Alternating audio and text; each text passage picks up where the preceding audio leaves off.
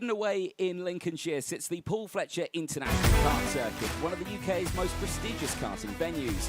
This 1,382-metre circuit has not only played host to national, international and world championship events, it also is the site of the annual Motorsport UK Kartmasters British Kart Grand Prix.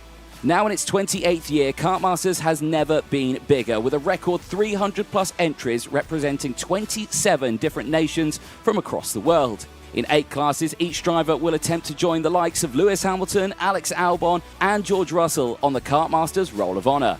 3 days of intense, edge-of-your-seat action boils down to the single biggest day in British karting. Grand Prix Sunday is where the winners of the 2023 GP plate will be crowned. Stay tuned as Alpha Live brings you a record-breaking 30 hours of high-speed live coverage from the home of British kart racing. Fasten your seatbelts. Well, good morning, ladies and gentlemen. Wherever you are in the world, you are looking at the PF International Kart Circuit, home of the Trent Valley Kart Club, as we get ourselves ready for day 2 of action from the 2023 Motorsport UK Kartmasters British Kart Grand Prix. My name's Henry Beaudette, and joining me, as always, is going to be Anthony Jordan. And Anthony is going to be down in the pit lane. As you can see, ladies and gentlemen, this 1,382-metre circuit is absolutely sopping wet. The rain moved in this morning, and I'm afraid to say, ladies and gentlemen, it is due to stay with us for the entire day. No let-up whatsoever. We are going to have perhaps the wettest day of Kartmasters action we have ever had in the 28-year history of this event. 28 years of history. Some of you have been watching for many, many years. Some of you, though, are watching for the very first time. So, if you want to know what Kartmasters is all about, let's find out with this short video. Motorsport UK Kartmasters British Kart Grand Prix returns for 2023, and the 28th running of this prestigious event is bigger and better than ever. So what is Kartmasters, and why have more than 300 drivers from 27 nations travelled to the UK for a shot at Grand Prix glory? Kartmasters is a one-off annual event held at the Paul Fletcher International Circuit in Lincolnshire on the first weekend of August. Held across 3 intense days, Kartmasters brings the very best teams and drivers together in 8 different classes, from cadets all the way up to senior. We're all trying to earn one of the coveted GP plates and compete for a prize pool in excess of £35,000. Former Kartmasters champions include some of the very best in our sport, from Formula 1 stars Alex Albon, George Russell and 7-time world champion Sir Lewis Hamilton, to the likes of IndyCar star Jack Harvey, GP2 race winner Oliver Bearman and British touring car champion Ash Sutton. The 3-day event spans Friday, Saturday and Sunday, beginning with time qualifying and 2 heat races for every driver on Friday, with the same format being repeated on Saturday. Drivers aim to score as few points as possible in their heat races, as they try to ensure they qualify automatically for Sunday's Grand Prix. At the end of the heats, the top 30 drivers in each class transfer directly into the pre-final on Sunday morning, with everyone else having to battle their way through the dreaded repechage to decide the final 6 grid positions to give us our full 36 driver starting lineup for the finals. Heat points give us the starting grid for the pre-final, with the repechage qualifiers joining the back of the field, while the result for the pre-final sets the lineup for the 15-minute plus 1 lap Grand Prix, the one race that decides who will be crowned Kartmasters Grand Prix champion for 2023 in their class. So how do the points work? At the beginning of the event, each driver starts with 0 points. The finishing order from the heats will award the drivers with the following: first place earns 0 points, second place earns 2 points, third place gets 3 points, and so on, increasing by 1 point per position. Non-starters and disqualifications will be given 1 more point than the number of drivers starting that heat. Any ties will be resolved using the results from time qualifying on Friday. Like any other motorsport event, technical regulations are a massive part of the weekend, with engines, chassis and tyres being the main focus. All competitors will be given controlled slick tyres to use for the whole weekend. Come Sunday, this will show who has looked after their tyres and who hasn't. With only 1 chassis and 2 engines for the event, looking after your equipment is key. With Kartmasters now in its 28th year, it goes to show the event is more popular than ever and is definitely the place to be, with more than 300 drivers battling it out in 2023 to be Kartmasters champion. Make sure you don't miss out on a single lap over the 3 days by tuning in at home on the Alpha Live YouTube channel. So there you go, ladies and gentlemen. That is Kartmasters explained. Now, 163 drivers have won at least one GP plate, and we heard from one of the rather more well-known of our former GP plate winners. Hey guys, I just wanted to send you a message wishing you all the very best at Kartmasters this weekend. A lot of special memories for me at Kartmasters, obviously a big one-off race. So enjoy it, keep it clean, and may the best person win. Cheers. Well, thank you very much, George Russell. George, the only driver in Kartmasters history to win 3 consecutive GP plates in 3 different classes. Now, we're going to be getting underway with timed qualifying very shortly. I'm up here in the nice, warm, dry commentary box. My colleague, Anthony Jordan, is not so dry and warm. He's going to be bringing you all the action from pit lane and speaking to the drivers as we go through this morning's qualifying sessions. Anthony, can you hear me? Are you out there? And is it still as wet as it was about 5 minutes ago? I think it is. Yes, Henry, I can hear you. I am down here, and yes, it is still as wet as it was 5 minutes ago, and for what it will be for probably the next 12 hours, making it, like you said earlier, probably one of the wettest days in Kartmasters history. 28 years, and I don't think we've seen a day like it. Back in 2012, it was like this, but certainly it's going to be a challenge for everyone here, and more inclusively, if we've got the time, well, I want to speak to a special someone here. Landy over here on the live stream. It is her birthday today. She is here, Kartmasters, and on working duties today. Happy birthday. Thank you very much. Excellent. Are you enjoying Kartmasters? Yes, very much so. Excellent. That's the right answer. Despite the fact that it's raining, everyone's got a smile on their face, even on their birthday. And you brought cake for everyone. Oh yeah, of course. We have to have cake on birthdays. Yes, but we're supposed to bring it to you. Yeah. You brought it for us. Yeah, definitely. That's what friends are for. Exactly. Well, nice to see that you got a smile on your face. Happy birthday and enjoy your day, Landy. Excellent stuff. Well, yes, Henry, it may be raining, but it certainly hasn't dampened any spirits down here. No, not at all. Time qualifying about to get underway. Junior Rotax, well, half the Junior Rotax field will be going out for their qualifying session very shortly.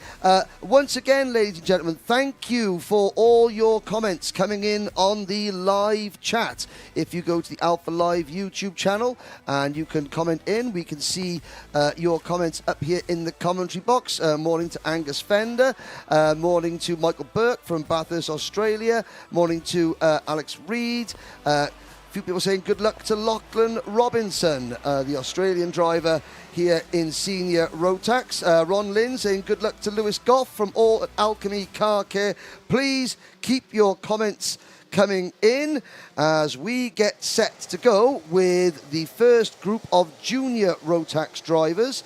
Now we're halfway through the heat and qualifying part of Kartmasters 2023. Yesterday, everyone did a qualifying session and 2 heat races in Junior Rotax. Macaulay Bishop, who is out there in this session in the O plate, that stands for the British Open champion. He won both his heat races yesterday. Ethan Jeff Hall is second in the point standings. Harry Hannam, who is in this session, is third. Archie Clark fourth. And Reg Hayward, who is also in this group, is fifth. Now, a quick reminder on the live chat, we really do appreciate all your comments. We do have the predictions competition. It's open now, and it remains open on the live chat feature until the end of the penultimate race of the day today. It's very, very simple. All you have to do in the live chat is put your 8 Kartmasters champions for 2023. We will keep a record of them in the commentary box, and it's quite simple. Should your pick win tomorrow in the Grand Prix, then you get 3 points. Should your pick come second, you get 2 points. Should your pick come third, you get 1 point. We need all 8 classes, And we need just one entry per person. There are some Alpha Live goodies up for grabs, but Macaulay Bishop, the current points leader, has stopped out on the banking. He's looking down. That looks like a mechanical issue. He's looking around to see if he can spot anyone from the Dan Holland Racing team, and that could be absolutely disastrous for the driver that currently leads the standings in Junior Rotax. There are 17 drivers here. Macaulay is one of them who are doing double duty. Morning, Matt Isaacs, Nibbers. And he's watching this from a wedding, hiding away at a wedding. That could be something. Where's the strangest place you've watched Kartmasters from? Put your comments in the live chat. Now, on track, Macaulay Bishop was fastest, and he's got going again. He's looking down at the left-hand side of his car. That's where the battery or the ignition is. It doesn't look like it's going to go. Maybe some water in the electrics.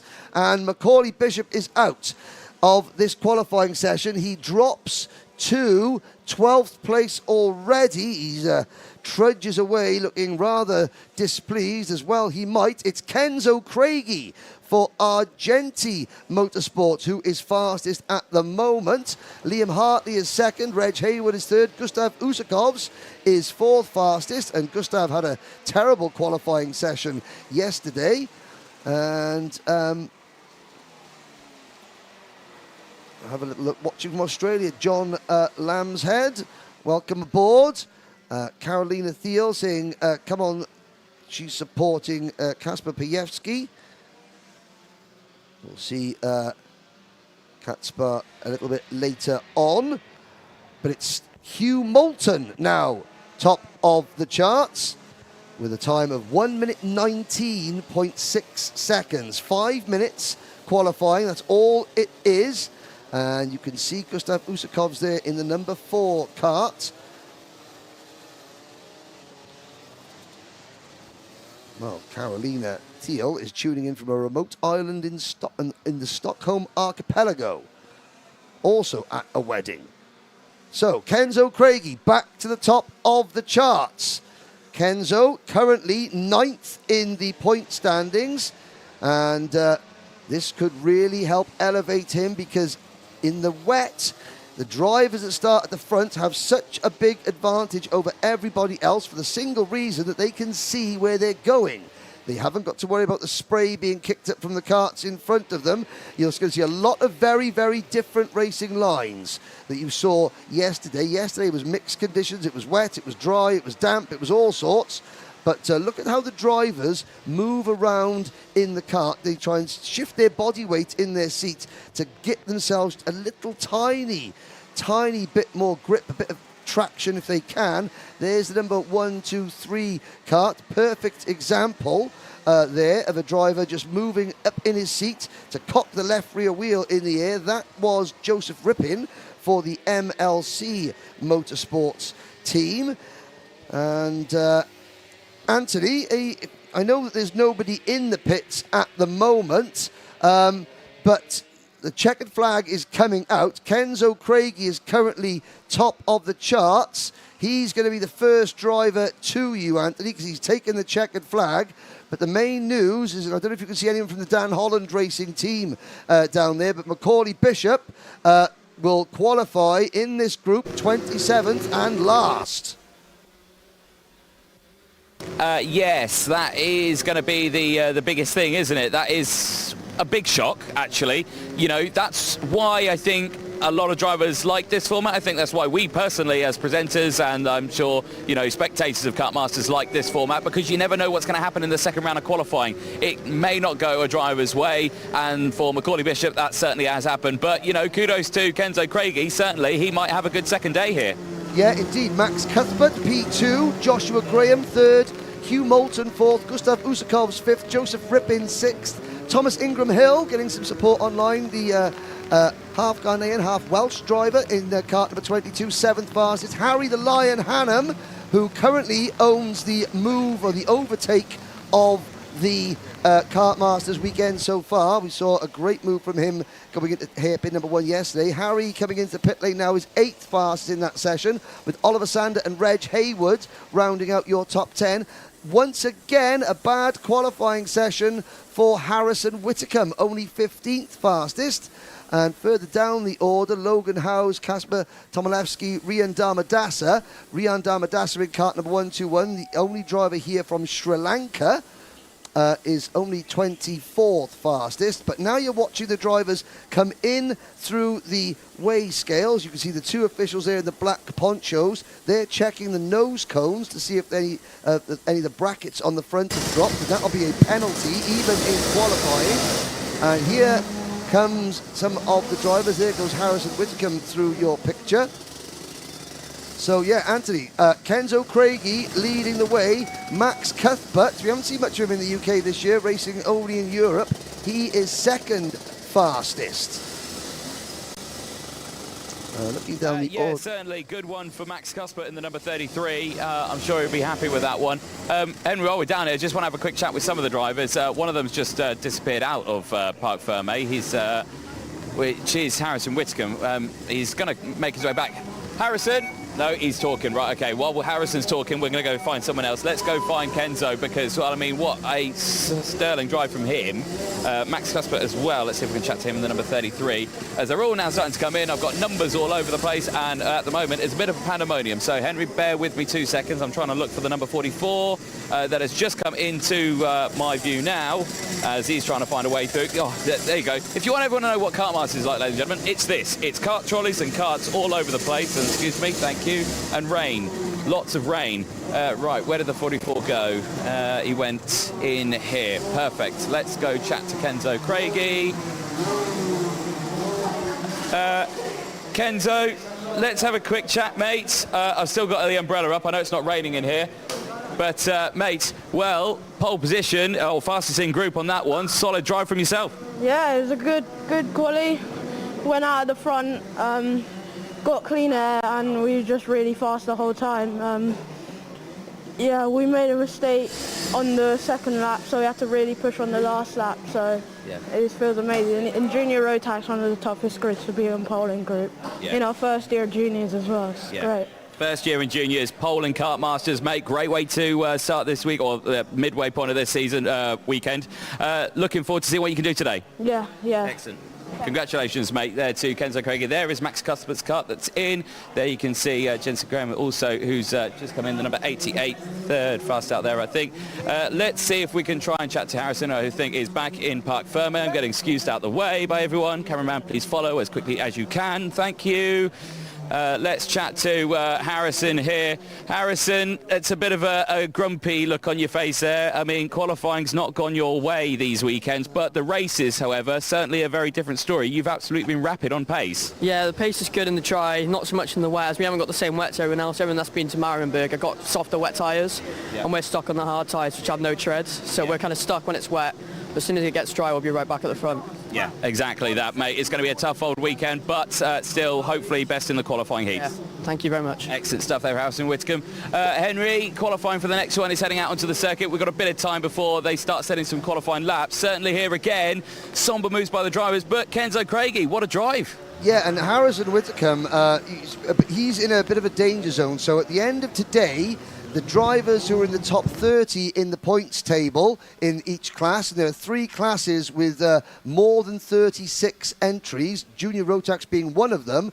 At the end of today, if you're in the top 30, then you're automatically through to the pre-final and the Grand Prix. Everyone below 30th in points has to go into the repechage. Harrison Whitcomb is 25th in points, and judging by his somewhat gloomy demeanour concerning his wet tyres, or the lack of grippy wet tyres that he has got, he's going to have 2 very difficult heats to get through, considering that it's going to be wet all day and he's not happy with his wet tyres. So that could be a critical moment for Harrison Whitcomb. The driver that is at the moment on the bubble is Lloyd Hare, 30th position overall. He qualified in that first group. He's in this group now. So Harrison's going to be quite nervous looking at the drivers around him in the points table. Drivers like Owen Neve, Aris Mievskis, Ewan Charmander, who had a retirement yesterday, and he is only 28th in points. Zach Heslop and Lloyd Hare 29th and 30th. The first drivers who need a good day today to get themselves into the top 30, Brandon Truman, Blake Ticehurst, Joe Anderson, Zach Turner and the Indian driver Ayman Bansal. They are 31st through 35th. Now, we've got predictions coming in. Harry Friel, Anthony, is commenting on your good choice of footwear again today. A nice, shiny pair of white trainers for this wonderful, wonderful weather. Well done, Anthony. Thank you. Yes, you know, hey, I thought, why not? I bought 2 pairs of shoes this weekend, both of them white. I thought I would save this pair because I knew it was going to be raining again today. So my dry pair is still at home. So yes, I've been smart with my choice, also being dumb. Yes, that's a standard procedure. Interestingly enough, Anthony, as we watch Ethan Jeff Hall go to the top of the timing screens in this second half of Junior Rotax qualifying, and Ethan took pole position overall in Junior Rotax yesterday, had a 3rd place and a win in his 2 heats. He is sitting second in the point standings, just behind Macaulay Bishop. But Anthony, you mentioned some cake earlier on. We've been doing some house cleaning up here in the commentary box, and we have found a few little items here that we need to get rid of. So, to anyone in the paddock or the grandstand, we found a pack of donuts. If you want some donuts, no, you don't please touch my come, donuts, Henry. Please Do come up not to the touch commentary my box. donuts. The first person to come to the commentary box gets a free pack of donuts. They got AJ for Anthony Jordan written on them, but that's irrelevant. So the first person that wants some donuts, come to the commentary box, and they're yours. Right, predictions are coming in already. Henry. Please don't touch them.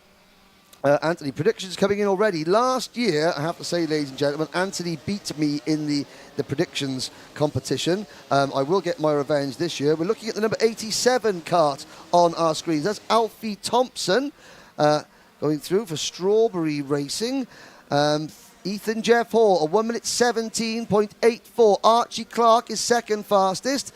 Freddie Lloyd, third fastest. Lizzie Mentier up into P4. The driver sponsored by the FHO British Superbike team for Jack Dex Racing. Josh Turnbull is next. Ewan Charman is sixth fastest. Then Lloyd Hare, Armand Hamilton, Luke Bates, Joshua Smith, Ollie Hughes with Owen Neve, Lewis Goff and Harrison Crowther now breaking into the top 5. We've got a spin there on the banking as I will be taking down the first couple of predictions. So thank you, Scott Gollings. Thank you, Nibbers, for your predictions. I will get those down. There are some Alpha Live baseball caps and beanies for the top 3 in the predictions competition this year.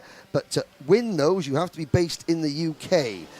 There we are. So, technical flag for Ewan Charman. Right, Anthony, the number 42 Argenti Motorsport kart is going to be heading your way shortly with its rear bumper hanging off. That is another disaster for Ewan Charman, although before his bumper started working loose, he was 9th fastest. Checkered flag is out. Ethan Jeff Hall, Freddie Lloyd, Archie Clark, Lizzie Mentier, your top 4.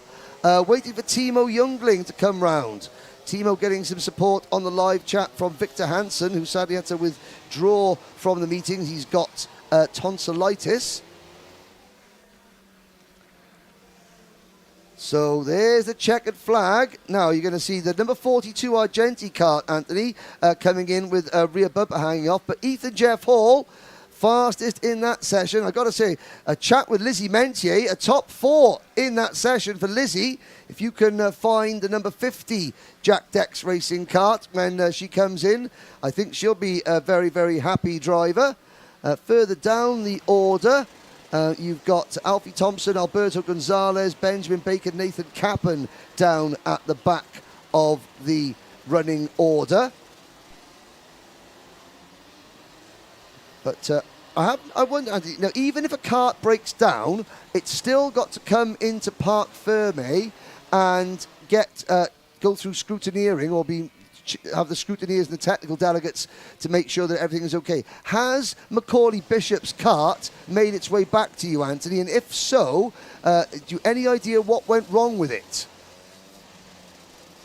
Honestly, I have not seen Macaulay Bishop's kart here at all, so I don't think it's made its way back just as of yet. I suspect it's probably still en route, so I can't ascertain what's happened there. But karts are starting to come in now. Freddie Lloyd's just drove in. There is Lizzie Mentier, who we spoke to yesterday. But yeah, like you say, they're top 5 in qualifying today, so certainly a very good one. I'm going to get run over. Cameraman, please don't get run over as well. Let's quickly chat to Lizzie. Lizzie, I know we spoke to you yesterday, but top 5 in that one. Well done. Was it actually? 5th, yeah. Oh, I just didn't know that.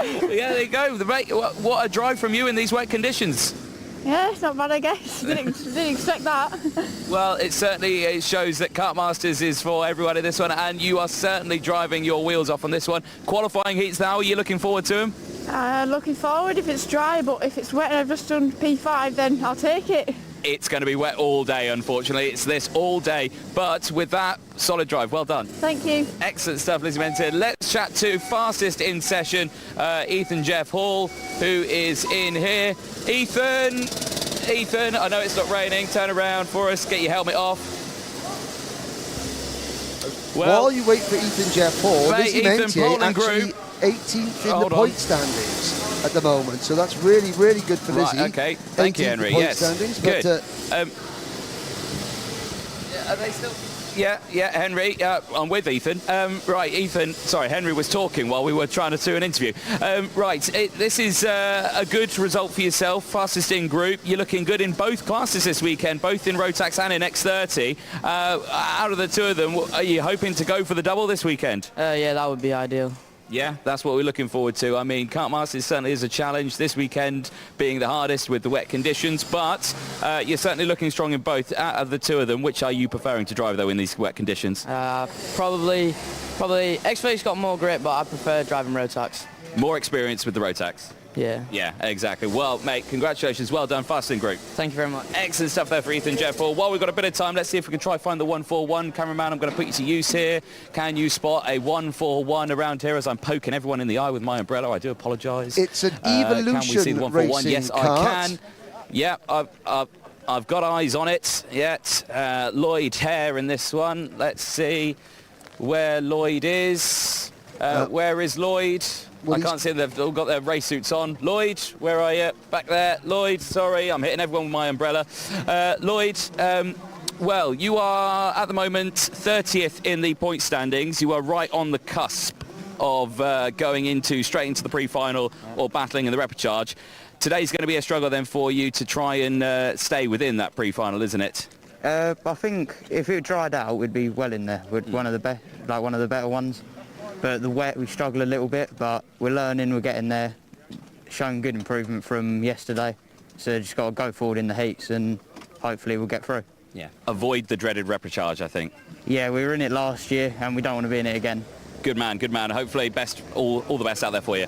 Well, next group's heading out. Henry, certainly some delighted drivers. Ethan Jeff Hall trying to go for the double in Rotax and X30. Lizzie Mentier happy that she qualified 5th in group.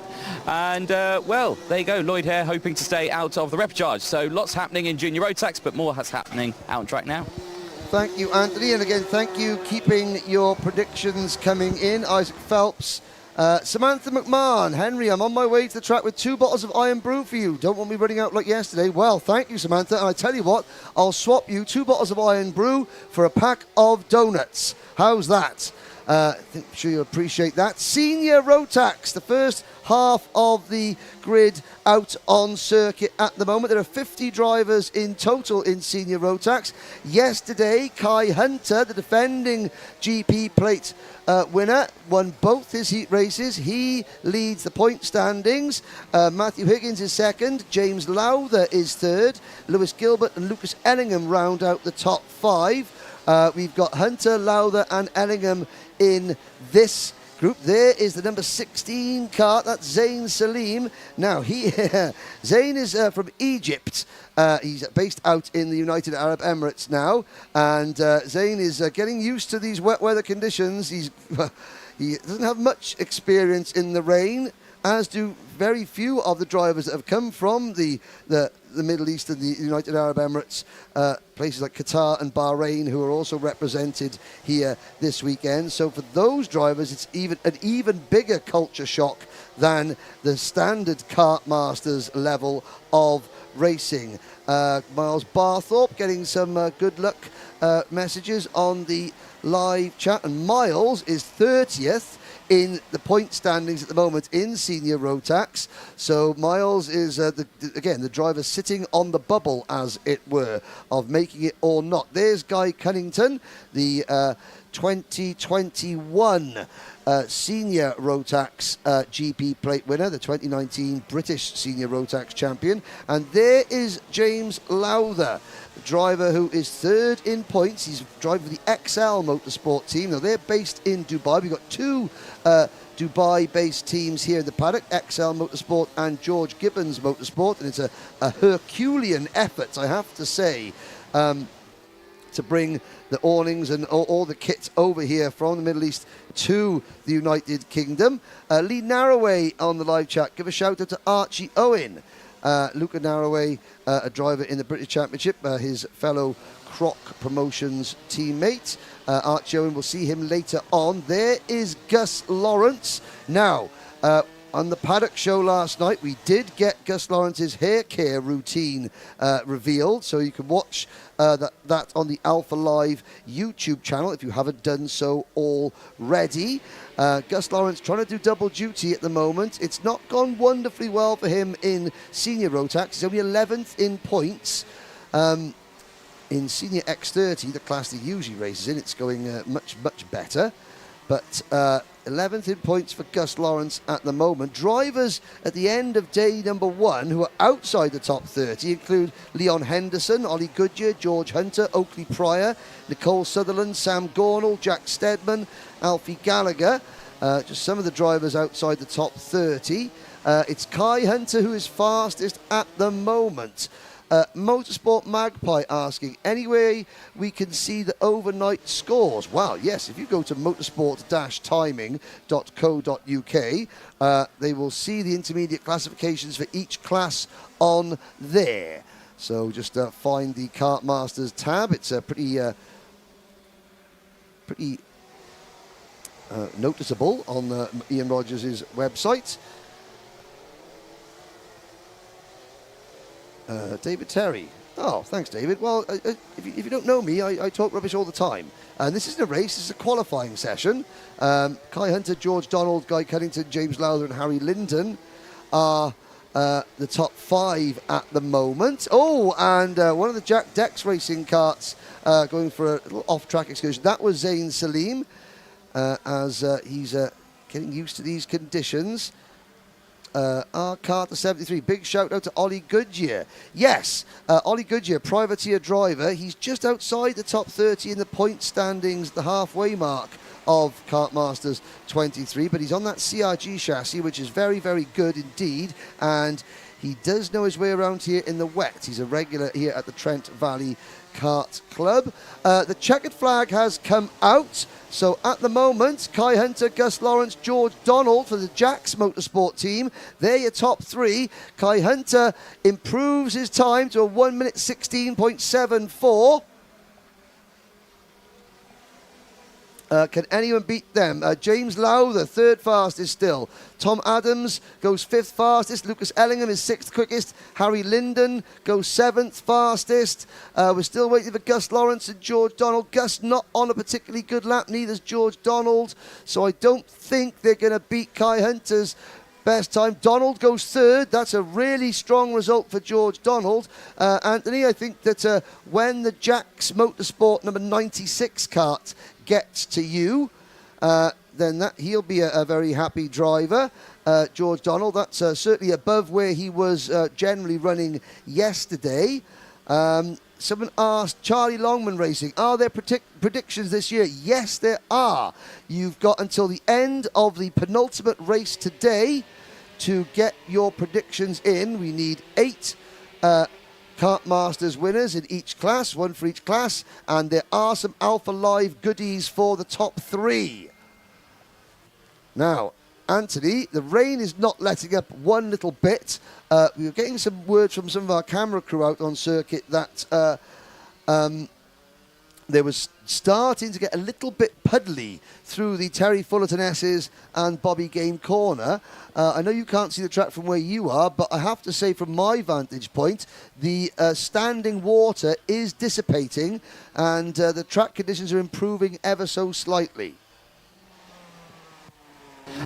No, the track conditions are not improving. It is still raining quite substantially. Yeah, it's not very nice down here. There's a lot of standing water even in the pit lane and even in Parc Fermé as well as the paddock. So certainly it's a very interesting one. Let's chat to a couple of drivers. Actually, I do want to chat to Mr. James Lowther over here who's just come in.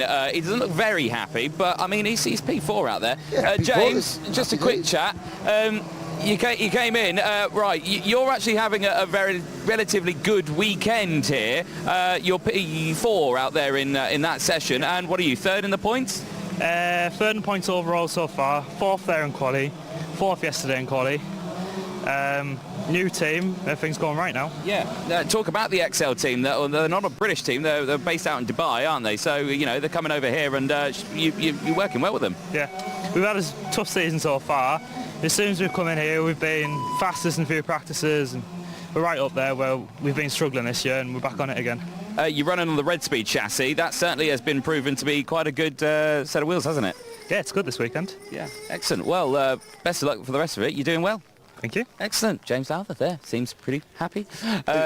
One thing, as you're looking for another driver, Kai Hunter. Anthony, Kai Hunter, have a look at the difference between Kai Hunter's best lap and everybody else's. 0.6 of a second nearly was Kai Hunter quicker than everybody else. He was 1 second faster than George Donald, who just set third fastest time. That is incredible. It's very good, Henry. Yes, we'll give him the praise. That's all the praise he's going to get because he nearly ran me over when he came into Parc Fermé, so I'm not going to talk to him. But I am going to chat to someone else out in this one. I do want to see if we can try and actually chat to Mr. Kai Rillartz wherever he is. I think he's in that double entendre of karts that have not yet come over the weighbridge. So if the cameraman may follow me. Oh, he's in the next session, is he? He's not even out there. Right, okay, fine. He's in the next session, fine. Fine, okay, we'll go chat to Kai Hunter. Why not? Actually, let's chat to Mr. George Donald right here. George, right, third fastest in that one. Solid time. Where did that come from? Don't know. I've been quick in the wet all weekend, but yeah, I wasn't expecting that. Yeah, Jack seems to be doing all right with it. Yeah, good package. So, yeah. Kartmasters, how many is this now for you? First one. First one, right, okay. So, well, interesting. And how are you finding it so far? Yeah, tricky, but tricky. Yeah, good challenge. I like it. Yeah. What are your expectations then for this weekend? Hoping to get straight into the pre-final? Yeah, that's the plan. Always the plan. Then try and go from there, get top 20, top 10. Be happy with that.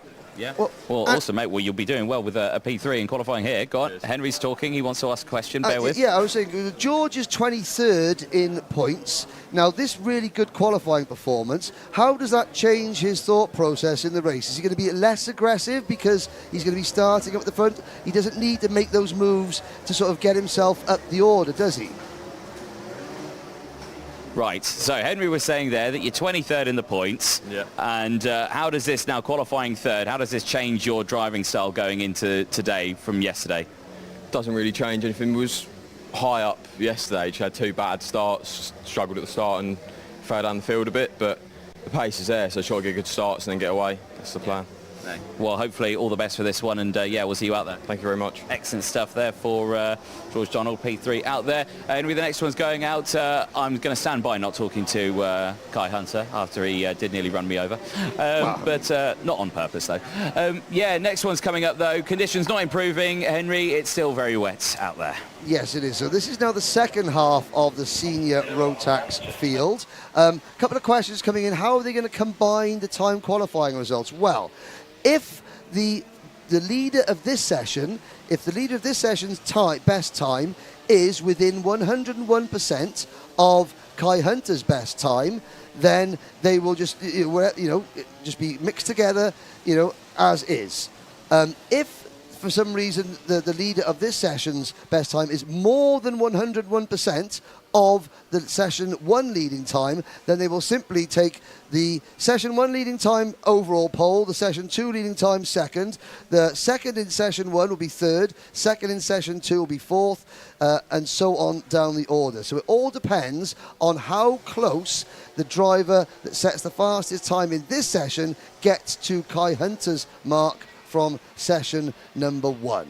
I hope that is a little bit clearer. Now, in this group, we have Matthew Higgins, who is second in the point standings. We have Lewis Gilbert, who is fourth in the point standings. We have the sixth place driver, Morgan Porter. We have Neo Clark, who is eighth in the points table. We have Jamie Perilli in 10th place in the point standings, all in this group. Is Jensen Upton doing it this year in Senior X30, says Shane. Jensen Upton, I do not believe he is in the event this year, unless you're talking about the Irish Kart Grand Prix. Oh, and there is a spin for the number 40 kart, and that is Jamie Perilli, who we just talked about, 10th in the point standings, getting a little bit of an assist as he goes round at Bobby Game Corner there, and he gets going again. And that's not going to affect him too badly. Of course, 5 minutes, there's not much time to get a quick lap in, especially as we take the average of the 3 best laps they do in session. There is the number 6 of Sam Gornall. Good to see Sam back in a kart. Sam, again, he's wearing the number 6 because he finished 6th in last year's British Senior Rotax Championship. He's not in the British Championship this year, so this is a return to after some time away for Sam, and he's struggling. I've got to say, the Coles Racing driver only 36th in points. Now, Matthew Higgins at the moment is fastest. Lewis Gilbert, Kai Rillarts, the Belgian driver for Strawberry Racing, is third quickest. Then it's Super Ted, Teddy Pritchard-Williams, then Tristan Rennie, Ben Folland, Sam Gornall, Lachlan Robinson from Australia, Neo Clark and Oakley Pryor. Your top 10 at the moment. We're watching Perilli come into the Bobby Game Corner. You can just see the rear tyres locking up, and the minute the rear tyres lock up, the back end of these karts just steps sideways, and they're literally teetering on the edge of adhesion, and oh, a full 360. Well done, Morgan Porter, and he gets going again, still in the slipstream of Jamie Perilli, of the number 51 kart, sorry. The number 51 kart is Sam Longley, Perilli's Strawberry Racing teammate, but that was absolutely outstanding kart control. You're saying about teetering on the edge of adhesion. These karts, these short wheelbase karts, are just so easy to rotate in these conditions, even with wet tyres. And you can see them sliding around, and Morgan Porter, he did not miss a beat. In fact, I can tell you now that Porter, on that lap, let's have a look, his time last time around was a 1 minute 20.1. He only lost about 0.5 of a second doing that full 360. Yes, Michael Burke, save of the day so far. How do you get into Kartmasters, asks Jason Thoday. Well, first of all, you need to get a kart, you need to join a kart club, and you need to race, and then you put your entry in. It's quite simple. The checkered flag comes out. You don't need to be in a team. There are privateer drivers here who don't have a team. It's just them and their families and a van. That's possible as well. But it's Matthew Higgins, 1 minute 16.50. Well, Anthony, I was busy talking about how Kai Hunter was half a second quicker than everybody else. Matthew Higgins is 0.9 of a second faster than everybody else. Now, he should be good in the wet, considering he's the son of David Higgins, a rally driver. But that's outrageous lappery, Anthony. It very much is, yeah. Very surprising time there. But you've got to say, are they just getting used to the conditions? They had these conditions yesterday morning. They had their time to practice on that, get some data from the wet conditions that then dried out. Now they're going back to that old setup, and you never know, they just might have got things dialed in, and that certainly seems to be going their way. We'll have a quick chat to him when he comes in, though, see what he says. Yeah, he's coming down the back straight now is Matthew Higgins. It's the driver from Trefferglois in mid-Wales. He's now entering pit lane, Can we talk to kart number 89 and his dad? Aidan Evans, the Cato Motorsport team. I'm not quite sure if we'll try, but we've got Matthew Higgins, Lewis Gilbert, Teddy Pritchard-Williams, Kai Rillarts and Tristan Rennie, your top 5 in this group. Morgan Porter, that spin did cost him. He's only 18th fastest. Ava Anagnostiadis, the Australian lady, being looked after by Alice Powell in kart number 14. She was 21st fastest in that session. Alfie Gallagher in 16th. There is a look as they come through the Way Bridge. Every driver and kart has to come up to a minimum weight in each class. But yes, Henry, I'm with Matthew Higgins. Oh right. Take it away, Matthew. Right, yeah, thank you, Matthew. Well, that was a very good time. You are what, 9/10 faster than anyone else? Yes, right, isn't it? It's not bad. Yeah, it's pretty good. Yeah. What have you put in the fuel? Nothing. No, mate. Solid time on that one. Is that really data from yesterday that you're bringing forward from today? Yeah, I mean, we got data from yesterday. Me and Kai yesterday were really good in the wet compared to everyone else as well. And obviously, he's better than me in place, I'm better than him. So just working on the data to get everything nailed. Hey, solid time on that one. Looking like a good day as well. Looking forward to a long, rainy, wet day of racing.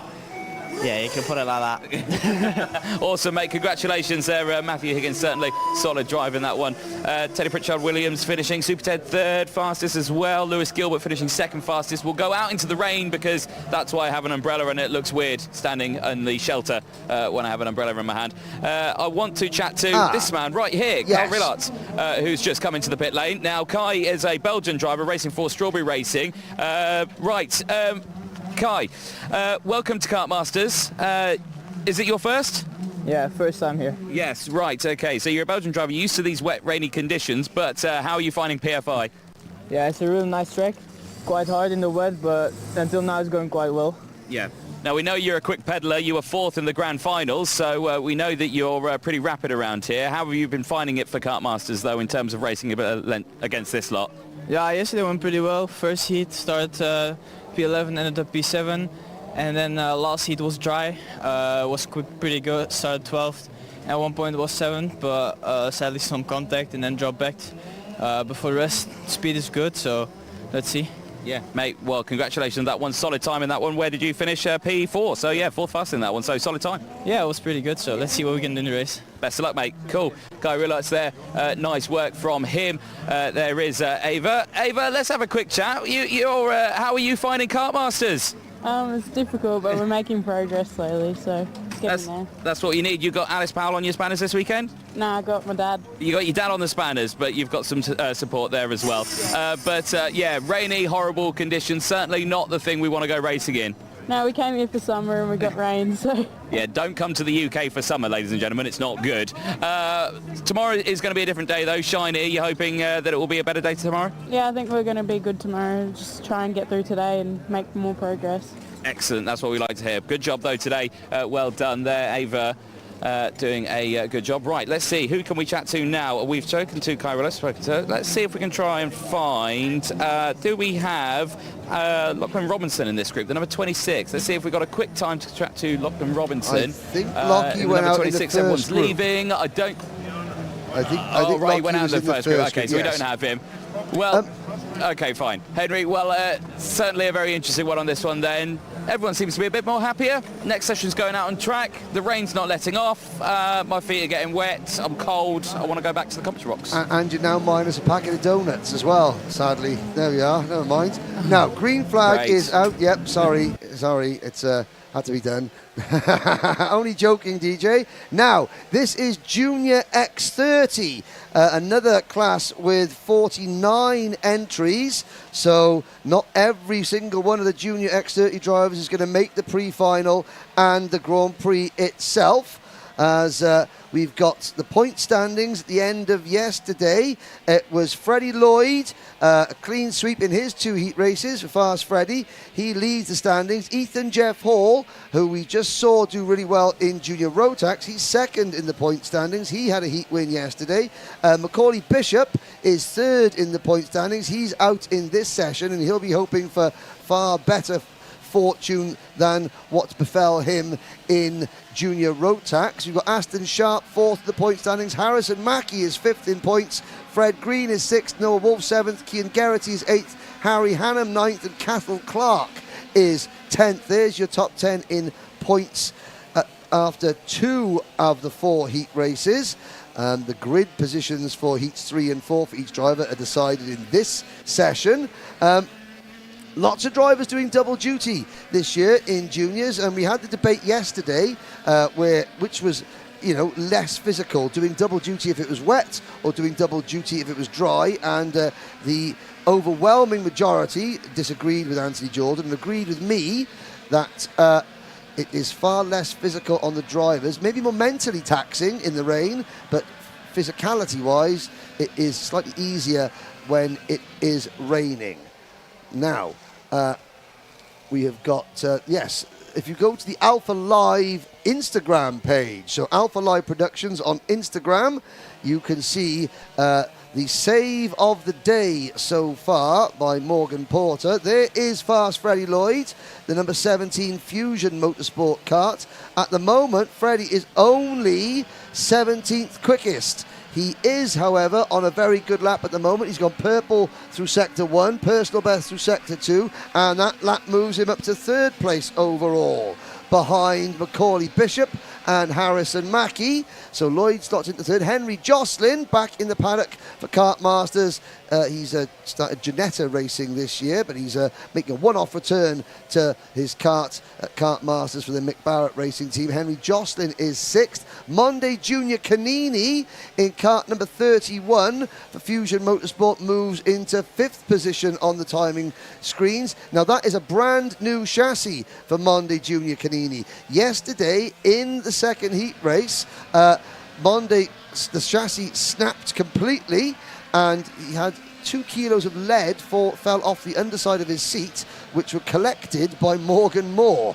But Monday Junior had to have a completely new frame last night. The Fusion team working long into the night to get that kart, get that new chassis prepped, and Monday Junior has gone out. He's 7th at the moment. It's still Bishop who is fastest. Zach Green for the Jamie Green Racing team is in P2. Taylor Orridge, who had a terrible day yesterday. Taylor only 27th in the point standings after a retirement in his second heat. He is 6th fastest. Henry Jocelyn moves up into 4th. Joseph Smith making a good lap there for Mick Barrett Racing as well. He moves into the top 5. Lots of times improving. There's the number 85 on your screen. That is Scott Riley with the Audron Henry Racing team. Audron Henry Racing, the Irish collective over here. I think they've got 6 or 7 drivers in the paddock, and they're all having a good time, even if it's not exactly the weather they were hoping for. Now, look at the different lines they're taking. They're going out onto the Uncle Tyrone banking that you see in the wets. They're using the width of the track there. They dive in, they take a narrow entrance, the kart understeers, but then they know that the banking and the actual camber of the corner will take them around. What class is this, says Jakub Mitsarski. This is Junior X30, and it's Macaulay Bishop, the number 4 seed in the country. He is fastest at the moment. Here comes Macaulay across the line, and a 1 minute 16.06, which is just beaten by Freddie Lloyd by 1/100th of a second.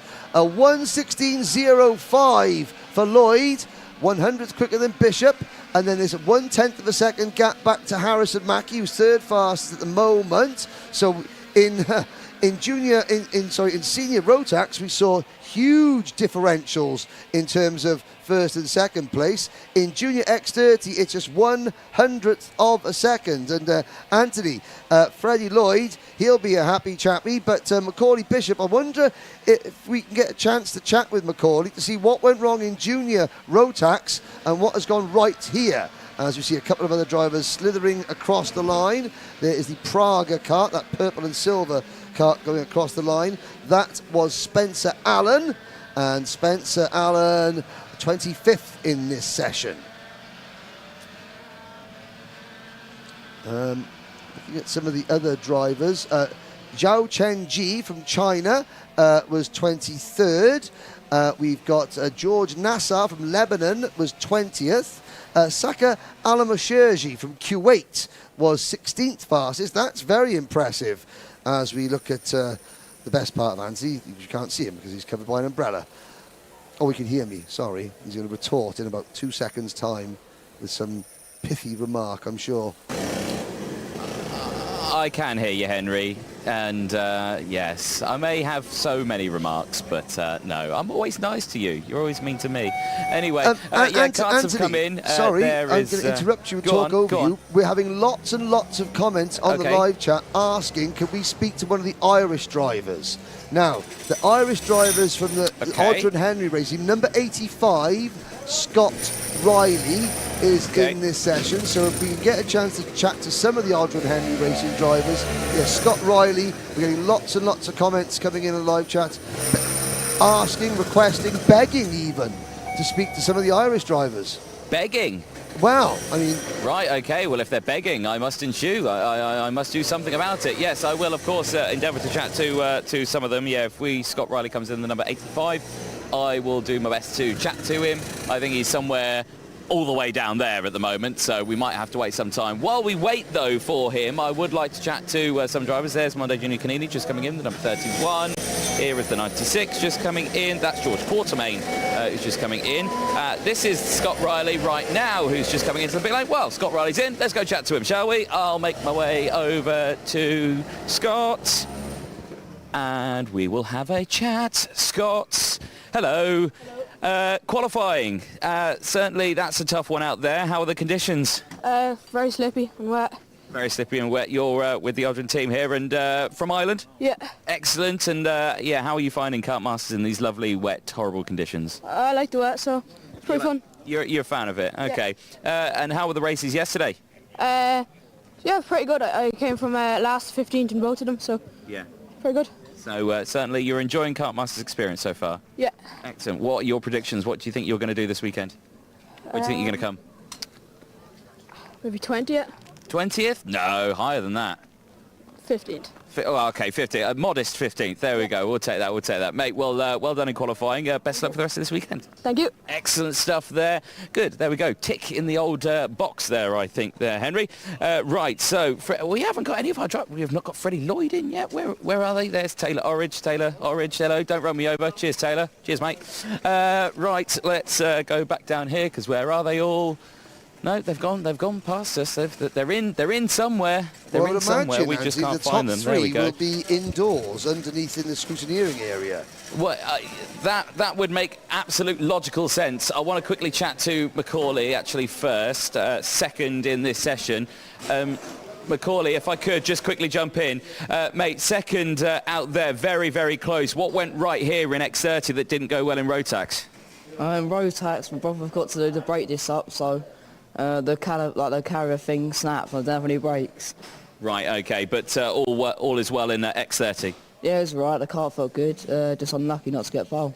Yeah, no, very, very close, wasn't it? About a tenth, I think, off. So very close. How do you think the heat's going to go, though? We know you've been rapid and in the wet conditions as well. If you can get to the front, you drive off. Yeah, I think it'll be fine. Just need to have good starts, really, and then I should be able to clear off. Mate, well, all the best. Best of luck with that one. Well done, P2, on that one. Kart's heading out for the next one. Let's quickly chat to Freddie Lloyd. Freddie, who is walked off somewhere. Where's Freddie? Do you know where he is? Yeah, he's gone. He's gone. Right, okay. Well, he's done all right. Yeah, that'll do, I think. He's scarpered, ain't he? Well, you'll see. He don't like interviewing, so I'll do it for him. Excellent. Top man. Good stuff. He's not even stayed to help you get the cart on the trolley. Henry, next qualifying session out on track. Definitely Junior X30 looking exciting. Yep, the rain, it's still raining, but it's not raining as hard as it was earlier on, I have to say. I mean, we're not in any danger of going to slick tyres, and I doubt we're going to see slick tyres at all today, judging by the forecast. But again, very, very close in Junior X30. Now, this is the second half of the field. This group includes Ethan Jeff Hall, Aston Sharp. It includes Fred Green, Cian Geraghty, Cathal Clark, Riley Cranham, Kenzo Craigie, Eden Spanswick, Jack Iliff, And there is the number 35. There's another of our Irish drivers, the Odrin Henry Racing entrant of CJ Bennett. CJ, he's got a bit of work to do. He's only 36th in points at the moment, so hopefully Irish eyes are going to be smiling on CJ today. Yesterday, CJ, let's have a little look, where he qualified 41st overall, 2 24th place finishes in his heats. There's the number 217 kart going through your screen. That is Jack Iliff for the Toby George Motorsport team.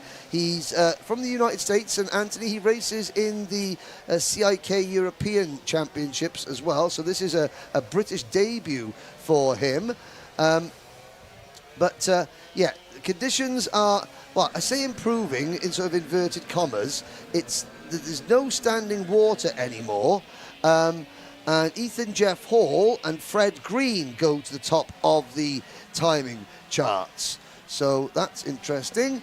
Ethan Jeff Hall now second. Cathal Clark up to third. Aston Sharp goes fourth. There is the number 97 kart of Ethan Jeff Hall on your screens now. Going into the Mike Wilson complex. And again, the back end of the kart just stepping out. Great kart control from these drivers. Look how Ethan's holding the steering wheel. Now, normally when you're driving a car, it's supposed to be 10 o'clock and 2 o'clock, so they say. But in the wet, a lot of the drivers, a lot of the more experienced drivers, they'll hold the steering wheel down towards the bottom of the steering wheel. It just gives them a little bit of a better feel for the grip levels, so they can catch the slides and they can react a little bit quicker.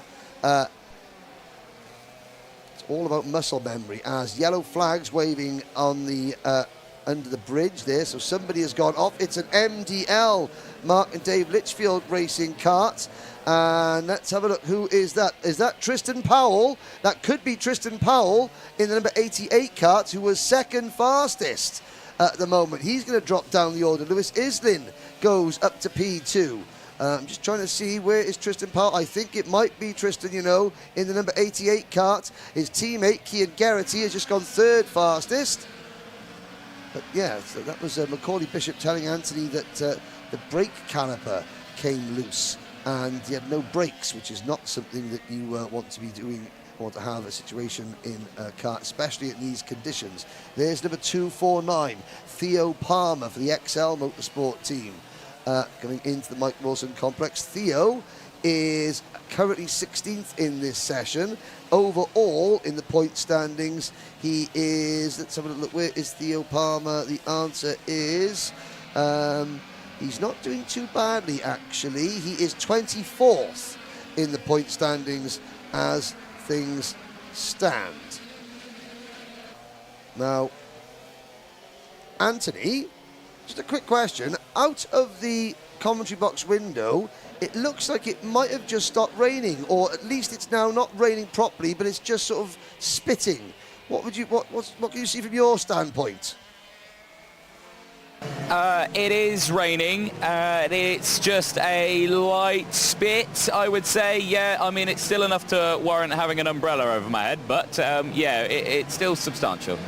Okay, fair enough, no problems. Well, there is the number 217 of Jack Iliff making a move. The overtaking is not something you want to be doing in time qualifying. You need clear track. You need nobody around you, so you can just get those quick lap times in. Of course, if you're trying to follow somebody in the dry, that's great. You get a good slipstream. In the wet, it's not so optimal because, of course, you know, it's far less predictable. Oh, and the back end of the Toby George Motorsport kart there, just hanging its tail out, going through the Bobby Game corner.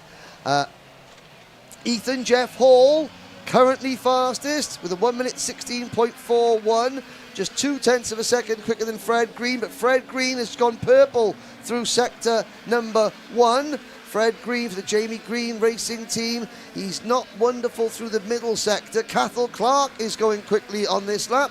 Could we see Cathal dive to the top of the timing screens? Cian Geraghty, Aston Sharp, David McIntyre, Kenzo Craigie, Riley Cranham, Morgan Moore and Lewis Islin are the remaining drivers inside the top 10. There goes the all-black kart of Fred Green, and Fred Green goes fastest with a time of 1 minute 16.15. Now, you notice there that Fred Green's got an all black bodywork. He's got no graphics kit. That's because he's had a growth spurt and he is struggling to make the minimum weight for this class. We spoke to him in the Paddock show last night and he said that a graphics kit weighs about 500 grams. Now, in the dry, the heavier drivers are at a disadvantage. In the wet, the heavier drivers have more of an advantage because there's a little bit more stability in the kart to help them get around the corners and to help give the rear end of the kart just that little bit extra traction. So Fred Green, for once, is thanking his lucky stars that he had that growth spurt, because today should be a day that plays into his hands. So, Anthony, I think Fred Green, when he comes in, he'll be happy that he's overweight in the class, not because he's big, he's tall. You can see how tall he is compared to some of the other drivers in this class. He's coming towards you now, and there are some of the Green Racing family who are quite happy with Fred's performance there. Ethan Jeff Hall second, Cathal Clark third, Cian Geraghty fourth, and Aston Sharp rounds out the top 5 in that session. As we wait for the drivers to head towards Anthony. So, yeah, Anthony, Fred Green, happy, first. Lewis Islin, 9th fastest. Yes. I suspect he is happy, Henry, yes. I mean, we spoke to him in the Paddock show last night. Yes, last night. And we said to him, mate, you're looking quick. Yeah, he said, mate, you're looking quick. And he was like, am I? And then he goes and put it on pole, fastest in group. Well, there you go. It certainly shows that he's got it. And I can see him down there. He's not come into it yet. Right now, the number 76 is just on the way bridge. Kenzo Craigie there just behind. So Jabbar Al-Sabah as well, just there. Fred Green is here. Let's quickly chat to him. We can. Fred, before you get your car in there, I'm going to come around here. Looks like being tall and slightly overweight for the class, because you're so tall in the class, seems to be paying off in the wet conditions. Fastest. Yeah, it helped a bit then. Got held up a bit on my second lap, but yeah, it was all right. Yeah, it was pretty good. Right, we'll let you get through into there, right, as we're holding up everyone. Sorry about that, guys. Right, we'll jump back round. Nice to see that we'll bring on that top spot. Again, the people on the live chat are speaking, and they want to speak to Cian Geraghty in kart number 9, who's just going into the Way Bridge. We're trying to keep the people happy, Anthony. But so maybe if you go to the exit of the Way station, then you will be able to see Cian Geraghty, the MDL Motorsport team, and get a chat with him. He is 4th fastest. There he is. And he is 8th in the point standing, so it's going well for Cian. Cian, 4th fastest, 8 in the point standing, as Henry is telling me in my left ear. Mate, you're having a good little run there. Yeah, much better than yesterday. We've tried a few different things with the kart, and we're now sort of where we want to be, so confident for today in the wet. Yeah, exactly. So it's going to be a challenge. Lots of spray out there. How is the spray? Is it quite biblical? I was on my own then, so I couldn't really tell, but in the warm-up this morning, it was quite bad. Yeah, well, hopefully it improves throughout the day, but that rain's going to keep coming down, mate. So make sure that you've got spare socks at the ready to get you going so your feet aren't too wet.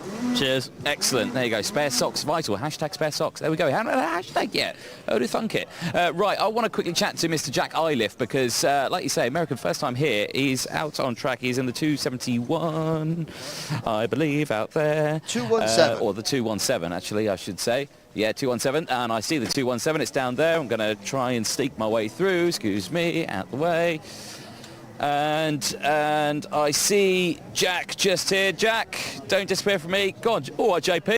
Yeah, sweet, you. Oh, yeah, not too bad, mate. Not too bad. Jack, let's have it. Wait, get out of the way, JP. Get out of the way. Go on, we don't want to talk to you.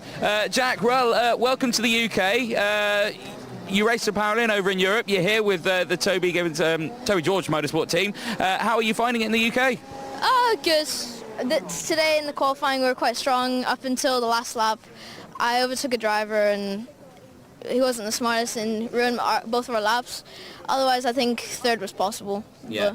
But these things happen. I'm excited for the racing later today. That's the main thing, isn't it? This is your first Kartmasters? This is my first Kartmasters, yeah. And you're enjoying it so far? Yeah, it's really fun. Yeah, it's my first race, well, second race in the UK, and I'm really enjoying it.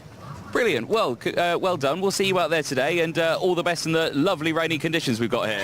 Thank you. Excellent. The British summer putting a smile on everyone's faces, even the Americans. Sorry, they nearly backed into you. Eden's Panswick there, just going through. Henry, there you go. Spirits are looking better. The rain, I've got to say, actually, if I get rid of that, do you know what? I think it's stopping, Henry. I think we could get some interesting conditions. That's dangerous talk, Anthony. That's dangerous talk. We've got Water Swift Restricted now on circuit for their 5-minute qualifying session. These are some of the youngest drivers we have here at Kartmasters. They're ages between 8 and 10 years old. There are 16 of them. Austin Gibson, the PF plate holder, is leading the point standings. He took a win and a second place in his 2 heats yesterday. George House, his Oliver Rowland Motorsport teammate, is second in the point standings. He had a win and a 5th place finish. The outright pole sitter yesterday was Austin Newstead in kart number 74. We just saw George House going through there, and again lots of support on the live chat for George. Katie Daly supporting George, and let's have a little look. Adam Collingburn, welcome back, Adam, chatting to us yesterday on the live chat. Henry Cameron Racing is in the paddock. We'll say morning Henry, morning Henry, morning Henry. Hashtag spare socks. I think it should be. Oh, George House has had a brief excursion going at the end of the main straight, going underneath the bridge. He gets back on the track. There is Austin Newstead, the BMR restart driver on the BRK chassis, I believe that is. So a quick check to see what it says there. Well, it says the KR. But I'm not sure if it's a BRK or a KR. Well, we'll have to see. We'll ask Ben Platten and Chris Hawes later on what chassis Austin Newstead is on. Austin, he couldn't quite convert pole position yesterday into a win in the heats, but 2 third-place finishes cannot be sniffed at. There are the two. There's the driver that leads the standings at the moment, the PF plate of Austin Gibson. He also leads the current British Championship standings, and Austin Gibson at the moment is only 9th fastest. Driver to beat at the moment is Austin Newstead. Austin Newstead, Ronnie Carter, Mason Brooks, Alfie Davidson, Daniel Ferguson. Your top 5. Harry Williams, Oliver Warner, Colby Patterson, Austin Gibson, Charlie Clough, the remaining runners in the top 10, followed by Callum Graham, then Linghan Li from China, Senna Shelikans from Dubai, Attica Mia, the young lady from Qatar, then Ava Lawrence, the young lady from Dubai, and George House, after that spin, is still only 16th fastest. Thomas Fleming, Henry, we need a slick tyre prediction. Thomas, I'm afraid to say that the prediction could be not today at all. Predictions, warm up tomorrow morning. That's my prediction for slick tyres. The forecast is extremely negatory today, I have to say. We will put a poll up. Well, I'll tell you what, I'll ask the powers that be at Alpha Live to put a poll up on the YouTube channel, on this live stream, to say slicks at all today, yes or no. Oh, a driver in the barriers going underneath the bridge there. Can't see the number on that kart. We'll try and check with you. It looks like, is that an Oliver Rowland Motorsport kit? No. Have to see who that was. That could have been Ava Lawrence. Could have been Ava Lawrence in the number 80 kart, but whoever that driver was gets going again without any issue. So obviously no contact with the barriers made, just a brief rotation going under the Bruno Ferrari S's. As the checkered flag comes out, Adam Collingburn, what was the name of the American kid that was just interviewed? He was Jack Iliff. Jack Iliff, Adam, in the number 217 for Toby George. Iliff, sorry Anthony, sorry, Iliff. You say potato, I say potato. Let's call the whole thing off. Austin Newstead, once again, 2 out of 2 in terms of qualifying. Well, He's still on his last flying lap. He's the man to beat. Ronnie Carter, Mason Brooks, Alfie Davidson, Daniel Ferguson, the rest of the top 5. Any improvements? Well, there goes Austin Newstead. 1 minute 22.66 seconds. Oh, and a driver spinning coming out of the final corner. And we'll get a number check on that. That could have been Daniel Ferguson for the Croc Promotions team. No, it's going again. It was a Fusion kart. And it was Harry Williams going for a spin. Harry qualifying 8th fastest. Have to say, good performance from Attica Mir, 14th fastest for the Jade Racing team driver. But yeah, Austin Newstead. What's this, Anthony? What's Austin's secret? He's now put it on pole position both days here at Kartmasters in the number 74 BMR restart machine. Hopefully, he can convert one of these pole positions. He's going to start from pole position in both the heat races. Maybe he can convert one of those pole positions into his first heat win of Kartmasters 2023. He's heading your way now, Anthony. Thank you. Yeah, I was just assisting George House off the delivery there. Yeah, no, certainly he has had some serious waft here, has Austin Newstead. Certainly knows what he needs to do. He is going to go in towards the scrutineering bridge, which is good because it is still switching just a little bit. I have got rid of my umbrella now because I felt silly with it. And according to David Sullivan, who sent me a text message on my telephonic device, he said that having an umbrella under a building like this looks like wearing sunglasses indoors. Understandable. Right, I'm going to chase down Austin Newstead here as in comes Mr. Carter. Austin, quick chat. Mates, you've put it on pole yesterday and today now. What is your secret? What are you doing in these wet conditions? It's just the wet. The wet's always my favourite condition. Yeah. And it seems to be working well for you, and the fact that today is wet all day, are we expecting to see you on top then all day? Yeah, hopefully as it's wet, it's my favourite condition. Hopefully I can just keep on getting up the front and hopefully get the GP play at the end of the weekend. Hey, that's what we hope for, isn't it, mate? Well done. Congratulations. Give me a fist bump. There you go. Good man. Well done. Enjoy starting this one on pole. Ronnie Carter finishing in 2nd place in that one. Mason Brooks finishing in P3. Mason, actually, I want to have a quick chat. Mason, mate, P3 in that one. You've had a good weekend. Yeah, up and down. Yeah. Yeah. But today, hopefully, you're looking to have a better one? Yeah. Yeah. Now, let's talk about the wet conditions out there. How have you been finding it? Well, 3rd in that one. You seem to be enjoying the wet? Yeah. Yeah? Yeah. Ready for a nice full day of action. What do you think you're going to do in the final on Sunday? Try to win. Try to win. Looking for a GP plate. Yeah. Excellent. Good man. Well done, Mason Brooks there, finishing that one 3rd in session. Right. I want to quickly chat to a couple of drivers in this one. Anthony, the number to your 13, left. To your left. Who's just there to my left. Trying to escape can we have a quick chat? Hello. P14 in qualifying. Well done. How are you finding the rain? This is your first time in the rain, isn't it? Yeah. How are you enjoying it? I'm really enjoying it. Yes, and PFI, Kartmasters, are you having fun this weekend? Yes, very fun. Excellent. Now, you've always been racing in sunny conditions out in nice hot countries, but now you're in a nice cold, the UK country. What are your predictions for the weekend? I really want to come in the top 10, and I don't want it to rain because I'm not that good in the rain. Well, hopefully, I think tomorrow it's going to be a nice sunny day. Okay. Yeah? So look forward to that one, okay? Sunday will be your day.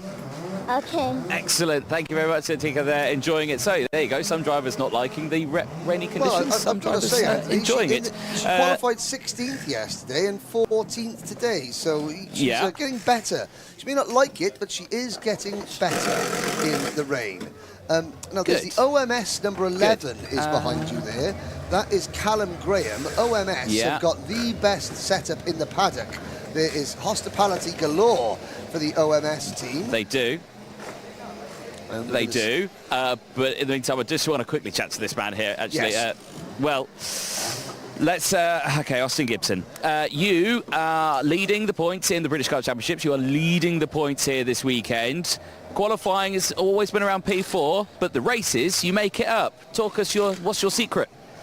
I don't really know. But you've got some waft out there. Yeah. Yeah. Yeah. And what do you think today's going to bring? All wet all day? Yeah, wet all day.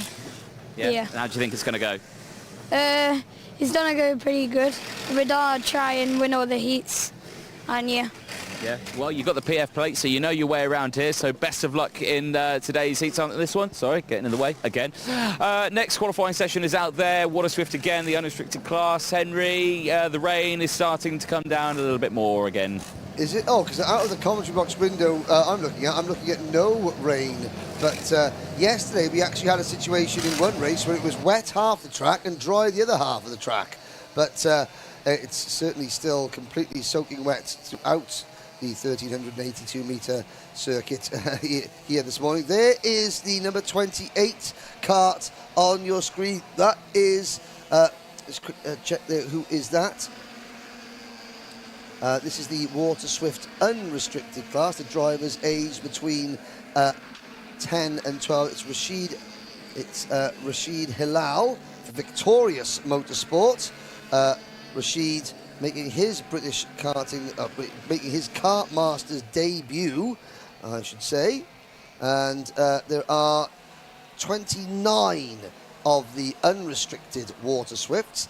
This is one of 3 classes that will crown their very first GP plate champion this weekend. This is the engine that replaced the IAMI Gazelle engine in the cadet part of the IAMI racing family. Jesse Phillips, the reigning British champion, leads the point standings in kart number 26 for Fusion Motorsport. He is in front of Will Green in kart number 54, George Edgar in kart number 17, and there Max Endicott on your screen now. Max is 4th in the points, the midway point of Kartmasters 2023. Thank you, Michael Burke, for your predictions. We will get them noted down. But it is Will Green who is fastest at the moment. Well, we've had one member of the Green family. There are 3 Greens, cousins and brothers. And Will Green is currently leading the way in Water Swift Unrestricted, ahead of George Edgar, Jesse Phillips, Max Endicott, Harley Musk. And there is a spinner right in the foreground. In fact, 2 spinners. One of them is a Fusion kart. The other one is Max Ewell, the Optima Performance kart. Max had a great day yesterday. Only qualified 19th, but came through to finish 7th and 12th in his heat races. Michael Burke has got friends in the UK for saying the prize. Okay, Michael, you're in. You have to just, if you will get your predictions down. And yes, we're only posting out the prizes to UK postal addresses, unfortunately. So Max Ewell getting a bit of a boost back on there. There's the Marshall. Oh, careful. Careful, Mr. Marshall. Now we'll see, can we get that kart? Yes, normally marshals aren't allowed to help the karts back on the circuit, but in this case, because it's raining and because the kart is absolutely fine, but it's just spinning its tyres because the ground is so waterlogged, marshals are able to get karts back on circuit. They are able to assist. Right, we are running a poll on the live chat, and it's are you an IAMI fan or are you a Rotax fan? There are 4 IAMI classes and 4 Rotax classes here at Kartmasters 2023. Which are you a fan of more? IAMI or Rotax? Get your votes in on the poll. Gillian Bennett saying good luck to Aaron Richardson. We're also proud of you, love the whole family. Well, Aaron is doing his bit to keep his family happy. 6th fastest at the moment in kart number 16. For Fusion Motorsport. Oh, there is another driver who has gone off at the end of the short chute going into the Fullerton S's. Is that going into the Fullerton S's? No, that is going into hairpin number 2. That's Max Ewell again. So this time he gets his own kart back on the track. That's 2 spins in a lap. It's not going well for Max Ewell. Now, Jarlath Sayer has not gone out in this session, the number 49 Fusion Motorsport kart. I don't know why that is. Jarlath, he was 5th in the points table at the end of the day yesterday. Now you're looking at number 11. That is Aryan Nayar for the Toby George Motorsport team. And Aryan is Let's have a little look. Where is Ian? He's 17th at the minute. Archie Owen, who's got a lot of support on the live chat from Luca Narroway. He is 15th, is Archie, as the checkered flag comes out. Let's have a little look. Louise Richardson voting Ayami. Well, okay. Let's see what else have we got in the live chat. Thank you, Charlie Longman Racing, for your predictions. We will get those noted down. Scott Riley asking, why did you interview him? Well, because the people wanted it, Scott. The people wanted it. Will Green, fastest in Water Swift Unrestricted, from George Edgar, Jesse Phillips, Kanish Rao, Archie Lovett, Max Endicott, your top 6. There is George Edgar just giving a thumbs up to his rival Will Green. Very sporting gesture, which is always what you want to see from these young drivers. A lot of them are good friends off track, fierce rivals on track. Angus Fender say, go on Henry, what's your preferred engine? Well, I'm a Honda man, I'm a Pro Kart man, Angus, as you well know. I couldn't possibly comment.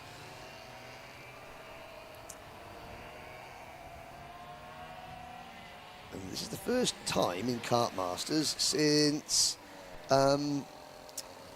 2012 that we don't have Honda as part of Kartmasters. So sadly, only 2 strokes, not a single 4-stroke class here.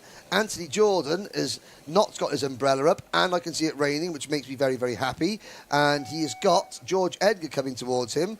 But the Green family are, well, the Green family are tickled pink at the moment, Anthony, because Will Green is fastest. Yes, indeed, Will Green, fastest out there in group. What's happened overnight in the awning? Because that's 2 karts now that have gone fastest. Yeah, we've had to do quite a lot of changes. Yeah. Yeah, but ready for today? Yeah, the wet condition is normally the condition that suits me, so hopefully I can do well. Yeah, certainly. It's going to be a challenge. The spray's kicking up quite a lot as well, so has that been hard to deal with? Did you have I'm guessing you had a clear piece of track there, though? Yeah, I had a pretty clear lap. I had Edgar in front of me, but I had a decent amount of gaps, so I didn't get too much spray. Yeah, awesome. Well done. Congratulations, fastest in group there to Mr. Will Green. George Edgar just here as well. Helmet's already off. George, you look after your helmet well there. They're expensive, they are. Make sure it's swelling up. Mate, George, second out there. Certainly a solid session, and looking good this weekend as well. Yeah, with having been 3rd overall after yesterday and a 2nd in qualifying on the front row. Hopefully we can come through to have some heat wins and then be in the top 3 for the start of the pre-final. Yeah, solid work. Well done, mate. Enjoy the session out there. Jesse Phillips coming in 3rd. Jesse, we didn't chat to you yesterday. We'll chat to you now. Now, you're not running on a standard Synergy chassis. You're on a FA chassis. You're on an Alonso kart chassis there. Yeah, I'm using a different kart to the rest of the Fusion. I prefer this chassis. I think it suits my driving style better. But yeah, they're all good chassis. Yeah, well, it certainly seems to be working this weekend. You've had a good weekend as well, working with your teammate George. You've been driving away in most races, haven't you? Well, yeah, the top 3's been the same from yesterday and today. So hopefully we can do the same again today. I'm leading the points right now, so hopefully we can do the same, and then hopefully we can take the GP plate tomorrow. Exactly that, mate. It's all about the final, though, isn't it, that Grand Prix? That's where it all kicks off, and that's where it's all important. So best of luck for that one later on. Thank you. Excellent stuff. That'll be coming up tomorrow, Sunday. While we've got the time in Water Swift, let's see if we can chat to the number 75, Max Ewell, who is in the Optima. Yeah, no, it went very, very well yesterday for Max, and it went very, very, very badly for Max this morning. 2 spins in that session for Max Ewell. But it's good to see the Optima team up near the sharp end, and Max certainly having a very good day. Is he anywhere in sight? He's that way. Go on then. Just thread your way through. I'm going, Henry. I'm going. Yes. I think it's probably best, Anthony, if you focus on yesterday rather than this morning. You might get a better, happier driver focusing on yesterday. Yes, that'll be right. Max, yesterday was a fantastic day for you. We'll brush a bit about the grass that you may have on your race suit right now, but you had a fantastic day yesterday, mate. Well done. Yeah, it was good yesterday, but starts to this day off bad, but hopefully we can get some good heats. Yeah, I'll keep going with you there as you're wheeling in towards this one. But yeah, it's going to be a challenge in this one today, but are you looking forward to it is the main thing? Yeah. Excellent, good man. Kept me walking there, didn't he, cheeky lad? Brilliant stuff. Next group's out. Henry, rain's getting a little bit heavier. I don't have my umbrella. It makes you happy. I don't know why. Well, it but doesn't yeah, just make let's me continue happy, it qualifying, makes the shall we? entire live chat happy. I think there's a hashtag Anthony is wet. Does It's it? going to start trending very, very soon. No, that's not a good hashtag at all. Well, we'll see. Here we go. Micro Max is up next. Aged between 8 and 10 years old, these young drivers. This is the youngest of the Rotax family of karts. You have Water Swift Restricted is the first step in the Iami family. Micro Max, the first step in the Rotax family. Now, I can see a marshal on the screen there on the Litchfield Bridge. Maybe moving a barrier. Someone has come to grief, or it's one of the observers just scuttling for cover. Have to say, the Orange Army here at Trent Valley Kart Club at PF International are going to have their work cut out for them today. It's going to be a long, long, wet and soggy day with karts spinning left, right and centre. A couple of people say, yes, it is a perfect day for the Welsh bucket hat that I wore at Glenagorse for a little bit. But sadly, the bucket hat is not with me this weekend. It wouldn't give me much shelter from the deluge outside. Right, back to the action. Now, those of you who are familiar with the British Kart Championship, who watched the first round at Glenagorse, or the first of the 2 weekends we spent at Glenagorse in North Wales, would have seen Josh Cormack gamble on slick tyres in the rain and lap the entire, wet tyres, sorry, in the dry when it started to rain, and you would have seen him lap the entire field for his first British Championship victory. So he's a wet weather maestro, and lo and behold, he was just top of the charts. He's dropped back a little bit now, but this is a Josh Cormack type of day as the number 16 kart of Austin Oman goes for a spin. The Sam Pollock Racing team, he gathers it together. Yes, Anthony is soggy is a good hashtag. I like that, Brandon Nagelvort. Anthony is wet or Anthony is soggy. Soggy makes him seem more miserable, which was good. On track, Max Gilman for the Cato Motorsport team. Top of the charts at the moment with 1.5 minutes of qualifying in Micromax remaining. Cian Bernard, second fastest. George House, Oliver Spencer and Josh Cormack rounding out the top 5. Harry Taylor, Theo Bradshaw, Oliver Warner, Edward Haynes and Alfie Mew, the rest of the top 10.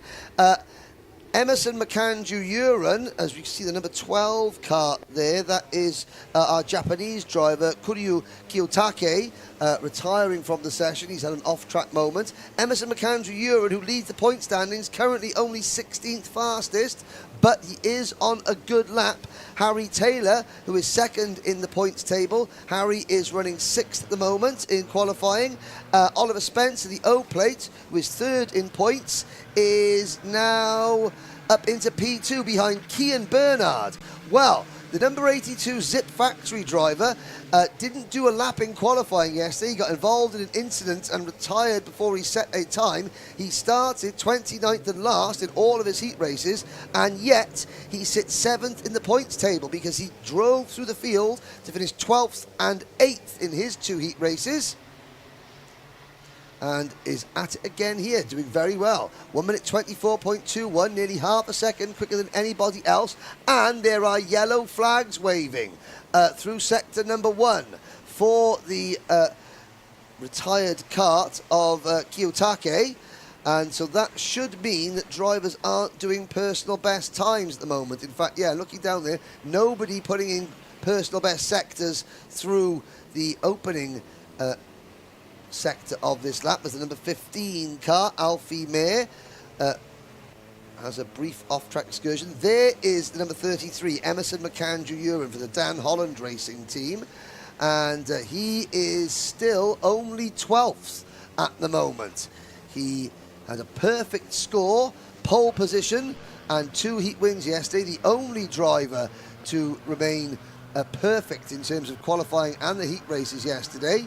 And that run is about to come to an end, or is it? No, it's not. 1 minute 23.67 for Emerson McAndrew-Uren, and that takes him to the top of the charts right at the death of this session. Jensen Chalk for the Synergy Factory team goes second fastest, and Cian Bernard drops to third. Alfie Mew, Otis Cleary and Josh Cormack, the rest of the top 6, followed by Theo Bradshaw, Edward Haynes, Max Gilman and Oliver Spencer. So Emerson McAndrew-Uren, perfect day yesterday, pole position and 2 heat wins, and he, by the skin of his teeth, by 1/100th of a second, maintains that perfect record in qualifying this morning. So 305 entries, only one driver has a perfect record at the moment, and that is Emerson McAndrew-Uren. Nibbers make a very good point, and again, the rest of the Alpha Live crew will appreciate your kind words, Nibbers, saying Anthony best not get his microphone muff wet, because wet muffs are bad. So, Anthony, are you listening? No wet muffs, please. I am. No promises.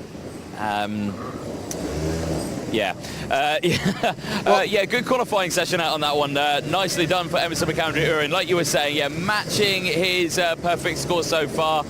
Really a solid performance as the drivers start to make their way in. Cian Bernard, I want to have a chat with Cian Bernard. Yes. He is a master of wet conditions. He certainly knows how to pedal a car, and he was third fast in that one as well, so he's certainly showing he has got some pace. He is struggling a little bit with his car. Cian, are you wanting to go in there? Yeah. Excellent. Well, we're going to make you wait as I nearly had a car go in the back of my legs. Cian, you seem to be a master of wet conditions, and P3 in that session as well. Yeah, it's not bad. I got held up again at the first few laps, which could have made me pole, but yeah, I'll just push as hard as I can in the heats and then trying to win that. Emerson McAndrew at the moment, he's on pole and he's had a perfect weekend. Are you aiming to beat that this today? Yeah. Yeah, that's what we need to see. Right, I'll let you get that car in towards scrutineering, because he needs to get that one checked. I want to speak to this man here. Yes, of course, we'll get them. I'm getting told off, Henry. I'm getting told off here. I'm going to be sent to the stewards in a minute. Right, come on, let's keep going. Emerson McAndrew, keep going. And I will chat to him in here, because, yes, the rain is coming down. Right, Emerson, I'll let you get your car in. Don't give yourself a nose cone penalty by smacking into the back of someone in scrutineering. Right, Emerson, come on over. Mate, you have had a perfect weekend. There are 305 drivers here this weekend, and you are the only person to put it pole twice and win both races so far. How does that make you feel? Good, I just hope I can do it for the tomorrow. Do it today and tomorrow as well, yeah, because you've still got 2 heats today as well. Oh, God, look at that. Look at squeezing the glove. Look at, oh, that is not good at all. Mate, it's going to be like that all day, so make sure. Have you got any spare gloves? No. Oh. Yeah, I do, but they're at the motorhome. Right, well, here's a tip. Go to the motorhome, get them ready on a heater or something, ready for this racing, mate. Certainly. Well, best of luck for the heats today. Keep up the good work. Thank you. Excellent stuff there, Mr. McAndrew, doing what he needs to do. I've spoken to Cian Bernard. I'd like to speak to Mr. Josh Cormack in kart number 21. 21, yes. Who is... I think he's down here somewhere. Yes, he's down towards the back. But this is his kind of day, Anthony. This is his kind of day. He is 14th in the point standings at the moment, but he qualified inside the top 8 there. Yes, right. Josh, I'm going to talk and walk at the same time. I'll keep pulling your cart. Mate, you seem to be pretty rapid here. I've not been here for quite a while, so I'm happy with the result, because yesterday I had a wee spin off. So that messed up my qualifying. My heats were good, and then today I'm like just thinking, let's just do this. Let's just try and get a good result. And then I just got a good lap. Right, well, get yourself weighed up. I don't want to hold you up. I'm holding up scrutineering here. This man here is going to be very angry with me. That's a bit street. I'm going to get sent to the steward. Don't upset Mick, Anthony. No, let's not let... Right, in you come. Right, yes, well, Henry, next session's going out. We'll let you crack on. So thank you, Anthony, getting himself in trouble down there in Parc Fermé. This is Mini-Max. Big hello to Roger Young from Chinese Taipei in the island of Taiwan. Looks like a bit of a party out on track. What is the GP plate for us international viewers? Can you explain? The GP plate is the British Kart Grand Prix.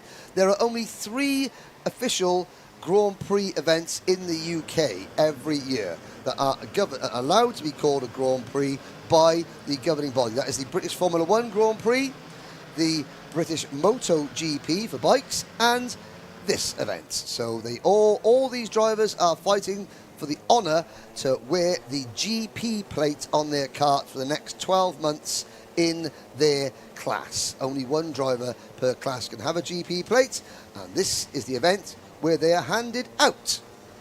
Good to see you, Roger, who races in the Rotax Grand Finals for Chinese Taipei and the island of Taiwan. So Mini-Max, these are the 10 to 12-year-old drivers. Same 125cc Rotax engine that we saw in Micromax, a little bit more powerful. Oh, and a driver there going a little bit agricultural down the main straight. The rain has picked up again. Now, in the Mini-Max standings, driver number 62, Cole Denham, leads the points table at the end of day number 1. Only qualified 7th, but had 2 heat wins in fine style yesterday. Joshua Griffin is 2nd in points. Albert Friend is 3rd in points. Then it's Jacob Ashcroft, Charlie Wolfett, Charles Kitely, Harry Freeman, Jesse Phillips, Ellis Bell, and Will Green, your top 10. And Cole Denham, we call him the closer because he just he can be not leading the race for the first 3 quarters of it, and then suddenly when it's go time, he works his way to the front, and those split-second decisions that every driver needs to make, Cole is the master of making them. And when it counts, oh dear, and there is the leading privateer in the field, Harry Freeman, getting a little assist onto the grass, going through Bobby Gain corner. Yes, there are 2 privateers inside the top 10 in points. Ellis Bell, the tiny carter in kart number 46, and Harry Freeman, who is 7th in points. But that is not going to help his cause. And I'm looking down at my timing screen, and Jasper Oakes and Ellis Bell have not gone out for qualifying. So I wonder what the problem is there for those 2 drivers, Ellis Bell, the young Scotsman, and Jasper Oakes, who we spoke to on the Paddock show last night. Thank you, Will Film, for your predictions. We will get them into the list I'm compiling, but there is the first hairpin here at PFI. Now we're going up towards hairpin number 2. Archie Lovett for the Sam Pollitt Racing Team leads things at the moment with a 1 minute 22.8 second lap. Albert Friend and his teammates for Strawberry Racing, Albie Lapper, are 2nd and 3rd fastest. There is the PF plate. Now, what is the PF plate, I hear you ask? Well, PFI holds their own little sort of part of their club meetings. They hold the PF Cup, and the winner of that event gets the PF plate, but they can only use it at PFI. They can't use it at any other circuit. It's not a nationally recognised plate. So that is why you're seeing Charlie Wolfett with the PF on his kart. And Albert Friend goes to the top of the charts. Now, Albie Lapper has come in. Why has Albie Lapper, who was 3rd fastest, why has he pitted? Maybe a mechanical issue for Albie Lapper. There is Wolfett, and he's going past the number 22 kart of Jacob Ashcroft, who is 4th in the point standings at the moment. Jacob, Cole Denham's Dan Holland Racing teammate, and just behind Ashcroft is one of the Argenti Motorsport karts, number 54. Well, now the number 54 kart of Will Green is ahead of Jacob Ashcroft. BB saying all the best to Thule Motorsports. Yes, we've seen some of the Thule drivers already.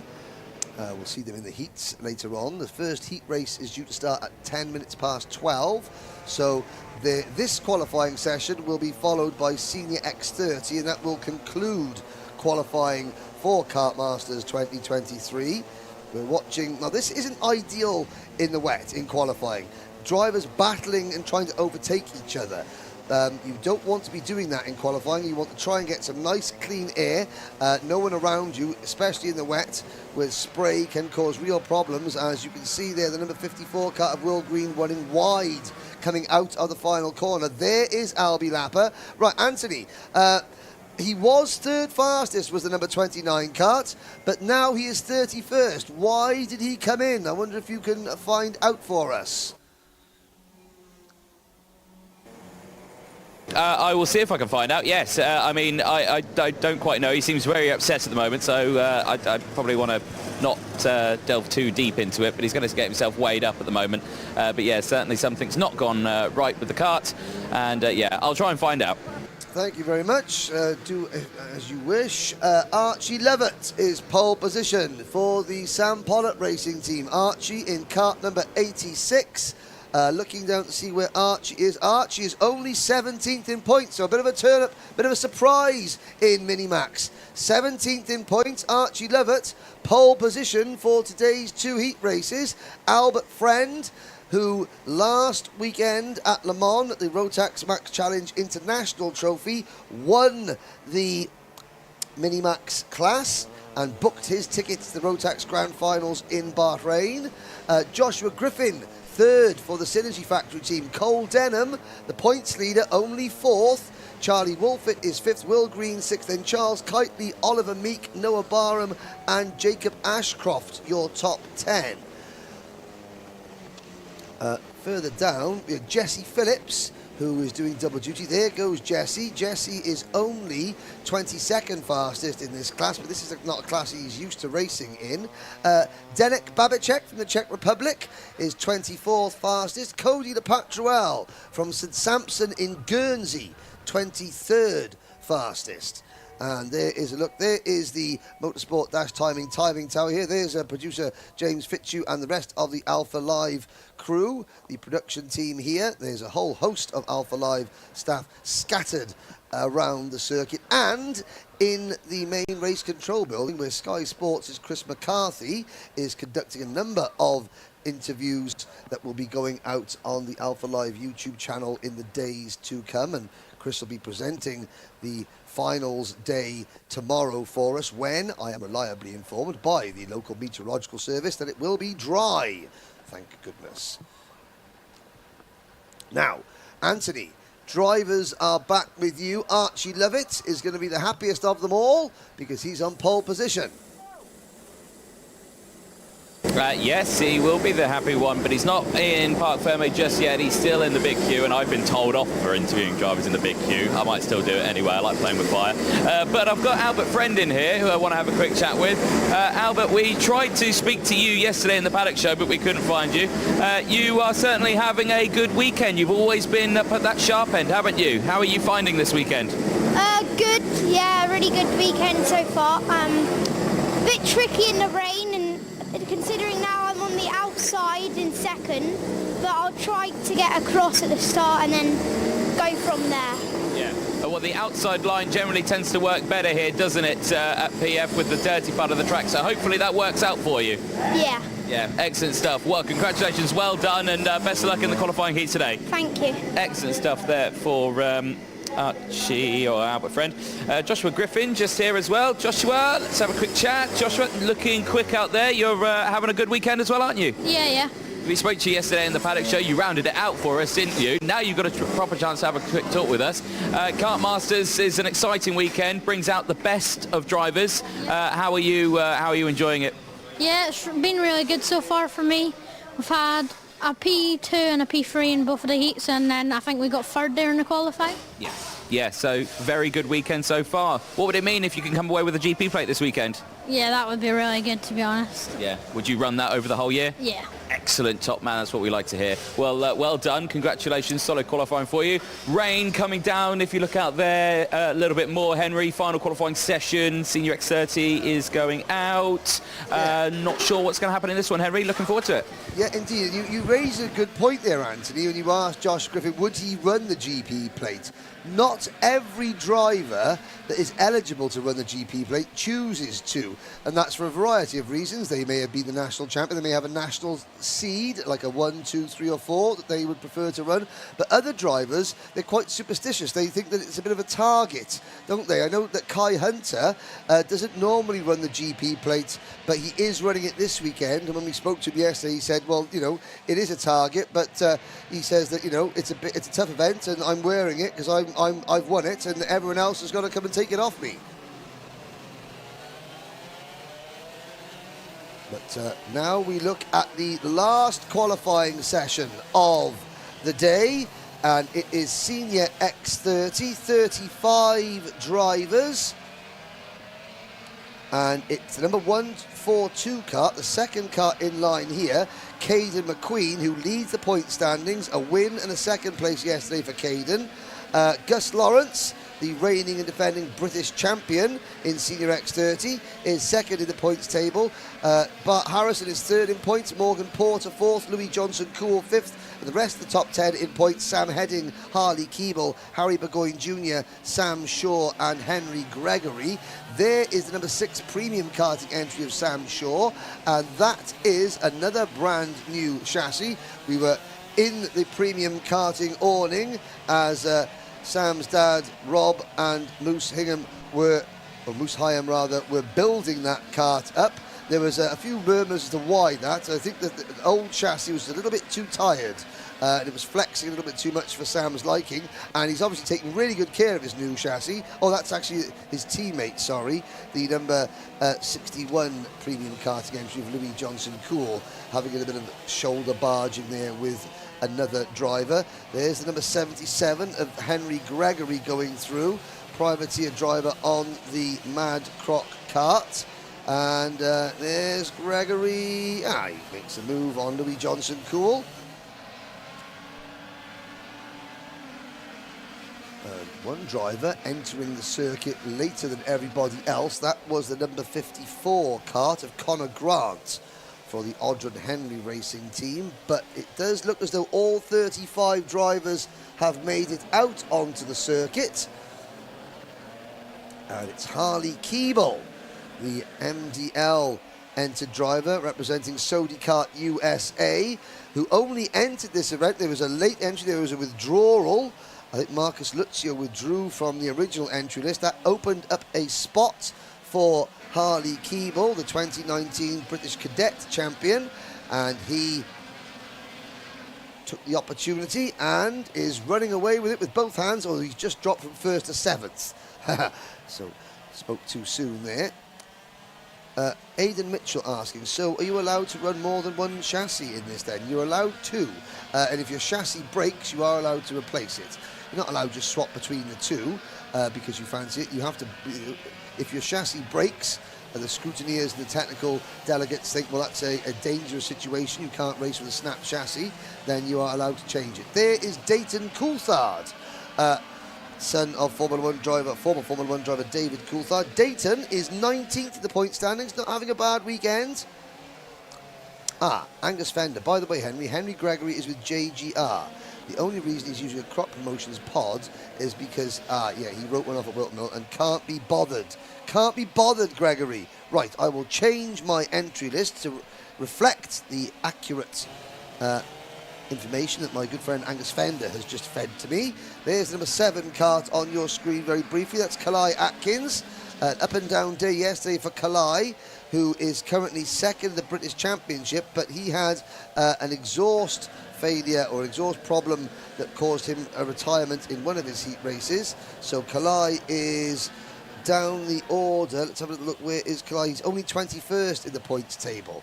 There's the number 33 Tim Wilson motorsport kart of Alistair Cresswell in the middle of your picture there. Alistair, now he's battling away like it's a heat race. It's only qualifying and the checkered flag is about to wave. Sam Shaw New Wagon leads the way at the moment from Harry Burgoyne Jr. Harry Platten, the double defending Senior X30 GP plate winner.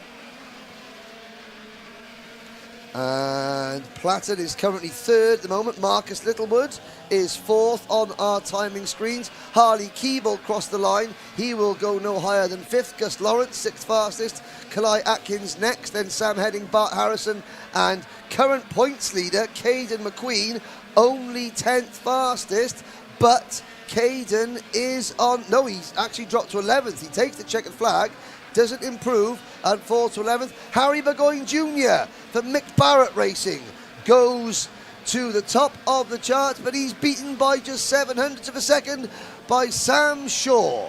So New Wagon and Sam Shaw puts it P1 in Senior X30. Burgoyne Jr. is second, Platten third, then it is Littlewood, Atkins, Harrison, Keeble, Jack Nettleship, Gus Lawrence, Sam Heading and McQueen only 11th fastest. So he'll be starting today's two heats from the 6th row of the grid. Now there's Anthony, we've got more begging going on the live chat. Jack Nettleship, hero of an interview yesterday, and the people want to hear from that driver there, just going through our screen, the MDL Motorsport number 75, who has qualified a not too bad 8th fastest.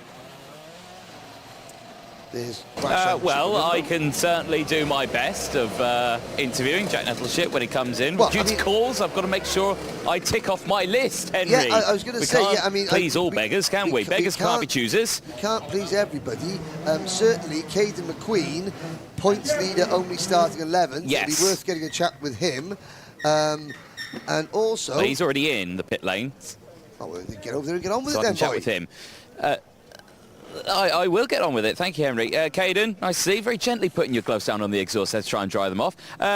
Well, currently leading in the points. What happened in qualifying there, though? I think 11th fastest out there. Qualifying was a little bit better yesterday. Yeah, similar to yesterday, you know, we've been struggling in the wet a little bit. I think a lot of people here have a lot older tyres the older batches were really good. Obviously, I've done X30 this year, but not last year. So I think a lot of people are using tyres from last year and quite far back, which they have a massive advantage with. But, you know, we're doing our best and hopefully it dries out and we'll be all right. Well, hopefully it dries out, mate. It's still raining. I don't think it is. But, you know, still, you've got some true pace out there. You're leading the points. You know what you need to do.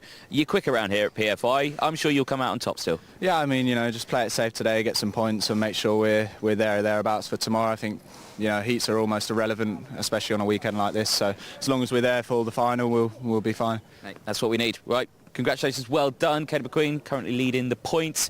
Oh, I suppose I can see Jack Nettleship, 75. He's about to come into my area here, so we'll quickly chat to him before we go and chat to Sam Shaw, because I do want to chat to Sam Shaw. I am a man of the people. There we go. Jack, right, the people are watching on the broadcast. They wanted to speak to you. Mate, what have you got to say to the people? Well, it was all right. It was better than yesterday. Could be better, but I just didn't get the right space again, but it was slightly better. We're getting closer, but not quite there yet. Yeah, well, the rain is still coming down just that little bit more. Are you hoping it dries out, or are you wanting it to stay wet? I'd prefer it to dry out. We're getting a bit wet again. Yeah, it's not very nice, is it? But, mate, well, hopefully you do have a good one on this one, and, yeah, keep it up. Yeah, cheers. Excellent stuff there, Jack Nettleship. Let's see if we can find Sam Shaw. Now, I got told off for talking to him. He's in the side train at the moment, so I'm gonna run here, folks. This is me running on camera. Sam, quickly, before you go into that queue, I want to have a quick chat, so we don't block this line. I want to keep this line going because I keep getting told off. Right, new chassis. Everyone, team worked hard on it. Dad was on the spanners as well, working on it as well, making sure it was all ready. You said there was something wrong with the last one. This one seems to be a lot better. Pole position. Yeah, very happy. Yeah, yesterday was such a struggle. We had so many issues with the kart, and then we've gone on a new one today, and yeah, it seems to be working good, so really happy. Excellent. What would it mean if you can come away with minimum points this one? It would certainly help out your fight going into the final. Yeah, after a difficult day yesterday, I need some good points today. And then hopefully we can start up there for the pre-final, and then anything can happen in those two races tomorrow, so we'll see. Excellent stuff. Cheers, Sam. I'll let you get back in that queue now. Sorry, distracting you again. Getting told off again. Well, Henry, qualifying's over. That was certainly very interesting. Rain again, still coming down. It's going to be a very wet day here. I don't think it's going to be dry whatsoever. Drivers are... Some are liking it, some aren't liking it. Me, personally, right now, I'm not liking it. I haven't got my brolly. So, yeah, I'm going to come up to the commentary box, I think. Well, thank you very much, Anthony. Great stuff down there, as usual. Matt Nibb's eyes, actually, you're right, he does seem a bit touchy today, probably because I've given his donuts away. But no, I haven't really. It's okay. Thank you very much for all your comments coming in this morning. That is time qualifying over with. The first heat race of the day, we've got 19 heat races to bring you. That first heat race starts at 12:10, so in about 8 or 9 minutes' time. Keep your predictions coming in, ladies and gentlemen, on the live chat. Joe Neal asking, hi Henry, can I come and see you tomorrow? Well, if you want to, I don't know why you would, but you can. More than welcome to come and say hello. Always good to see people here that we don't tend to see year on year. They come back to Kartmasters. Tomorrow, during the lunch break, Trent Valley Kart Club are trying to get a photo of as many current and former Kartmasters champions as possible. I believe there are 40 of the 168 former champions are going to be here tomorrow, either racing or working the paddock or just coming up to see. So the lunch break tomorrow, on the podium, we are going to have the biggest photograph we've ever had of Kartmasters champions all together. Now, let's have a little look at some other stuff before we get underway with the racing this afternoon. Don't go away. Mick Barrett Racing are the team that guided Ben Barnacote to his history-making 7th GP plate title. Look at this. We've got drivers Harley Hodgson-Wells, David McIntyre, Henry Jocelyn. We've got Mr. Harrison there front and centre. We've got Chris Walker. We've got Michael Shin from South Korea. First of all, we're going to butt into this lovely photograph. Sorry, Chris.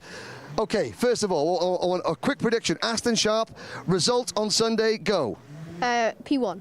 P1 for Aston Sharp. Mr. Smith, result on Sunday? 10th. 10th, okay. Michael Shin, welcome back to the UK from South Korea. First time at Kartmasters. What are you hoping for on Sunday? Finishing ahead of where I start. Finishing ahead of where you start. That's always a good. Why have you got Josh Will Smith, Fresh Prince of Bel Air? That is right. Result on Sunday. Also ahead of where I start. Also ahead of where I start. Bartholomew J. Harrison, result on Sunday. Senior X30. Welcome back to the British Kart Championship and Kartmasters. Thank you. Where do you think? Well, top 3? Come on. Well, I mean, I've got to say, there's Lawrence, there's Air Force One. You haven't been in a kart for a little while. No, I'm VH. Easy win. Easy win for Bar, even for BH. Right then, come on then, Mr. Jocelyn. Where are we going to say? Where are we going to finish? Probably top 5. But yeah. Top 5. Scotland's David McIntyre. Oh, hi, the new. Top 5. Top 5 for David McIntyre. Harley Hodgson-Wells. Where are we going to finish? Hello. 10. Top 10. Top 10, okay. Last, but by no means least, the drive with more podiums in the British Championship than anybody else, Harry Burgoyne Jr. How are we going to do on Sunday? Win. There we go. Mick Barrett Racing, a mixture of wins, top 5s, top 10s, and sometimes just finishing ahead of where they start. Once again, 2023 sees some of the very best in our sport come back to Kartmasters, if not in a driving role, but in a team manager and a coaching capacity. Danny Curl, 2011 winner in TKM, 2016 in Senior X30, year later went on to win the World Championship, but it's great to be back in the paddock at Kartmasters. There's something special about this event, isn't there? Yeah, no, there's always something special about this event. I mean, there's always top drivers that come for the race, come back from all over the place. It's really prestigious, obviously, to win. Everyone aims to win, and normally ends up in a fantastic race at the end. To win this event, there's got to be speed, there's got to be racecraft, a slight element of luck. You really got to combine all three and get yourself prepared. Today's only Thursday. You've got to be peaking Sunday afternoon. It's a long time. As a driver coach, you've got to teach your drivers to just slow themselves down and not get too worked up too early. Yeah, I mean, it's obviously difficult. Today, everyone's trying to find their pace. I mean, this weekend's a little bit different because obviously we're looking at rain tomorrow and Saturday, and then potentially dry again Sunday. So, I mean, today it's a little bit different. Probably people are trying to work out today what's their race equipment going to be for Sunday, because this is the only chance we're going to get. So, yeah, it's slightly different to most years. Normally in this summertime, you'd expect it to be sun all the way through, but, you know, this year's a bit different. So, yeah, normally you try and prepare yourself, like you say, gradually, but this year I think everyone's going full gas today because they know it's going to be wet the next couple of days. So yeah, Well, there we go. Everyone's going full gas today. Take it for somebody that knows, somebody that's been there, done that, won the very, very biggest event in world karting here at PFI, plus a GP player as well. Danny Curl, thank you. Good luck. See you on the weekend. No problem. For all the drivers that have come to Kartmasters year on year on year, 2023 sees a number of newcomers to the GP play, including Inter driver Stanley Clark. Stanley, you're driving for Sam Pollitt Racing. What do you make of Kartmasters for the first time? I'm really enjoying it so far today. I mean, this is my first year of MSA racing, so the first time at PFI was a bit of a shock, but I'm settling in now, so I'm really enjoying it. How do you find the level of aggression? Because even in practice, you're finding drivers are on the money. You've got to be switched on right from the moment that the green flag drops in every single session, don't you? Yeah, I mean, from the racing I used to do compared to this, it's definitely much more aggressive and you've got to be more decisive with your decisions. Well, I mean, it's a British Grand Prix for a reason. It's the very best, the best, the best. Come Sunday, where does Stanley Clark want Stanley Clark to be finishing? What would be a good weekend for you? I'm aiming for top 20, considering it's my first Grand Prix and it's a very strong grid. Well, there we go. There we go. Again, top 20 on his debut for Stanley Clark in Minimax. Stanley, good luck. Best luck. Again, keep the nose cone on the kart and just enjoy learning every single lap. Oh, thank you very much. You're welcome. Well, ladies and gentlemen, you may have guessed that they were some pre-recorded interviews that we did on Thursday here at PF International. The skies are certainly not blue today, as you can see. So this afternoon, what have we got for you? We have got 19 heat races. Each driver will compete in 2 10-minute plus 1 lap heat race. They will decide the final points classifications of Kartmasters 2023, and they will decide who the 30 drivers are in Junior Rotax, Senior Rotax and Junior X30 that transfer automatically into pre-final, and who has to go into repechage. For all the other classes, the classes with less than 36 entries, these heats will decide, or these heats and yesterday's heats will decide where each driver starts for tomorrow morning's pre-final. Simple enough. Let's take you a quick look around the circuit. In the foreground, you can see the Bruno Ferrari S's, turn number 1 here at PF International, named after the late great Bruno Ferrari. There is Uncle Tyrone's banking. This was the banking, the part of the track that was built in 2011. Replacing the older layout. We had 1 year of European Championship racing here, and then it was decided that the circuit needed to be a little bit longer. Out of Uncle Tyrone's banking, you can see turn number 3 on the top right hand of your screen. Then you go over the bridge, over the Litchfield Bridge, to turn number 4. Out of turn number 4, come down the hill towards the first 2 hairpins. Then it's at the short shoot into Terry Fullerton S's, the back straight, Bobby Game corner, the Mike Wilson complex, and then the final chicane. We are just moments away from the first of our heat races, but firstly, let's hear some of the people that make this event happen.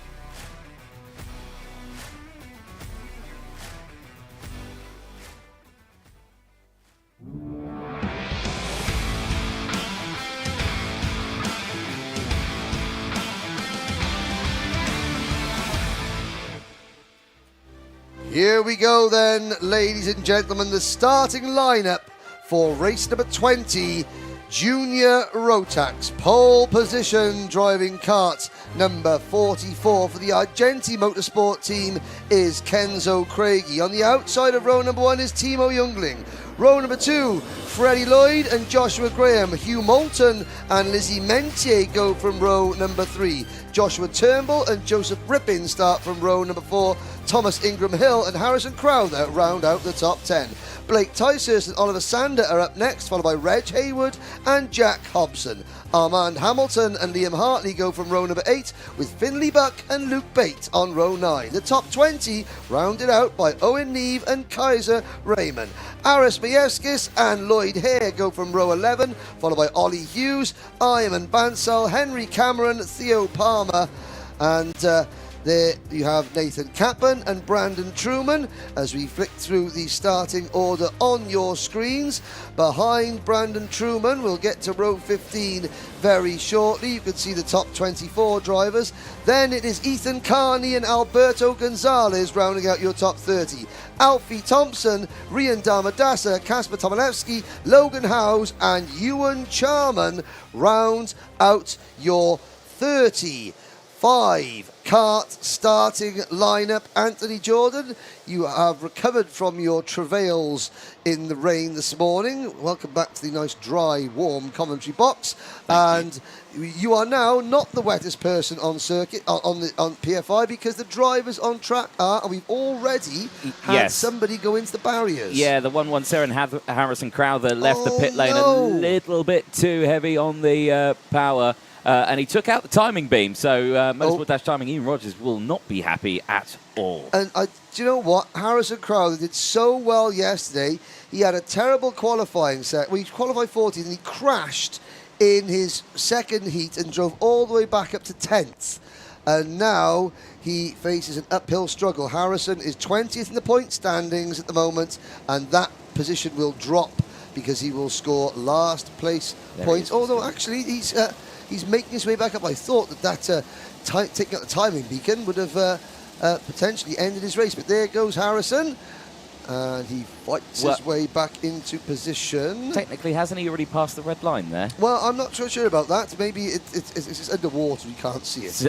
That's nothing for us to decide. That's for the race director to decide. Here we go then. Race 1 of the day about to get underway. Yes, it is indeed. And it is going to be a wet one. Watch out for that spray as the lights go green. Down and towards turn 1. Great start then from Kenzo Craigie. Holds on to that inside line as well. Freddie Lloyd follows. And Timo Youngling will have to hold a spin. Hold your breath. Oh, it's okay. He's on the inside. He's on the curb. Wow. But certainly a very scary moment there. High in the mouth moment. Some drivers taking the wider outside line, but certainly not what you want to see. That possibly, no, that won't be Harrison Crowther. It was a Dan Holland racing car. That could have been Thomas Ingram Hill. Potentially. I think we'll have a little look down to see who it was. But luckily that driver emerges unscathed. Yes, indeed. Still Kenzo Craigie leading the way as he takes the nice wider line there. So many different racing lines here. Drivers slowing it right down, hugging onto that inside line. Drivers going whizzing off to the outside line and trying to get the switch back there. You can see it there on your screen. Very different racing lines there, but both with very similar race results. It was Joshua Turnbull, the Dan Holland racing driver, who started this race from 7th. So there were about 25 drivers just behind him. Harrison Crowther does get a 5-second penalty. You were correct. Oh, and there is Thomas Ingram Hill going for a rotation in the number 22 Dan Holland racing car, and somebody going off behind him as well. Really, really slippery. So yeah, Harrison Crowther gets a 5-second penalty for rejoining his grid position after they had passed the cut-off line. Yep, no, you can't do that one. There's Lizzie Mentier in the middle of the spray there. Started this one P6. Best starting spot, I think, this weekend for Lizzie Mentier. She was very surprised with that one as one of the Coles karts completely decides to redesign turn 1. That was Harrison Crowther again. Yeah. He's had a lively start, hasn't he? He's got his dander up this morning. Yes, he's got his dander up. Excellent. And he knows, he would have seen on the big digi screen on the start-finish straight that he's given a 5-second penalty, so he is now going all out. Meanwhile, Kenzo Craigie disappearing up the road. He's nearly 1.75 seconds clear of Timo Youngling. Freddie Lloyd is saying, and there's another Coles kart going around. That is Hugh Moulton. And funny enough, I've just spoken to some of Hugh's family who are all here watching, but Hugh saves it. 360. There's Mentier chasing the number 1, 2, 3 kart of Joseph Rippin. And Joseph Rippin, Lizzie Mentier, they're battling over 5th position. Yep. absolutely atrocious weather, Anthony. Yeah, atrocious. It really is. I mean, the thing that these drivers are going to have to deal with as well as the spray is the visor steaming up as well. They've got to keep a crack open just to make sure they can actually see where they're going in that aspect as well.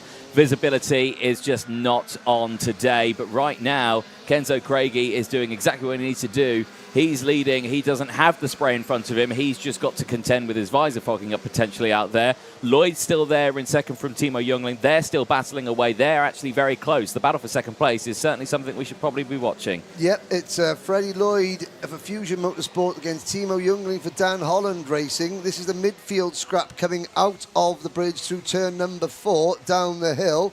You've got Harrison Crowth with the number 117 Coles Racing car at the back of this train, looking to the inside of Lizzie Mentier. Can he get the car? Great crossover from Lizzie. Have to say, this is the battle for 4th, 5th, 6th and 7th on your screen. That just looked like a stab on the brake there, really sharp to get the back to rotate round and then instantly on the power out of the corner. Nice control there. Someone asking on the live chat, where's Macaulay Bishop? Well, this is not all of the junior Rotaxes. No. This is Group B and Group C. Macaulay is in Group A. Now, into Bobby Game Corner. And again, it's so wet. The drivers are now using the curbs. They're not riding the curbs. They're literally bouncing over the curbs just to get the kart turned a little bit better. And somebody's stopping. It's the number 20 Kato Motorsport car of Kacper Tomilewski. Yeah, that is a shame. Started this one 33rd and now won't be finishing it. Well, he's got it going again. I think that's just water. I think these engines are just struggling. They're bogging down. They're getting clogged up with debris and everything that's getting kicked up into it. Completely understandable as well. And there's a lot of electrics in this car, the ignition and stuff like that. But there's Kenzo Craigie looking over his shoulder. Kenzo, part of the Mercedes Formula 1 Young Driver program. He now leads by 3.2 seconds over Freddie Lloyd. Freddie Lloyd has 3/4 of a second advantage over Timo Jungling, and there are yellow flags in sector number 1. Oliver Sander gets a 5-second penalty. Why was that a red? He's up in 9th place at the moment. Well pointed out, Anthony. Why were the yellow flags in sector number 1? I doth wonder. I suspect too many into one corner and a spin because they clear quickly. So I suspect someone's just had an unintentional rotation. Yes, Nathan Kappen. Yeah. More than likely, yeah. He's got a very, very close, long sector 1, but certainly very good racing so far. These drivers having good kart control, and looking after this one, we're watching currently here the number 19 on your screen. That is Liam Hartley, racing with Blake Ticehurst. It looks like Finley Buck in the 131 starting to close in on that battle as well. A lot of drivers making big moves. Biggest mover, Ewan Charman. There was that driver there, number 131, an absolute tank slap from Finley Buck. Now, Finley's dad does his mechanicking, and if Finley gets through today without something falling off, he'll be doing very, very well indeed. Lots of things fall off the cart sometimes when Mr. Buck is left unattended around a set of spanners. But Finley there, great kart control indeed. As the field spreading out in the rain, well, the midfield pack is still very tightly packed together. There's Finley Buck for the Ultimate R Racing team. He's got force waft. Oh, and somebody just disappearing behind our camera. Yes. There is the number 12 car. Blimey. Excellent precision driving from Kaiser Raymond on the wet grass. He goes in between two barriers, just misses the marshal and carries on. Well done. Cameraman requiring new shorts. Yes, that was the first Code Brown moment for our Alpha Live crew today. There's Finley Buck, and he goes around the outside, and he catches it. Number 19, Liam Hartley. Not quite as many style points as Morgan Porter earlier on, but nonetheless, very, very good. He continues about losing about 3 or 4 places only. Another 5-second time penalty coming out, this time to Alberto Gonzalez now receiving that one. And Alberto's up to 25th. Yeah. Not anymore. He's going to be further down the order. This driver here, though, the number 42, Ewan Charman, is making moves here, ladies and gentlemen, up into now, I believe that was Owen Neve he's just got past, so up into P14. He's up 21 positions. He started stone last, and Ewan Charman, he retired from qualifying. He's only 28th in points. He needs to get up the order. So this is a very, very good drive from Ewan Charman. We've got a at spin. A critical moment. Oh, and that's heavy damage there. Wow. That is heavy damage. That is one of the Evolution cuts, am I right Oh, in saying? yeah, it looks like an Evolution cut. That driver, get out of the cart. Well done, that Marshall there. There are carts coming. That has made heavy contact. Is that with Alfie Thompson, I think? I think that could be Alfie Thompson. Let's have a little look. Thomas Ingram Hill has slowed down. Yes, it was Alfie Thompson, but Alfie is okay.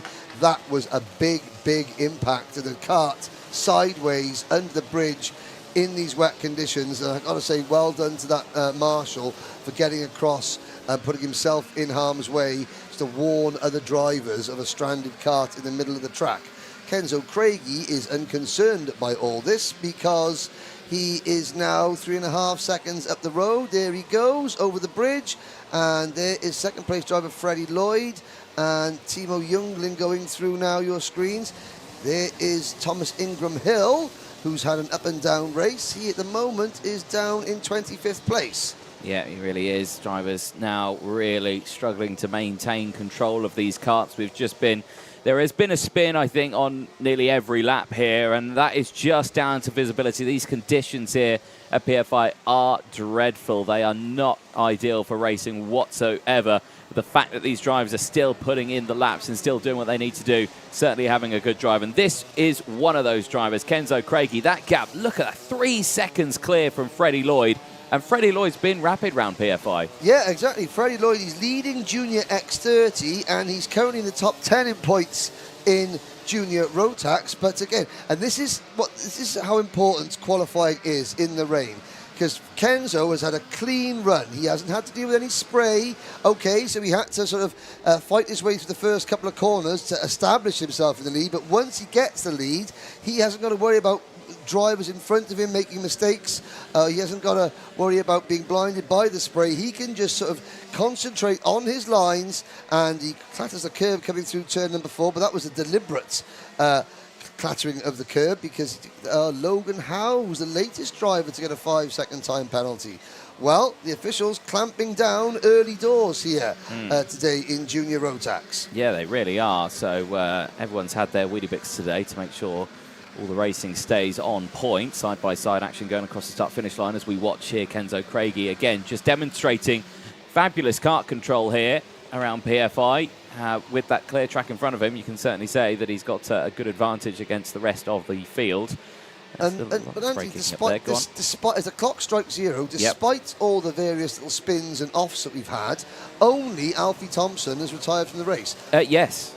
And obviously that was a pretty spectacular retirement, but 34 other karts are still running. There is Joseph Rippin for the MLC Motorsport team. Joseph is 4th at the moment. Yes, so big happenings all the way throughout the field. So our man Hamilton also having a good run as well. The driver for Strawberry Racing, the 142, he's up 7 positions. He's up into P8, so certainly having a good run, as well as Finley Buck, Owen Neve, Charman still there in P15, having a good run still. Brandon Truman, 7 positions gained, up to P21. Alberto Gonzalez, who I believe has got a 5-second time penalty.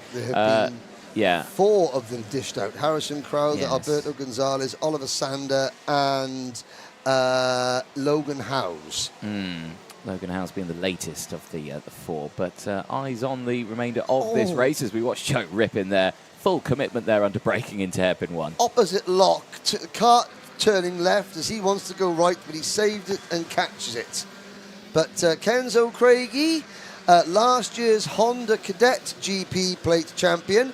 It's been a tough transition straight out of Hondas into the junior classes, and Kenzo finally coming good. This is going to give this young man a great confidence boost. He's done it in fine style, just toying with the steering wheels. He comes through the Mike Wilson complex. 1 corner to go. Checkered flag awaits. Kenzo Craigie takes the first heat win of the day here at PFI. And he takes it 3.5 seconds in front of Freddie Lloyd, with Timo Jungling 3rd. Rippin comes home in 4th with Joshua Graham in 5th. Then it's Harrison Crowther on 6th on the road. Lizzie Mentier finishes in 7th, followed by Armand Hamilton, Oliver Sander, and Reg Haywood, the all-white karts coming across the line there. He will move up a couple of positions because Crowther and Sander in front of him have both got 5-second penalties. Ticehurst, Moulton, Buck. Oh, there we go, Johnny Buck. You managed to bolt it together well. and Finley's done the rest, and he finishes 13th. Ewan Charman gains more places than anybody else, up 21 spots to 14th, with Liam Hartley, Owen Neve, Aris Bievskis, Josh Turnbull, Lloyd Hare, and Brendan Truman, rounding out your top 20. Certainly a very good starting race then, despite the spins. 1 retirement, 4 penalties, and a solid race win there for Kenzo Craigie, who will come back in towards Parc Ferme with, I suspect, that very smile on his face from Freddie Lloyd then and Timo Youngling. Certainly a very exciting way to start the day and the second day of Kartmasters in 2023. Yesterday it started like this. Certainly dried out. I don't think that's going to be the case for today, Henry. Rain predicted all day. So if you're watching at home, pop on the kettle, keep yourself warm, get your favourite slippers, sit back, relax, as all of our drivers here get cold and wet. Well, they're going to do what they do best. I mean, obviously, yesterday when it was dry, we saw Kartmasters at its best with slipstreaming, battling huge packs of karts all squabbling over positions. That's one skill set. This driving in the rain is a completely different skill set. It is, as I said, teetering on the edge of adhesion at every single corner, these drivers are. So you just sit back and marvel at what these young men and women can do. The next race will be race number 21, but before we get that, let's hear from some of our sponsors.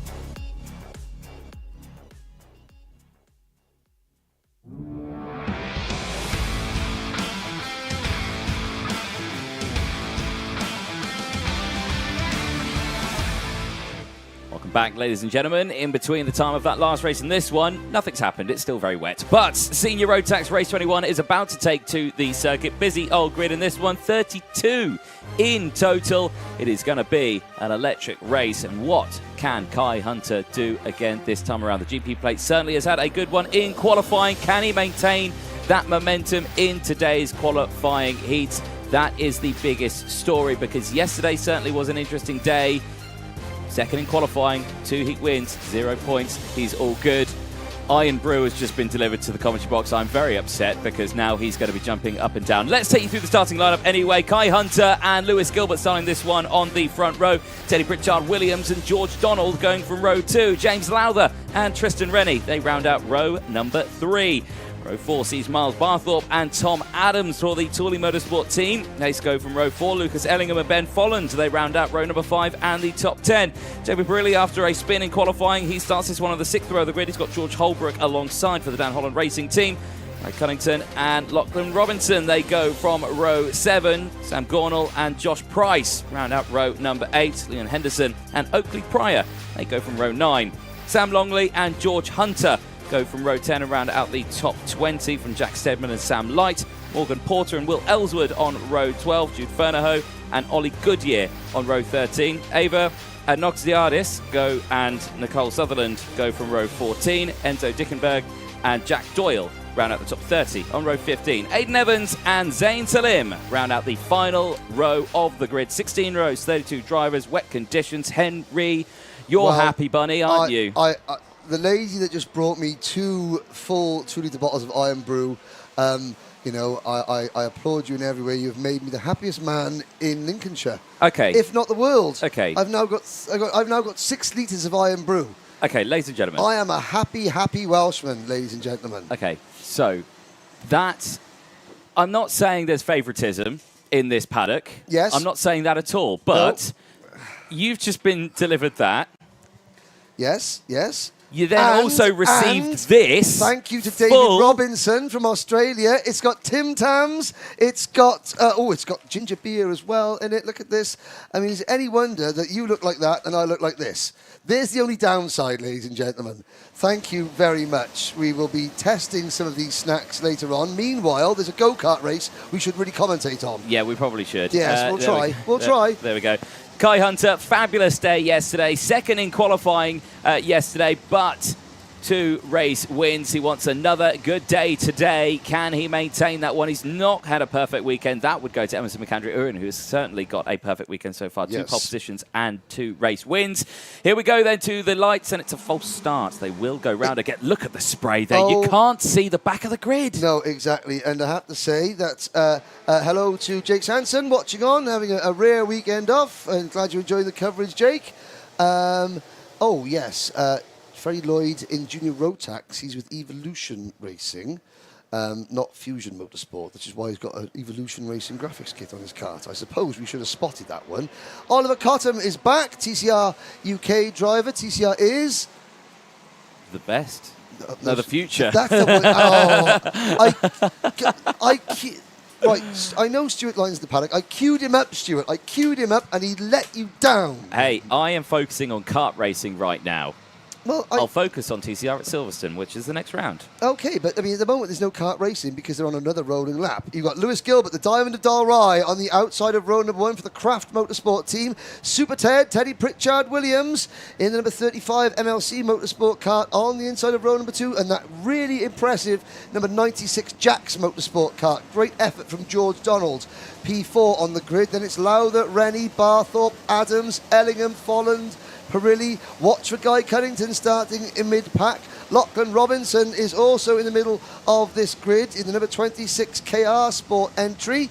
And down at the back, some of the drivers that are coming here from Egypt and the United Arab Emirates, they do not know what has hit them. The last time they were this wet, they were actually getting out of a bath. Here we go. There's Dan Ashton.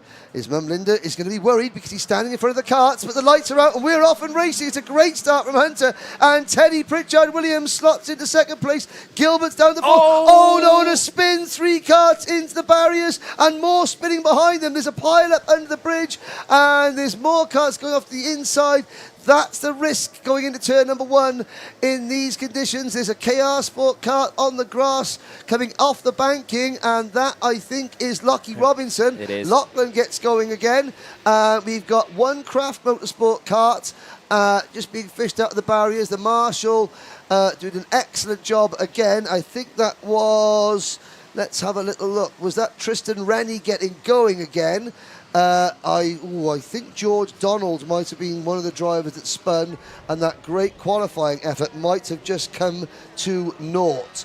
Also, we're missing Sam Longley in the number 51 Strawberry Racing kart. But we can breathe easily, ladies and gentlemen. All drivers are okay. Yellow flag conditions coming in towards turn 1. A lot of drivers looking to go for the move in towards turn 1 as well at some point as they make their way round. They've got a few more corners before they reach the yellow flag conditions. Hopefully they do clear before then, but they are still out. Here they come in towards turn number 1.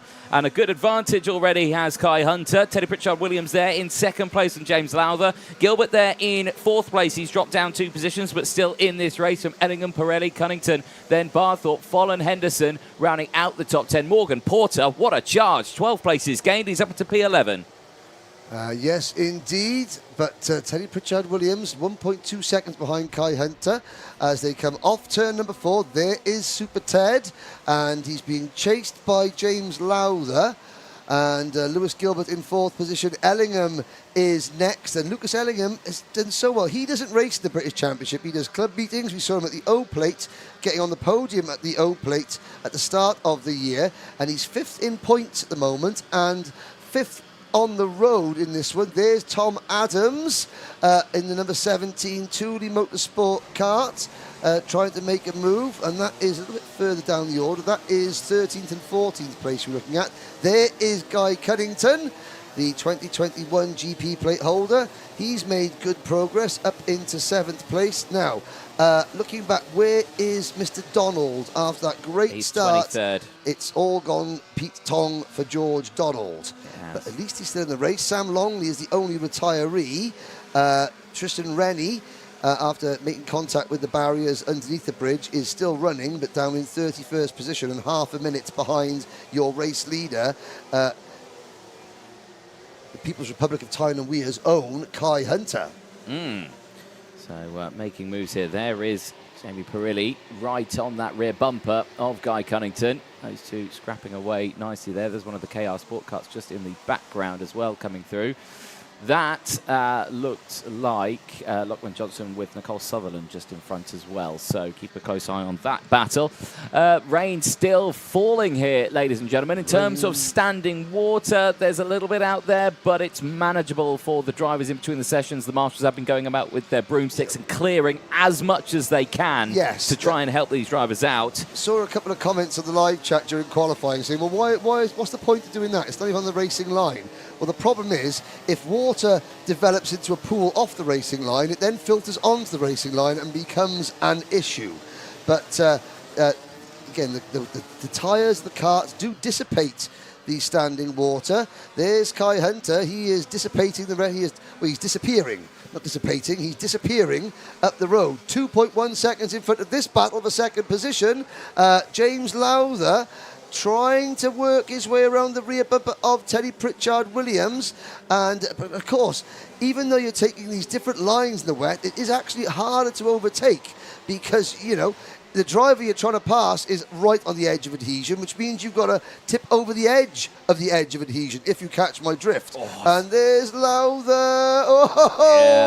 And that is the problem. Fast in, slow out. Yeah, classic crossover there. You're just not going to get the kart stopped in time. He's going to give it another go here and use Teddy Pritchard-Williams as a corner buffer, I think, to get him round. It doesn't work out, and crucially now, Gilbert and Ellingham are starting to close in. It's a four-way battle for second place now, folks. Strap yourselves in, because here comes Gilbert down the inside and gets the job done on Lowther. Lowther now going to have to try and get past two people as they kick up so much brake. Nope. Actually make that three people, because down the inside Lucas Ellingham gets a position as well, maybe even going for two here. Oh, that was very close. But here comes Lowther back at him, the crossover move. Now watch the run that Ellingham's going to get on the inside now, down the main straight, and he is going to clear James Lowther by the time they get the Bruno Ferrari S's, or is he? Yes, he does. And my heart is in my mouth most corners, because these karts, they're dancing around like a cat on a hot tin roof. And again, these drivers, the kart control is absolutely phenomenal. If you think to yourselves, well, sometimes you get Formula One drivers, they hop back in a kart, and you think to yourself, well, why are they doing that? And the F1 drivers say, well, it's for my reactions. And you think, well, you're an F1 driver, your reactions are superhuman. Yes, and then you watch a race like this in the pouring rain, and you can see why. Just how many steering inputs. There's Adams, he's two big steering inputs, then 3, 4 coming out, tiny little microscopic adjustments on the steering wheel as he comes out of each corner.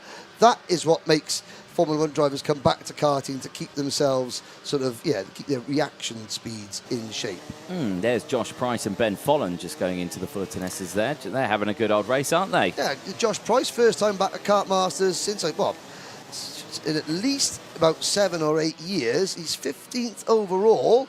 Usually can be found racing KZ2 in the British Championship. And we spoke to him in the Paddock show last night, Anthony, and he said, you chased him in the Paddock show? I chased him. I'm a journalist, and I had a target, and I needed to get a news story out of him. And the news story was that even Josh Price admits he couldn't do this every weekend. It's just Rotax racing in the UK is so hectic. He said he couldn't do it. KZ2 is far more, if you can call 6 speeds and over 100 miles an hour far more relaxing than Rotax racing, then there you go. There you go. Well, 3 minutes to go, and, well, none of this looks relaxing in my point of view. It looks very stressful for people watching, and for probably the drivers as well, who are probably fully focused on what they're doing. And, you know, I think at this point for these drivers, they're not really thinking about rain. They're not thinking about, getting water in their suit or anything like that. They're tunnel vision. They're just thinking of the target in front of them, of going for it. One of the karts getting squeezed on. That looked like a Jack's kart going wide, potentially George Donald. Yeah, and of course, some of the drivers, this is their 3rd out of 4 heats. They are trying to calculate in their heads what they need to do to get into that top 30. I mean, for like Ellingham and Lowther, you're looking at now, that's not so much of a concern. They don't want to make a mistake, but they're sitting pretty inside the top 30. The drivers on the bubble, drivers like Lachlan Robinson, who is down in 24th position, he's 28th in points. I'm trying to see who else we've got down the bubble. Tristan Rennie is 22nd in points at the moment, and he's 30th in this race. And there is a reversing Cato Motorsport kart of Aidan Evans. Yeah, that has not gone well for Aidan. It was lucky that didn't get beached there as he lit up the rear axle to try and get that kart back onto the track. He certainly did that, but now those tyres might be a bit muddy, but he's certainly the track should clean that off quite quickly. Yeah, the amount of water, it's like running them under a cold tap. There's Lowther, who has finally managed to put Ellingham to bed, so to speak, and Lucas can't fight back going into the Fullerton S's, so James Lowther in 4th position.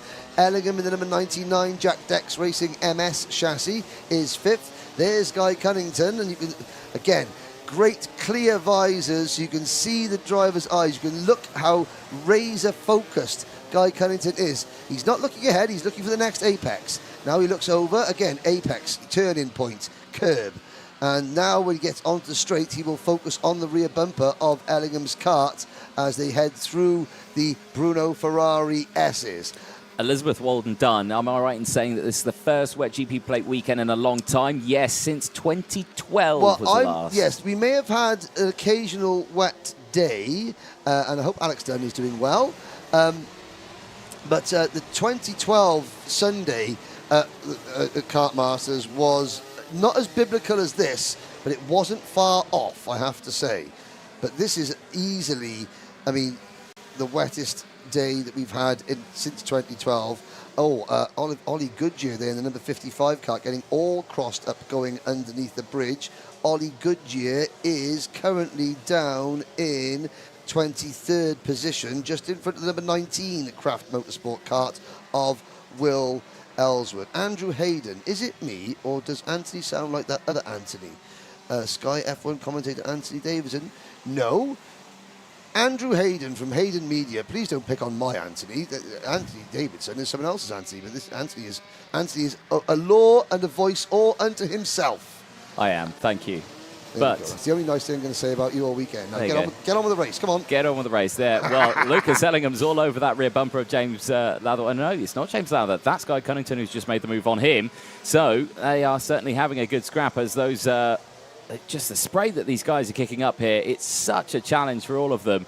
But the kart control that they're delivering here, and these are some of the most powerful karts, and I've got to say, that nose cone on the number 3 looks a tad wobbly. A little bit on the wobbly side. Now, the next time, this is the final lap, but we're going to watch the next time we go on to the banking. The drivers are actually driving straight towards the fencing at the very top of the banking, and then they turn in. It's quite remarkable. You think, you're driving these senior Rotax karts. We'll see it in the next race as well, as Guy Cunnington has gained 9 places now. 100%, yes, 100% that's dropped. That's well, he's gained 9 places. He's going to give some of them back. Because he's a charitable fellow, is Guy Cunnington. Yeah. He's gained 9 places. He's going to give a couple of them back. But because racing in the wet is far more spread out than racing in the dry, a 5-second penalty might not cost you as many places as the checkered flag comes out. Kai Hunter, that's 3 wins out of 3 heat races for Kai, and he does it by 4 seconds over Teddy Pritchard-Williams, with Lewis Gilbert 3rd, James Lowther 4th, and on the road at least, Guy Cunnington rounding out the top 5. Now, a 5-second penalty, that will only drop Guy about 3 places. Yeah. Oakley Pryor also getting a 5-second time penalty on that last lap as well. He finished P14 on circuit. I suspect that may change later in the results. Keep your questions coming in. We'd love to know what you are thinking over the course of this day. Wet conditions. Let us know if you think it will dry. Personally, me, I don't think so. Weather conditions, meteorologist man, Will Yes, them say no either? No, I don't think it will. I mean, it was supposed to be raining until 7 o'clock this evening. Now it says only raining until 5 p.m. this evening. Ooh, but we're racing till we've got an added little risk of some thunderstorms as well this afternoon. That should spice things up a little bit. The weather gods are throwing everything at the drivers here at PF International this weekend. 2 races down, 17 to go, Anthony. Indeed. Right. Well, lots happening. We'll take a short ad break. We'll be back in a few moments' time as race 22, Junior X30, will take to the track.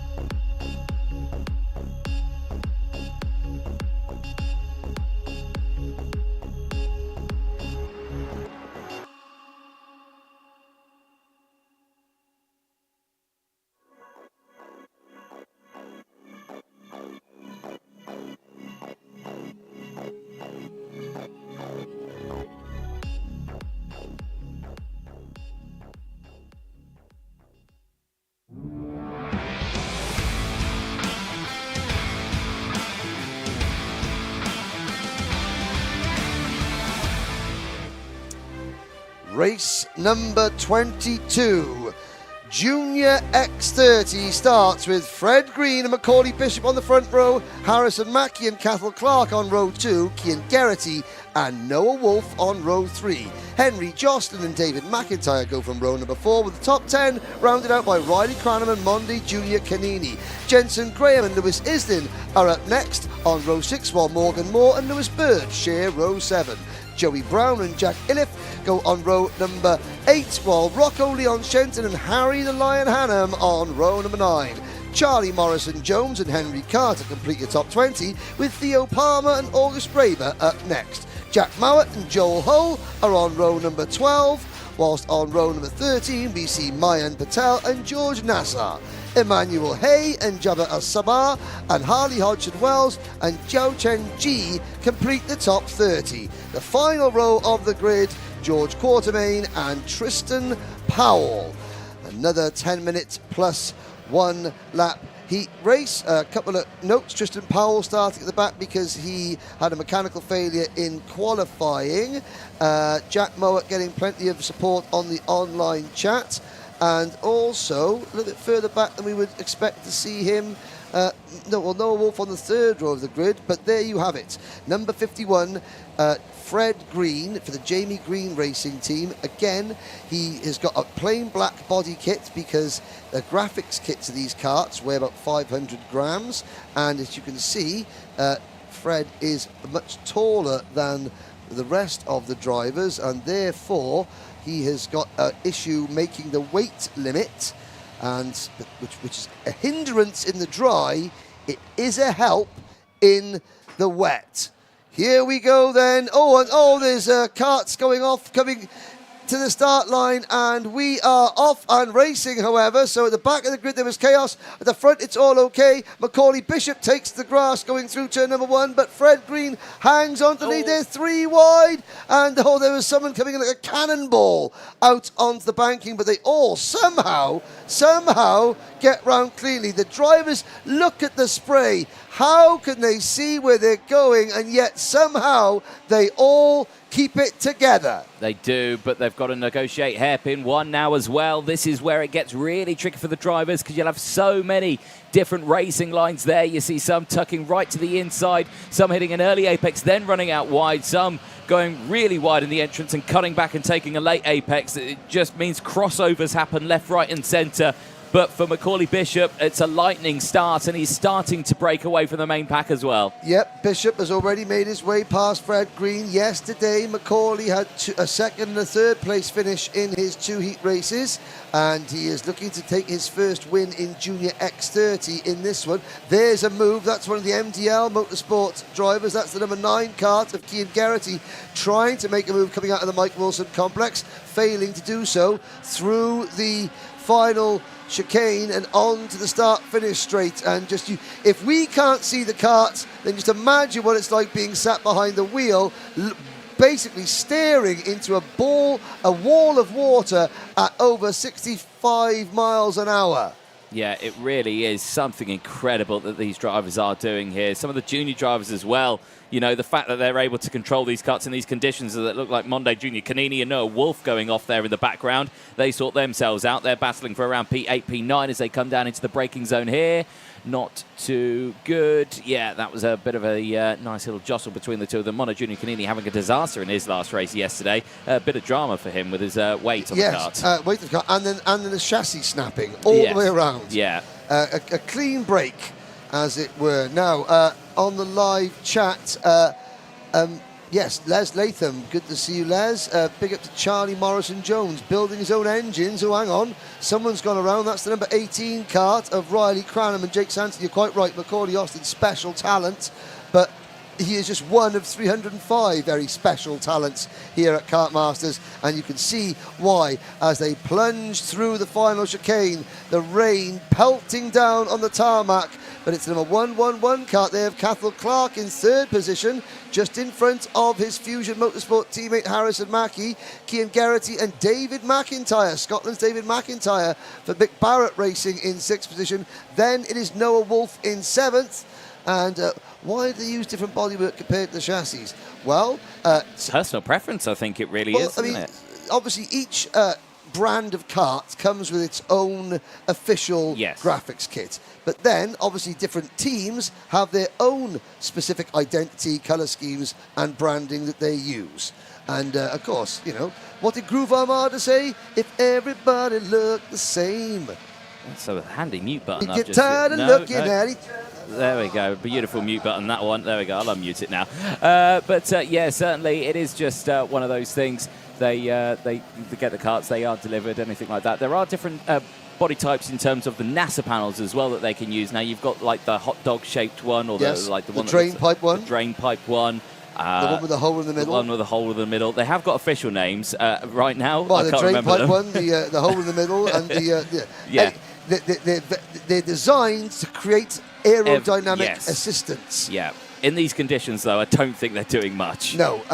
In these conditions, that hole is sending plumes of water straight into a driver's lap. Yes. Suboptimal, I think, out there. Less than 6 minutes to go, plus 1 lap. Still big moves happening all the way throughout the field. Biggest mover, though, I've got to give it to Tristan Powell. 14 positions gained. He's up to P18 in the MDL kart. Solid drivers. Noah Wolf has just received a 5-second time penalty. The double GP plate champion a couple of years ago in the cadet classes, now seeing a 5-second time penalty. It is, and I don't know what it's for, but I mean, you know, there's so many ways you can get a penalty. You know, there can be, obviously, if you make contact with the driver, if you're outside the tram lines at the start, and we did see it was a rather tardy start, I have to say. So maybe, and there's 3 different racing lines going into the first hairpin, and that was, I'm trying to get a number check on those drivers. That's about 9th, 10th, 11th position. That might have been Lewis Bird, Henry Jocelyn and Jensen Graham in the mix there. Now, no, Wolf again down the inside and just gets past David McIntyre there. McIntyre leaving the space, and no, Wolf trying to gain as much space as he can. Go on. Thank you, Sam Cook, for your predictions. We will get those down at the end of the day. Don't forget, you've got until the end of the penultimate race of the day, race 18, to get your predictions in. We need 8 names, a winner for each class. Alpha Live goodies are up for grabs for the 3 top prediction scores. Yes, indeed. Well, 4.5 minutes to go in this race. No letting up on the rain. In fact, I'd actually say the rain is getting heavier out there. Which is, yellow flags waving on the bridge. and someone's gone by. But if you have a look at the drivers, they're actually literally driving towards the outside of the circuit, up the bank. Now, I was going to say, we haven't had a battle for the lead yet in the first 2 races. We're about to have one now because Fred Green is catching Macaulay Bishop with 4 minutes to go. Like really catching him up. Look how different the speed difference is there. I mean, well, Fred Green was looking rapid in qualifying, poled it, of course, and now looking very, very quick here in the wet conditions, and just looking how he's controlling it now. He's got the benefit of the fact that he's very tall. Yep. His weight's quite high up in the kart as well, and that benefits. There's more weight over the rear axle, yes, which is good. It's a stabilising factor. It's why I was always quite good in the rain. Understandably. Yes, understandably, yes. But now what Fred Green has got to do, it means that he's not able to get the power down quite as quickly as Bishop, who is sort of skittling around there. That 4-plate kart, that Dan Holland racing car, it looks like it's dancing. It looks like it's literally dancing on the water. You can see McCoy there, opposite lock, takes the line there. Now he outbrakes himself a little bit, but then under power, the number 4 kart is dancing around, and you can see that the number 51 kart is a lot more stable on the track. Yeah, it looks just like solid out there, doesn't it? Like it's on rails a little bit, and Macaulay's just Lee Whittingham has joined the fray. Hello.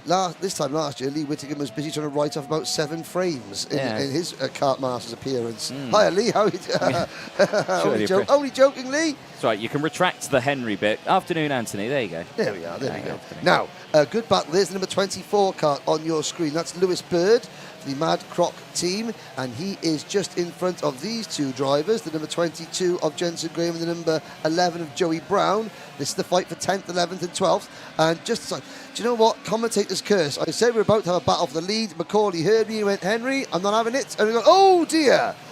And that is not optimal. That's the number 46 kart. That's Morgan Moore, who outbraked himself a little bit going into Bobby Game Corner. And we're getting word from our camera crew that the number 23 kart of Jack Mowat was coming back onto the circuit and had mud on his tyres, which is why he braked a lot early than Morgan Moore. Let's have a little look now. Influential Gurning, yes. Do the wet tyres go off like in longer car races? Yes, they do go off. Wet tyres, the treads do run down. Not so much in these conditions. A wet tyre is a happy tyre when the circuit is like this. It's when it starts to dry out and gets greasy that the wet tyres really start to wear out. Yeah, it's when you have those changing conditions where there is a dry racing line that starts to form and you see drivers going out. A wet tyre can be shredded in, honestly, about 2 laps. And it's completely shredded. Yes, it's gone. They are a very soft compound. Greasy conditions can be expensive, let's just say that. 1 minute to go, and Macaulay Bishop now extends his advantage over Fred Green to 9/10 of a second.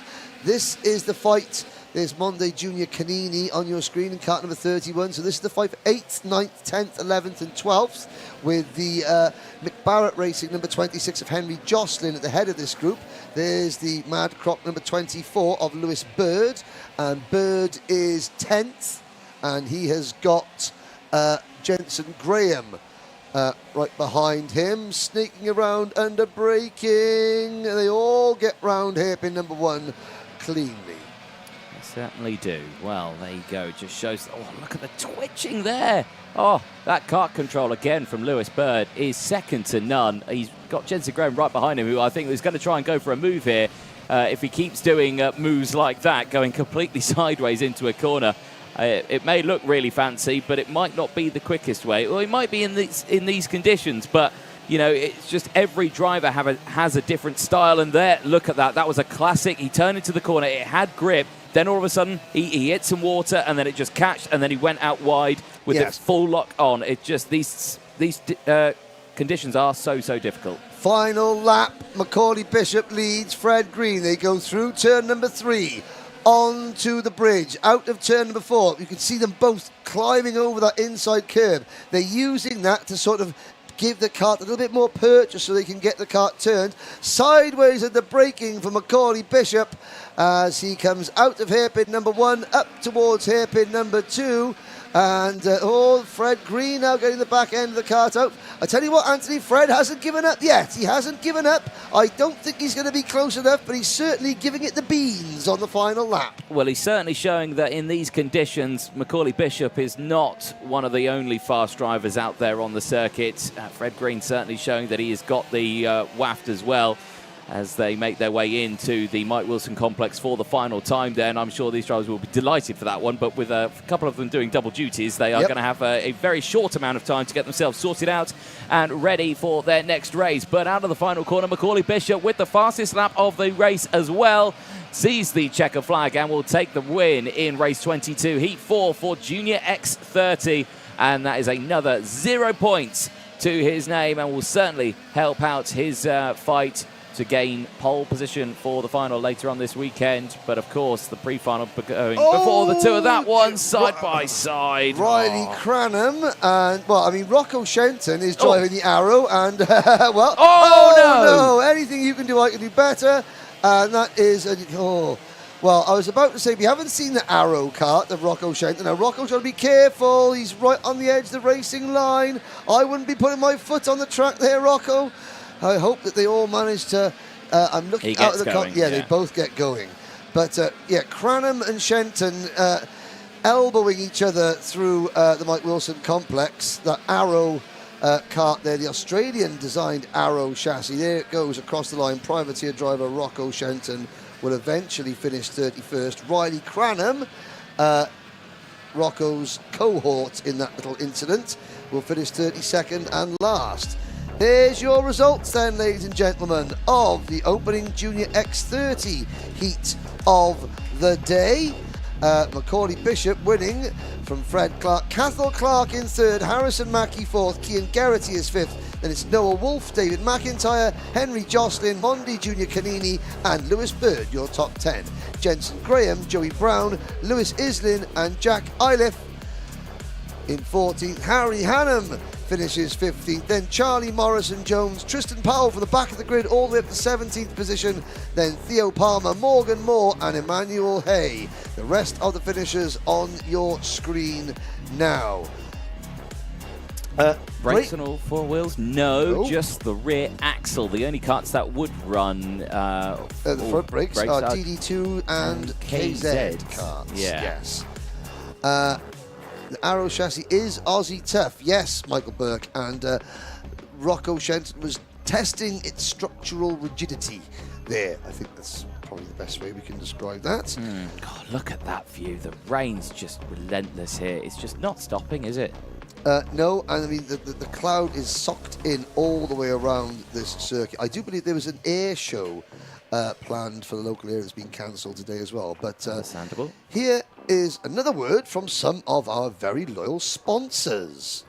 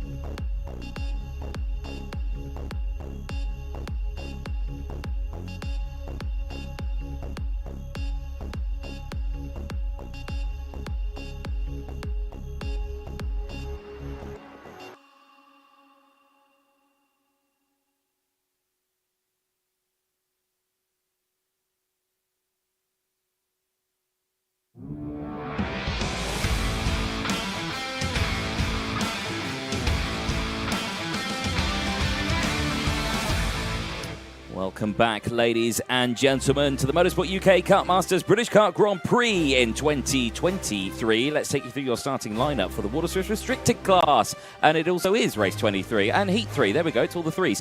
Austin Newstead and Ronnie Carter start this one on the front row. Mason Brooks and Austin Gibson go from row 2. Alfie Davidson and Daniel Ferguson, they round out the top 6 on row number 3. Row number 4 sees Colby Patterson and Harry Williams take that row. Oliver Warner and Charlie Clough round out row 5 and the top 10. Lingan Lee and Callum Graham go from row 7. Nikita Mir and Senna Shellikens go from row 7. Ava Lawrence and George House, who did not have a good qualifying, starts at the back of the grid. Now, George House was a driver who was battling at the front yesterday, Henry. What are we going to see from him this day? Several spins in qualifying for the number 77 Oliver Rowland Motorsport kart. You will see George House making many, many passes. He'll be trying to do that at least, and of course overtaking. The field gets spread out a lot more. That can work in George House's favour if he has got a lot more pace than apart from the top couple of drivers, obviously. But the midfield runners, the back markers, certainly George House can cut through them like a hot knife through butter. Oliver Cottam asked how many heats are there. There are 19 heats in total today. This is the 4th of them. Yeah, we have 4 more heats to go before the lunch break, and then another load of them after the lunch break. We are racing all the way to 6 o'clock this evening. Yes, we are. Zanette Fergusone. Go, Daniel Ferguson. You can do it. Well, Daniel is starting from... Let's have a look. Where's Daniel starting from? He's starting from 6th on the grid in kart number 15. Here we go then, Anthony.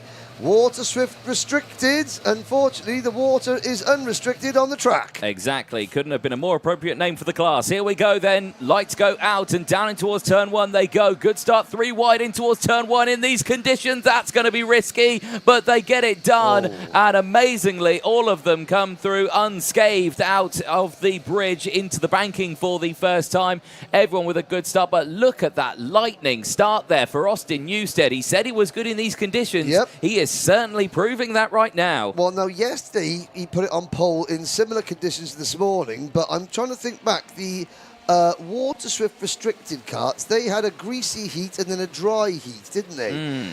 Now he's getting a chance to show what he can do in a full wet race. Who's that saying? Alfie Davidson getting plenty of good luck wishes. Hardy Noah Mamasi saying good afternoon, Anthony, Henry and all the Alpha Live crew. Thank you, good to see you, Hardy. The Anglo-Canadian driver, who we aren't seeing here. He's the E-plate holder, I believe. I believe so, yes. Yes, I think this is a good run we're seeing from these drivers, but certainly the spray still kicking up quite a lot, even for these very small karts. We'll see how these drivers do out of the course of this race. But yes, you are right in saying this is the Water Swift restricted class, race 23, heat 3 of the weekend. And look at that gap. Austin Newstead, I've got to say, certainly showing what he's got here. But rest of the field doing what they can as they make their way back over the start-finish line. What's the problem with driver number 33? Problem for Ronnie Carter. It may just be getting clogged up with debris and water here. And the air is looking very slow on the start-finish straight, isn't it? Yep, so that is Ronnie Carter. He's going to have a long 8.5 minutes. If it's an intermittent problem, he's got to try and stay out there. He was running in... Where was he running? He was running in the top 5. But now he has dropped back to, let's have a look, where's Ronnie Carter? He was 7th, and he's probably dropped another couple of positions after that. Elizabeth Dunn, what chassis, etc.? Well, I shall tell you, Elizabeth, and say hi to Noel and to Alex. Well, Austin Gibson is on a KR, a Kart Republic chassis. Callum Graham is on a Birrell ART, as is Attica Mia. There's an EKS chassis for Daniel Ferguson. Some Paralins as well. So that is where. So that is no, the Synergy chassis has morphed into a Birrell ART for homologation purposes, I believe. Right. Okay, there we go. Fun fact for you there, down on the inside there. Nice little look for Daniel Ferguson on Harry Williams. Not able to get it done though.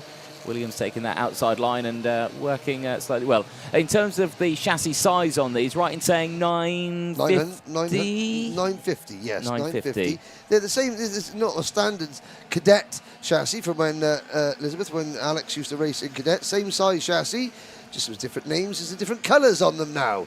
As there's the number 44 kart of Harry Williams holding on to 6th position. Meanwhile, Austin Newstead has opened up a 1.2 second lead over the PF plate of Austin Gibson. Mason Brooks is in 3rd, a further 1.5 seconds behind Gibson. Then is a big 2.5 second gap back to Alfie Davidson in 4th, who has got Colby Patterson, Harry Williams, Daniel Ferguson, the rapidly rising number 77 kart of George House, already into 8th place, ahead of Charlie Clough and Senna Shellakins. Oliver Warner, Linghan Lee, Attica Mia, Callum Graham, Ronnie Carter, the hobbled Ronnie Carter, and Ava Lawrence round out the running order. Yes, indeed. And change of position. Yes, indeed. As Davidson and Colby Patterson still battling away there.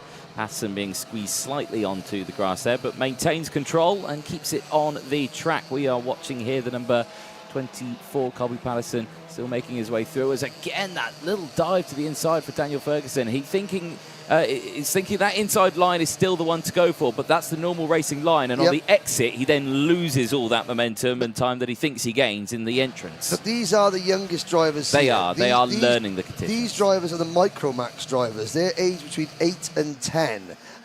Why we got Waterswift restricted and Waterswift non-restricted? Well, because prior to this, in the age of the Iami Gazelle engine, it was just one class. You'd have 8-year-olds racing against 11 and 12-year-olds. So they have split the difference, so to speak. So the younger drivers and the lighter drivers really can race against each other, and then the older, slightly more experienced drivers can also race against each other.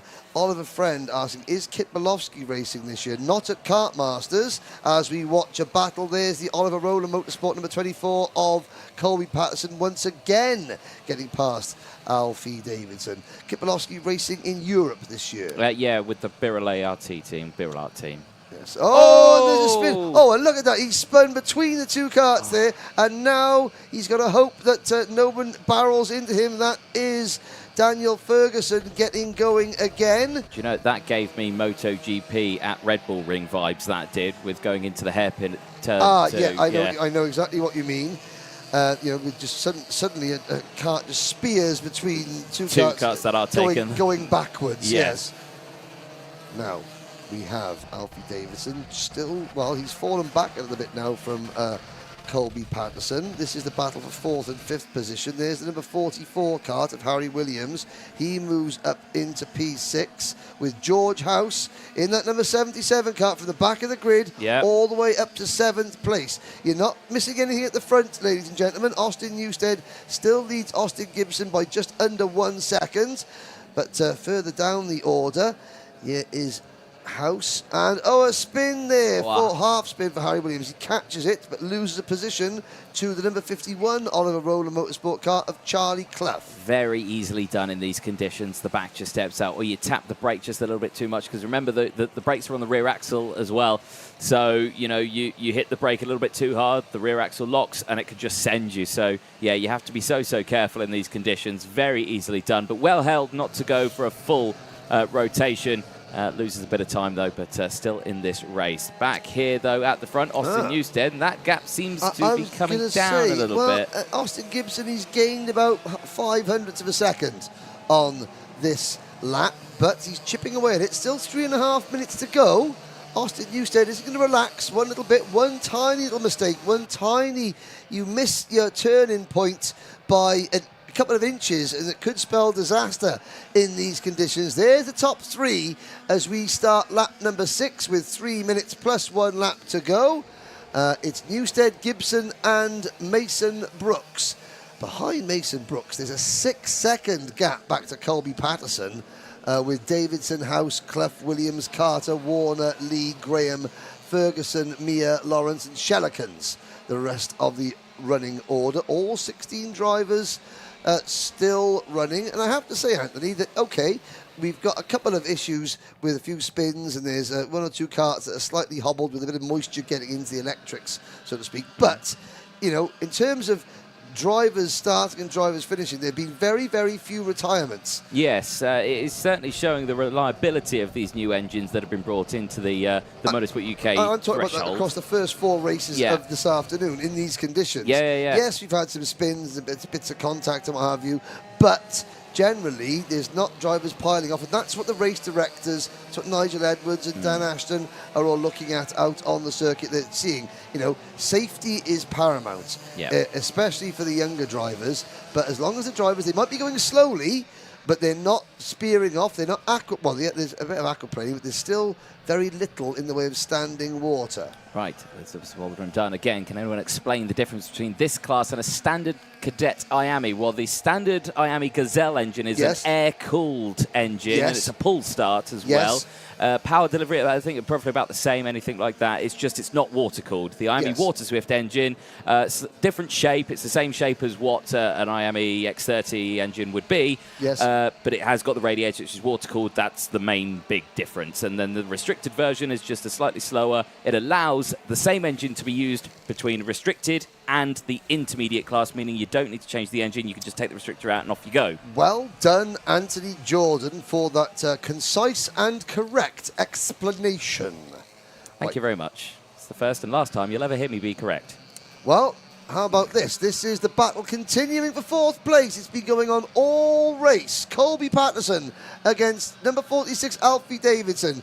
Oliver Rowland Motorsport versus Fusion, with George House closing in. But up at the front, we've got a new fast. Oh, there goes Davidson backwards. He keeps it out of the tyre barriers. He somehow gets a tiny bit of traction on those grass blocks back in the race, but that will drop him down into 9th position, behind his teammate Ronnie Carter, whose problems that we saw him have on the opening 2 laps seems to have cured themselves. Yes, that is good. Austin Newstead, though, on the last lap, sets the fastest lap of the race. He's starting to open up that gap, and a big moment there across the line for Harry Williams. The car just stepping out, and amazingly, he brought it back onto the track. Colby Patterson now goes for a spin. Oh, dear. So Colby Patterson, he'd finally got rid of Alfie Davidson when Davidson spun, and then half a lap later he goes off. Oh, it's such a shame that this happens. It's just that last ditch. I hit the brakes too hard. Oh no, it's going, and it's gone. Colby Patterson only missed his braking point by a matter of meters. A meter or two. And here is now the battle for what is... Hang on a second. This is Charlie Clough and the number 33 of Ronnie Carter. This is the battle for 5th and 6th position now, with the delay to Colby Patterson. Jack Stewart asking, what trainers is Dan Ashton rocking today? The same red trainers as yesterday. You'll be disappointed to hear, Jack. No special Kartmasters trainers for Dan Ashton. Very disappointing. Now, Austin Newstead has responded to Austin Gibson's fastest lap with a fastest lap of his own, 1 minute 22.20. The gap at the front is out to 1.5 seconds. There's the number 51 car, Charlie Clough, fifth position, chasing the number 33 of Ronnie Carter, and they're both now behind George House, who's gone from 16th to he's up 12 positions from 16th to 4th. There we go. Well, apparently me being technical is amusing to people as we go into the final lap. I was surprised, just like everybody else. Yeah, do you know what? I was surprised as well.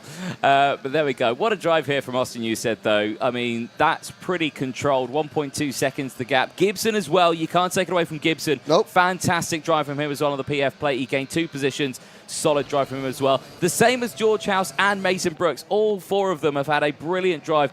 I've got to give this one, though, to George House. Back of the grid, 12 positions gained. He's there in P4 and has had an absolute blinder. Despite the spins in qualifying, he's got used to those conditions now. Solid drive. Mature drive. Well, Austin Newstead will take his first race win of Kartmasters 2023. Austin Gibson maintains his record of finishing first or second in all 3 of his heat races so far. There is Mason Brooks going across the line. That is Brooks' best result of Kartmasters this year, a third-place effort. And then, man of the race, George House, finishes P4. Ronnie Carter will come home in 5th position with Charlie Clough, Harry Williams, Alfie Davidson, and China's Linghan Li will finish in 9th position. And that is Linghan's best result of the weekend so far. The rest of the finishing order on your screen there. Ferguson, Warner, Graham, Patterson, Shallikans next, and then Attica Mia and Ava Lawrence, 15th and 16th.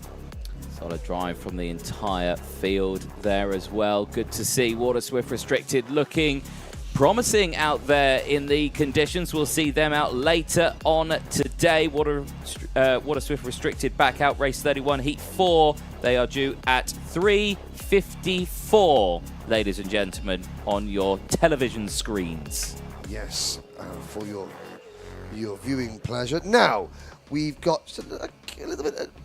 small amount of time to fill before we go to our next commercial break. Anthony's going to eat a donut. I think that there he is. Look at that. There's proof, ladies and gentlemen. I didn't throw Anthony's donuts away or give them away. I should have. Would you like it's one? That lovely lady that brought me 4 litres of Iron Brew. I know. I have to buy my own. Is this fair? Yeah, it's fine. I don't care. Would you like a donut, Henry? No, thank you. I'm on a diet. Are you? Hey, what do we tell the drivers? Don't tell Porky Pies. I know, because I've eaten them all. Right, then, here we go. The commentator at Clay was... Oh, dear, okay, we're not going to talk about that. We're going to talk about this. This is moisture, more of it. And I'm looking across at the short chutes coming out of hairpin number 2 towards the Terry Fullerton S's. And now water is creeping on to the track. Pools of it. We're going to have a short break, then we'll be bringing you race number 24.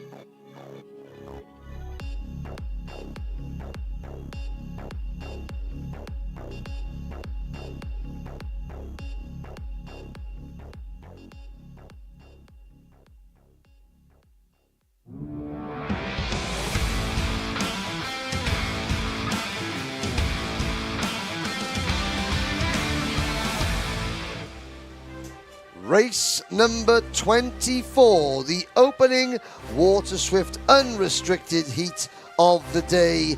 28 drivers, they line up as follows. Pole position for Will Green with George Edgar on the outside of row number 1. Jesse Phillips and Kanish Rao start from row number 2. Archie Lovett and Max Endicott go from row number 3. Row 4 is Aaron Richardson and Harley Musk. The top 10 concluded by Ethan Woodward and Jensen Ackerman.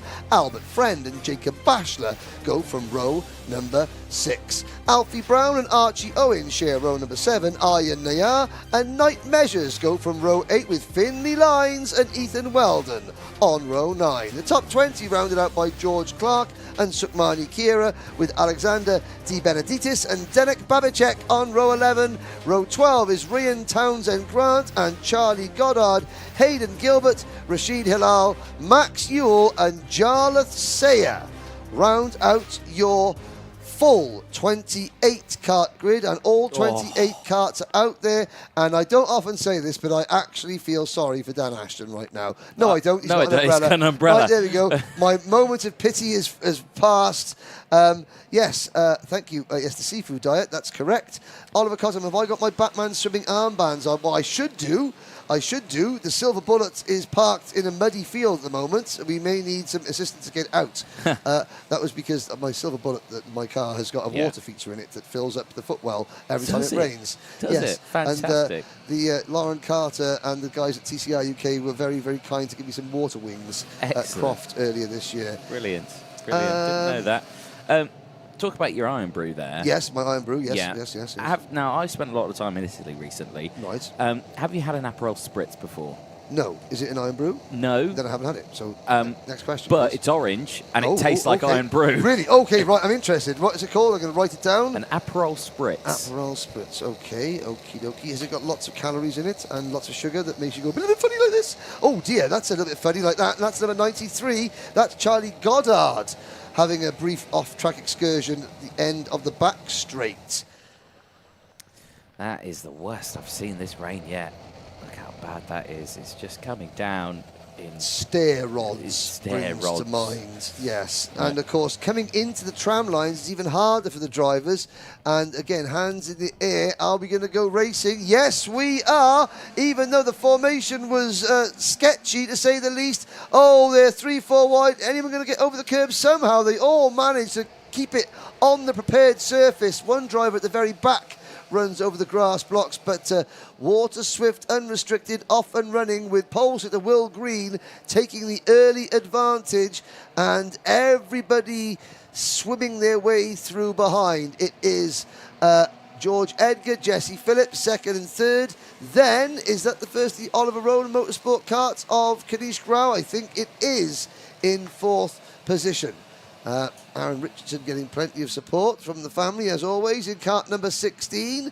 Through hairpin number 2 we go. And up the short chute. Now, that very bright blue kart with the driver with the blue crash helmet, that's Max Endicott for the George Gibbons Motorsport team. Max fourth in points at the moment and doing very well. Again, he's got no teammates around him. He's the only George Gibbons Motorsport kart in this field.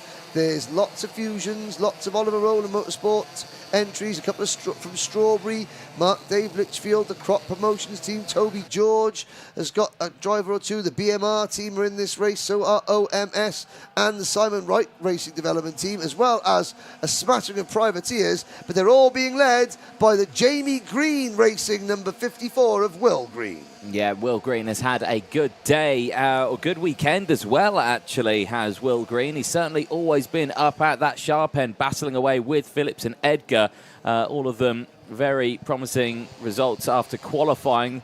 Top three there as well, certainly looking like the three that are going to be your main contenders into that Grand Prix on Sunday. But this is Kartmasters, anything can happen, as going down into the braking zone there. Very close moment there for Kanish Rao, and he gets it done. Yeah, again, smart move. And again, what Kanish did there that was good, he dove in deep, but then he pinned Max, the driver he was passing, to the outside, so that the driver he was overtaking couldn't get the crossover and the undercut. Yeah. It was certainly a nice little drive there. So if you can get that block pass on as well, that can certainly help you out. Yeah, you can send it down the inside, but then you always think, yeah, if you can stop it in time and get it round, yeah, you can prevent that person who's got that undercut to, they give you a friendly boost out of the corner as well as they hit the power. Yes, to the detriment of their nose cones sometimes. Yes. There's the number 94 kart. That is Alfie Brown, the only private, there's a couple of privateers in the race. Alfie Brown on the Birrell ART kart is the best placed of them so far, in a very, very creditable 13th position, and Alfie is actually 13th in the point standings. There is an abandoned wagon on the inside. It is Rian Townsend Grant's kart. Sukmani Kira has also not taken the start. Yeah, and a spin. And a spin. That's number 16. That's Aaron Richardson. Oh, dear, Aaron. That is not what you want to see. And luckily for him, he gets it going again, keeps it out the barrier, and luckily I don't think any damage there. But, it just shows how tricky it is out there. One lapse of concentration and you can go round. It's not even this. Battle for the race lead. Jesse Phillips passing Will Green for top spot, with George Edgar watching on behind.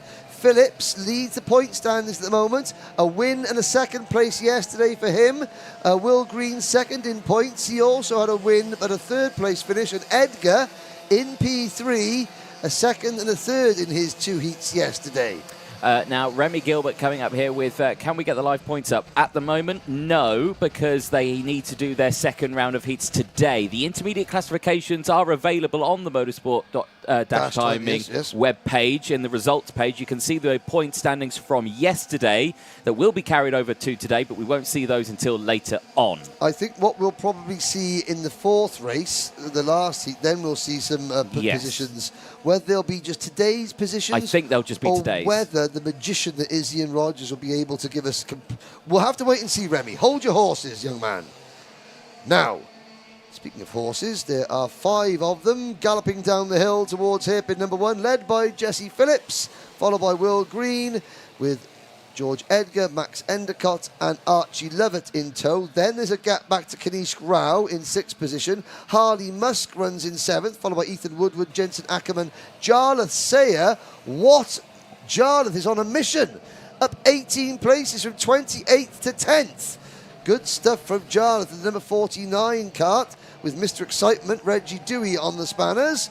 But here are your lead 5 carts. And I've got to say, Anthony, this is the first time we've had a lead battle group, really. Yes, no, this is absolutely fantastic, showing that there is a lot of experience in the Water Swift class. And, of course, there is definitely a lot of experience in this one. We've got drivers who have been, you know, winners in the British Kart Champions. You know, we've had, I think, Kartmasters winners in this as well. So, you know, there is some plenty of talent in this group, as we are seeing this close battle still ensue between Jesse Phillips and Will Green.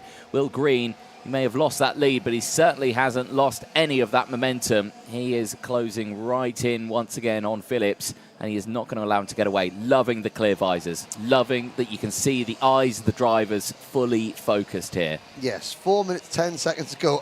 Emma Barrett asks a question. Hi, Henry and Anthony. Out of interest, do you know who is the youngest Kartmasters 2023 competitor and who is the oldest? The short answer is I don't know. The youngest will be in either Micromax or in Water Swift Restricted, because that is a class where you can be 8 years old to race. So there's going to be several 8-year-olds out there. The oldest driver... Ooh, that honestly could vary, because there's no limit. Yeah, well, yeah, I mean, there's no limit, but I'm going to let me have a little think about that. The oldest James driver... Lingard, is he racing this weekend? James Lingard could be. I mean, I don't think there's a single driver here over the age of 30. No. I could be wrong, but maybe James Lingard, maybe Josh Price. I don't know. We'll have to see. I don't know is the short answer, but there's a couple of guesses for you. Nobody running a windmill visor. That's correct, Motorsport Magpie. And I think the sport is poorer for the fact we've got no windmill visors. But yeah, I hate that they've gone. I think they were fantastic. Yes. Now, bring back the windmills. But what the windmill visor would have stopped us doing is looking into the driver's eyes. Let's have a look. Now, there, razor focused. As Jesse Phillips loses the race lead, or does he? No. He managed to hang on down the outside. Off they come down the banking. Phillips looks over his shoulder, tucks his head down. He can see that him and Will Green, who wipes his visor, again, spray causing issues. They've broken away a little bit from new third-place driver Max Endicott. Now, Yak has just come in saying, Henry, what do you win for what do you get for winning Kartmasters? Well, I can tell you right now that there is a smattering prize pool worth £36,000. Oh! There's engines, tyres, there's BTCC tickets, there's entry into Miami World Finals. There is a smattering of prizes. And cash money. And cash money as well, yes. Yes. And a trophy. And a trophy. And the GP plate. And a smattering of other specialist trophies as well. Yes. You've got the Bruno Ferrari trophy as well. Yeah, the Nicholas Womes trophy. Yeah. You've got Delta Raceware sponsoring the driver that gains the most positions in the Grand Prix itself on Sunday. They get a free race suit. Vera Tools are sponsoring the driver of the day and the Best Privateer Award. And their prize is about £2,800 worth of tools per prize. Yes. And they get interviewed by Sky Sports' Chris McCarthy, and he hates us calling him Sky Sports. He does hate us calling him that. Oh, brilliant. Right, back to the racing, and there's the number 89 kart going through your screen. That's Archie Lovett, and Archie is in 5th position, chasing down George Edgar. But here are the two leaders, Phillips and Green. They're 1.2 seconds in front of 3rd place driver Max Endicott. Oliver Cotton, what is the windmill visor? Well, it was this sort of clear plastic circle that you strapped to the front of your crash helmet, and it spun round like a windmill, and it sort of stopped the rain landing on your visor. Honestly, I have no idea how anyone saw anything out of those. Oh, but they were great. They were great. Now, here we go. Windmill visors and Zappelli wetsuits. That's my Euro karting. There is Max Endicott. Look at that, squinting. He can't, he's got so much spray going into his face. You can see the drivers, some of them have got to actually lift their visors up ever so slightly because of the steam and the mist. But incredibly difficult to see where they're going. But there is the battle for 4th position, and that is Lovett closing in on Edgar. 5 drivers start lap number 8 together. 30 seconds to go. Behind the rest of the top 5, Rao, Musk, Sayer, Woodward and Ackerman, your top 10. Then Albert Friend, Richardson, Bashler, Brown, Lines, Measures, Clark, Owen, Nayar, Babicek, Goddard and Di Benedictis. The top 22, Hayden Gilbert, Ethan Weldon, Rashid Hilal and Max Ewell round out the running order. Still a very close race on this one. Less than a second between Phillips and Will Green. Timer strikes 0 now. We are running out of time for Will Green, who has got the fastest lap of the race. To close that gap, Phillips controlling this race very, very well. Max Endicott as well. He is having a fabulous one. GGM, they're not a big team in the UK. You know, they've come over here. They've got a couple of drivers running this weekend. And Max Endicott is certainly showing that team has got some talent in what they're doing with the spanners out there as well in the paddock and bringing it onto the track. The kart looking absolutely rapid. He's there in P3, gaining 3 positions in this race as well. Yes, indeed. George Gibbons Motorsport, they made their Kartmasters debut last year with Connor Clancy and Maxim Bobrashov. Both Clancy and Bobrashov were entered this year, but have had to withdraw. I think Connor Clancy may have injured himself ever so slightly at Le Mans last weekend. But we're on to the final lap, and Jesse Phillips has established a slight amount of breathing space. 1 second over Will Green, who takes that different line onto the bridge there. Oh, and Archie Lovett gets all crossed up going over the bridge and almost loses it. Rao is 6th, but the leaders come down the hill towards hairpin number 1. Yellow flags waving at the first corner, but they are retracted, so whoever took a brief excursion is now back onto the prepared surface. And, well, I've got to say, Jesse Phillips and Will Green, they put on quite a battle for us. They certainly have, yeah. It was all the way to the end. The battle still ensuing further back as well between Endicott, Edgar and Lovett. They are still very close there as well, but all eyes will be on Jesse Phillips as he'll take a race win this weekend. Certainly will be delighted with that one. I believe he leads the points standings at the moment in class. Am I right in saying that, Henry? Pardon? I wasn't listening to you. I was in the world of my own, looking at paperwork. That's absolutely fine. No one listened to me anyway. That's right. I was saying, was Jesse Phillips leading the point standings going into today? I think he is, yes, wasn't he? Yes, he was. Yes. So. And he will continue. He will extend his points lead with that win. But Will Green keeps in touch. Will Green 2nd in points, 2nd in this race. As the rest of the field come across the line. Here's a battle. There is the number 46 kart. That's Alexander Di Benedictis, the driver from London on the Simon Wright kart. And he is striving to keep in front of Ethan Weldon. This is the battle for 22nd place. There's the number 30 kart crossing the line. That was Denek Babicek from the Czech Republic. And he just pips Night Measures. So there we go. That is the end of the opening Waterswift Unrestricted race of the day. You will see the results coming up on your screen right about now. On cue, Jesse Phillips. A 2nd heat win out of 3. Will Green has now got a 1st, a 2nd and a 3rd place effort from his 3 heat races. And Max Endicott keeping, and George Edgar both keeping the pressure on the top 2 in the point standings with a 3rd and a 4th place finish. Archie Lovett, he'll be enjoying that. He's 15th in the point standings, and that 5th place finish will help him. with Kanish Grau, Harley Musk, Jarlath Sayer from the back of the grid, gaining 20 places to finish 8th. Well done, Jarlath. There is a look at the rest of the finishing order. Certainly a brilliant run then for Waterswift Race 24. They are out again later today for their second and final heat of the weekend before they go into their pre-finals and finals tomorrow on Sunday. Waterswift Inter will be back at 4:12 this afternoon. We are going to be taking a short ad break, but do not go anywhere because Micromax UK Race 25 Heat 3 will be coming up next. Stay tuned. This is the Motorsport UK Kartmasters British Kart Grand Prix that is currently underwater.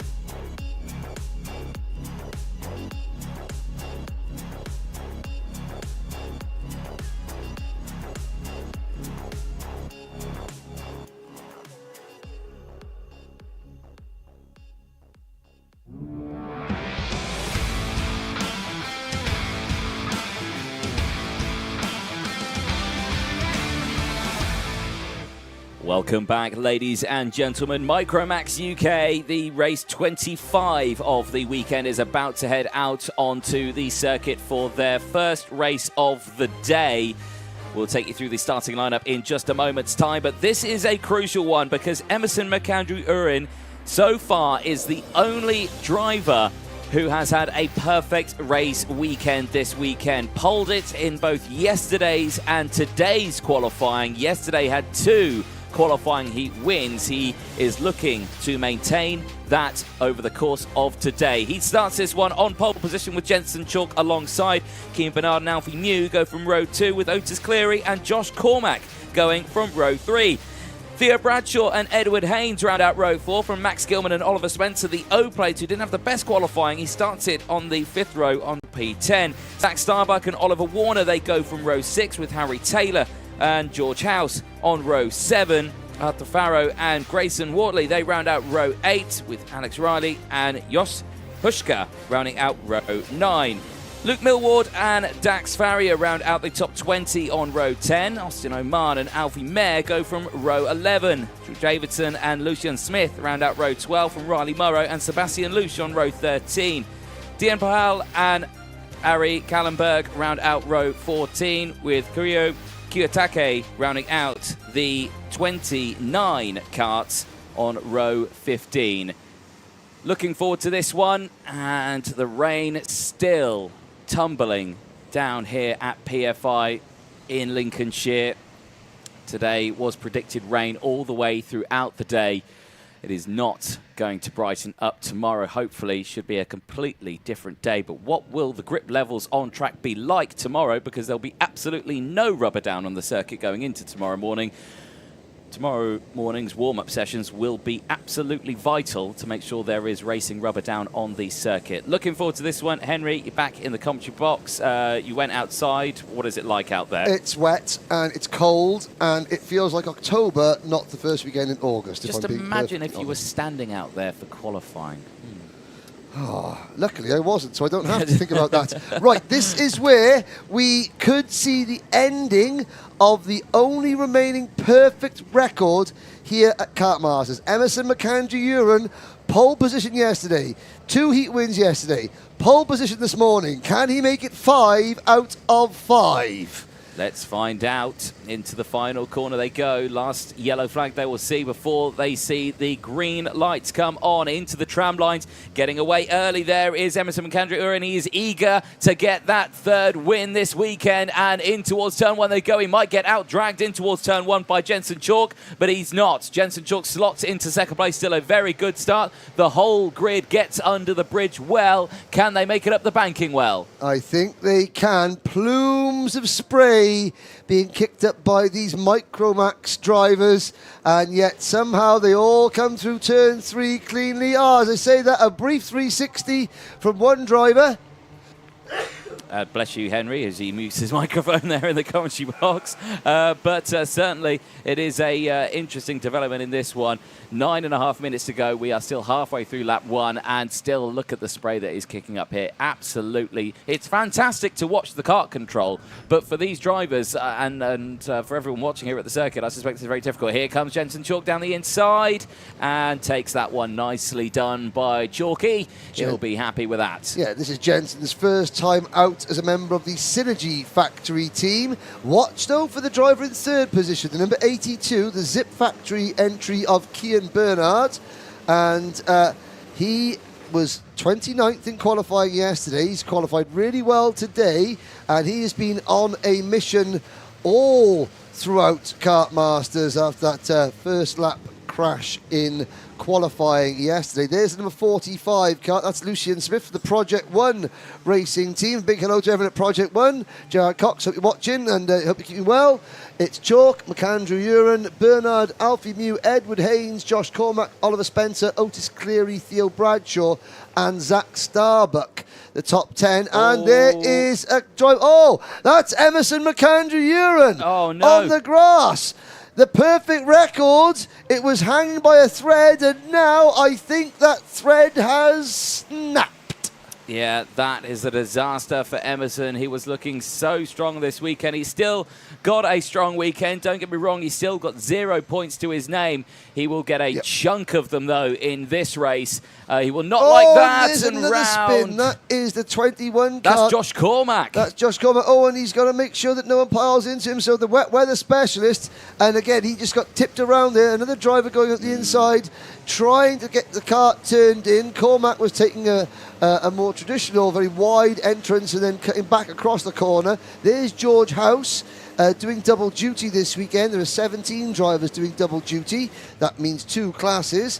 And George House is 12th, make it 11th, because he's just gone past Max Gilman. There's McAndrew Uren in the Dan Holland Racing number 33. Yellow flags waving up at Bobby Game Corner. How many positions has that cost Emerson? The answer is it's cost him 9 places. Make it 8, because he moves up from 10th to 9th, passing the number 50 Cato Motorsport kart of Max Gilman. Well, I mean, it's happened very early on into the race. He's got plenty of time to try and bring that back, but that is going to be a challenge for him because he's got some seriously quick drivers in front of him. And look at the spaces between them as well. It's not as though they're all closely packed together. Now, Jensen Chalk, 4th in points. He's got 7 points. He would stay on 7 points if things stay as they are.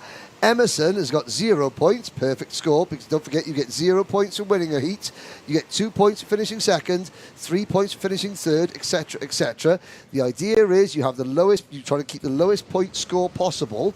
At the moment, McAndrew Uren would have 9 points, so Jensen Chalk would leapfrog McAndrew Uren and Harry Taylor and Oliver Spencer to move it to the top of the points table. There's the number 46 kart, the Richardson Chassis Engineering entry of Edward Haynes, and he's got force waft propelling him along. And actually, I think they would need propellers, as there's the O plate. Oliver Spencer running a little bit wide, coming on to start finish straight. There's McAndrew Uren coming out of the final corner using all the grass blocks and a little bit more. But it's Chalk, Bernard, Haynes, Mew, Spencer, Cleary, Bradshaw, Starbuck. The 3 micro tiers, Bernard, Bradshaw and Starbuck, are all in the top 8. But Emerson McAndrew Uren in 9th position is bearing down on Starbuck and Bradshaw.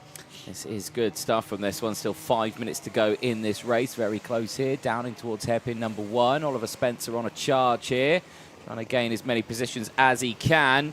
Not the best qualifying that we've seen from him, but he's up into P5 now, and he's looking to try and get P6. More battles here as well, down in towards hairpin 1. Very, very close, as Spencer now's got the inside row here, side by side with Alfie Mew. Mew's not going to give it up easily and gets the power down earlier and has the momentum to maintain that lead. There is Jensen Chalk and Kian Bernard, who's looking absolutely rapid here. He's just set the new fastest lap of the race, 1 minute 22.56, as we watch Oliver Spencer try and wrestle fourth position away from number 32, Alfie Mew.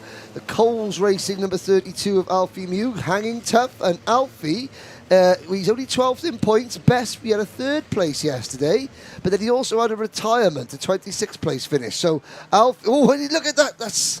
Now, there is the problem. You can see Alfie Mew, you can see the car is aquaplane. The back end suddenly started dancing around and trying to overtake the front end whilst Alfie was driving in a straight line. The rain is as heavy as it's ever been. You can see the marshal there in the foreground just scrambling back to his post. And Spencer and Mew side by side. Mew just about holds on. Yeah, nice racing so far for these drivers. Well, still time running out. And again, he'll have another chance to go down in towards hairpin 1 here. Not able to get it done there. Thinks against it. This is the battle further behind. This is Theo Bradshaw and Otis Cleary going for moves. Now it's side by side again with Spencer and Mew. Mew's got the inside line. Now watch for the switchback here. Bit of contact between the two of them. Bit of jostling. And now Spencer gets the job done. And, well, Mew with a bit of a hand gesture, I think, putting on and maybe even returning the favour slightly into the Fullerton S's. The two of them are battling away fiercely now. The battle behind still kicking off. George House getting past Emerson McAndrew-Urin as he tries his best to close up to this battle, but he just seems to have lost that rhythm now. Yeah, George House has actually caught and passed McAndrew-Urin. So McAndrew-Urin, I thought, would start scything his way back up the order, but that's not been the case. He made a couple of passes, then he sort of stalled out in 9th place, and now he's dropped back to 10th behind George House. George House has already passed 3/4 of the Water Swift restricted field, and now he is trying to pass half of the Micromax field. So it's been a good morning for George House, and he proves it by setting a new fastest lap. There is one of the zip carts going through, and that was Theo Bradshaw just in front of the Jack. Oh, and there's 2 carts off. That's McAndrew-Urin sliding into Zach Starbuck. George House. Here comes Emerson up the inside. Oh, and Starbuck there teetering in the mud almost. They somehow all get round cleanly. I haven't mentioned Otis Cleary much in this race. In the Jack Dex Racing number 25, he's just been minding his own business. He's 9th in the point standings, and this would be his best result if he stays in P7. It would be his best result. This is absolutely fantastic driving from him. Look at him go just in that one there in the background. But watch out for this battle. And Starbuck again looking to the inside. And a bit of contact again between the two of them. Oh, and a bit more. And that time Starbuck bought the brunt of it. And now he's got to have to close that gap up once again. But, you know, he caught the slide. He wasn't a full spin. And there's Cleary just behind the number 44 zip cart of Theo Bradshaw. So Otis Cleary sitting in P7, just a few inches behind P6, with Emerson McAndrew-Urin now in 8th, House 9th, Starbuck 10th. Max Gilman runs in 11th position, followed by Harry Taylor, Arthur Farrow, Luke Millward, Riley Murrow, Oliver Warner, Josh Cormack, Grayson Wortley, Lucian Smith, Josh Hushka, Drew Davidson, Alfie Mayer, Dian Pahal, Dax Farah, Alex Riley, Austin Oman, Sebastian Lusch, Ari Kallenberg, and Japan's Kuryu Kiyotake rounds out the field in 29th position. Once again, though, Anthony, all 29 starters still running as we enter the final minute of this race. This is still great stuff from these karts. I mean, the fact that these are some of the, smaller engines, some of the smallest that we've got, the fact that they're able to keep going with all these electrical parts that they've got involved, it just shows the reliability of the engine as well. Yeah, and people say about, karting's really expensive nowadays. The big teams obviously have brought in with them an increase in price, but it's the preparation of the karts. Yes. All these teams are preparing the karts before absolutely torrential rain, and nothing is failing or falling off, which is, you know, why the big teams are here. Now, Jensen Chalk, 0.3 of a second in front of Cian Bernard. The clock has struck 0. Next time around, they'll get the last lap board. We are looking at Theo Bradshaw, followed by Otis Cleary. There's the Jack Dex, number 25. Here is the battle for the race lead. Yes, it is. It's closing in. Jensen Chalk has been reeled in again by Cian Bernard. Both of them have just been swapping fastest lap times. Look at it. Tipping it in is Cian Bernard. Tipping it in. Tipping it in. Tipping and buffeting. Yeah, tipping and buffeting. Tipping and buffeting. The real. I was going to say, I had a message from Darren Howarth yesterday saying hi to us in the commentary box. We need Philip Howarth back in his paddock. The real number one. The real number one. He's been racing in other championships, but how dare he? But this championship, Kartmasters, the British Championship, they tend to sort of don't change results after 5 months. Let's just say that. Here we go. Jensen Chalk coming out of the Mike Wilson complex. And he will see the last lap board. It's going to be a very long lap for the Synergy factory driver. Oh, puddles on the exit of the final chicane. And Edward Haynes in third position, minding his own business, through the Bruno Ferrari S's for the final time. Oh, Chalk gets a little bit sideways. And this is Cian Bernard's chance to pounce. Move Cian Bernard into P1. Change of lead on the final lap, and I suspect we're going to get some more here as again both of them are side by side, and it's a very risky move there from Jensen Chalk to try and go around the outside off the exit of the bridge. You know the cut's going to run wide again down in towards hairpin number 1. Here we go, side by side. Chalk will have to concede that one as Cian Bernard just runs out slightly wide there. Very smart driving from Cian Bernard there. He could see Jensen on the outside thinking, okay, I'm just going to drive you towards the barrier and then wait for the kart to bite and turn. But Jensen isn't giving up yet. No, he certainly isn't. These two going at it like a tooth and nail. But look at Edward Haynes. He's closing in now with these two scrapping. They are losing so much time here. But out of the Bobby Game corner, unless there's something here, because again, look how quickly Chalk closes in. I don't think we're going to see a change here unless he could get alongside. We saw this between two of them earlier on and it ended in tears. But it is Cian Bernard who holds on to it as Chalk tries to go down the inside. Very close and respectful racing. Yep. But Cian Bernard will take the win, and he will take 0 points to his name from Jensen Chalk. Edward Haynes latched on to the back of them to finish in P3 from Oliver Spencer. Brilliant drive from him up to P4. From Alfie Mew, Theo Bradshaw from Otis Cleary, Emerson McAndrew-Uren did battle his way back up into P8 from George House, and Zach Starbuck rounding out the top 10. Very excellent racing. And even though Emerson McAndrew-Uren's perfect record has gone, the fact that Jensen Chalk lost the lead on the last lap means that Emerson McAndrew-Uren, I believe, still holds on to the top of the point standings. He now has 8 points. Jensen Chalk has 9. There is your results. Edward Haynes doing a good job in third position. He closed right up there at the end after a pretty lonely race, it has to be said, for much of that 10-minute plus 1 lap heat. Oliver Spencer, Alfie Mew, Theo Bradshaw, Otis Cleary, Emerson McAndrew-Uren, George House and Zach Starbuck, your top 10. Max Gilman, Harry Taylor, who was second in points. That will drop Harry Taylor a little bit further down the order after that 12th place effort. Luke Millwood and Arthur Farrow were next. Here is a look at the remaining finishers. All 29 starters made it to the end, with the Dubai's Ari Kallenberg and Japan's Kiryu Kiyotake rounding out the finishers. Ooh, right, where are we now? We've got two more races before the lunch break. What you can see during the lunch break, ladies and gentlemen, is the first half of last night's Paddock Show. The full unedited version is on the Alpha Live YouTube channel, but here is another word from one of our sponsors.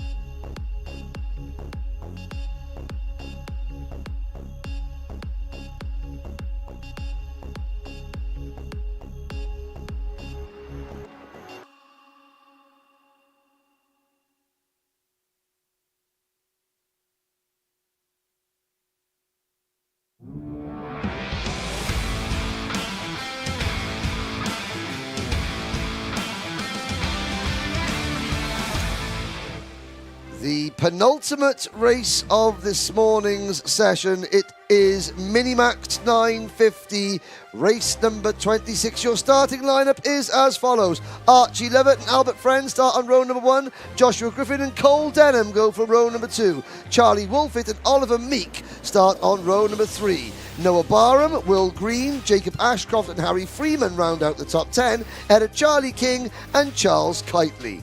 On row number 7, Isabella Stansmore-Wilson starts alongside Finley Lines with Isaac Barker and Jack Collinson. On row number 8, Stanley Clark and Hasnain Khan are on row number 9.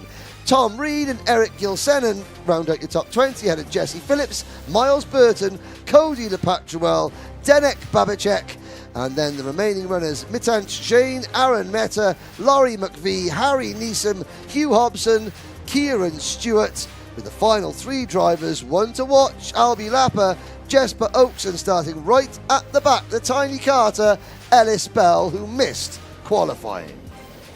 Did you ever find out why Ellis missed qualifying? Well, because he didn't go out. I don't know. No is the answer.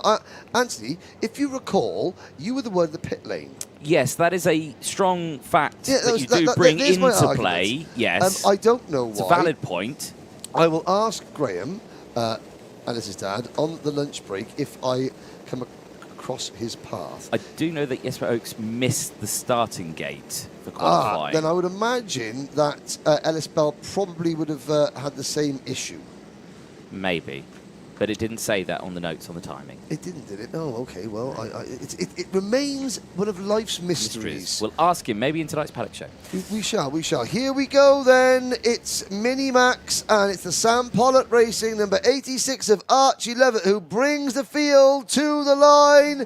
And the lights out, we're off and racing. Albert Friend understeering. Oh, Friend's going to go off. They're 3 wide.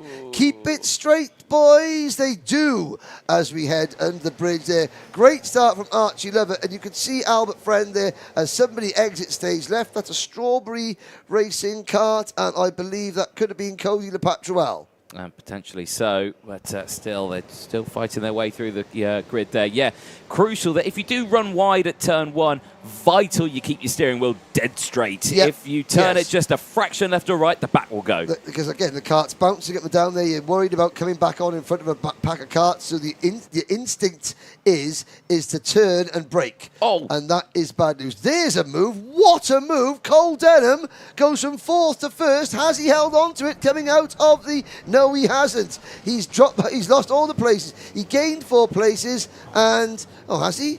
Yes, he gained 4 places and lost 5. Yeah. Wow.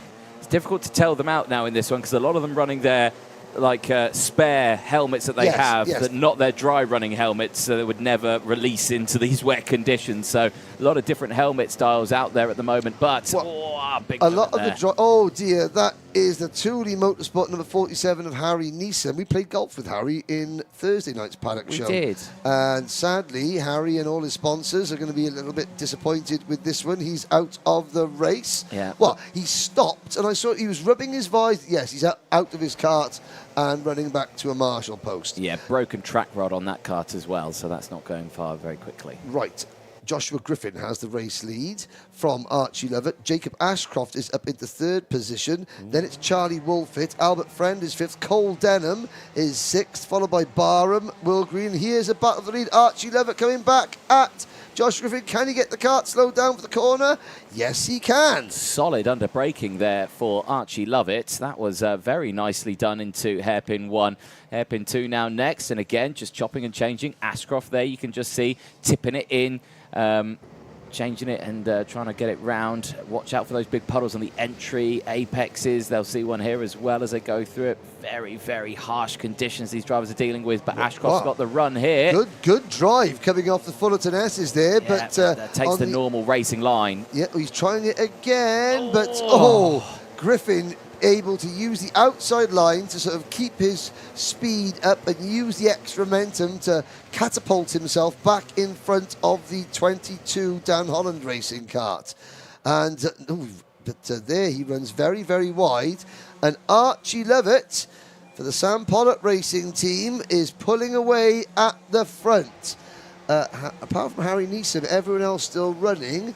Let's have a look. Ellis Bell has already gained 15 positions. He's up to 18th. Albie Lapper has also gained 15 positions. He is up to 16th as Cole Denham gets a 5-second penalty. Oh, no. Cole Denham. Well, I mean, P6 for him. What would that have been for? Well, I mean, I don't know is the honest answer. And there's a little bit more buffeting. That wasn't something that we've not seen. That was more buffeting than tipping. Yes. Going into the first hit. But there's Albert Friend to the inside. He understeers, almost sideswipes Joshua Griffin, but managed to hold on to it. And now Denham, in the number 62 kart, makes the move. Cole will see he's got a 5-second penalty the next time he crosses the start-finish line.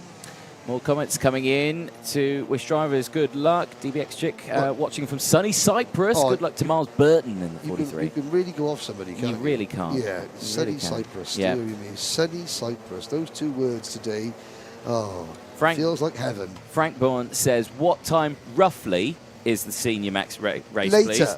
It's later. Yeah. Is that rough enough for you, Frank? Well, I can tell you exactly. It's at 18 minutes past 3. Well, he didn't want to know that. He wanted to roughly. So it's just before 20 past. Yeah. There we go. Is that Chris Walker finally appearing at the first hairpin exit? Kartpix.net's Chris Walker. No, that's a traffic cone, but good spot. Well, it's somebody else in a pink in a pink tabard. We've got several photographers here.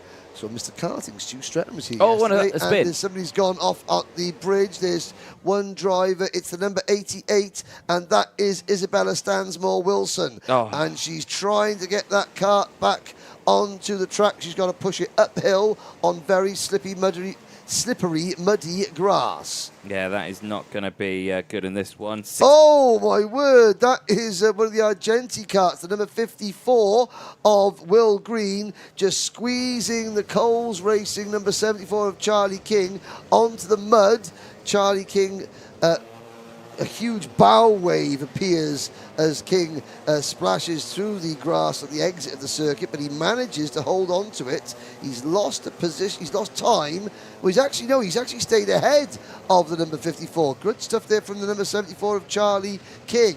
Here is a battle on circuit for the 4th, 5th, 6th and 7th. Denham 4th, the PF plate of Wolfett 5th, the 13 of Griffin is 6th, and the 27 of Barham in 7th. Yes, indeed. Keep comments coming in as Albert Friend now sets the fastest lap of the race. And he's putting himself up this grid now. Nice work. Oh, it's a big moment there for Charlie Wolfett there again. It always looks terrifying, doesn't it? But you'll find that it's a lot of their driving style. They just get that kick of oversteer, don't they, as they tap the brake? Now, I mean, this is as wet as it's been all day. Yes. Shortly after, not this race, but the next race, which is Senior X30, we're going to have a half-an-hour break for lunch. That means that for half an hour, there are no carts going around the circuit sort of dissipating the standing water. I'm going to put a shout out here to two drivers, Albie Lapper and to Ellis Bell. Yes. Both of them are up 18 positions in these conditions, 13th and 15th place respectively. They're chasing each other up the order in unison. They started, well, Lapper started 31st, Bell 33rd. So literally, they had one kart between them at the start, and they've kept one kart between them all the way through this race. And that is going to be a problem. Ellis Bell gets a 5-second penalty. So maybe some of the moves that Ellis was making on his way up through the field were deemed to be a little bit too harsh, as we have a new race leader, Jacob Ashcroft. Passes Archie Lover, and look at Albert Friend as well there. The top three separated by 0.8 of a second. And Ashcroft, who's only 4th in points, he's had a 4th and a 5th, so a win would certainly put him in contention for top spot in the standings, especially when you consider that Cole Denham, who won both heat races yesterday, has a 5-second penalty. There is Ellis Bell on circuit, battling away with the number 53 on track, Isaac Barker, for the Dan Holland Racing team. They're still chopping and changing here, though, back with the lead, because Lovett is coming back here at Ashcroft. The gap is still absolutely nothing. 0.2 of a second, a little bit wider through there. Spin on track for the 74. That's Charlie King, who was running in 9th place. Jonathan Palmer. Not that Jonathan Palmer. If it's that Jonathan Palmer, your burgers at Snetterton are way too expensive. Well, if the photographer gets any closer to the apex, Mr. Bean, what year is this? Mr. Bean hasn't been here for many, many moons, Jonathan. It's Mr. Ashton now, Sir Ashton, if you must know. But yes, the photographer is trying to get up close and personal with these karts as Charlie Wolfit, running in 5th position, gets a 5-second penalty. Here's the battle for the race lead. Ashcroft and Lovett with Friend holding a watching brief. Here comes Lovett to the inside here. Ashcroft will try and close the door, but it's going to be who's going to be later on the brakes. And a near half spin. The crossover move comes back. Ashcroft holds on to it from Lovett. Lovett now back into 2nd place. Hairpin 2 now. A little bit of jostling between the two of them. And Lovett retakes the lead. Friend still closing in there in 3rd place. 50 seconds left on the timer. They've still got a couple of laps left in this one. It is not over yet as Ashcroft starting to fight back side by side now. Crossing over the front there is Lovett. Lovett's not going to give it up, but Ashcroft sends it down the inside. Are we going to see a retaliation as Friend looks to the inside to get involved? Archie Lovett's going to get a really good run coming out of the Mike Wilson complex.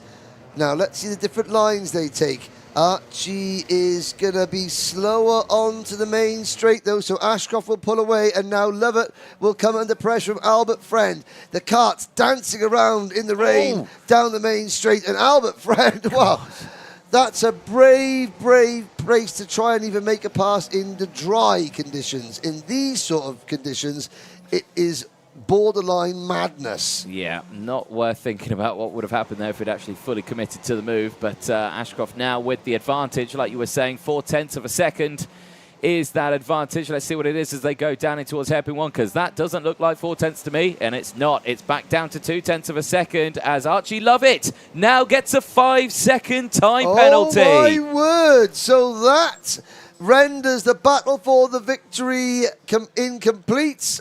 Jacob Ashcroft has a 5-second. Well, he's got a second lead now to Albert Friend, effectively. Archie, I mean, the officials are cracking down on contact and things like that. That's fair enough. Occasionally, Kartmasters can get a little bit over-exuberant. Now, we did see a couple of little love taps, pecks on the cheek, I think we should call them, between Lovett and Ashcroft. And Lovett has been given a 5-second penalty. And what this does, it just means that it calms the drive. Believe it or not, the more penalties that are given out in the heat races, it does calm the drivers down before the finals, because they think, okay, well, all weekend we've been getting plenty of penalties. It's not going to be any different in the finals, so we're going to behave ourselves. And Archie Lovett runs wide going through the Bruno Ferrari S's. This is the final lap. The leaders are very, very spread out. J Aston _racing says, do you have to be in a team to be in Kartmasters? No, you do not. We have privateers, and there are prizes for the privateers. Yes. And I've got to say, it's a damn good one this year. It's £2,800 worth of Vera tools is what it is. And that is for a privateer driver. The leading privateer in this race is Ellis Bell. 20 places. Well, Albie Lapper and Ellis Bell are now 11th and 13th. Ellis does have a 5-second penalty, so that will drop him down. Hello, Jonathan. How are you? I knew you were Mr. MSV. But hasn't not graced PFI since 2019. Well, when you come down tomorrow, the sun's going to be shining. But even though in the rain, the sun is shining on Jacob Ashcroft, who comes through the Mike Wilson complex. And now out to the final corner to see the checkered flag in Minimax. It's his first win of Kartmasters 2023. Archie Lovett will take 2nd place on the road. Albert Friend will take 3rd. Here is the battle between the number 67 of Oliver Meek and the number 26 of Jesse Phillips, who's made good progress from 21st on the grid. Phillips crosses the line in 9th, with Meek 10th and Albie Lapper from 31st to 11th. Great stuff. Yeah, 20 positions gained for Albie Lapper. Charlie King finishing in 12th place after a spin in that one, dropping only 1 position from his original starting spot. He had Ellis Bell just behind, rounding out the top 13. Also 20 positions gained, but remember, did have a 5-second time penalty in that race. Freeman finishes in 14th place from Finley Lines, both of them dropping positions, but rounding out the top 15 out on track. Solid drive then for Minimax 950. One more race to go before the lunch break. It's Senior X30 coming up next, and then we do all the classes all over again. So stay tuned for that. Junior Rotax has 2 more races. Senior Rotax has 2 more races, and Junior X30 have 2 more races to go, as there are too many drivers to fit them all on one grid. Yes. Yes. Well, there's your results. Laurie McVie, a good job. Well, 27th for Laurie.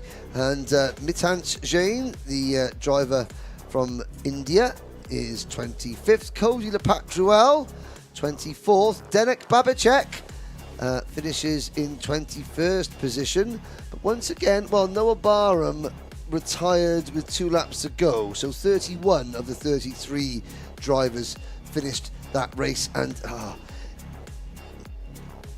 there's a bit of mist on that camera lens, which sort of tells, if you look at that, you think, my God, it's raining even more now. It's actually not raining any harder than it was. But it's still raining. It's still raining, but that particular camera angle made it look as though it was much, much heavier. 1 race to go before the lunch break. Let's hear from some of our sponsors.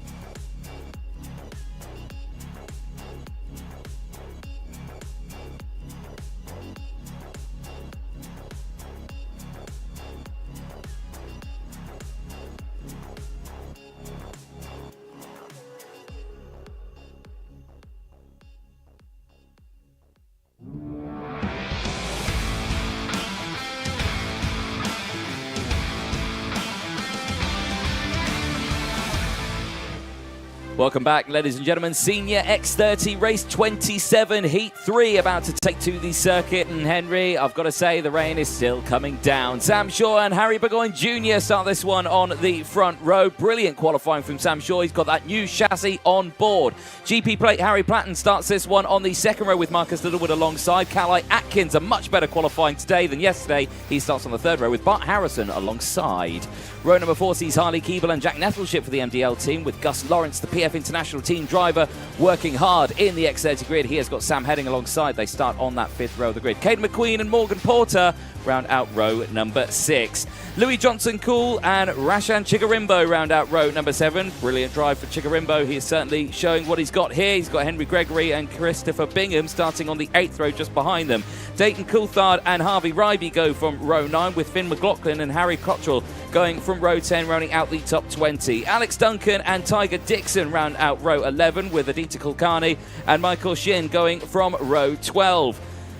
Reece Newburn and Alistair Craswell, they round out row 13. Finley McKee and Isaac Marsh go from row 14. George Mayle and Rafael Jesus round out the top 30 on row 15. Harry Yule and Cian Gohill on row 16, with Callum Tanner and William Smith on row 17. Connor Grant rounds out the field, the privateer at the back of the grid. But keep a close eye on all of this one. There is a very, very, very brave man. Yes, and we seem to be missing Louis Johnson-Cool. Actually, no, there is the number 61 cart, so maybe a transponder issue. Now, he had that yesterday as well, didn't he? Yeah, well, the bright turquoise, blue and white premium karting entry, there is the number 61 cart, so he is out there, but he is showing us not being out there on our timing screens, but he is. Is Kai Hunter also doing X30? No. Kai is not trying to do two classes. He is concentrating on his regular Rotax class. Because he is the defending GP in that one as well. He is defending and reigning champion. Now, there are your senior X30 lineup. A really, really good grid of senior X30s. In fact, nearly every single one of the seeded drivers from last year. Yeah. And they come into the tram lines being led by Sam Shaw. Lights are out. No, they're not. No. False start. They will go round again. Yes, they actually looked a little bit tidier. So in this race, you've got Michael Shin from South Korea in kart number... Where is Michael? He is down in 24th place on the grid in kart number 23 for the Mick Barrett Racing team.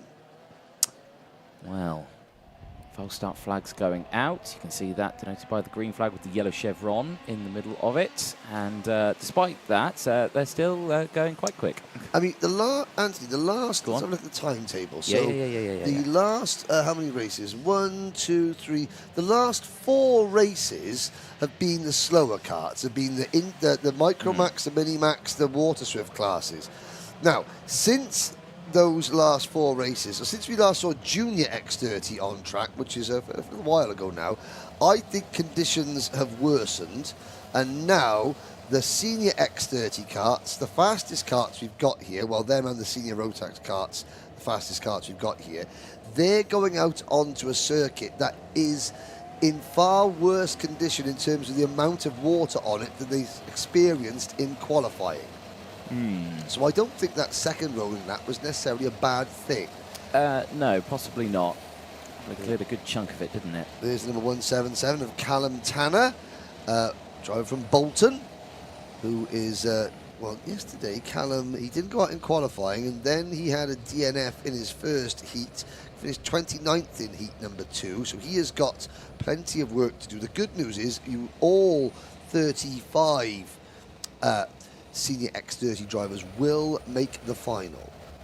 Here we go then. Into tram lines.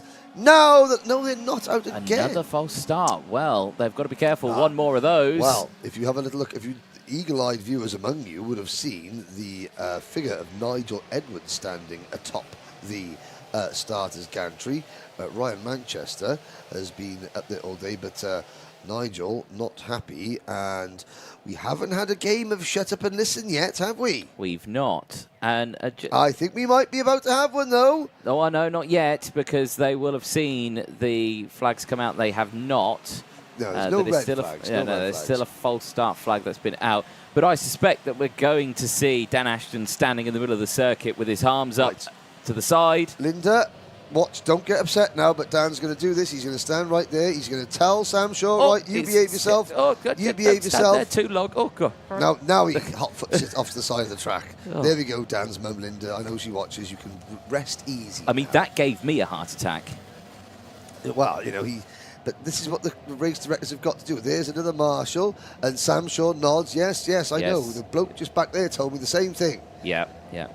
Well, hopefully this time around we get a start, and you just got to keep it nice and steady. Remember, the acceleration line is the yellow line. You may think, oh, but Anthony, it's raining. They can't see it. Well, Trent Valley Kart Club thought of that. They put some yellow cones out right next to it, so you can see it. Oh, very, very good. Now, Caden McQueen leads the point standings, but Caden didn't have a great qualifying session. He starts only 11th in the number 142 Crop Promotions kart.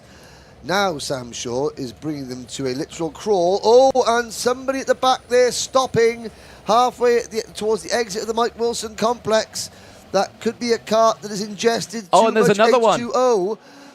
Now the lights are green. Now we're off and racing. Shaw leads them through turn number 1. Burgoyne almost running wide. They flood underneath the bridge.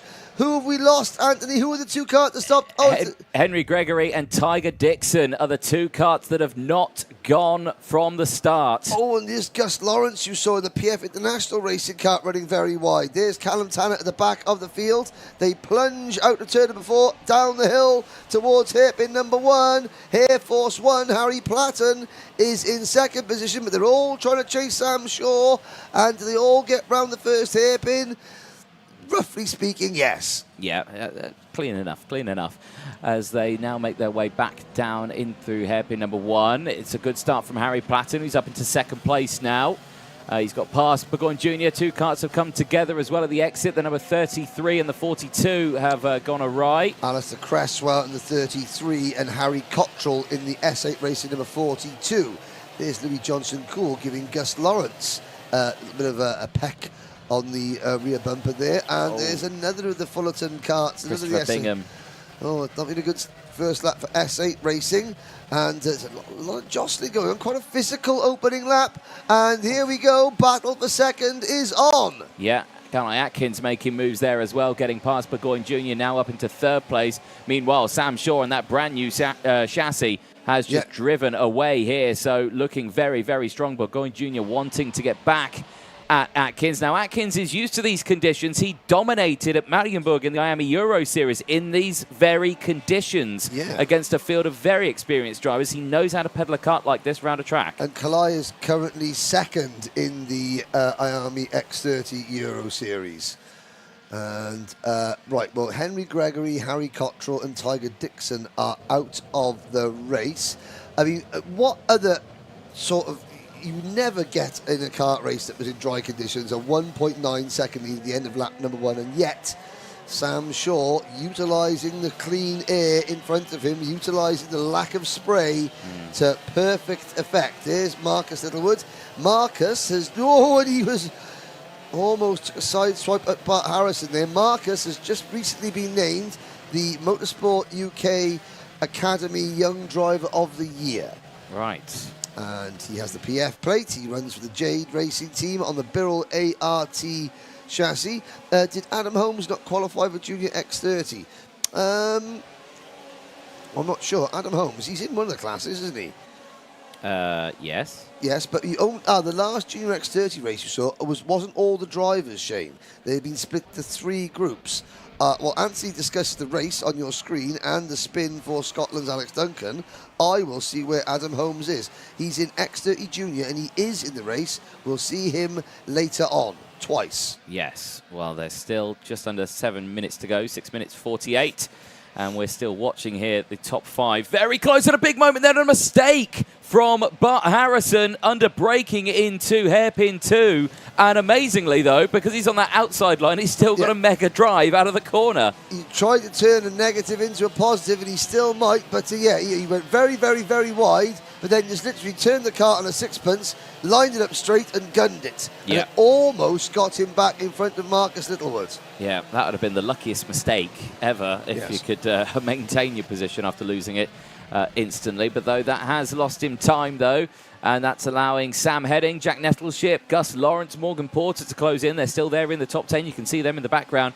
Gus Lawrence, I've got to say, the number 1 champion from last year, British Car Championships in Senior X30.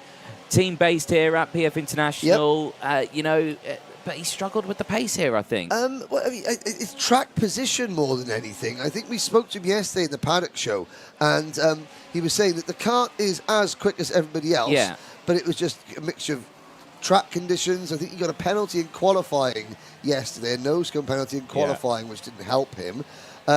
Harry Burgoyne Jr. has been given a 5-second penalty, and that was for out of formation at the start. So Burgoyne Jr. running 3rd on the road in the number 68 kart for Mick Barrett Racing now finds himself with a 5-second penalty, which will drop him out of, it won't drop him out of the top 10 actually. It'll only drop him to about 7th place as things stand. Yeah, they're quite spread out, actually, the entire field. So that is very lucky for Burgoyne Jr., but still not what he wants to see. Keeping an eye on the sector times, and Harry Platten is closing in on Sam Shaw. Last lap was a fastest lap from Mr. Platten, 1:14.54. Sector 1 on that last lap was purple as well, slightly faster in all 3 sectors for Platten on Shaw. So that 1.8 second gap, I suspect, shall be creeping down. Just saw a brief view of number 40, the Tim Wilson Motorsports kart of Isaac Marsh. Shane asking, so these guys buy new karts for Kartmasters? Not necessarily. generally, drivers don't. But obviously, karts, the chassis have a shelf life. And Sam Shaw, for example, his chassis was flexing so badly yesterday, he had to have a new frame. Monday Junior Canini snapped his chassis, so he's on a new chassis. Yeah, the vision down the straight must be terrible. Yeah, behind someone it's not good at all. And the spray that these wet tyres kick up, it's quite substantial, isn't it? I tell you, the best way that I can describe how it feels, if you go out in your road car and in the rain and get on a dual carriageway, drive right up behind an articulated lorry, then open your window and stick your head outside. That is what gives you an idea of what these drivers are seeing. Please don't try and replicate that at home, ladies and gentlemen. That is only Henry's mental thinking there. Going on, touchy moment here as well. That's kicking off in the background, isn't it? What battle is this? Oh, that's the number 26 kart, the Christopher Bigham, going back up the inside of Alistair Cresswell. Look at the Mick Barrett racing kart of Michael Shin. No, sorry, that's William Smith. It's William Smith getting involved. Yeah, William Smith there in the green helmet, trying to get that kart down the inside. Nice little run, chop and change, and he's back side by side down the start-finish straight. Look at these two go in towards turn number 1. Look at all the tape there on William Smith's radiator there. They've covered it completely up. Yep, it does not want to ingest any H2O. Callum Tanner at the inside. Look at Callum Tanner in that white, green and black kart making moves there. So Callum is up in, well, that's still the 27th position. But the battles are raging on all the way down the field. Alistair Cresswell gets a 5-second penalty. He's already down in 31st position, so that will drop him to stone last. There is the Sodi USA entered MDL Motorsports kart of Harley Keeble, kart number 11, who finished 6th in this event a year ago and only entered here when Marcus Lucio withdrew on Thursday. So no practice, straight in at the deep end, Bosch. Yeah, certainly a solid drive there. Speaking of Bosch. Yeah, it's boshing around here, isn't it? Bosch. A bit more boshing. Yes, Smith, bit more. Duncan, Tanner, Cresswell, the Optima kart of Kyan Gohill, and also I think that is Finley McKee at the back of that group. Yeah, that's certainly an interesting one there. Big shake of the head there as well for William Smith, who has been dropped down all the way to the back now of this group, the number 16, as he tries to find his way through the field once again. 90 seconds left on the timer. Gap now 1.2 seconds to Sam Shaw and Harry Platten as we watch this battle here. So that's still closing in, but not close enough yet for any attention. Back here, though, this is looking interesting. The number 11, though, making moves. Now, this is Harley Keeble. Chasing Morgan Porter. And it's for 10th place. It is. And now it's done. Or is it? Oh, and Morgan Porter says, no, it's not done. But Harley Keeble says yes, it is. And Louis Johnson-Cool says, no, it's not done until I get past the pair of you. Well, there we go. Good stuff from that one. Warning flag going out as well to the number 45. So keep a close eye on that one. That's further down the order. 40 seconds left to go on this race. Very close action. Morgan Porter now having to defend this one from Louis Johnson-Cool. Cool, of course, who's being helped out by Motorsport Dash Timing. Ian Rogers with the help of a blue button out on track to make sure he clocks up. Yeah, so Louis Johnson-Cool is not picking up sector times. That means that his transponder has ceased to function and he will need to charge it. Now, if he's put it on the cart and it's just that's not fair working, enough, that's fair enough. But if he's not put it on the cart, that is a technical infringement. He will be excluded from the race. This battle you're watching, ladies and gentlemen, is actually for last place. It is for 27th, 28th, 29th, 30th, 31st and 32nd place. And there are 32 karts running. But it's not that nobody wants to finish last, it's just that each of these drivers, no matter where they are, they know that every single position they gain is, a fewer points towards their tally, which is good. You want an ideal weekend at the end of the heats is when you've got 0 points, because that means you've won every race. There's a move, is there? No. Up at the front, as we're on the final lap, Sam Shaw, well, he had a 1.9 second lead at the end of lap number 1. Harry Platten has got it down to 1.8 seconds. So in 10 minutes, Harry Platten is closing on Sam Shaw by the sum of 1/10 of a second. Really, really good, consistent driving from Sam Shaw. Yeah, really is, and that new chassis certainly has worked out well as Finlay McKee picks up a 5-second time penalty on this final lap. But yeah, you know, it was saying that, you know, the chassis wasn't working well. The team were having banter, you know, with him at the end of that, and the Paddock show, you can catch that one. Yes. Not on the lunch break, because that was the after Paddock show. You can catch that on YouTube after today's racing. Yes, exclusive YouTube. But yeah, certainly it seems to have worked out well, and he's given good information to the team, and now he's come out on top. And Sam Shaw, after polling it in qualifying, his first race of the day ends in a race win from Harry Platten. Harry Burgoyne Jr. on his own will come across the line in third place on Calloway Atkins, who holds on to fourth. Marcus Littlewood holding on to fifth. Relatively quiet race for the top five. This, however, is not a quiet race at all. There's Rashan Chigarimbo in the number 92 Fusion Motorsport kart coming out of the final corner. He will cross the line in 16th position, just in front of Harvey Ryby, with Michael Shin, Aditya Kulkarni and Isaac Marsh rounding out the top 20. Dayton Coulthard, a decent run for Dayton, finishing in 15th position. Fionn McLaughlin, he moved out of juniors last year, racing in Europe for the VDK racing team, coming back to the UK for the first time all season, and as a senior, and I have to say, he's sort of been a little bit anonymous. However, that means he's probably keeping his powder dry, so to speak. The only thing that will be dry, that he's just, you know, maybe keeping a tenth or two back before we get to the business end of this race meeting. There are your top 14 finishers. Here are the remaining drivers, down to Alistair Cresswell in 27th. And behind Cresswell, you've got Duncan, Tanner, McKee, Gohill, Smith, with Gregory, Cottrell and Dixon failing to finish. Yes, indeed. Interesting racing all the way throughout. That concludes the first half of Saturday, ladies and gentlemen. We are going to take a short ad break, but between now and then, please do enjoy the Paddock show from last night. We will be back in around half an hour's time. Don't go anywhere, because we have the second round of heat coming up next.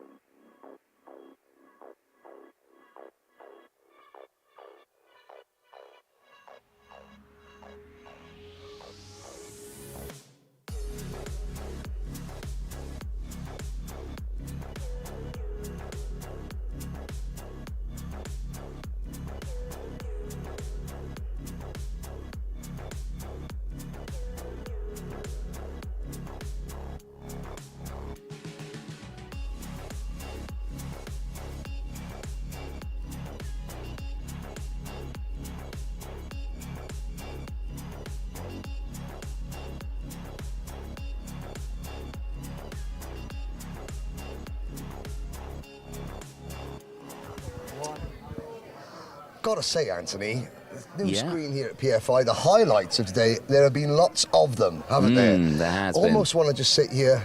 I'm sure there's something we've got to do before we can't just sit and watch the karting. Is there something we've got to do? I don't know anymore. On the tip of my tongue, it's on the tip of my tongue. Oh, yes, hello. It's the Paddock show. That's right. That's what we've got to do. That's what we've got to do. So day one of Kartmasters 2023 is in the books. Let's give it its full title. Full title. The Motorsport UK Kartmasters British Kart Grand Prix. That's the one. Right, let's have a wander around the paddock. It's been a very busy day. It has. 11 qualifying sessions, 19 heat races. Yes. It's been wet, very wet, dry, moist, sunny, slippery. cloudy, slippery. It's been a bit of everything, Anthony. A little bit of everything. Everything, and you can see the. Now we're going to stay away from the bar. We're going to stay away from the bar. There's it's a disco far too going risky. on over there at the bike. You see Caden McQueen there and Harry Platten. They had a good race, didn't they? This way. Oh, I don't know. Should we very quickly just go and embarrass them? No, I can't trust them to say. No, we can't trust them. We can't. No, I can't trust. Can't trust. Can't trust you. Can't trust you. Can't trust. Can't do. Here's someone we can trust. Go on. Here we can trust. This is Jordan Oakes. Jordan, first driver. Jasper Oakes. Sorry, Jordan Jasper, Oakes was Jasper. former thing. Jordan, how's your day been? Jasper, how's your day been? It's been good today. Just up and down really.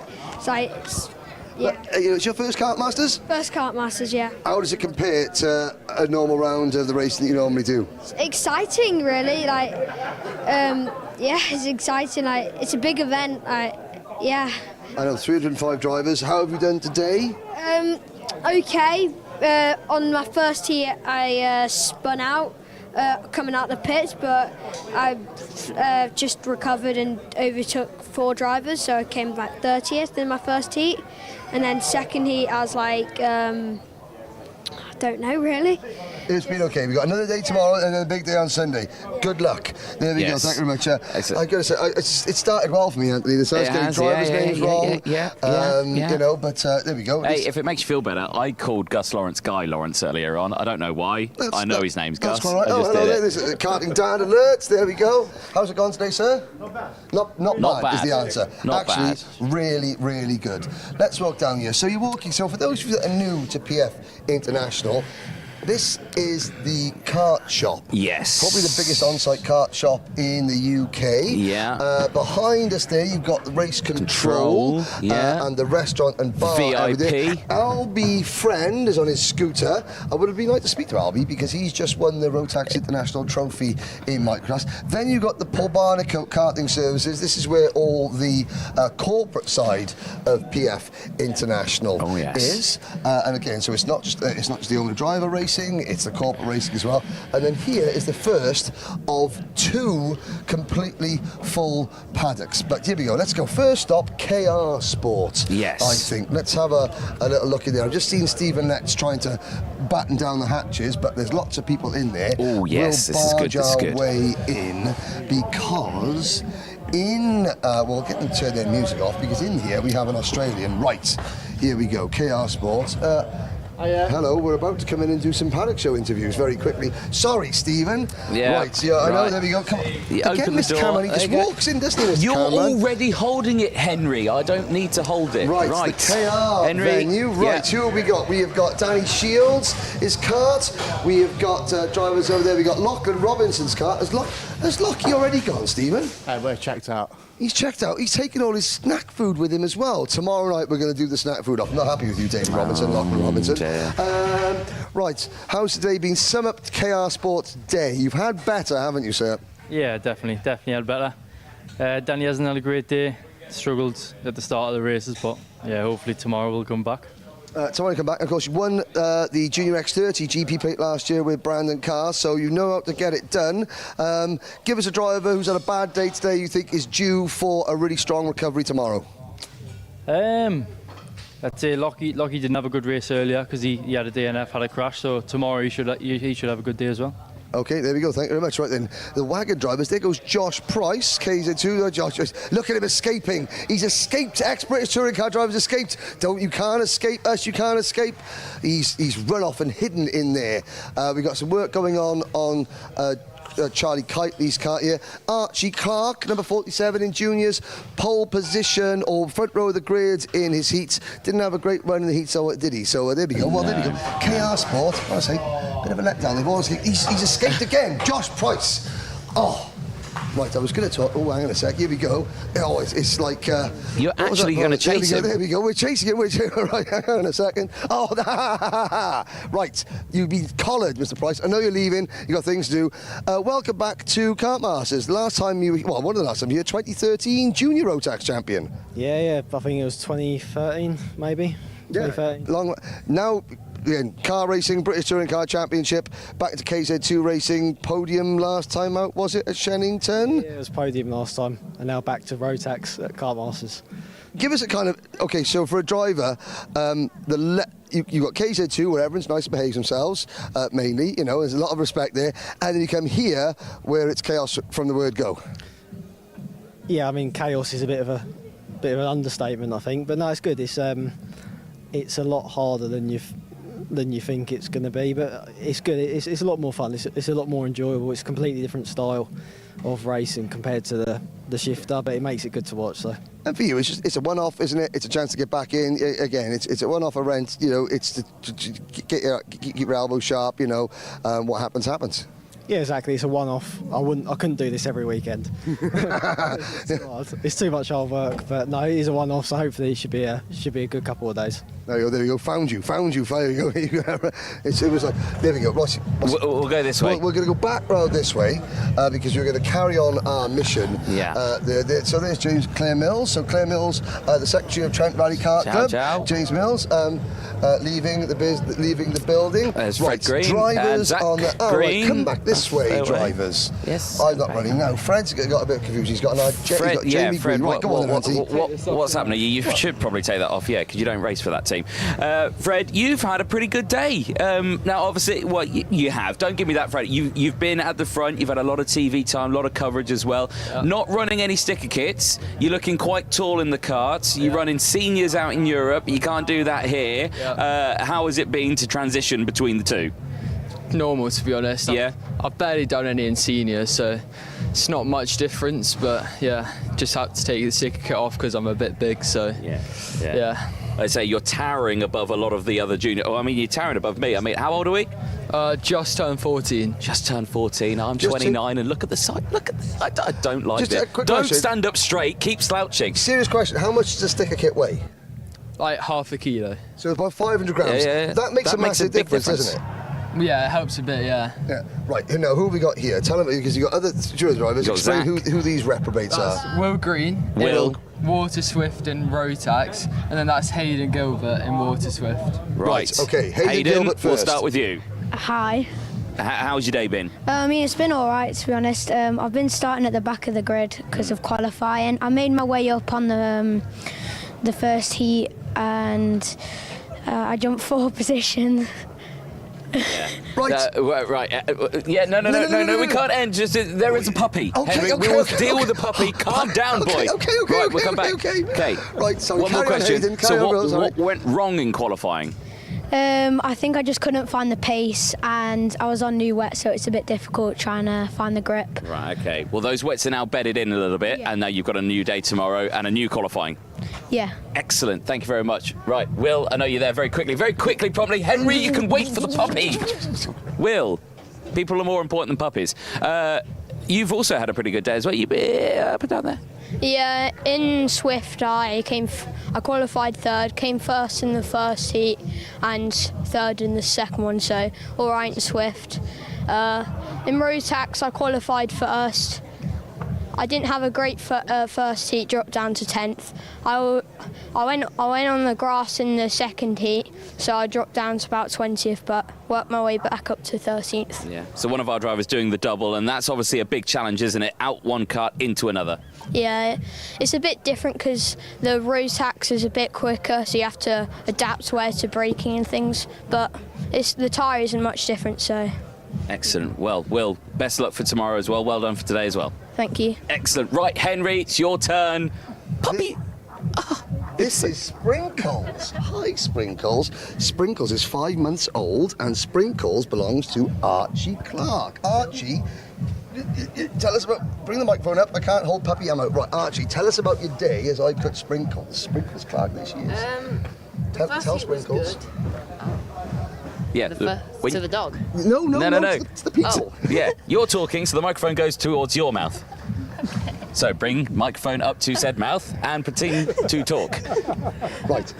How was your day? I mean, quali was all right. I think I was first in my group, but then...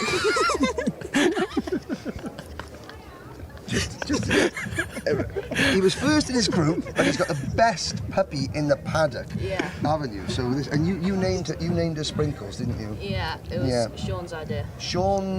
Butcher's idea. Yeah. Sean's not here this weekend. I think his dad, Glenn, is probably celebrating retaining the Ashes a little bit too hard. But there's Sprinkles. Hello, Sprinkles.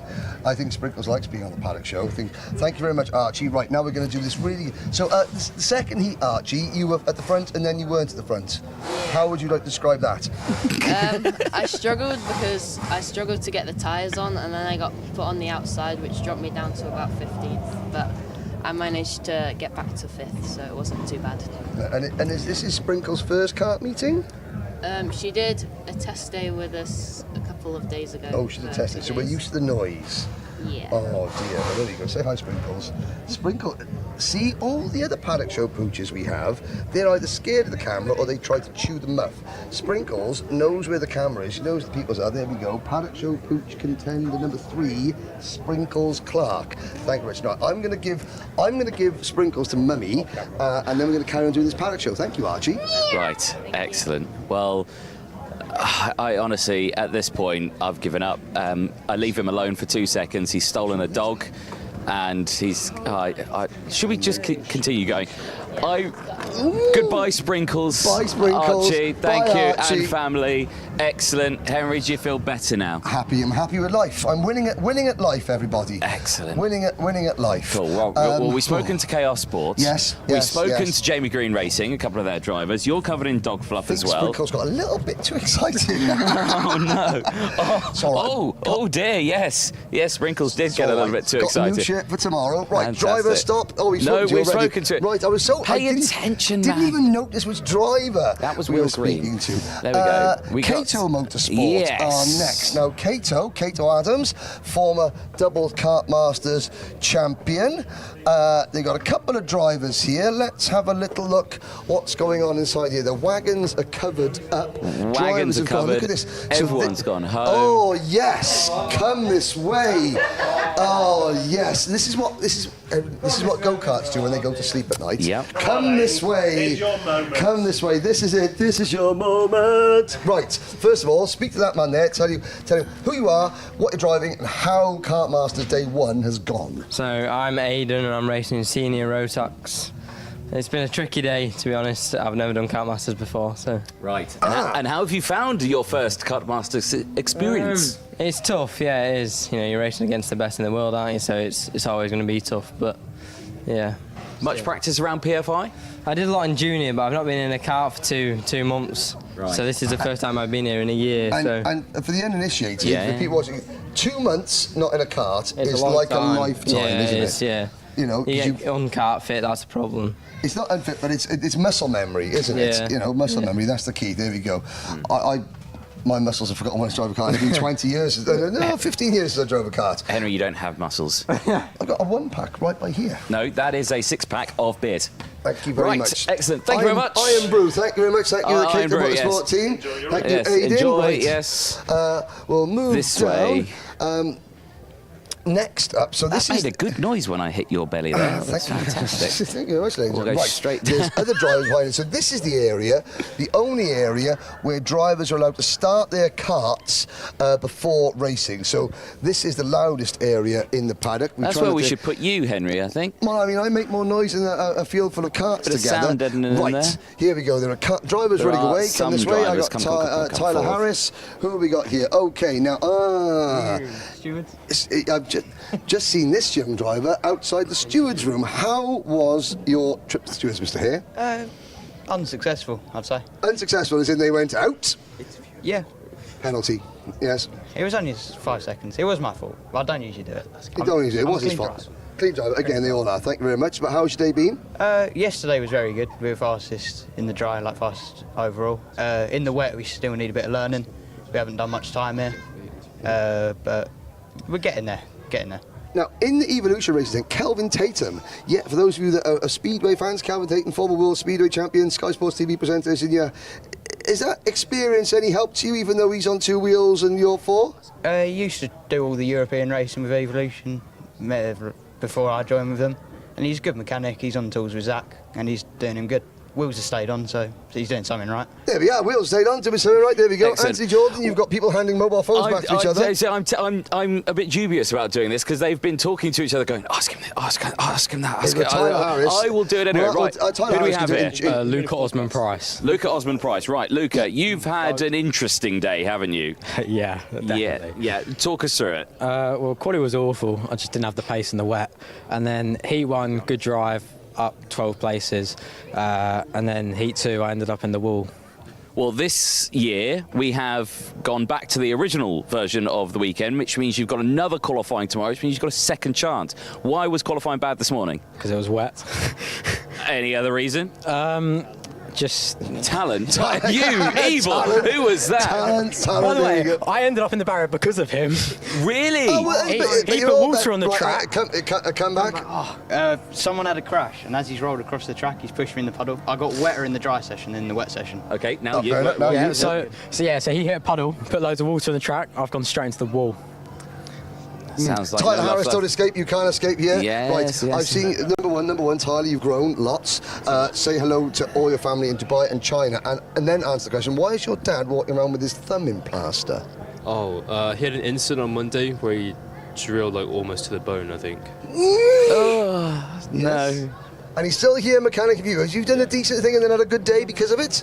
No. So he's here, literally working his fingers to the bone, right? And you haven't even had the good grace to go round at a reasonable pace in your wagon.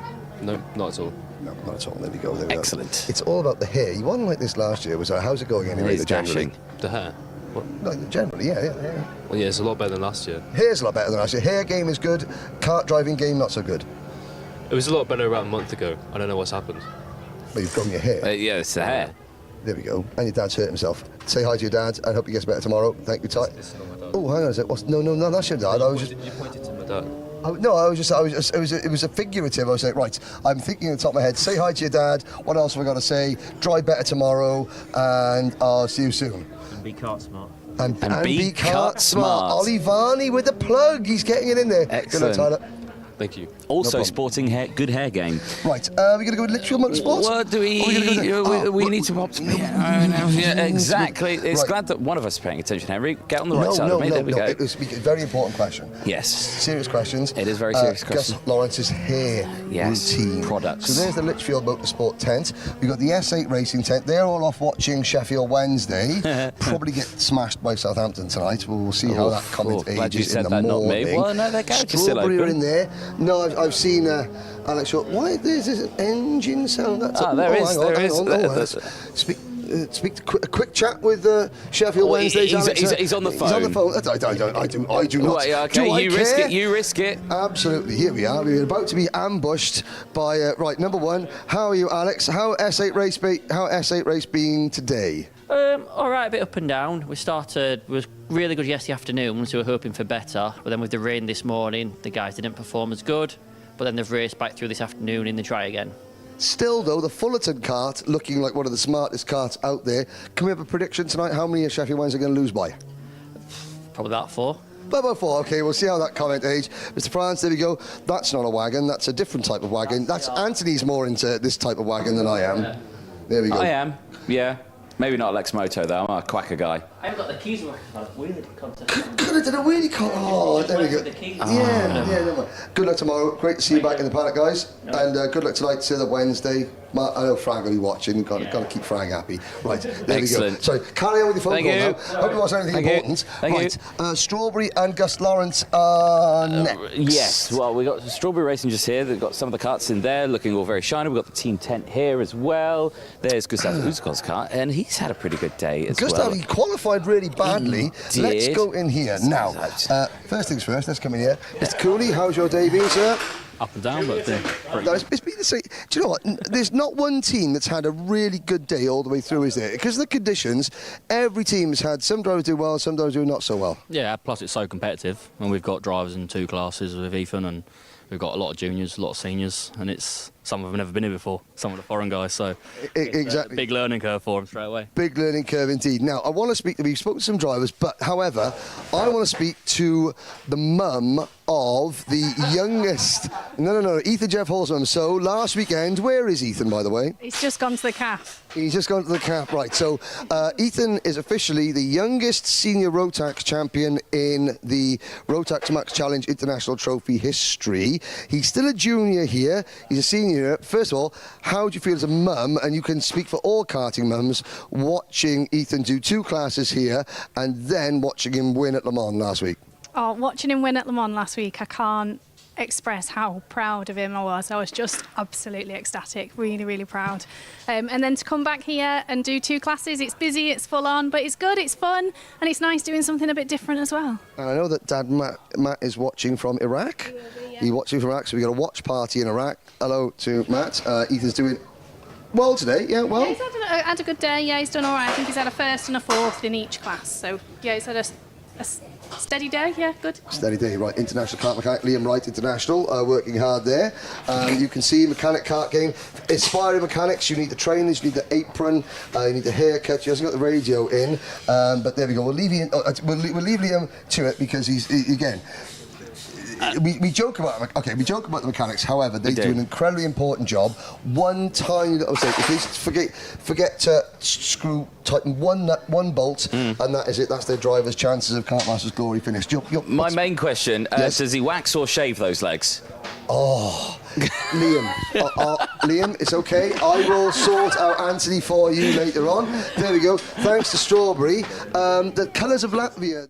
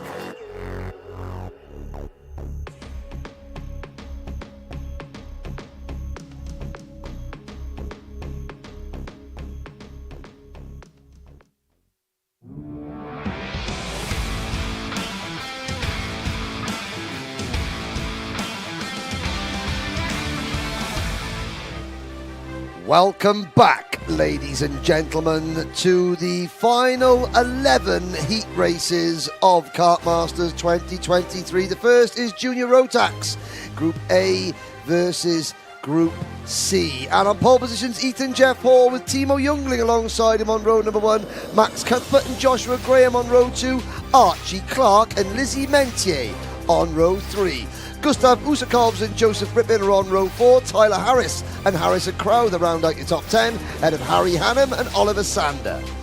Row number 7, Joshua Smith and Jack Hobson, Joe Anderson and Liam Hartley are on row 8, while Lewis Goff and Luke Bates go from row number 9. Harrison Whitcomb and Kaiser Raymond round out your top 20, ahead of Sky Parker, Lloyd Hare, Zach Heslop and Ayman Bansal. Rows 13 through 15, August Raber, Theo Palmer, Luca Osman Price, Brandon Truman, Benjamin Baker and Alberto Gonzalez. The final 5 drivers, Deacon Russell, Rian Damadasa, Zach Turner, Logan Howes, the driver who led the point standings coming into the day, starting shotgun on the field, Macaulay Bishop. Anthony Jordan, the track conditions have improved over the lunch break. Well, the track conditions themselves, they haven't improved. It's still very wet out there. But the weather and the sky conditions have improved. And therefore... It's not raining. And therefore, with the rain not falling from the sky, the track conditions are improving because they're not being covered with water. Well, yes, but they are still in turn covered with water. Yes, but not as much water. But they're still covered in water. Yes, but not as much. Therefore they've improved. Covered in water. Right, we're going to do a poll before we get underway. Will we see slick tyres today? No. Have we seen the end of the rain? 11 races to go. Junior Rotax coming into the tram lines. It's raining again. Here we go then into the tram lines, and well, it's a shaky start from the outside road, but the lights have not gone out, and yes, they will go round again. Yeah, hate to burst your bubble on that one, Heza. But yeah, dear. it's raining again, mate. Is it? Yeah. How do you know? Because my eyes are really good, and I can see it's a fine mist. It's a fine mist. Are you sure that's not like someone's smoking a cigarette or a bit of exhaust? No, I can see it. Out a commentary box window. Wow, our commentary box window. This is a marriage, Henry. Yeah. My karting wife. Yes. This is our commentary box. Our commentary box. I Whatever can see mist. Ah, right. Okay. Is it a case of it's light drizzle? No, it's a fine mist. Okay, you have got 10 races, ladies and gentlemen, to get your predictions in. The last race of the day is Junior X30. The penultimate race is Senior Rotax. No, it is Senior Rotax. So you've got to the end of race number 37, Senior Rotax Heat 6, to get your predictions in. The competition closes tonight. Entries are not accepted after that. So the end of the penultimate race, make your predictions. You got the poll. Will we see slick tyres today? Do you know what? I'm an optimistic kind of guy. I got 6 litres of Iron Brew. I'm going to say yes. I'm going to say no. Oh, well, there we go. You're such a sour puss. Thank you for that, Henry. Nibbers was right. I think, you're a little bit on the tetchy side today, Anthony. Absolutely not. No, I'm just a realist, Henry. New poll in the comments. Is Anthony tetchy today? Hashtag Anthony is tetchy. No. Get the comments coming in. Right. Second time of asking. We might get a Junior Rotax race underway very shortly. So that would be good, wouldn't it? It would be preferable. It would be optimal.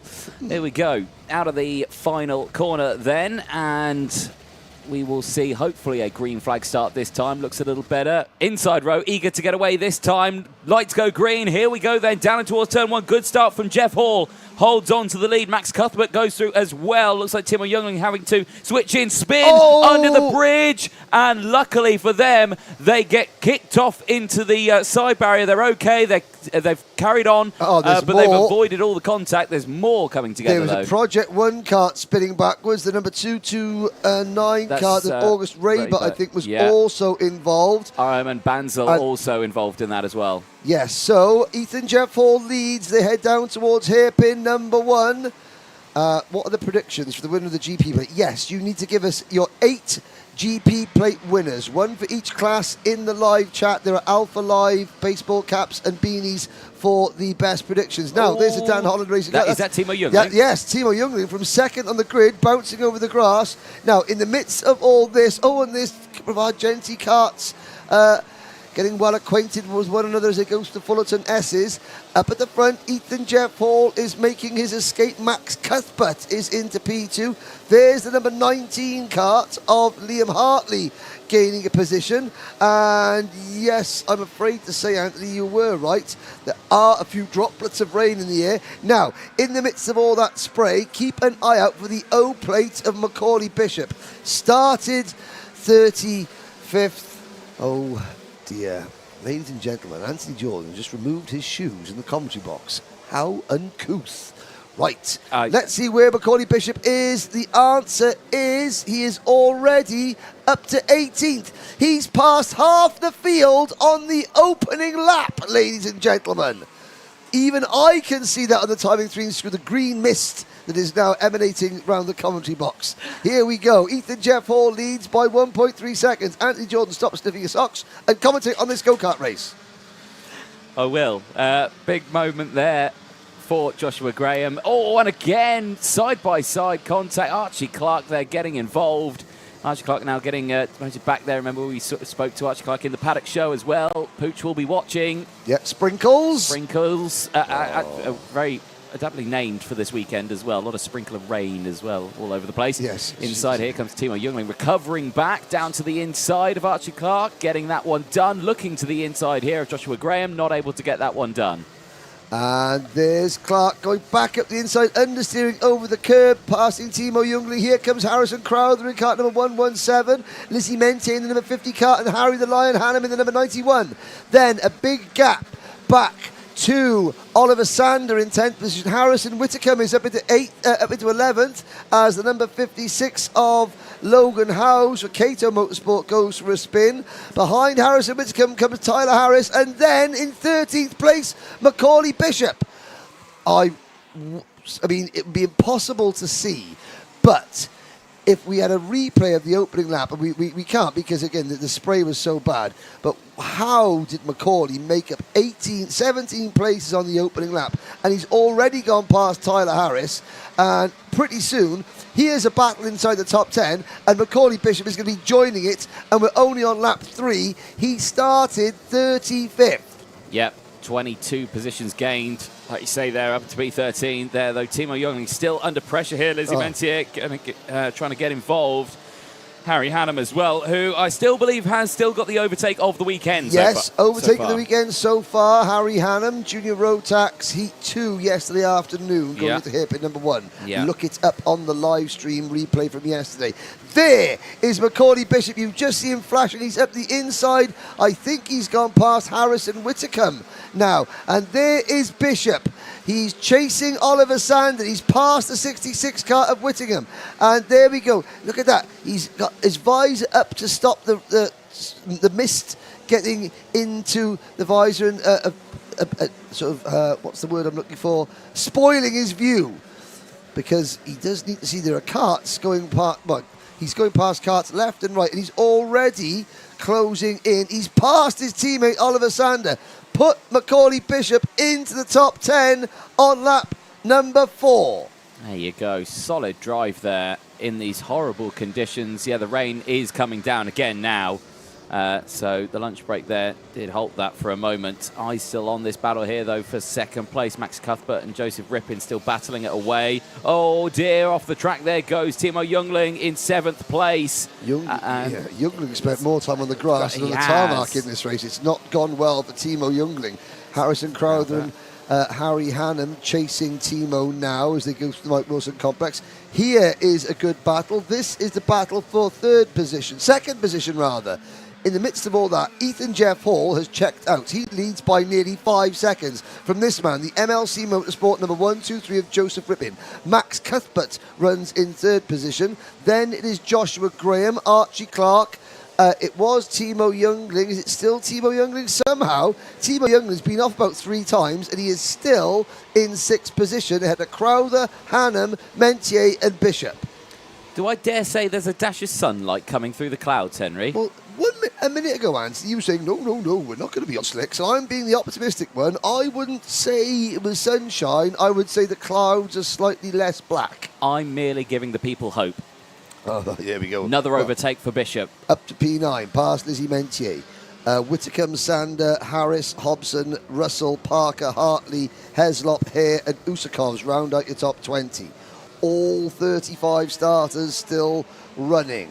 There's Max Cuthbert being chased down by the number 88 of Joshua Graham. And there is Macaulay Bishop. You can almost see him smile. It's either a wince or a smile. I'm going to go with wince. Yeah, I mean, he's got his visor up a little bit. You can see. So that, and look at that, 2 in 1. I mean, he's going to lose out, though. I mean, there's no... Well, he gained 1 out of that. Gained 1, past Harry Hannum. And now he's going to get the run on Harrison Crowther, snaking around there in the Coles race in number 117.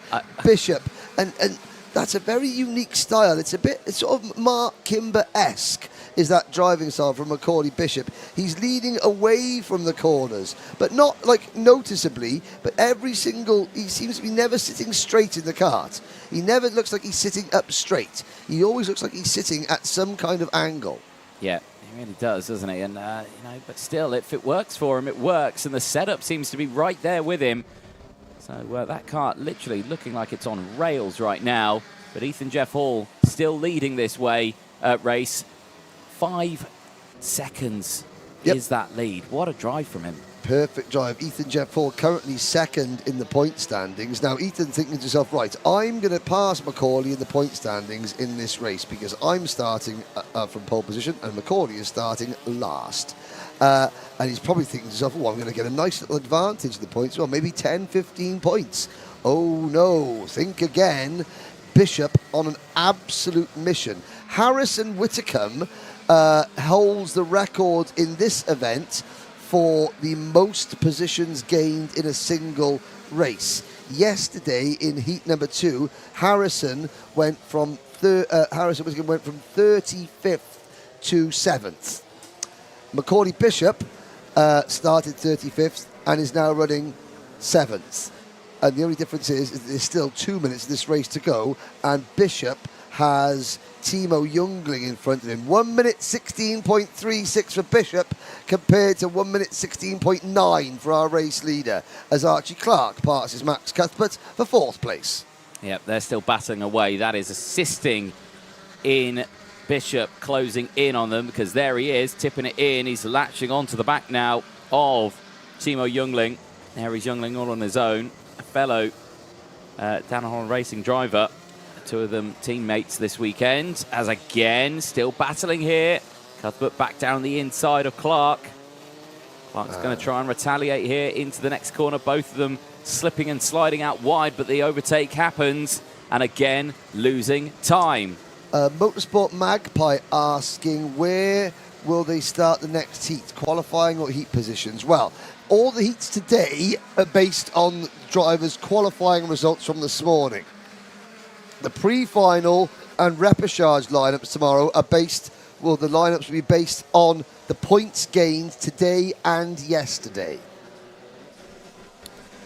So Bishop will still start his second heat race later on today from last on the grid, even though he is now 6th. Already going for the move. Harrison Whitcomb's record of most positions gained in a race has just been surpassed. I mean, providing, of course, that Bishop doesn't get a nose cone penalty or anything like that. 17 seconds to go. We haven't seen Ethan Jeff Hall because he's 5 seconds up the road minding his own sweet business. Yeah, he's absolutely chilling up there at front. And meanwhile, these two here have no idea of the impending doom that is coming up behind them. In the shape of a blue and yellow Lando Norris kart with a white driver, with a black wetsuit and a white crash helmet. Now, Matthew Jeff Hall, Ethan's dad, is watching from Iraq. Yes. And he's probably thinking, oh, great, Ethan's race is on now. And we haven't seen him once. He is winning, though. That's the main thing. We're not seeing him because of this drive. Look at Bishop. He's passed them. Well, he's passed Cuthbert. We start the final lap. Archie Clark wiping his visor. Macaulay Bishop, eyes. You can almost see his eyes burning a hole in the rear bumper of Archie's kart. Now, Ethan Jeff Hall, we are going to be catching up with Ethan. He's coming down towards the first hairpin now. Can Macaulay get into 4th position before this race is over? I think it is like Thanos. He is inevitable. Well, we'll see. We'll see. There's your race leader. There he is. Hey, TV time for your race leader, Ethan Jeff Hall. Look at that. He's got the entire run of the short shoot all to himself. There's nobody else in sight. And Bishop is in 4th, is he? Clark coming back at him. Not quite. Not quite. So Bishop moves up to 4th. Archie's going to get a good run down the back straight, though. Now Bishop's going to have to actually defend. Flicks the kart sideways over the curb. Meanwhile, Ethan Jeff Hall. Oh, hello. Archie Clark may have got back in front there. There's your winner, Ethan Jeff Hall. And it's going to be Joseph Rippin, a fantastic second place run for Joe Rippin. And Josh Graham comes home in 3rd.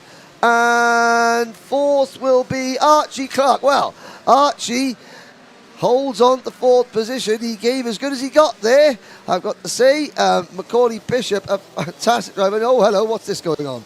This is the number 55 kart of Brandon Truman, battling away with Luke Bates. T20. The rest of the field flood across the line. 30 positions gained for Macaulay Bishop. Timo Jungling finishes 6th. Max Cuthbert fails to 7th. Then it's Harry Hannum, Harrison Crowther and Harrison Whitcomb rounds out your top 10. Lizzie Mentier, Jack Hobson, Liam Hartley, Tyler Harris and Sky Parker. Well, very good race there from Ethan Jeff Paul, winning that one by 6.2 seconds from Joseph Rippin. Go on, you're pointing. Aidan Mitchell, TKM racer in the British Championship, makes a very, very good point. He was watching the gap between Ethan Jeff Hall, your race winner, and Macaulay Bishop. Bishop gained over 1.5 seconds on Ethan Jeff Hall in 2 laps, whilst overtaking 4 karts. It's impressive. Macaulay's fastest lap of the race, 1 minute 15.58. Race winner, Ethan Jeff Hall, 1 minute 16.35. Now, I'm not saying that Ethan Jeff Hall couldn't have gone faster. He didn't need to go faster. No. But, I mean, 0.8 of a second. I mean, I've heard of drivers easing back by maybe 3 or 4 tenths, but 0.8, that is a big, big margin. One race down, the next race coming right up. It is Senior Rotax.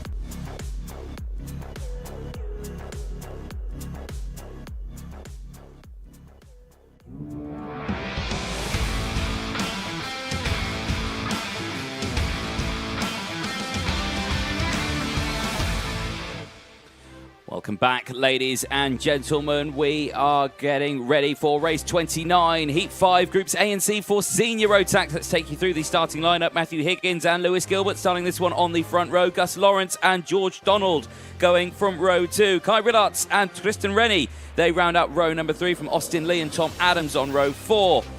Neo Clark and Ben Folland, they round out row 5 from Harry Linden and George Holbrook rounding out the second page and row 6. Bradley Barrett and Lachlan Robinson go from row 7 with Leo Brown and Josh Price on row 8. James Lingard and Oakley Pryor round out row 9 with Pearson Bullock Carter and George Hunter rounding out row 10 of the top 20. Alfie Gallagher and Sam Light on row 11 with James Swindells and Will Ellswood on row 12. Jack Lilly and Ollie Goodyear go from row 13 with Stefan Kazmarzik and Nicole Sutherland on row 14. Craig Stevens and Jack Doyle round out row 15 of the top 30 from Danny Shields and Zain Salim on row 16. Omar Ghanum round out the field of 33 drivers on row 17. Henry, you're gesticulating at me. What is it? Yes. Unmute your microphone first. Guess what it's not doing? It's raining. Yes, correct. Matthew Higgins and Lewis Gilbert on row number 1. Let's see. All 33 drivers on track. And I can see the skies are lightening, Anthony. Yes, but there's someone with a brolly up over there, so that makes you feel like it is still raining. Here we go, false start. Well, we can assess the brolly situation. The spectator banking is not as full as it would be normally, as you could well expect. Well, out of my window it is. Well, I mean, but yes, but it's not as full as it would normally be. But, well, no, who can blame you when it's pouring with rain, freezing cold, and you've got such great coverage? Could anyone answer, please, what are those silly hats? They're called crash helmets, Dinah, and most drivers have them. In fact, all of them do. I don't know what you're on about, Dinah. What are those really weird hats they wear? Yeah, called crash helmets. I think that's probably the weird hats. Remember to predict the winners of the classes. Thank you, Motorsport Magpie. What does Bishop need in the next heat versus EJH to get pole in Junior Rotax? Well, there's no need to ask Aidan. Man's here with the answers. So, Ethan Jeff Hall has 3 points, and Macaulay Bishop now has 5. the public, apparently the public are siding with me. Are not sharing my optimism.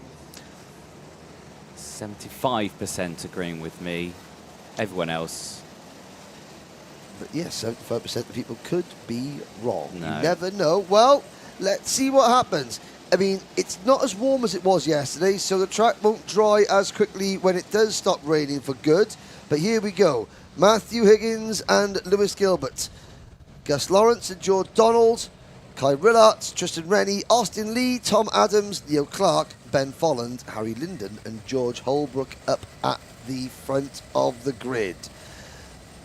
You can actually see the second, third, fourth and fifth rows of karts. The spray is nowhere near as bad and we are off and racing. Yep, nice start then from Matthew Higgins, holding on to that lead. Bad start then from George Donald. He has been swamped by the pack from P4 on the grid. He has gone through, and that's what happens if you run just that little too wide. Yes, again, you actually, if you go off, you'll speed up on the grass. It's that greasy, especially on, well, not slick tyres, but again, you'll find the rubber on the wet tyres, the treads, will not work on very slippery grass. There is a Coles Racing kart going for a spin, and I'm just looking down to see, I think it was Neo Clark that was running wide on the banking. The Tooley Motorsport kart has dropped down the order to the very back, but side by side, 3 wide. Oh, there is somebody. Now, that's going to be, I thought Gus Lawrence was going to pick up a bunch of places there. He's in third position, but it's still Higgins and Gilbert out front. Yes, it is. Very good start then from the whole grid as down the inside there. Nice little look there for Tristan Rennie. Not able to get the move completed though. A little wide as well there for Austin Lee. As again, it's just those different racing lines, isn't it? Yes, and when they suddenly grip and then they just come together in one spot. That was Harry Linden. And again, he wasn't doing anything deliberate. He was just taking a tight line and of course then he understeered wide. Whereas the Craft Motorsport kart was taking a very high line and cutting back across the corner. Big moment there for Bradley Barrett out the final corner. Huge snap of oversteer and into the barrier there. Oh, the Golin Motorsport number 44 of Stefan Stefan Kazmarzik. And it's not been a great weekend for Stefan. He's 41st in the points coming into today. He will almost certainly be one of the drivers we will see in the repechage tomorrow morning. Yeah, never a nice thing to be in the repechage. I've got to say, Henry. Yes. I hate that you're right. Yes. But there's a drier line forming. Of course there is. I mean, listen, you know, when a man's drunk 6 litres of iron brew like I have, the world is a rosy, rosy place and anything is possible. Yeah. Anything. Including Gus Lawrence catching and passing Lewis Gilbert for second position. With Kai Rillart, the Belgian driver in kart number 374. There's Kai, fourth in last year's Rotax Grand Finals in Portimao as a senior. And see, I told you anything's possible. Gus Lawrence has just got past Lewis Gilbert for second position. Matthew Higgins, however, has checked out. Yes, he has. Nice little race here as well as, God, keep an eye here. This is brilliant stuff. Kai Rillart, the Belgian driver, certainly showing his pace today. Now, I mean, that just goes to show how good Kai Rillart is. Yeah. First time here at PFI, there goes Gus Lawrence. Lewis Gilbert trying to follow him through. But, I mean, you look at that. So, Rillart's first time here. So, Kartmasters has been an eye-opener for all the overseas drivers. Now you throw in the rain. Now you throw in sort of greasy conditions. And Rillart's is seeming to master them all, even though he's giving so much away to the others in terms of track knowledge. Now that is actually a good spot from Remy Gilbert on the live chat. I believe Rillart may have a nose cone. Why did you call him the TikTok guy? I guess he does something on TikTok. Oh, okay, fair enough. But yes, he's right about the nose cone, though, because look at that when it comes out the corner. Yep, you can see it bouncing up and down. It's a bit wobbly. Now, the Jack's Motorsport number 96 of George Donald. He's having a much better race this time than he did in the opening heat. He is there in 5th position. Oh, and Lewis Gilbert thinking about making an attack on Gus Lawrence. You're pointing, Anthony. You're pointing. What are you pointing at? Ollie Goodyear, 5-second time penalty. Unfortunately, he's currently in 21st place. So, the intermediate classification at the moment, this is combined from yesterday and today. Lewis Gilbert has 12 points. Tom Adams, 34. Josh Price, 45. That's not the top 8. That's just a list of drivers and the points they've gained over the 2 days. Oh, and that was side-by-side action there between the 73 of Tristan Rennie. Again, just keep a close eye on this. Alfie 5.5 minutes to go. 5-second penalty. Yeah. Oh, Gus Lawrence and Lewis Gilbert getting very acquainted. feisty here, isn't it? Yes, and lap times. So the seniors are lapping a little bit quicker than most of the juniors, as one would expect. That's very highly probable. But believe it or not, you know, on a soaking wet track, obviously, you know, the juniors would be slower. But the juniors were out when the track was nice. There's a move. That's Tristan Rennie. But the seniors, it's now getting greasy. When the track is greasy, it's actually slower than when it's full wet. True. You do make a valid point. You don't often. Well, I try. That is Jack Doyle from Beaverton in the United States of America, getting his Thule Motorsport kart back on the track.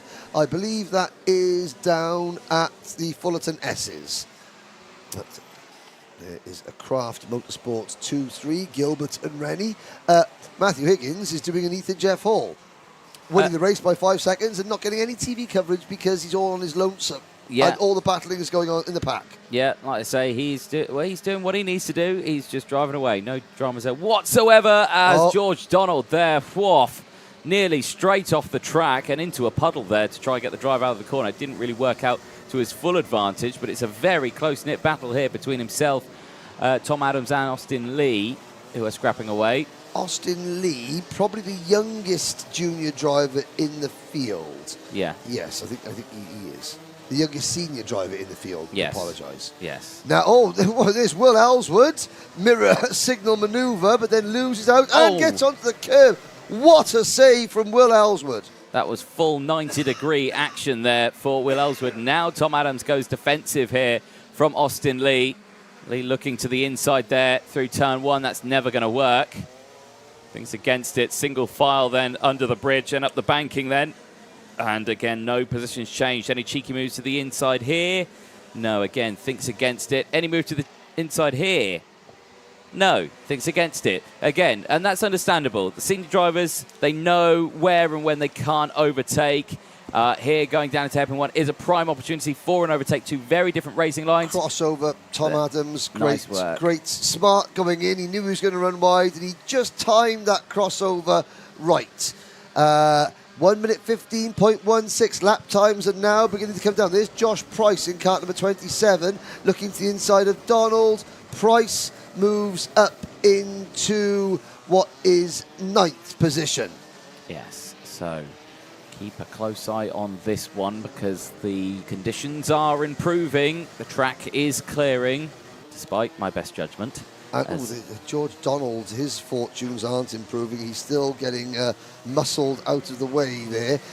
When he spoke to George this morning, I was trying to get that. You know, will he sort of like calm down? He's done the hard bit. He's got good grid positions. He doesn't need to attack. He just needs to maintain and not lose his head. Yeah. Because again, coming in today, he was 23rd.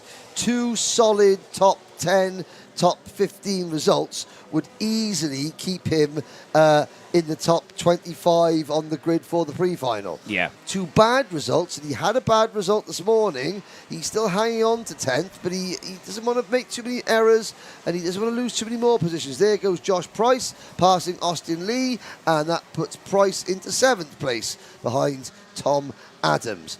90 seconds to go. Matthew Higgins' lead 5.2 seconds over Gilbert, Rennie, Lawrence, Rillart, Adams, Lee, Adams, Price, Lee, Ellswood, Donald, Lingard, the leading is the leading privateer in 11th place. Then it's Leo Brown, Ben Folland, Harry Linden, George Holbrook, Jack Lilly, Pearson Bullock Carter, Lachlan Robinson, Bradley Barrett, and Neo Clark. My eyes are detecting there Will Ellswood, his 15 places. Fantastic gains there into P9. He may have to give some of them back. He may have to give some of them back. A case of nose cone wobblation. Yes, yeah, there you can see it very clearly. Yes, for those of you watching, senior Rotax dry weather lap times in the 56-second bracket. The lap record in senior Rotax belongs to James Lowther, set in May last year at 56.41. So they are 19 seconds off that pace at the moment, because Matthew Higgins has just made it into the 1 minute 14s, 1 minute 14.77 for Higgins. Very good indeed. Keep a close eye on this one. Very sideways there for Lowther, not Lowther, Ellswood. Brandon Nagelvort, who should know because he races senior Rotax, saying the crossover point on lap times it will be around 1 minute 8. Right. So we'll keep our eyes peeled on that. But Junior X30 is up next. We'll need a statistic on the crossover point in Junior X30. They're currently, Matthew Higgins is just in a 1 minute 15.38 second lap. Ellswood clattering over the curbs, trying to keep Donald and is that James Lingard in the number 72. That it looks like a Strawberry Racing Kart, but it's just the Tony Kart graphics. And James Lingard, best privateer, in 11th position. Yep, certainly a solid drive from these guys here as we go on to the last lap. Conditions improving lap by lap here at PF International for Kartmasters in 2023. It is Saturday, the last of the qualifying heats on your screen before the pre-finals and finals. There is Matthew Higgins. Well, now his front bumper, that's looking very loose, but he's not had to battle anyone, but he may have had that hit a curb. Yes, I was just going to say, if you're looking at the way that Higgins is absolutely assaulting those curbs, that could drop the bracket, and he's 4.87 seconds in front. To be sure, Matthew, you need to pull out an extra 0.13 of a second over Lewis Gilbert in the final half a lap of the race. He comes out of the final corner, shakes the checkered flag. We now wait to see how far behind will Gilbert be. The answer is... He's good. He's good. 5.1 seconds. So if that nose cone on Higgins' kart has dropped, he'll win by 1/10 of a second. Right, okay. So I know this is not an argument that will happen because you can't contest a nose cone. No, you can't. You can't. But Matthew Higgins led that race from the word go. Was never overtaken, never had anyone overtake him. He can say quite confidently, I did not hit into the back of anyone. That was something on track that made that happen. And the scrutineering team goes, Matthew, we believe you. Yes. Doesn't matter. It doesn't matter. You've come in with a nose cone penalty. Come in with a nose cone penalty. We almost had a situation at Le Mans last weekend in DD2 where Antoine Barbaroux won the race and Christian Sorensen came up alongside him on the slowdown lap, reached across to give him a fist bump to say congratulations. The two rear wheels interlocked and spat Sorensen across the front of Barbaroux's kart. And you could see Antoine Barbaroux shaking his head because he thought the nose cone had dropped. It hadn't, but even in that situation, where a driver innocently trying to congratulate his rival, that still would have been a penalty. Yeah, yeah. It's a harsh rule, but the rule is there for a reason. Yes. So Matthew Higgins, to be safe, he's either won by 5.1 seconds or 0.1 seconds. Yeah, close as you really want to take it. Well, there we go. That brings the end of Senior Rotax. Junior X30 will be coming up next. Stay tuned. We're going to take a short break. We'll be back in just a moment's time.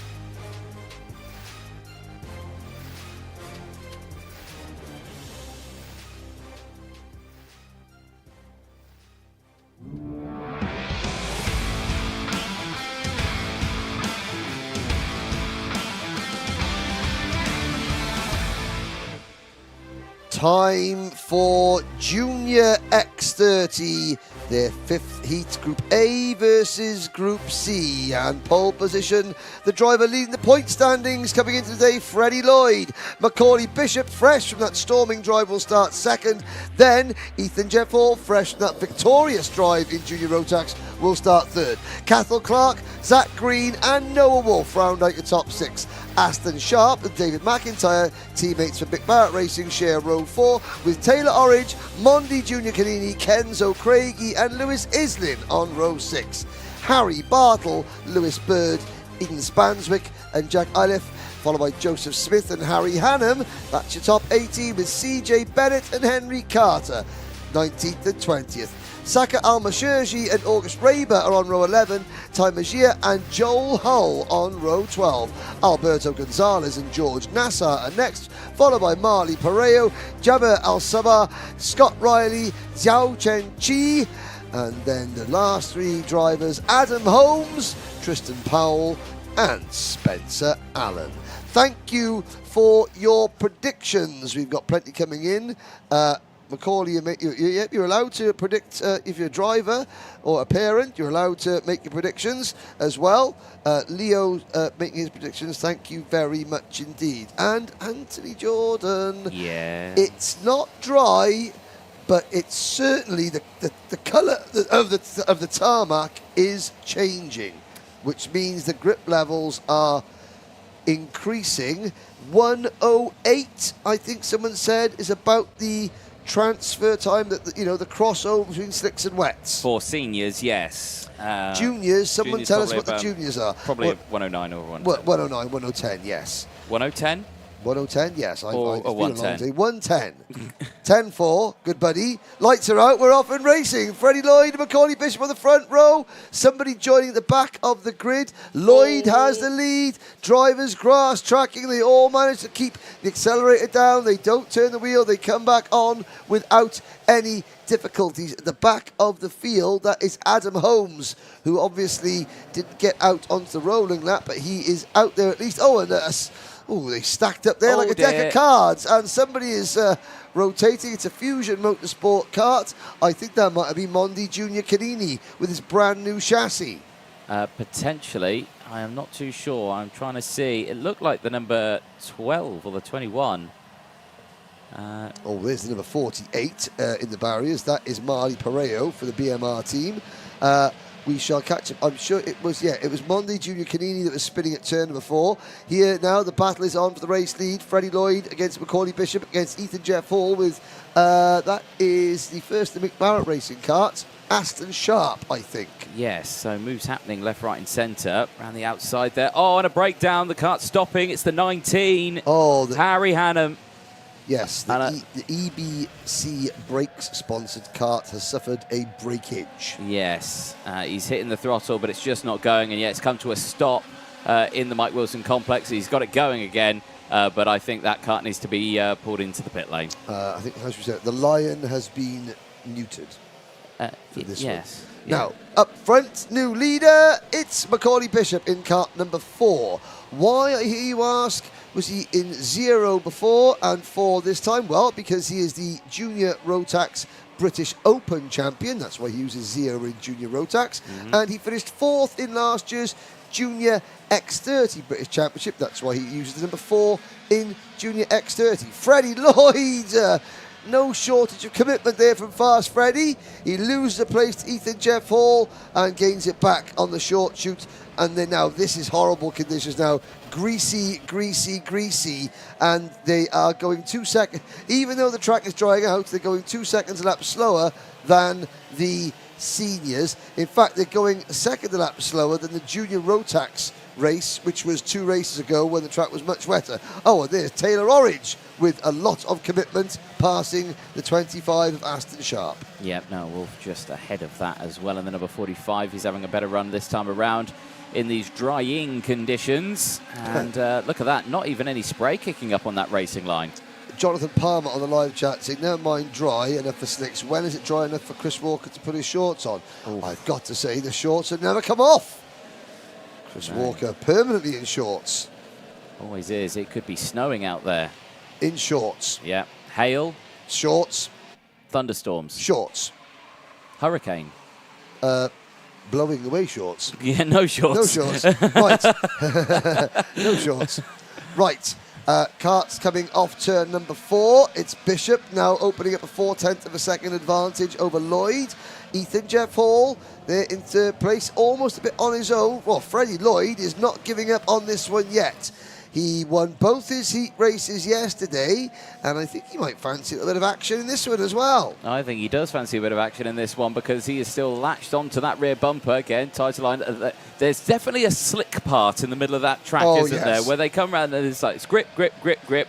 Then they hit the actual racing line. Yes. That's where the rubber's down. And all then the oil in the rubber has now come to the surface because it's been wet. Yeah, and then it just slides off. Yes, understeer.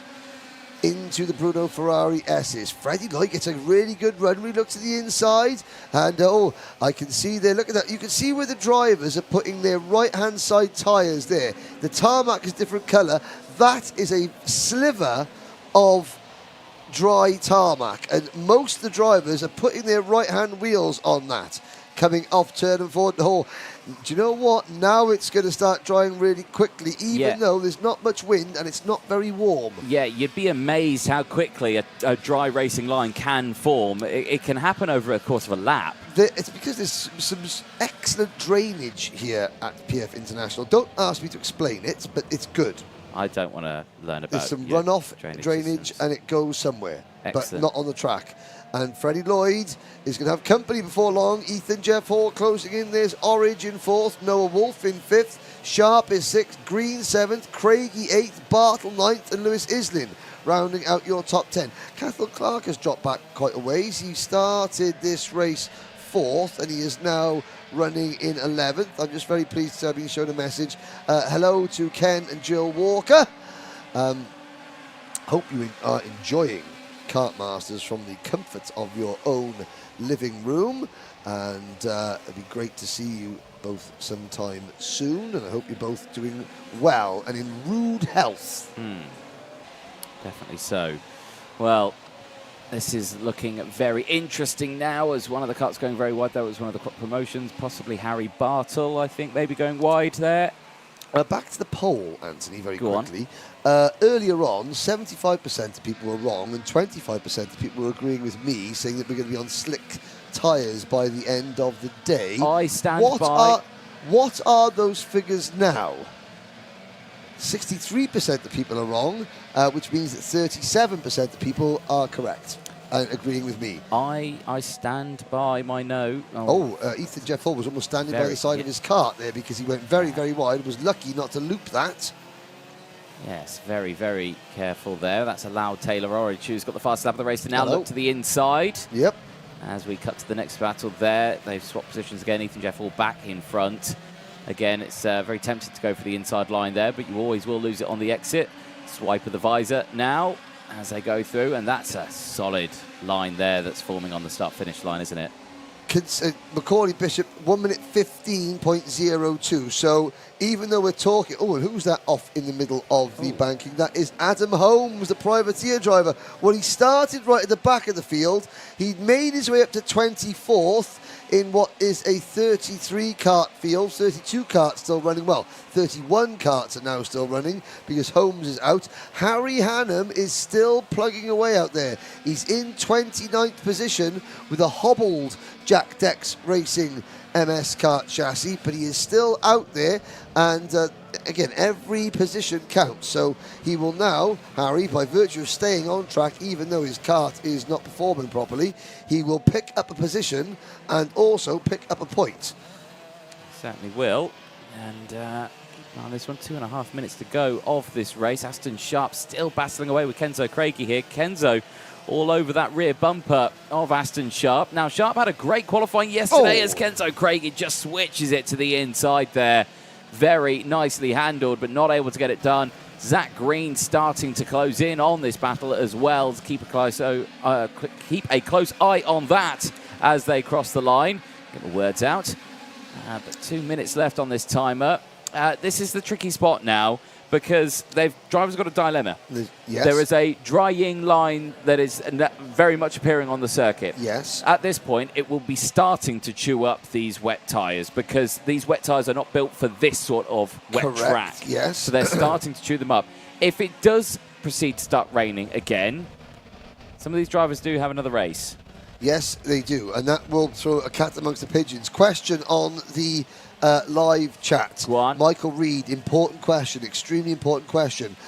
Which puppy is your favourite paddock show pooch? Well, I mean, Sprinkles stole the show yesterday, but again, Poppy Gilbert, the Golden Spaniel, can't go wrong there. And a couple of years ago, before we started the paddock show, there was Chester the Basset Hound, and that's an automatic winner. I haven't seen Chester. I obviously think his family still race anymore. Oh, and there's Harry Bartle, whose dog is Rodney. Rodney the dog. You haven't seen Rodney on the paddock show, but he's on the back of Harry Bartle's crash helmet, along with about 8 gallons of water after Harry ran wide and went through a puddle. Yep, Cathal Clark and Harry Bartle there, absolutely tooth and nail. Bartle, though, with a nose cone, by the looks of it, as he goes across the start-finish line. It is dropping left, right and centre. 50 seconds left on the board. Solid dry line now. Leanne Stokes has her fingers and toes crossed as she watches her son Taylor Orridge battling away in third position. Someone asked, where's David McIntyre? There he is on your screens, number 83. Your answer is in 14th position, as that's the Toby George Motorsport kart of number 217, our American driver, Jack Iliff. Yep. And he's having a good time. And there is the number 66 of Taylor Orridge, and he has caught and passed Ethan Jeff Hall for third place. Well, that is a bit of a turn up the books. I wasn't expecting that. I thought that Ethan would maybe even consider closing in and try to battle with Macaulay Bishop and Freddie Lloyd. The gap between Bishop and Lloyd is 0.8 of a second. I've got to say, really impressed with Freddie Lloyd. You would think that after 2 races ago, Macaulay Bishop starts 35th, comes home 5th. Yeah. He then gets out of one kart into another kart. You can imagine the adrenaline will be absolutely coursing through his veins. And, you know, you do that and you feel invincible. And yet he's made a couple of positions up. Well, he's gone from second to first. But Freddie Lloyd has stayed with him. He hasn't let Macaulay escape.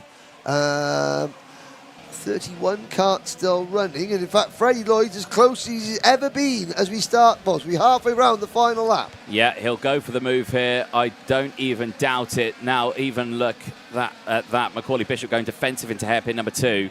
So again, even Bishop feels like he's going to need to defend from it. No defensive lines here in towards the Fullerton S's. Freddie Lloyd still there just behind. Big check over the shoulder there for Bishop. Lloyd still wanting to close in. Battle for third, still heating up as well. Orridge still leading from Jeff Hall. Jeff Hall will go for the move if given the opportunity. Might send it down the inside here, but no change at the front. Macaulay Bishop looking good. And another round of it. The battle seating up behind, though, as Ethan Jeff Hall going side by side into the final corner. Crossover? No. No, not able to get it done. So, crossing the line, he will take it. Bishop then from Lloyd. Orridge from Jeff Hall.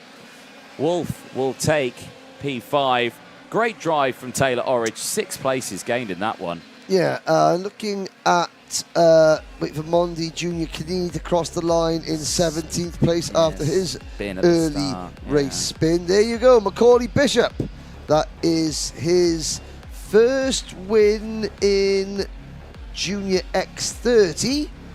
And this weekend, Freddie Lloyd second, Taylor Orridge third, Ethan Jeff Hall in fourth. Then it's Noah Wolf, followed by Aston Sharp, Kenzo Craigie, Zach Green, Harry Bartle and Cathal Clark, your top 10. Looking down at the remaining finishers. Still a good run, though, with the track conditions getting better and better. The rain holding off for that for now. The skies are brightening up, but ladies and gentlemen, it is still very cloudy and there is still predicted rain. But look at that. Look at those 2 dry lines going into the Bruno Ferrari S's. This now begs the question. Yes. Next race, are you risking it?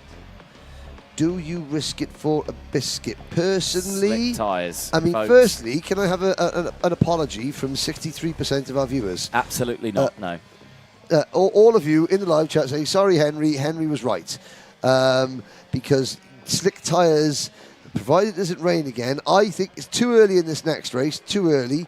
But the next race is going to be for Water Swift Restricted. Yeah, too early for them. Some of but the youngest classes, a race afterwards. Now, Anthony, did you realise Go on. that it is both Christmas Day and your birthday today? Is it? Why? Because I've got to leave the commentary box, go do an interview with Chris McCarthy. You've got it all to yourself for the next few races. Fantastic. I'll Right. enjoy. When I come back, I expect to see a million comments in the live chat saying Henry knows best. No. Hashtag Henry knows best. No, absolutely not. Absolutely not. Have fun. Carry on. Yes, indeed. Well, there are plenty more races to get going for the rest of the day. Don't go anywhere, as next up we've got the Water Swift Restricted, Water Swift Inter, Micromax, Minimax Inter and Senior X30 to round out the last of the heats for those groups. Then we have the last, the sixth and final heats for Junior Rotax, Senior Rotax and Junior X30 to round out the day. Dry line is clearly forming on the circuit, despite my better judgment. But we are going to take a short break in a few moments' time. And, well, this is going to be an exciting one. No, it's no one's birthday, Jacob. It's no one's birthday. It's Henry just being silly. There we go then. Well, we're about to get ready for the next race. We are going to take a short ad break. Do stay with us.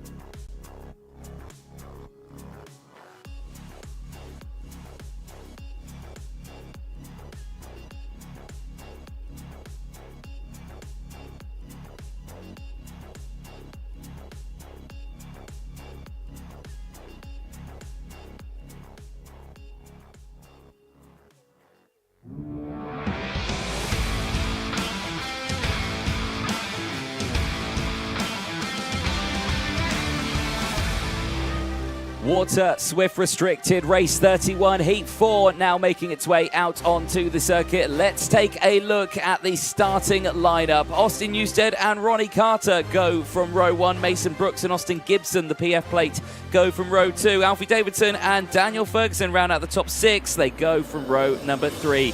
Colby Patterson and Harry Williams, they go from row 4 from Oliver Warner and Charlie Clough.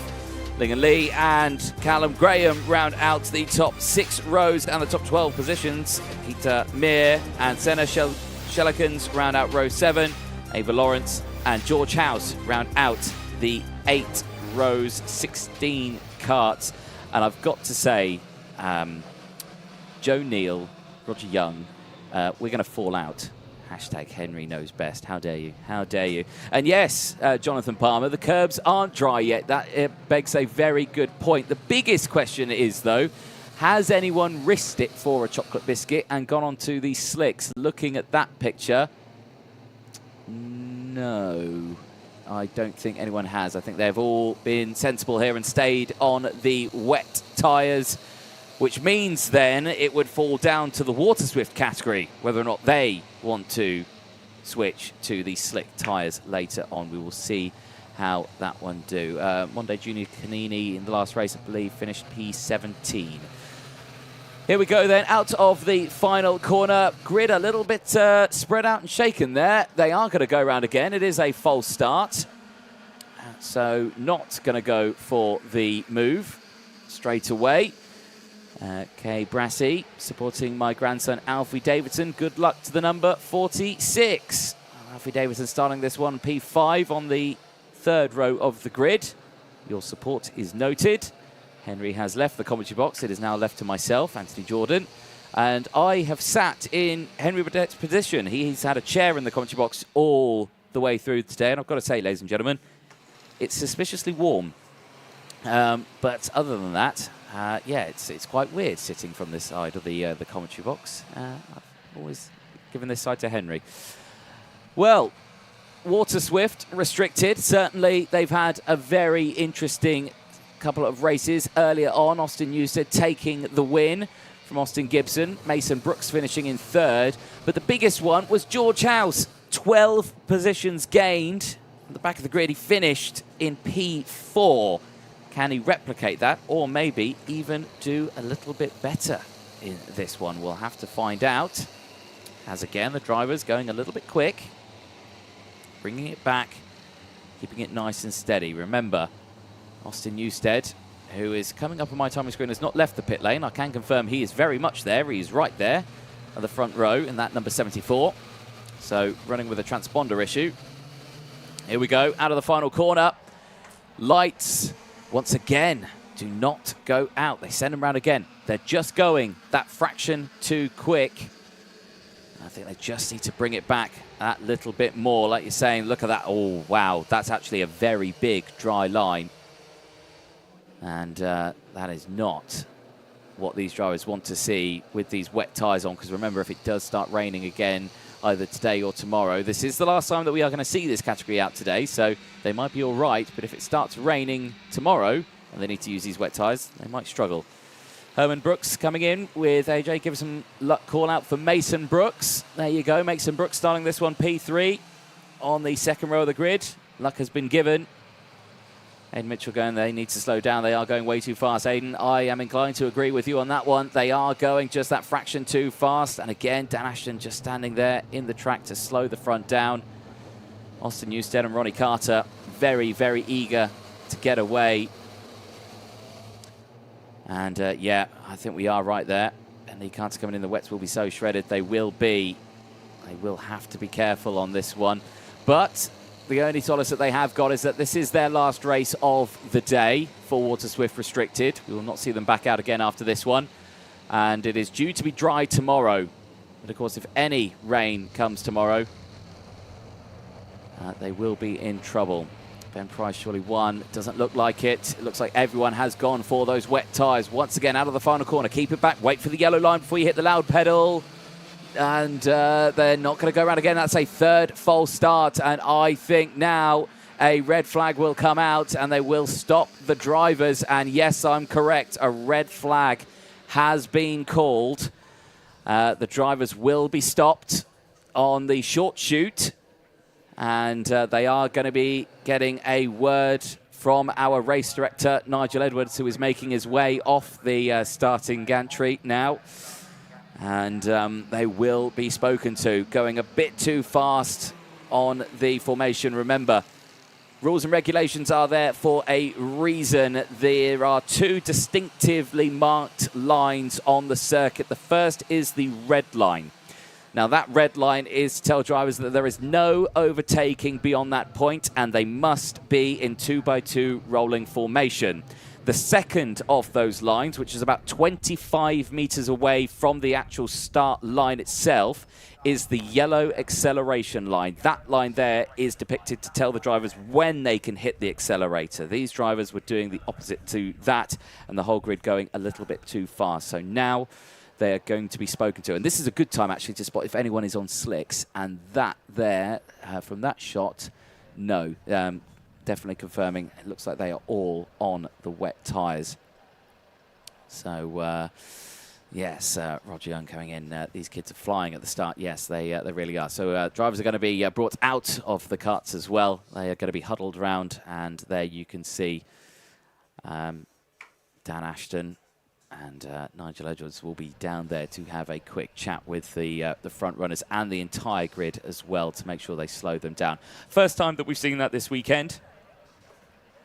There has been several false starts over the course of the weekend, but with this one, this is the first time we have seen the grid being stopped. That always comes out. Red flag always is declared after 3 false starts.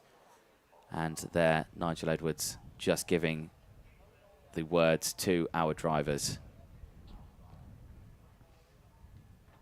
And again, yes, probably keen of you listening in to that one.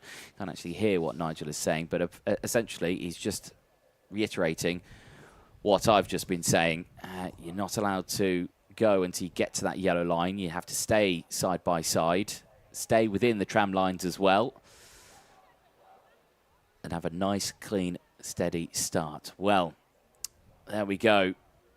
Telling off is done. Mechanics have been given the green light to come back onto the circuit now because, of course, these carts will need assistance in firing up.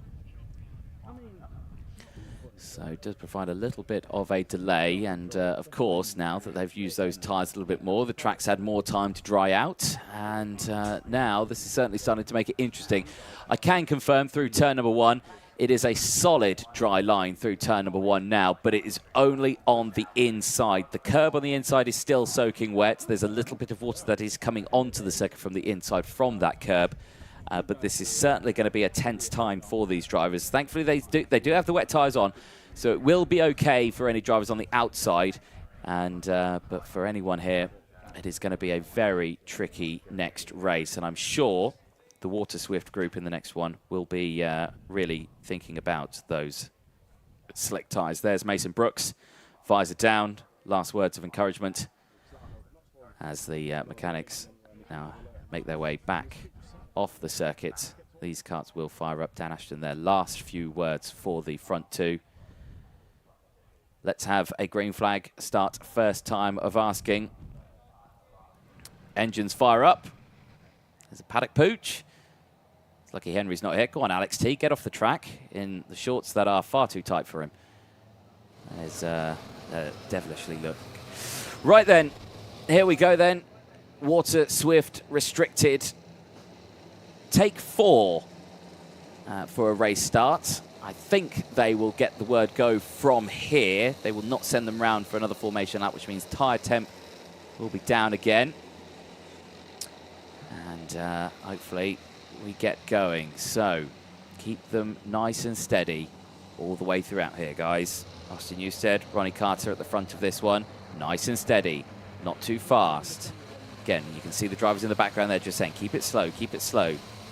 Wait for it, wait for it. Into the tram lines. Lights out, here we go. Good start then from the second row of the grid as they try to sweep out onto that one. Oh, and it's a bad start from Carter. He hits that wet stuff and sweeps right into the infield of the pack there. He is down in the order now. He will have to try and fight his way back through the grid though. Action at the front. Mason Brooks up into second place. He's had a good start on that inside line. He is following Austin Newstead at the front of this one. The rest of the field all scything their way through. Line astern very, very close in the background there as they now come down in towards hairpin number 1. Side by side, 2 of the ORMs going wheel to wheel into hairpin number 1 as well. And that, to me, that doesn't look like there's a dry line through hairpin 1 at the moment. The same with hairpin 2. Everyone's still sticking to that outside line, some going to the inside, and I've got to say that inside line still looks very, very quick, so they might be okay here. Into the Fullerton S's, nice little dive down the inside there for the 44 of Harry Williams, who is up several positions. He runs a little bit wide on the exit, and a change for the lead, because down the inside here comes Austin Gibson on the PF plate, and he takes the lead of this race. Austin Newstead now into second and latches onto the back. Remember, Austin Newstead was rapid earlier on in his first heat in the pouring rain. He said he's really enjoying the wet conditions. Right now, though, it's the challenging, changing conditions that these drivers are going to have to deal with, and that is a challenge. 8.5 minutes to go then as one of the ORMs down the inside, Colby Patterson on Daniel Ferguson through turn 1. He thinks against that one at the last second as they go in towards turn number 1, and still a good start from everyone. So how's George House doing from the back of the grid? Well, George House has cleaned half the grid on lap 1. George House up into P8, 8 positions gained for him. Solid drive at the start of this one. Gibson with the 3 places gained. Harry Williams with the 4 places gained. Solid drive here as down the inside. There goes Colby Patterson trying to defend here as well as attack. But no one's able to catch here Austin Gibson, who has driven away now at the front of this one. So it's Gibson from Newstead. Brooks, as we look at the battle here. Harry Williams just behind Brooks. Ronnie Carter running a little wide. And you've got Alfie Davidson. George House now coming through from Daniel Ferguson. Again, a couple of different racing lines there. You've got to be careful. Lincoln Lee there in 14th place. The number 21 looking to the inside line. That didn't work out too well. As Ronnie Carter, who's on a recovery drive here from the front of the grid, trying to fight his way back through. Austin Newstead looking like he's got a transponder issue. He pops back up into second. Fastest lap of the race as well. He's closed back in on Austin Gibson. So despite Gibson's best efforts of trying to break away in the early stages of this one, they are not pulling away. So Aidan Mitchell saying, I think the 33 might have jumped because of the PF plate pushing him, potentially. Race control will be looking very closely at all the starts. And I haven't seen any investigation flags out, so I think they're okay. Austin Gibson and Newstead, though. Very close. No changes between the two of them. So I've been told that there are some investigations going out. And, oh, actually, there was an investigation for Ronnie Carter. Actually, the driver that we are looking at on your screens. And, yes, you are right, Aidan. So potential there. And again, still changing as Carter in the middle of this battle with Harry Williams. Williams now side by side with Davidson. Davidson on the outside line, risky taking that line. Very easy to just get to sweep top. Oh, dear me. George Gibbons, Motorsport driver. Oliver Warner going off the track there out of the final corner. As now Alfie Davidson takes Harry Williams through turn one. Nice change. And George House now in the 77 making moves, and a bit of debris there being picked up through the Mike Wilson complex. One of the marshals there just straightening a barrier. Didn't see anyone go into the barrier. So hopefully all is well. Down the inside, Colby Patterson on Daniel Ferguson for P9 now. And gets that position done. Nothing that Ferguson could do. Back here at the lead. Austin Gibson and Austin Newstead are driving away here from the rest of the field. Mason Brooks in third. Some 3.3 seconds further down the road here. Well, Princess Motorsports, hello from the States. From Bambino, racer named Mila. Well, hello from the States. Hopefully you are enjoying Kartmasters in 2023 and the wet Kartmasters in 2023. In a drying track, the hardest race conditions I think any driver has to face here. A drying circuit with a single dry racing line. Never a nice set of conditions to have to deal with, as Ollie Warner looks to the inside of Mason Brooks there just behind. And I think that is a change for third, and it is. Warner up into third now. So the George Gibbons Motorsport driver doing very, very well here. Fastest driver on circuit is Alfie Davidson, though, on that last lap. 1:15.7 was considerably faster than the drivers at the front of this grid. So keep an eye on Alfie Davidson, number 46.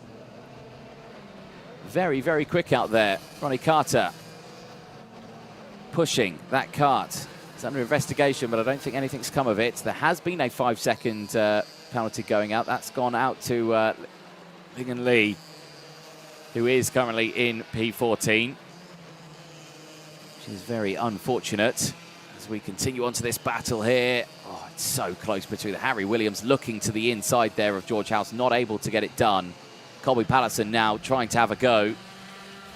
Also not having the momentum out of the corner. Now that there is that dry racing line, I mean, they're not going off the line. And now down the inside goes Colby Patterson. Solid move through turn one. But now with that dry racing line, that move is just a little bit safer to do now. We did see drivers trying to get that move done earlier on, as side by side here. Ferguson trying to go down the inside of Harry Williams. And it looks like he's got that done. So Williams now down into P10 as well. Here Colby Patterson right into the back of George House already. Serious waft here does Colby Patterson as he tries to close in. Again, George House certainly on a charge here as well. Keep an eye on these two. They will now try and work together. I say that. No, they're going to prove me completely wrong. Colby Patterson's going to go down the inside of George House, and that's going to allow Daniel Ferguson to have a go. runs out of racing room and now is under pressure from Williams, who looks to the inside through Bobby Kame. Contact between the two of them, and luckily they both keep going.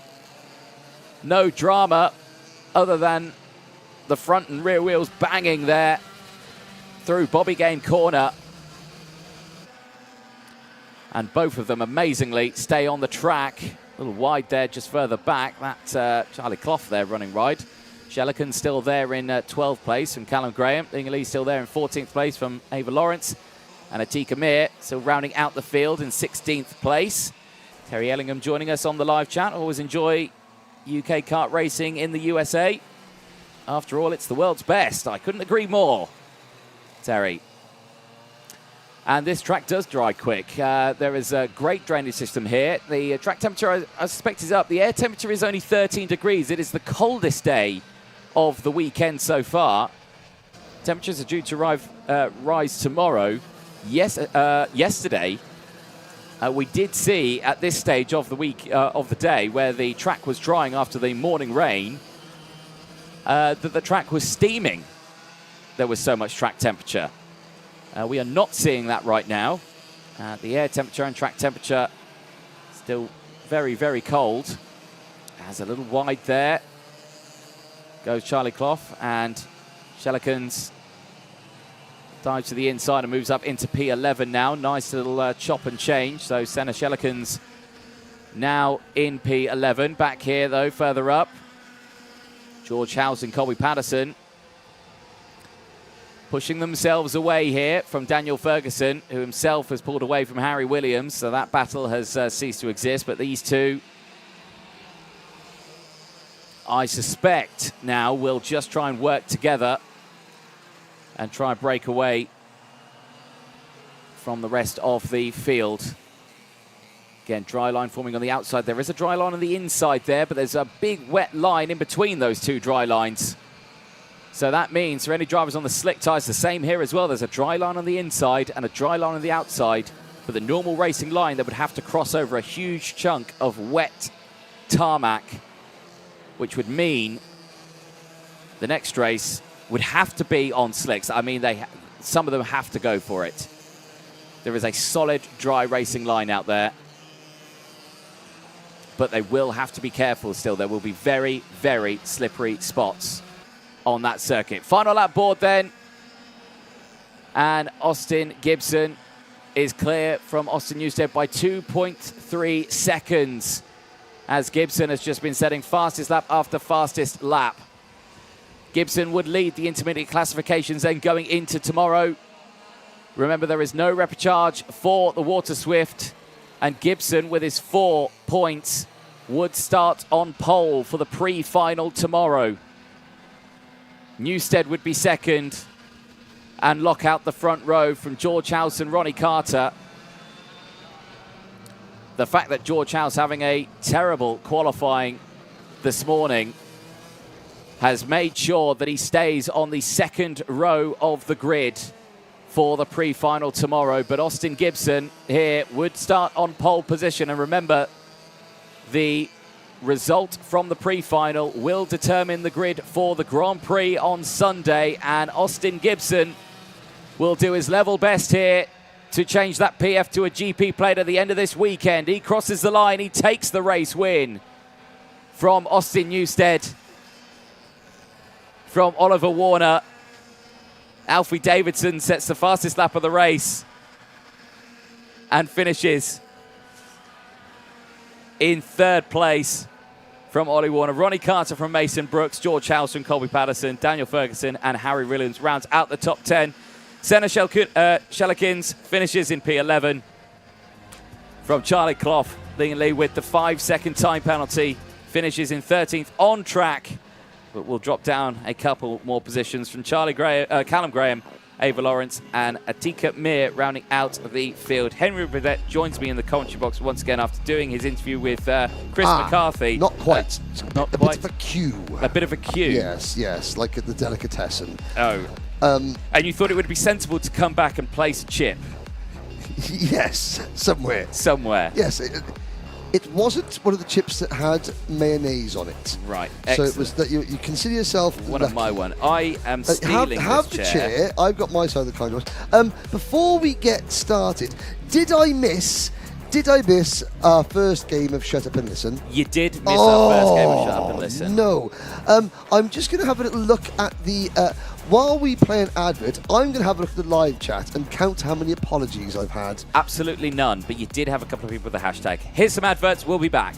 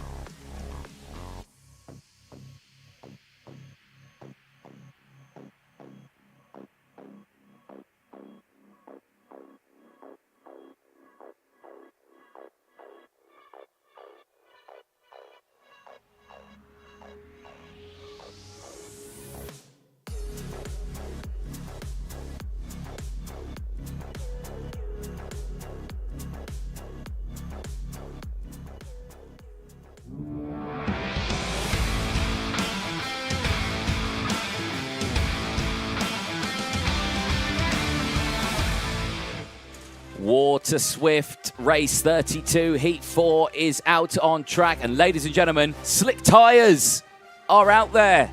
I told you so. Let's go through the grid. Will Green, George Edgar on row 1, Jesse Phillips and Kanish Rao on row 2, Archie Lovett and Max Endicott round out row number 3. Aaron Richardson and Harley Muss, they go from row 4. Ethan Woodward and Jensen Ackerman go from row 5. And the top 10, Albert Friend and Jacob Batchelor go from row number 6. Alfie Brown and Archie Owen go from row 7, from Aaron Nayar and Knight Measures on row 8. Finley Lyons and Ethan Weldon go from row 9.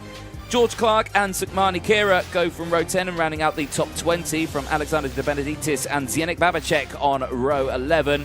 Ryan Townsend Grant and Charlie Goddard go from row 12, from Hayden Gilbert, Rashid Halil and Max Yule, Jarlath Sayer rounding out the 28 kart grid.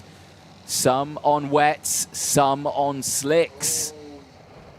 Oh, yes, indeed. And look at George Edgar forcing himself onto the wet line. So Edgar definitely on wet, I would say, as they come to the line. The lights aren't out. Now, it's going to be very, very difficult to see. Do you know what? I'm not sure if any of them are on slick tyres. There must be one or two that have gambled. There must be one or two that have gambled. There is. I've seen them already. Oh, there has. Okay, yeah, no I've problem. When they them. slow down, we will try and get a couple of numbers for you with who is gambling.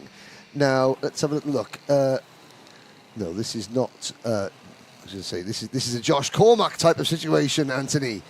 I'm just having a little look at the live chat.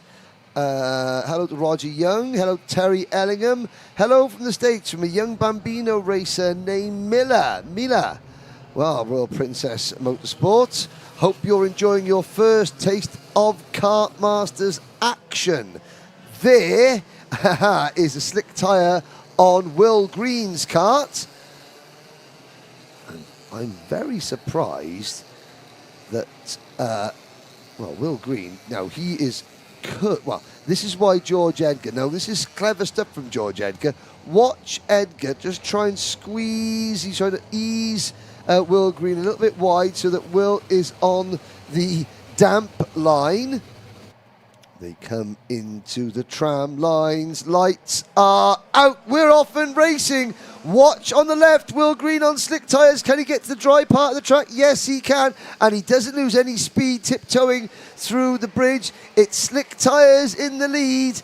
And we'll soon see who else is on slick tyres, because they will be coming to the fore very early, I would say. I can't believe anyone's on wet tyres, Anthony. Yeah, I know. There is definitely wet tyres out there. We have seen them, but there's definitely slicks as well. So let's see who is going to come through the field. I can't believe anyone is on wet tyres, because to me, that track is slicks all the way. Yeah, 100%. Change it, second place. And look at that inside line. Some drivers still going to that outside line. But look, it's like that bit there. Yeah. Oh, you can see the number 23 kart on the damp patch, understeering. Yeah. That was Rian Townsend Grant. You had 2 dry lines, 1 high, 1 low. And then in the middle was that. They're definitely on wets. Yes, they are. And there goes Albie Friend on slicks. And you can see Albie just touches a tiny damp patch and runs wide. And then loses about 8 positions in one corner. Yes. Yellow flags in the final sector. A couple of karts gone off, but rest of the race continues. So Will Green leads the way from Jesse Phillips and George Edgar. Both of those look like they're on wet tyres. That's the reason why we're yellow. The number 23. That's Rian Townsend Grant. Yeah. Yes, off the track. Jensen Ackerman hasn't taken the start. No. I wonder if the number 12 Fusion Motorsport driver didn't get onto the grid before it closed. Now, it's all well and good being on slick tyres, but with a single width, well, it's more than, you can see there in the middle. Everyone's avoiding the middle of the track. Yeah. Even the drivers on wet tyres are avoiding that greasy patch because even they're chewing up their wet tyres. And there's the number 14 kart of Archie Owen. But, up at the front. Well, Will Green leads. 1 minute 10.06 for race leader Will Green on slick tyres. Going to try and go back. And there's a... the wheels come off. That's the number 89. That's Archie Levitt. And that's always the risk you run. Mechanics scrambling to change tyres as quickly as possible. And all it takes is for one wheel nut to come loose. And, he's disappointed, but he is very lucky that kart stopped before it hit something solid. Yeah, it definitely did. Well, look at this. Alfie Brown on a charge here. 10 positions gained. I believe now he is up into P3. No, he's up into P4.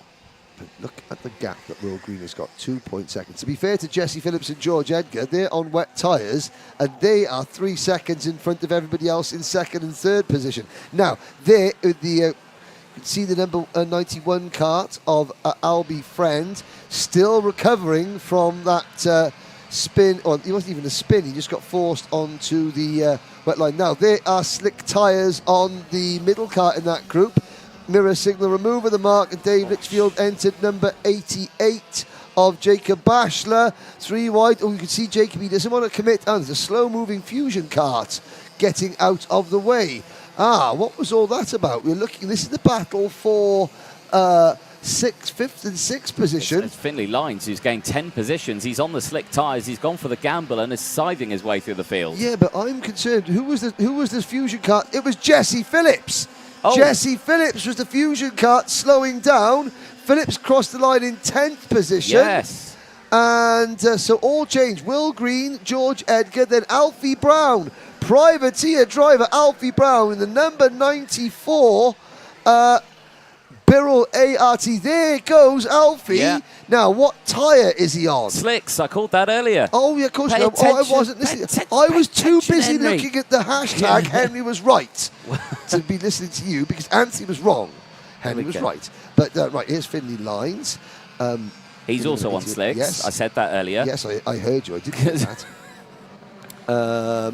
But so what makes this even more impressive is that George Edgar is on wets. He's lapping at 1:10.0. That is that's going to cool those wet tyres down a little bit. That's Harley Musk, isn't it? In the number 21 kart. Yes, it was. No, it wasn't. It was the number 83 kart of Ethan Woodward. It was, yes. There's Albert Friend, slick tyres. As you say, so Will Green 107.9. George Edgar 110. Jarlath Sayer 22 positions gained. Man's in P6.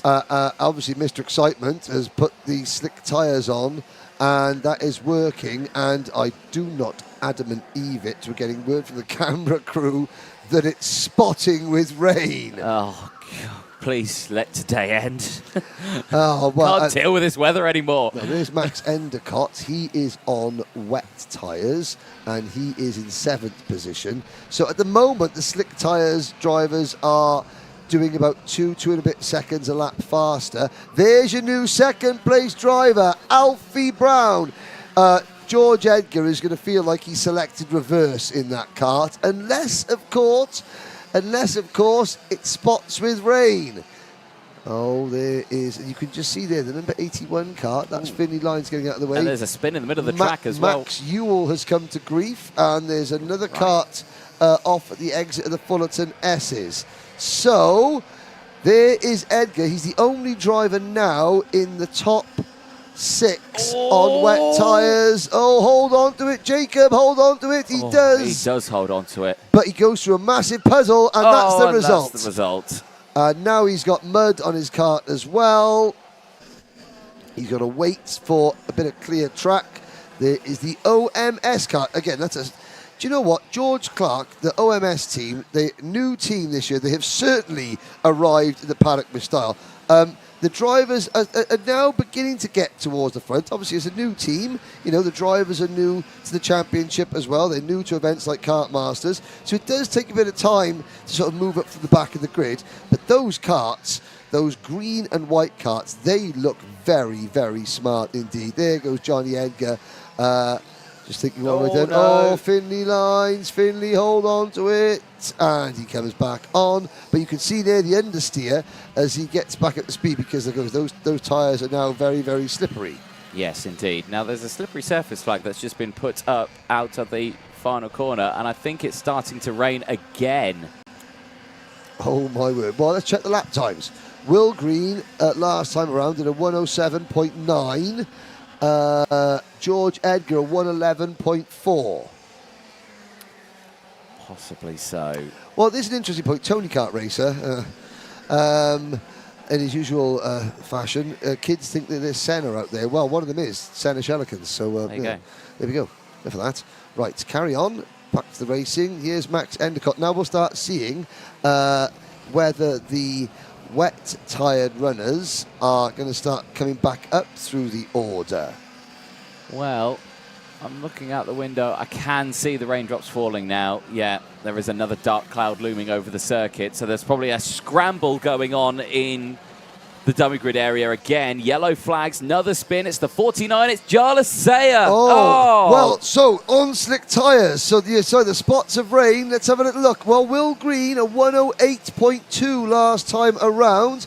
He's 10 seconds in front of Alfie Brown, who crosses the line with a 108.8. So that's half a second off his personal best. Finley Line still third with a 109.2. George Edgar still doing 111s on wet tyres. So despite the reappearance of the rain, it is not light enough to give the advantage back to the drivers on wet tyres. Which that battle is happening further down the field here. Yes, there in the second kart in line, that is George Edgar in kart number 917. No, that's not George Edgar, to apologise. There's the OMS kart. Mentioned the third kart there, that white and British Racing green kart. That's George. That is Clark. George Clark, and he is on course for what would be by far and away his best result of Kartmasters 2023. Certainly would be. A delight for the team. And again, running wide there, the number 16 of Aaron Richardson, who I think is on the wet tyres there by the looks of it. Yes, he is, and he's still a lot slower than the drivers on slick tyres around him, but he's doing a very good job of hanging tough. He's the second best placed driver on wet tyres. 30 seconds to go. Now you can see Richardson on wet tyres pulling out to pass the number 21 of Harley Musk on slick tyres. I'm looking at lap times, and, well, George Edgar's gone a little bit quicker. So has Aaron Richardson. But Jarlath Sayer on slick tyres after his spin has just set a 107.69. So the rain is not slowing the track down. No. I think it's just brief moments of joy there. And for some of the drivers on the wet tyres to try and gain those positions. Timer has struck 0. There's your driver in second place, Alfie Brown, the privateer driver. Superb job Brilliant from Alfie drive. Brown. I'm just looking to see where he started. I mean, he had a decent qualifying session, so he was already 13th on the grid, but still he's had to pass 11 drivers to get up into P2, and he did it all at the very early stages. Biggest thing for me on that one is that he would start within the top 10 for the pre-final tomorrow as well. Yeah, it does look like that. Will Green at the moment on course for pole position in the pre-final. Here is your race leader. I mean, normally when you sort of, it's going from wets to slicks, it's the drivers at the back of the grid that make the first gamble. But on this occasion, Will Green, bold decision, starting from pole position. Nope, do you know what? I'm going to go for it on slick tyres. And he was right to, like me, the hashtag. Henry was right. Anthony's best. That's the best hashtag for me. Henry is right. And I think the best hashtag for Anthony this weekend, Anthony is soggy. Anthony is tetchy. Anthony's got a chip on his shoulder, or someone else. There we go. Well, final lap and final corner for Will Green. Checker flag will be the next. The slick tyres were the right call, and, well, he slows it right down now. Has he just broken down? He's broken down. He's broken down over the start-finish line. Oh, but my word. amazingly, he still wins it. Have we got a replay of that? I'm going to speak this way. Yeah, Will Green. Yeah, he's flat out on the throttle, look. Yeah, look at that. It's the throttle cable snapped. Let's have a little look. We'll go back and have a look at that. I don't think we can do it in slow motion, but I think we can review that, because if you blink and you miss it. Here we go. Here's the replay. Well, into the curb. He's going to clout this curb. Bang. There. Wheel off the ground. Yeah. And then it just throttle dies. cable's gone. Throttle cable snapped. He is so lucky. Well, he lost 7 seconds on the run to the line. Wow. He was 10 seconds in front, and he won by 3 seconds. Will Green, let's have a look at it again. You can almost see the moment where the throttle cable snaps. So it's not this curb. It is this curb. He uses that curb correctly to get the car turned. Then, bang. Yeah, Foot and then down, from there, yeah, nothing and happens. It's not that going. moment there is when blind panic sets in. Now, the kart still has to go back to Parc Ferme. The officials are over there, checking that. But, well, that's a first, Anthony. It is. Well, Will Green will take the win, despite the fact that he's got a broken kart and sitting on the side of the circuit. Alfred Brown would finish second from Finley Lines, from Albert Friend, George Edgar, Aaron Richardson, from Charles Lasser, Harley Musk, Max Endicott, and Ethan Woodward, the top 10. George Clark would finish in P11 from Kanishka Rao, Aaron Nair, Archie Owen, Jesse Phillips, Alexander De Benedictis, Sukmani Kira from Ethan Weldon, Charlie Goddard, Zdenek Babacek finishing in the top 20 from Jacob Batchelor, Aidan Gilbert, Max Yule, Rashid Halal, and Knight Measures, 3 retirements, Lovett Ackerman and Ryan Townsend Grant. Ladies and gentlemen, it has come to our attention that Henry Beaudette has just unsealed and opened a 2-litre, yes, you heard me right, a 2-litre bottle of Iron Brew in the commentary box. Thank you to Louise. Thanks, Louise, for my gift. There we go. There it is in all its orangey Scottish, made out of Scottish girders. Water. Yes, again, this is why I look like this and why Anthony looks like that. But and before we do any more sponsorship, here's some actual sponsors that provide the coverage for us here. Let's hear from them now.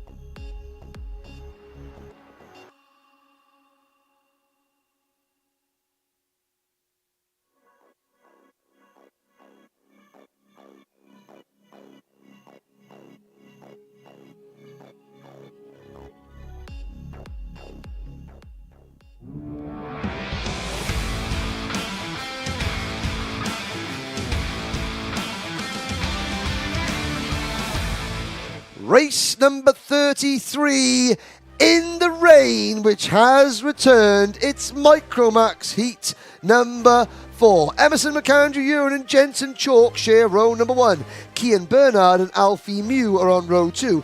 Otis Cleary and Josh Cormack start from row 3. Theo Bradshaw and Edward Haynes are on row 4. Max Gilman and Oliver Spencer are on row 5. Zach Starbuck and Oliver Warner share row 6. Row 7 is Harry Taylor and George House. Row 8, Arthur Farrow and Grayson Wortley.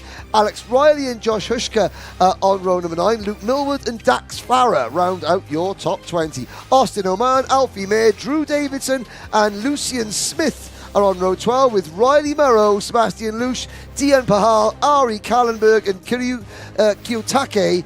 And it is raining at Bobby Game Corner. It is not raining on the banking yet, and I do believe everyone is on slick tyres. A question has come in. Would Will Green be disqualified because the kart doesn't come back to Parc Ferme under its own power? The answer is technically no. The kart does have to go back to Parc Ferme. Now, it's got a snap throttle cable.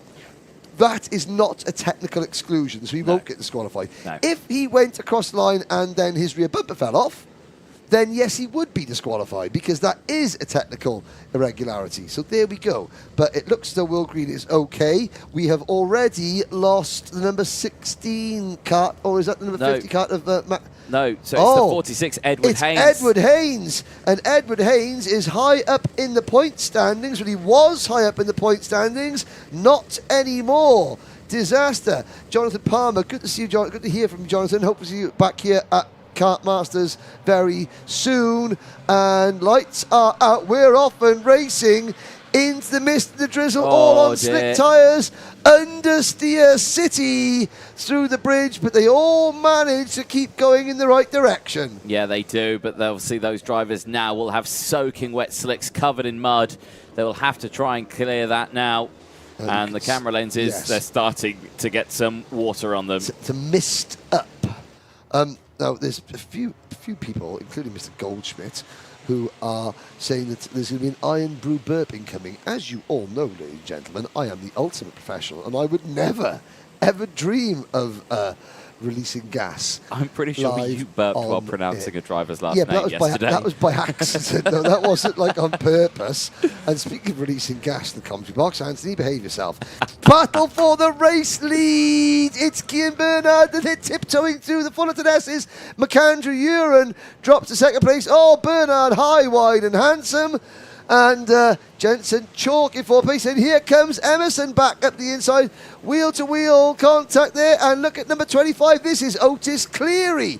Otis is having a great day. 7th this morning. And now he is up into P3. Keep your predictions coming in. If you haven't entered yet, you simply need your winner for each of the 8 classes in the live chat. You have got until the end of Senior Rotax. So you have got this race and the next 4 races to get your predictions in. I will collate them all overnight, and we need a winner for each class. You get 3 points if your pick wins, 2 points if your pick comes second, 1 point if your pick comes third. The top 3 scorers in the predictions competition get Alpha Live baseball caps and beanies.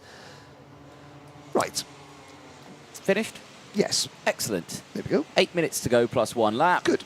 And Cian Bernard leads the way and looking relatively comfortable here. Emerson McAndrew Uren losing that lead again. Now remember earlier on, Emerson had that disaster and fell back, and I think finished, I want to say P7 at the end of the race. Otis Cleary? No, Emerson McAndrew Emerson was ninth. Ninth, was he? Yes. Right. You're looking over his shoulder there to see where Cleary is. Jensen Chalk in 4th. 8th, he finished. And, someone had a penalty in front of him, did they? Yeah.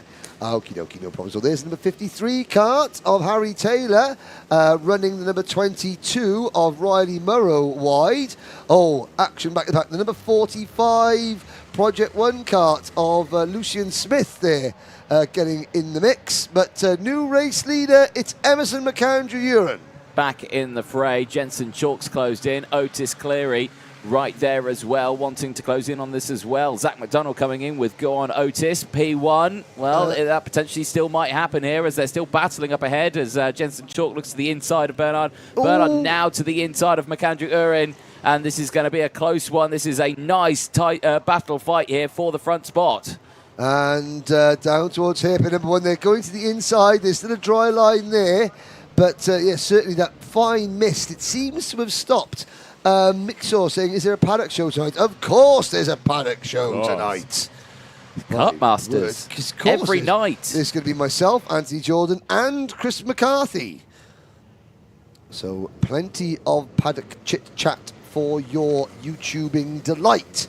Over the curbs there, Cian Bernard taking a huge bite out of that curb. There's Jensen Chalk sitting behind in the Team UK race suit. Jensen Chalk 9th in last year's Micromax Grand Finals. And you can see the understeer in the cart's twitching. And that is like a pinball. That is the Project 1 number 45 of Lucian Smith. Then you can see he went wide, sped up on the wet grass, side-swiped the barriers, and sort of like a pinball machine, bounced him back onto the track. Yeah, shame for Lucian Smith as well, was having a really good job and off the track as well. Bigger shame, because that is Josh Hushka for Sam Pollock Racing, trying forlornly to drag his kart back onto the track. Yes. And by Jove, he's done it. He has done it. A little bit of assistance, but he's definitely got it done. Good lad.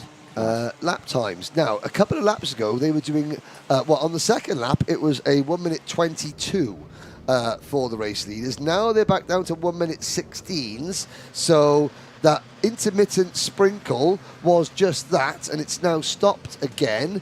Otis Cleary getting hung out to dry coming out of hairpin number 2. It certainly is. Well, keeping a close eye on this battle again. Emerson McAndrew Urin trying to hold on to that race lead. So far is doing it. He was trying to go for the perfect weekend, which means no one this weekend has had a perfect weekend. Nope. That's a rarity, isn't it? Well, yes. Actually, I think that is a rarity. There's normally somebody that dominates. But the weather has ensured that is not the case. Because we, apart from snow and hail and a plague of locusts, we have had absolutely everything over the last 2 days here. Tomorrow, thankfully, is supposed to be dry. We might even see a bit of sunshine. Lollipops and rainbows. I was sort of thinking of the sunshine. That's an Oasis song. Yeah. Different generation. You sing about lollipops, I sing about Britpop. There we go. Better generation.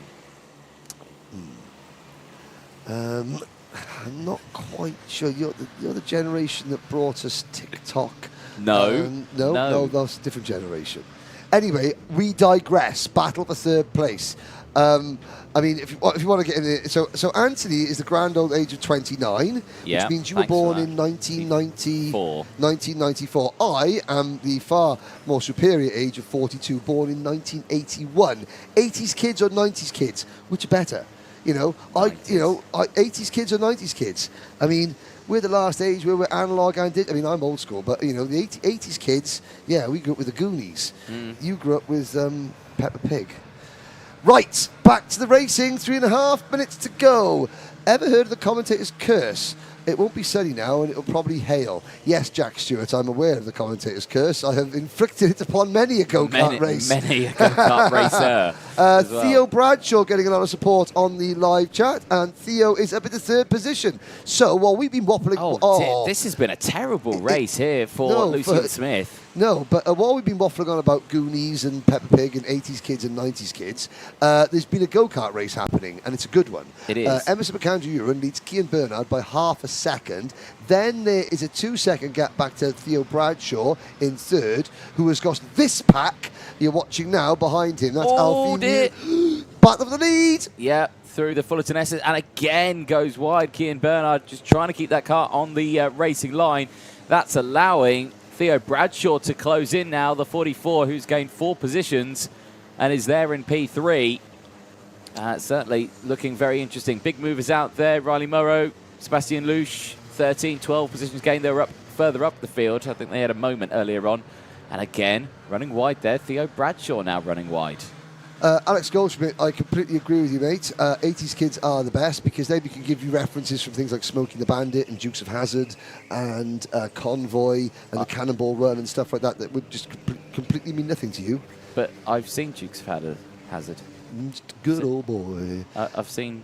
And the A-Team and Knight Rider. Street Hawk. I like the there's Street Hawk. Alfie Mew trying to streak up the inside of... who was that? Jensen Chalk, and not getting the job done. Chalk defends. Joe Neal saying, come on, Theo Bradshaw, number 44. Yes, he's doing a great job in third place, and he's actually closing in on the two leaders. The gap was 3 seconds back to third place. It's now 1.6 seconds. Emerson McAndrew Uren, a 1:11.6 last time around. There he is, your race leader, with 1 minute 16 seconds plus a lap to go. Theo Bradshaw, 1 minute 11.0. And Jensen Chalk going faster than any of them at 1:10.9. But the fastest lap of the race is Otis Cleary, 1:10.4. McAndrew Uren responds with a 1:09.6. But you know what?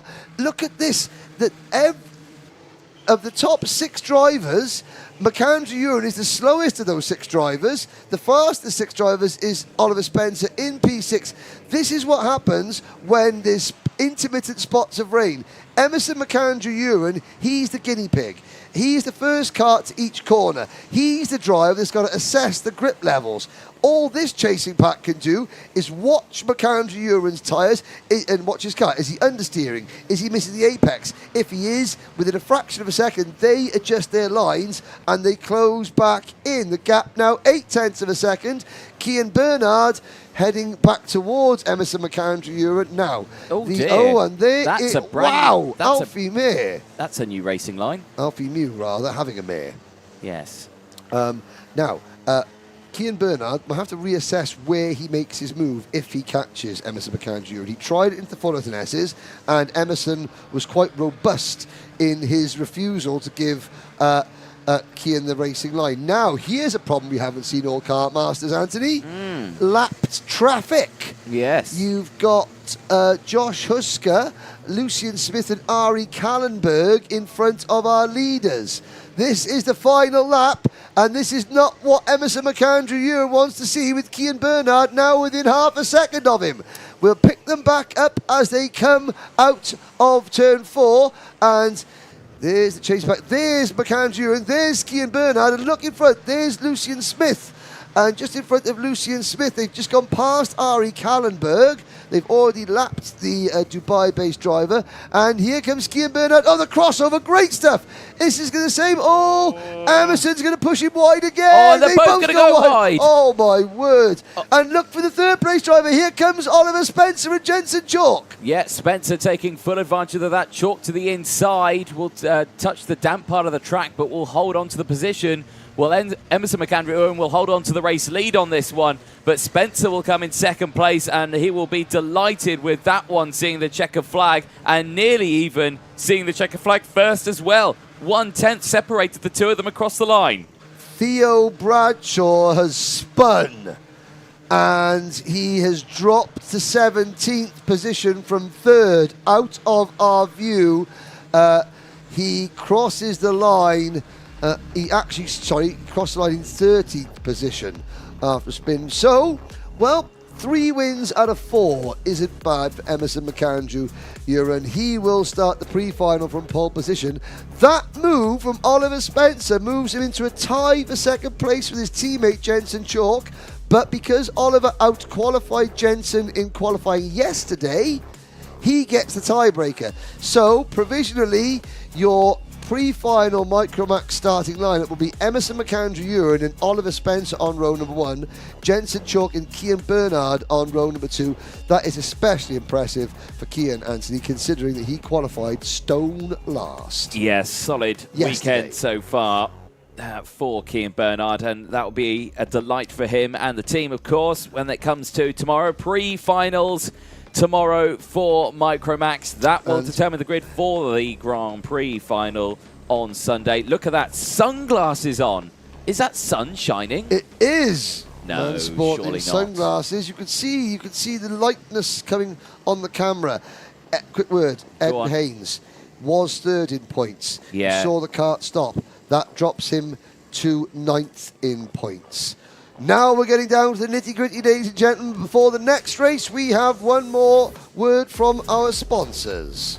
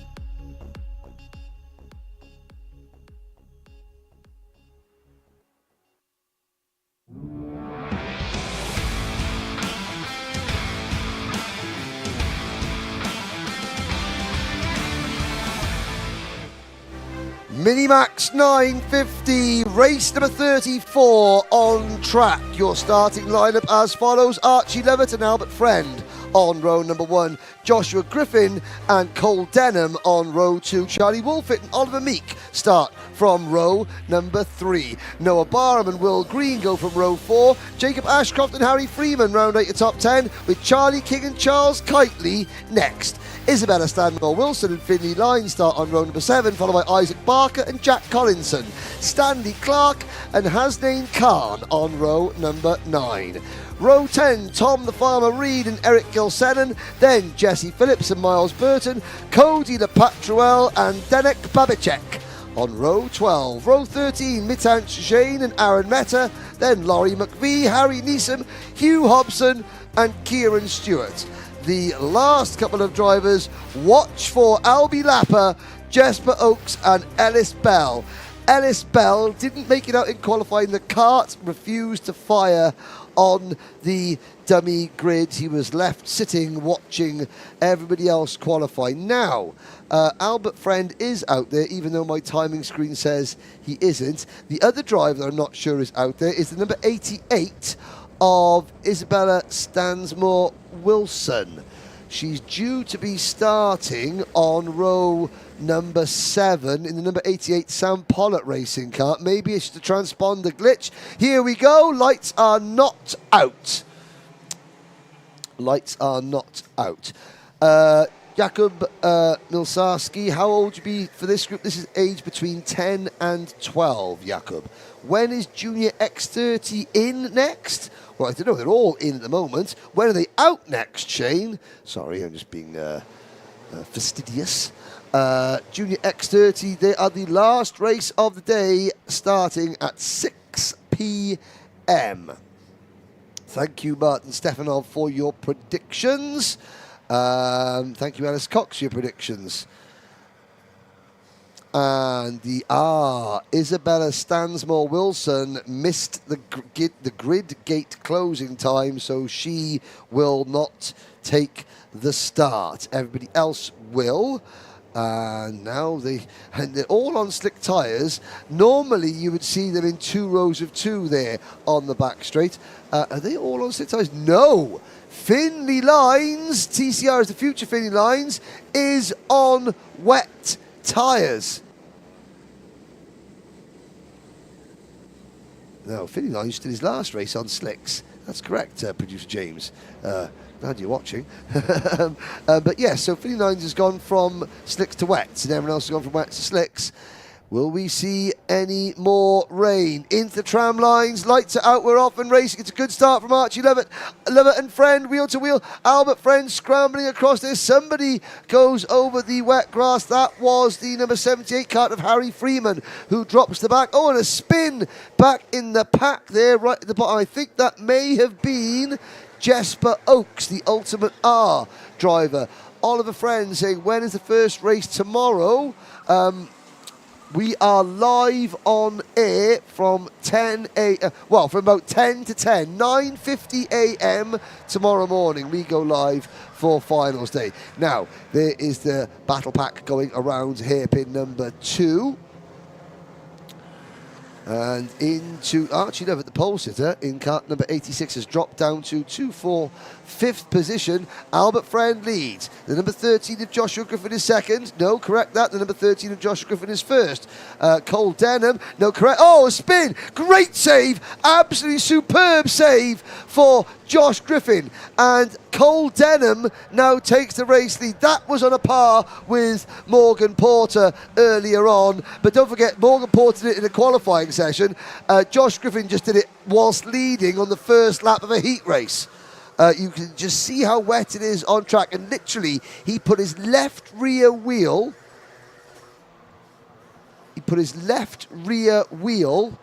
on the damp patch. You can see the spray being kicked up. Now, Friend leads Denham, leads Wolfett. Yellow flags in the background. That's an incident at Bobby Game Corner.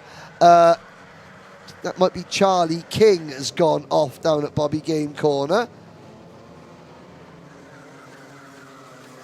And Charlie King, you can't see him, but he is walking away from his kart. Now we go into the Mike Wilson complex. There is the number 27, Noah Barham. The number 54 of Will Green for Argenti Motorsport chases him. Tony Kart Racer asked, any more senior races coming up?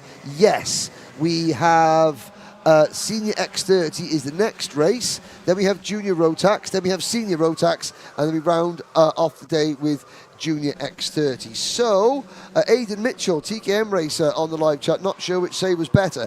I mean, Morgan Porter edged it in terms of style points, but in terms of keeping a nerve under pressure, I think Joshua Griffin has it. So it's very, very tightly matched indeed in terms of save of the day so far. And the number 62, the rear bumper of Cole Denham's kart, is a little bit skew-if. Now, the recovering number 78, Harry Freeman making his way back up the pack. Albie Lapper, who started from 31st on the grid. Albie is up to 23rd. Oh, and there's a spin for the Argenti 54 of Will Green. He just got in a little bit too sharp going into that corner. Had to overcorrect the steering. The back end looped around. Jay Larkin asking, can you shout out to Adam Holmes? Yes, I can. Adam is not in this race. What might work better, Jay, is wait to do the shout out for the race that he's in. So when he watches it back, he can see that you're supporting him. Just a thought. Just a thought. What did Aidan Mitchell was, not sure who say was better, but Cole Denham with the rear bumper looking slightly skew-if leads Charlie Wolfett and Albert Friend. There they go, the top three around the second hairpin. Anthony Jordan, you have missed the save of the day so far. Josh Griffin looping the kart and saving it on the opening lap. Well, I tell you what, I'm going to ask the disembodied voice in my head, right, if he could, right, play a replay. Ooh, in 3, so? 2. Oh, has he not got it? Oh, he hasn't got it. I thought he said he had it. Of the save of the day. Yeah, but no, but the disembodied voice only appears in my head, Anthony. No, but it will appear in my head as well. So hang on a second, Anthony. The disembodied voice only speaks to me. I hear the voices, you don't. Disembodied voice, can we have a look at it? There we go, look at that, perfect. And up, through a puddle, 360, boom. Solid save. Well done, that driver. Well done, Josh Griffin. Right, halfway through this race, Cole Denham. This is a bit early for Cole Denham to be leading a race. Normally, he leaves it another 3.5 minutes before he makes his way to the front. Before he decides, right, I'm bored of being in 5th. I want first place, and then would then proceed to then immediately drive through everyone and then lead the way. I still don't know how he does it. Again, instinct. Right, we've lost Charlie King. Harry Neeson has also retired. That's 2 DNFs out of 2 today for poor old Harry Neeson. The Tooley Motorsport driver will be starting at the back of the grid for the pre-final tomorrow. Here are your leaders. Now, we've got a 2-kart breakaway. Ashcroft down. Denham and Albert Friend run 1-2. Then it's Wolfett third, Ashcroft fourth. Jesse Phillips is up 16 places to fifth. Then it's Archie Lovett, our pole sitter, followed by Oliver Meek, Charles Kitely, Noah Barham, and Joshua Griffin. Harry Freeman, Tom Reed, Will Green, Ellis Bell up 19 places to 14th. That is sterling stuff from the Tiny Carter, who is based not in Stirling, but in Braystones, which is not far from Stirling. No, Bathgate, sorry, Bathgate. That's where he is from in Scotland, is Tiny Carter. Right. And each drive down is... many hours. Many hours. His dad, Graham, he says he's got a 5-hour drive back up on Sunday night after setting off at midday on Wednesday, taking a day off work so they could be here ready to go on Thursday morning. Now, there is a poll on the chat. I mean, Anthony is going to have a little look and find out what that is. The number 18 Hunter Motorsport kart of Hasnain Khan has a brief moment. 3 minutes ago, Denham leads by 0.3 of a second. No, he doesn't. Albie Friend now leads. And Albert Friend has made the move and has brought Jesse Phillips, Charlie Wolfett, and potentially Jacob Ashcroft up to play. But here comes Denham back in front. Right. Well, I feel like I've been slightly shafted here because there's already been 30 votes. Shall we get Anthony to do a challenge in the Paddock Show? If so, let us know what in the chat. Okay. And the answers are yes, yes, or yes with extra steps. Well, I mean, a challenge for Anthony Jordan. We'll think about that one, but we will have a Paddock Show. Don't panic. Right, back to the on-track action. Things closing up. 2.5 minutes to go. Can you run adult chassis in the junior classes, says Tony Kart Racer? Well, you can't in Minimax. The chassis frame width for juniors and seniors is the same, though, isn't it? I believe it is, yes. Oh, there's a move. Albert Friend back to the race lead. Jesse Phillips getting involved. And again, Jesse's the wild card here. So, I mean, Albert Friend, Cole Denham, they don't normally race against Jesse Phillips because Jesse is normally exclusively IAMI. Oh, I forgot to say, who won the poll? IAMI versus Rotax.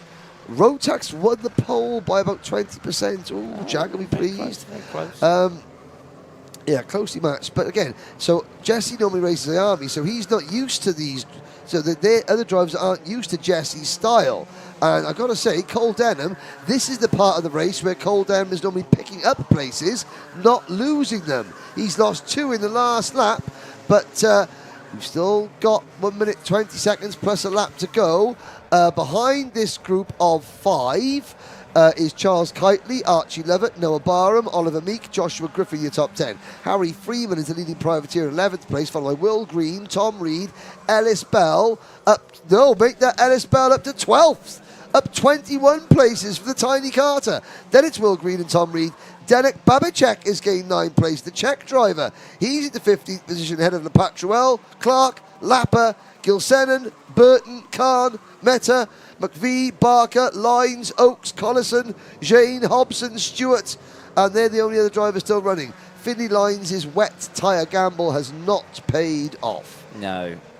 Went for the gamble of slick tyres in the last one where they thought it was going to start raining, and that was the right call, but it's not been the right call in this one, unfortunately. But look at this scrap here. Albert Friend is under some serious pressure here as now again down the inside here comes Phillips on Wolfett and gets that position change done. Wolfett now down into 3rd place. Cole Denham wanting to get back into this fight, not able to do so, and Ashcroft is right there at the back ready to pick up any of the pieces that may happen. Look at Phillips now leading, well, he's not leading the way, 2nd place, but 19 positions gained for Jesse Phillips in this one. Solid drive. Ellis Bell now up to 12.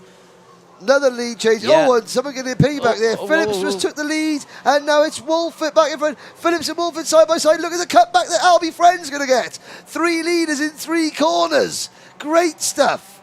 And what's Denham going to do? Now, the clock has struck 0. Lo and behold, Cole Denham started this lap, the penultimate lap, in 4th place. Now he's up to 2nd. Can the closer close out another one as Wolfit and Ashcroft go side by side? Well, he goes side by side now with Albert Friend as he tries to go the long way round into the entrance of the corner. It's not worked out. Stays behind again, sweeps to the outside. He's trying to get a run to the inside here into the Mike Wilson complex. That's not worked out. He's got a bit of breathing space now. He's got to choose where he gets this overtake done very, very carefully here, does Cole Denham, because Phillips, Wolfit and Ashcroft will close in if given the opportunity. Friend goes defensive, sweeps back across. Denham still there in 2nd place, and now he goes to look for the inside here. No, sweeps to the outside. He's going to go for the switchback here, but Friend parks it on the apex through the banking. Albert Friend is wise to that move. Cole Denham, though, he's like a terrier. He's not going to stop biting away at your ankles. It's raining again as the closer goes high, wide and handsome through hairpin number 1, but it does not work. There we go. We're getting reports that the Mike Wilson complex is wet. And there goes Denham, elbowed wide, the desultory shrug of the hands. Wolfit up in a 2nd, Ashcroft is 3rd, Denham back to 4th. And look at that behind these top 5, Charles Kitely and Harry Freeman closing in. Slippery surface flags down here. Albert Friend understeers through the Mike Wilson complex. Wolfit could get a run, so could Ashcroft. Depends on the grip levels coming out of this corner. And it's going to be Albert Friend takes the win. But for 2nd place, it's going to be Charlie Wolfit just across the line. Holds on to it.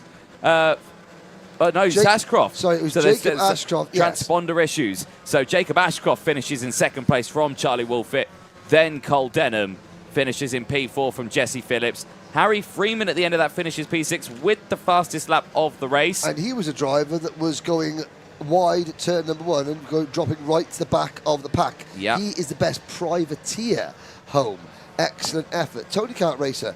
Well, you're from the USA. Rotax is on the rise again in the United States. Yes. Mark my words. I'll be out there for the Rotax Nationals in Newcastle Motorsport Park in Indianapolis in a couple of weeks' time. Anthony, I've got to say, I think we should stop with the hashtag Anthony is tetchy, because since you come back into the contract, it seems though there's been like a great weight lifted from your shoulders. Yeah, we're not going into that. Great stuff on that one. I actually want to start another poll. Okay, go on then. And that is the pronunciation of Miami, because you say Miami. Yep.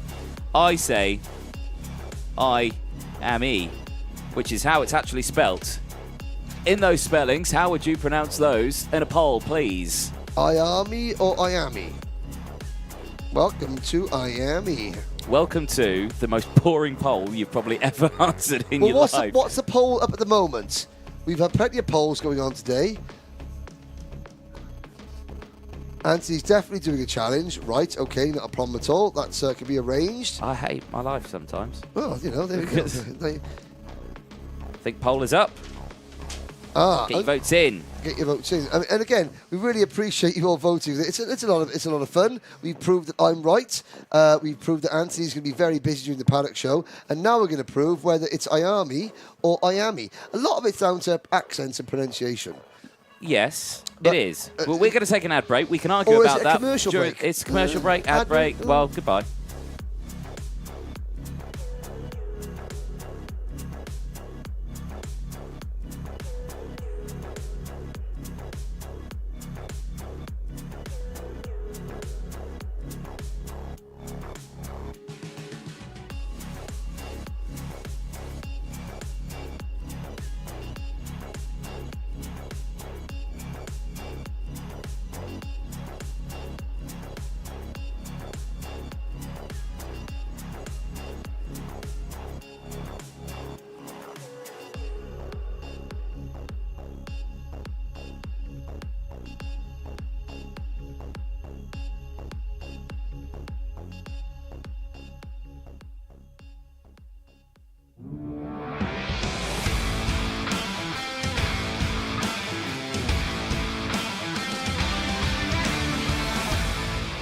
Well, it's time for the first senior race of the weekend to dabble in dry conditions. Well, of the day, I should say, in dry conditions. Sam Shaw starts this one again on pole position. Took a win earlier on that brand new chassis. Can he do it again in the dry conditions? Harry Burgoyne Jr. starting alongside. Harry Platt of the GP plate with Marcus Lutzi alongside on row number 2. Callum Atkins and Bart Harrison go from row number 3. Row 4 sees Harley Keeble and Jack Nettleship go from that one. Gus Lawrence and Sam Heading round out the top 10 on row number 5 from Caden McQueen and Morgan Porter on row 6. Louis Johnson Cool and Rashan Chigarimbo go from row 7 from Henry Gregory and Christopher Bingham on row 8. And Coulthard and Harvey Ryby go from row 9. Finn McLaughlin and Harry Cottrell, they round out the top 20 on row 10 with Alex Duncan and Tiger Dixon going from row 11. Aditya Kulkarni and Michael Shin round out row number 12 from Reece Newburn and Alistair Cresswell on row 13. Billy McKee and Isaac Marsh round out row 14.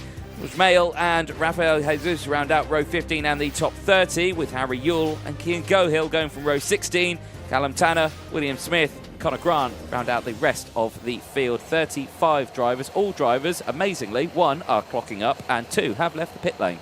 Excellent. I've got a bone to pick with you, Belinda Dewey. No, Belinda Dewey, you're coming to my Christmas party. Anthony is right as usual. Henry is wrong. Yes. The problem is, though, is that you're not coming, Belinda, because Anthony's Christmas party is at my house.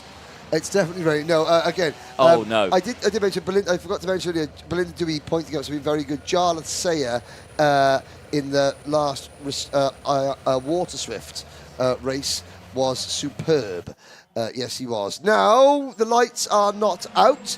Roger Young, correct. Henry knows best. Come on, Anthony, sort it out. Brandon Nagelvoort makes a valid point for once. Anthony should know he's never right. Yep. If it is spelt Ayami, how are you going to indicate the pronunciation in the post? Very, very good, eloquently put, Terry Ellingham. Because I've put dashes in between the letters. I am E. Iami. No, not E, because you don't pronounce there's I. some people saying I am E, and other people saying I are me. I are me, who are me, who are. That's if you're from Bristol, you call it I are me. I am E. Getting reports that the number 35. That would be Finley McKee for the S8 racing team. Now, why are the drivers doing that? Well, they are desperately trying to get some temperature in those slick tyres. Air temp's 13 degrees, which means track temperature is probably no more than 20. But also with a bit of residual moisture lingering in the air, then it's absolutely. I've got to say that's very, very good. That's a very nice shot there. We should use that in a reel. Probably should. Cart's going back to Is there any Kimi Räikkönen impressionists? Yes, number 12. Good lad. Leave me alone. I know what I'm doing. Anthony is right. Do you know what? I might. Well, we'll have to see. Ayami. Yeah, but my mum's American, and so I say tomato. There's no say it's wrong. You know, you say tomato. I can't say tomato. This is a good hashtag. Look at this. Anthony is right. Becoming popular. To Henry. Good luck to all the competitors at Kartmasters. Love Kathy. Yes, Kathy Watson. Okay, Kathy Watson. We're good to go in Senior X30. Oh no! And that's Platten. Harry Platten up, bounce, and he kept it in a straight line. He saved it. I don't believe it. He saved it. And at the back of the grid, there goes the number 54 kart of Connor Grant, the Aldrin Henry racing driver. And there's more wheel-to-wheel contact. Bart Harrison and Marcus Littlewood. There's Gus Lawrence. I mean, if we could maybe have a little look back in a moment at the start, the first corner of that race, we got that, because it looked like Harry Platten came across the front and he just got bounced into the air. There's Dayton Coulthard giving the old heave-ho to Cian Gohill, I think that was. There we go. But we'll wait for this race to calm down, but that could have been a massive, massive moment. I mean, Harry Platten, well, they caught Air Force One clear for takeoff. Yes, certainly so. I mean, well, Sam Shaw certainly has got away with that one, though, because he now leads the way pretty comfortably at the start of this one. Back down the inside, more jostling here. There's a bit of wheel banging going on there in the background. Still kicking off. George Mayle nearly going up in the sky. That is more in the space of the first lap and a half of this senior X30 race, I've seen more rear wheel to rear. Oh, and there's a rear wheel. Wow. That's Callum Tanner's wagon. And, the BKC racing over at the Rob Dodd School of Karting. Somebody obviously didn't go to the lesson that said tighten the rear wheel. Yes, that looks like the whole hub's come off as well, off the axle. So, yeah, big shame. I'm pointing out there's a lot of wheel-to-wheel contact, banging Yes, wheels I on know that what one you're gonna because say. everyone's trying to stay on the wet line. Yes, and also, I mean, that's a very valid point on the dry line, you mean? On dry line, yes, sorry. It's a valid point. I was also going to sort of give the benefit of the doubt to the senior X30 drivers by saying that all day they've had wet tyres on, and the rear track of the wet tyres is far narrower than the rear track, the rear width of the car when it's on slick tyres. But these are the most experienced drivers here. We've got a new leader. No, we don't. And again, look at that. Littlewood and Sam Shaw banging rear wheels together on the banking. Bart Harrison comes out in front. Littlewood went for the lead. Shaw went for the crossover, got two wheels on the curb, more rear wheel to rear wheel contact, and that opened the door for Bart Harrison. Now, let's have a look back. Believe it or not, only Callum Tanner has retired from this race. Harrison leads from Littlewood, from Gus Lawrence, then it's Sam Heading. I'm looking back to see where Sam Shaw is now in 5th. Then it's Kalai Atkins, followed by the Saudi USA entry of Harley Keeble. Caden McQueen, overnight points leader, is only 8th. Then it's Jack Nettleship, Louis Johnson Cool, Harry Burgoyne Jr. He's dropped back to from 2nd to 11th. Oh, what a spin! Oh, and that could be big, that could be big. Hopefully they'll all avoid him. That's the number 12 of Tiger Dixon. And, yeah, as I was saying, Harry Platten is 14th, just behind Christopher Bingham and Rashan Chigarimbo. I mean, we haven't got the replay now, but if you go and watch this again on YouTube, that could have been a huge, huge moment. Could have been. Change for the lead. Marcus Littlewood now taking the lead of this race, getting past Bart Harrison through hairpin 1. Harrison now under pressure from Gus Lawrence. The top 3 of them just starting to break away now from Sam Heading. This is good stuff from Sam Heading. He's been out of a kart for a year. Yes, Sam Heading. Well, end of last year. Season, so it would be October last year. Yeah, he's been out the cup, which you can say is a year. No, you can nearly say a year. Nearly a year. There we are. I get it right. I've seen Mark, his dad, in the paddock having a beer in the bar. Yeah, yep, good lad. He's got the begging tray out. Oh no, there's Louis Johnson Cool. Premium karting rotating. So yeah, Mark's in the paddock. Good to see Mark back in the paddock enjoying time with friends. Sam is doing the business on the track as usual. And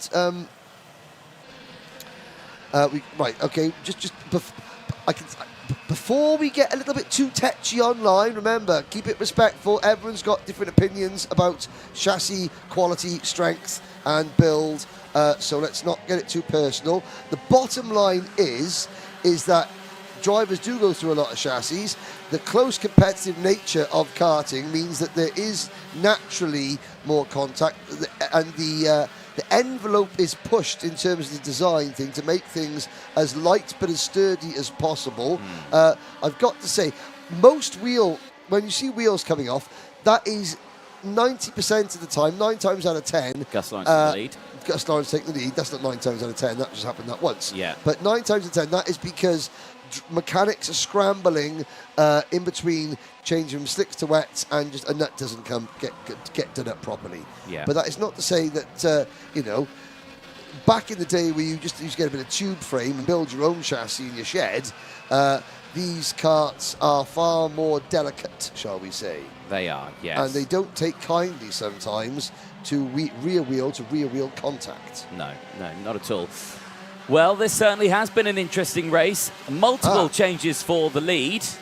Yes, Mr. Alpha, could someone reply to Matt Copsey? Is the prediction competition still open? Could someone answer in chat, as I don't have audio at the moment? If you do have audio at the moment, yes, it is still open, but so only for the next 2 in the races. Chat say yes, the competition is open until the end of the senior Rotax race, which is not this race, not the next race, but the race afterwards. Excellent. 3.5 minutes to go, plus 1 lap change for the lead once again as Littlewood to the inside at hairpin 1, gets it done. And now Bart Harrison is back into play. Crucially, I didn't get a good exit.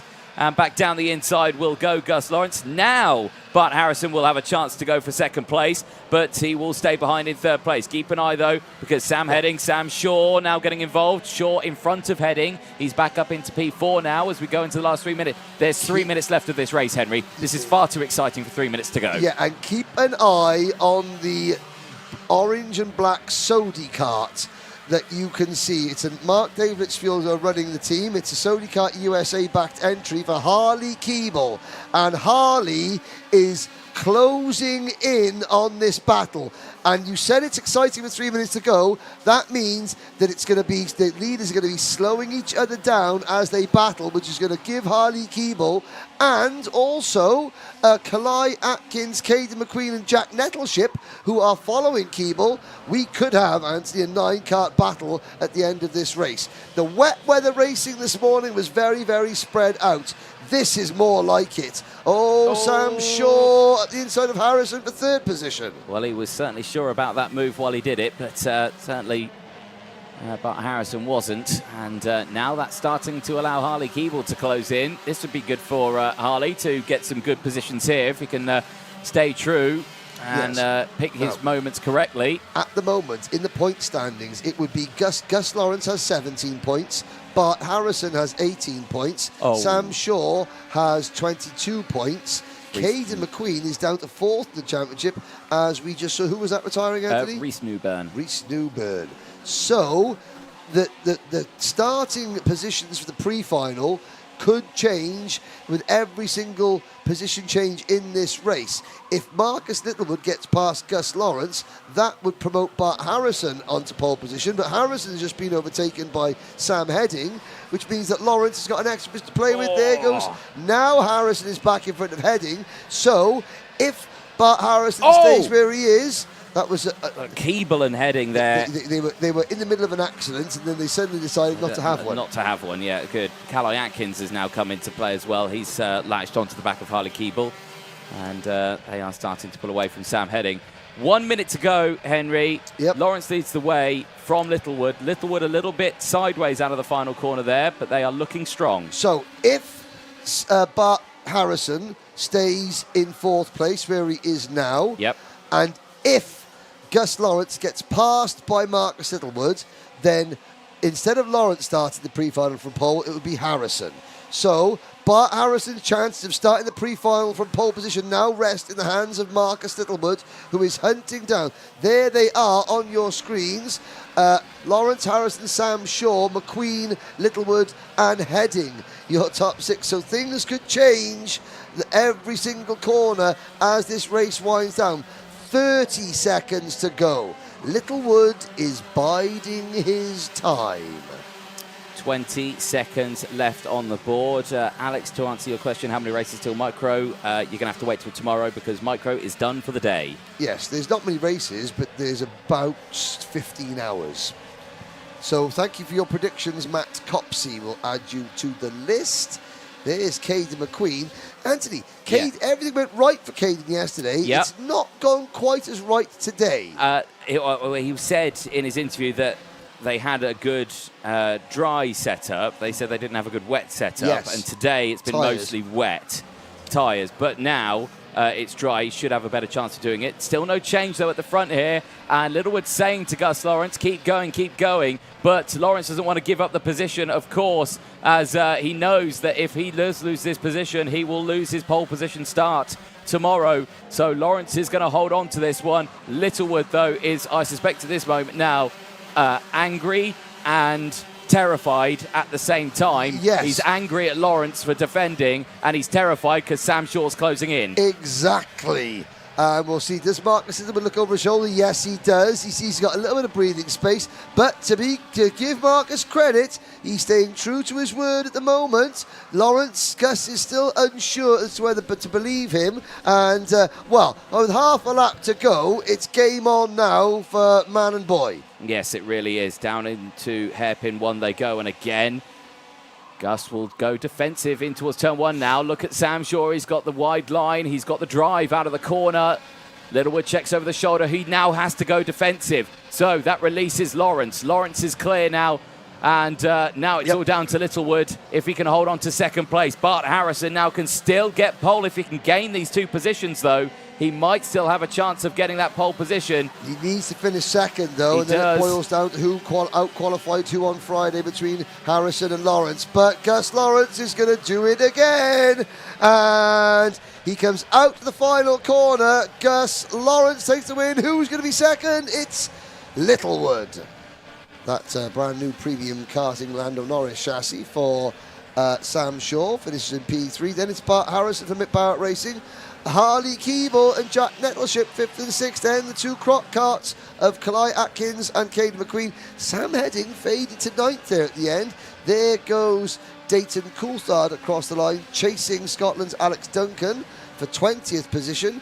Aditya Kulkarni. Well, Aditya was a strong contender in Junior X30 last year. It was Junior Rotax. He's now moved into seniors, but I think he's also gone to car racing as well.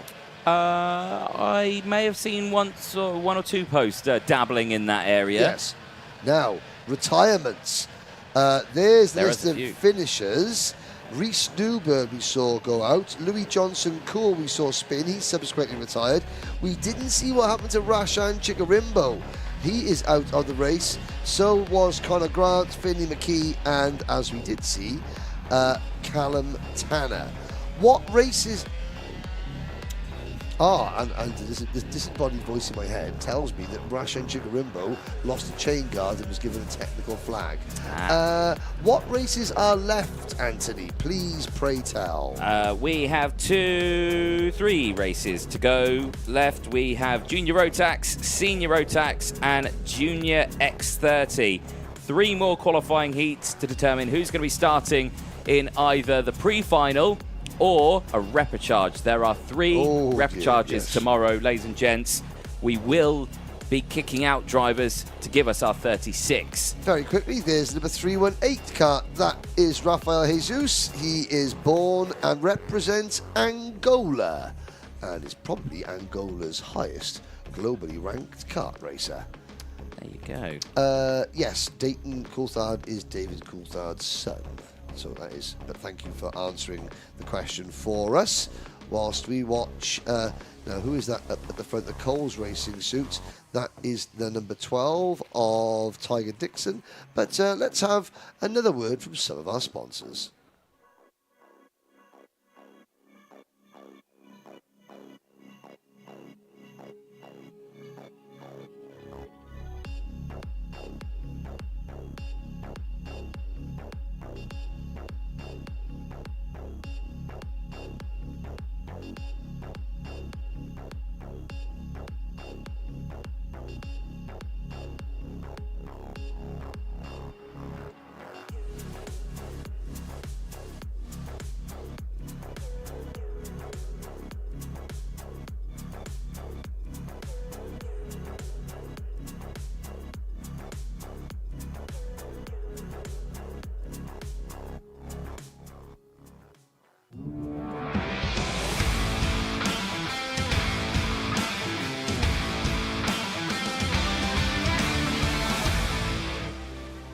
Junior Rotax, the 6th and final Junior Max Heat of Kartmasters 2023. Ethan, Jeff Hall and Kenzo Craigie share row number 1. Max Cuthbert and Freddie Lloyd go from row 2 with Archie Clark and Hugh Moulton following on row 3. Gustav Usakovs and Josh Turnbull are start from row number 4 alongside Tyler Harris and Thomas Ingram Hill. Harry Hannam and Blake Ticehurst complete row 6.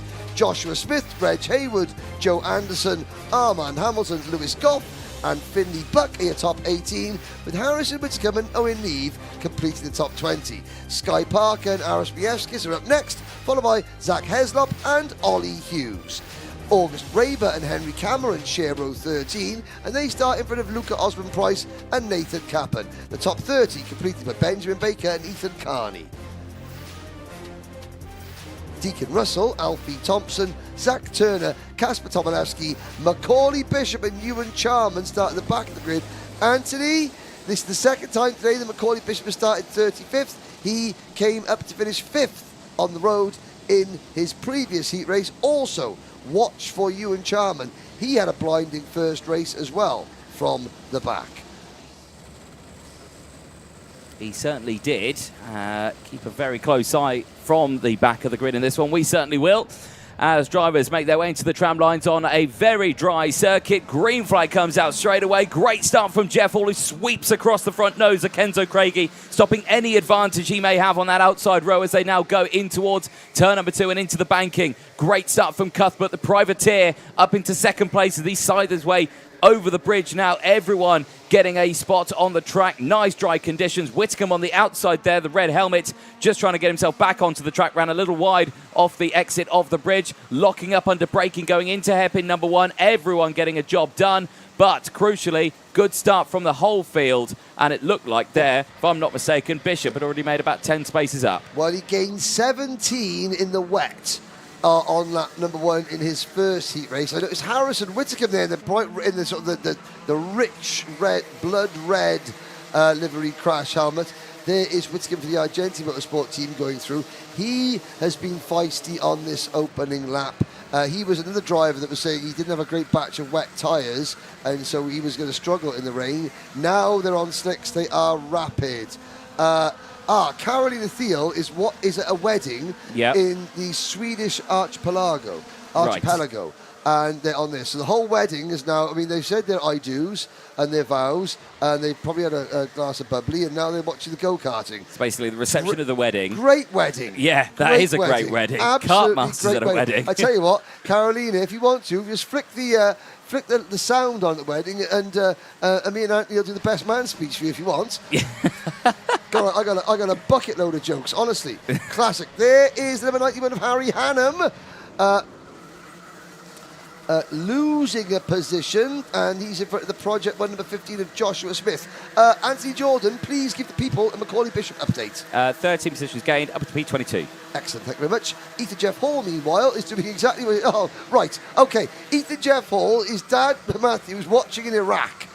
With his work colleagues, that's where he works. There you go. In the last race in this class, Ethan Jeff Hall won by 5 seconds, and we hardly showed him because Macaulay Bishop was flying at both the pack. Now Ethan's got a job on his hands. Now we're going to see why the young driver from Heysham Head near Morecambe Bay is the youngest ever Rotax Max Challenge International Trophy Senior Rotax champion. He's not old enough to race seniors in the UK. He is old enough to race seniors in Europe and in Dubai. Come on, Smithy. Paolo 1314. Can I come tomorrow and commentate? Sorry, Paolo. You come and say hi, but unless I... Oh, dear me. Yeah. Unless I have... some sort of medical issue after consuming 8 litres of iron brew, the commentary box is full tomorrow. You can come up and say hello, by the way, though. Always happy to say hi to people watching back home that come to Kartmasters, and that is an Argenti Motorsport car getting all bent out of shape. Yeah, it's Kenzo Craigie is getting battered and bruised there and just falling down the order. Not very nice for him. But Jeff Hall hasn't got it all his way in this one. Like you were saying, Max Cuthbert is giving him some grief here. The privateer driver certainly having a solid drive here. Yep. And Cuthbert just on the OTK chassis. See Harrison Whittaker diving at the inside of Thomas Ingram Hill there as well. That looked like it was a naughty cutback. Oh, here comes Freddie Lloyd. And again, just switching back, looking for the switch back here. Now he's got the drive and up to P2. So Freddie Lloyd... he's got Oliver Greenall's old race suit on. I've asked Freddie numerous times, why don't we buy our own race suit? No, it's a lucky race suit. It's a lucky race suit. He thinks that Oliver Greenall did lots of winning in it, and so Freddie Lloyd thinks, no, it's a lucky race suit. Well, drivers are, whether they admit it or not, drivers are superstitious creatures. They are. But Isaac Phelps, thank you for your prediction. But I might get a lot of hate for this. Go on then. Motorsport UK regulations states that any driver racing in a race suit that does not display his own name must be covered up by a piece of tape. And it is not. Ooh, someone knows their rules. Anthony Jordan, where's the apple for teacher? My word. Hey, that is true, however. That is true. Because what I remember, there was about 8 back in about 2021. There were about 8 race suits always stilp on the back of them. Yeah, yes. Oh dear! Oh no! The JJ Racing number 3 Cuthbert's gone out of second place. I don't believe it. All that hard work, it's come to nothing. We've got people watching from all around the world, and Clacton. Love Clacton. Essex. There's Macaulay Bishop. Have a look over. No, that's passing Thomas Ingram Hill. That puts Macaulay into 12th. Yes, nice drive there, Ewan Charman. Ewan Charman also started at the back of the grid. He's up to 22nd. There you go. So, 4.5 minutes to go, plus 1 lap. And still the battle at the front. Rages on, but now 1 driver less. Yes, and it's now Freddie Lloyd, who is in Rotax. Freddie is driving for Evolution Racing. In X30, he's driving for Fusion Motorsport. So he's got Evolution graphics kit, a Fusion race suit, it's not even his. But he's doing a great job up into P2. At the moment, Freddie Lloyd is 6th in the point standings. Ethan Jeff Hall will comfortably win the points battle and will start the pre-final from pole position. He checks over his shoulder.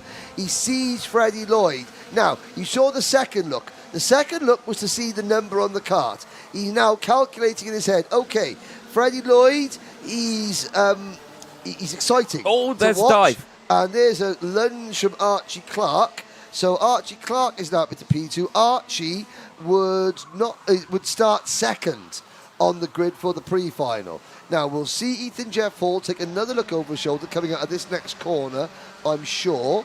Will we pick up on that? There's Harry Hannum going through. And Harrison Whitcomb, high, wide and handsome, coming out of the second hairpin. So Macaulay Bishop is on 17 points. Archie Clark on 14 points as things stand. Anthony Jordan, you have been a good student all day. Hand in the air, you may now speak. Excellent. Everyone's excited about, Bishop coming through the field. And yes, rightly so. 23 positions up. He's there in P12. Any more positions, and he might start on the front row. This is all facts. Yes. Another fact. Yes. Is that it's looking to be dry tomorrow. Correct. It's a dry race right now. Yeah. Everyone on their one set of slick tyres. He is pushing those tyres to their limit. And is he pushing them too hard? Well, think back to Le Mans last weekend where he had to come from 21st. There was 5 heats at Le Mans. And he had to push tyres, and he still came through. I mean, different tyres, different grip levels, different tarmac. Same Mojo tyre, but you make a valid point, and obviously it's suboptimal. Ethan Jeff Hall has not had to work his tyres. No. He's there in second place, so Freddie Lloyd has now taken the lead. Ethan, he's on 3, he's still on 4 points now. So he's on 5 points now. Archie Clark's on 13 points. Macaulay Bishop on 16 points. Then it is Freddie Lloyd on 18 points. Now, people in the chat saying that Freddie Lloyd may have a drop nose cone. I'm looking at that nose. It doesn't look dropped to me. It just looks like it's bumpy out there, and the setup's quite bumpy. I don't think that nose cone's dropped. It still looks pretty sturdy on there.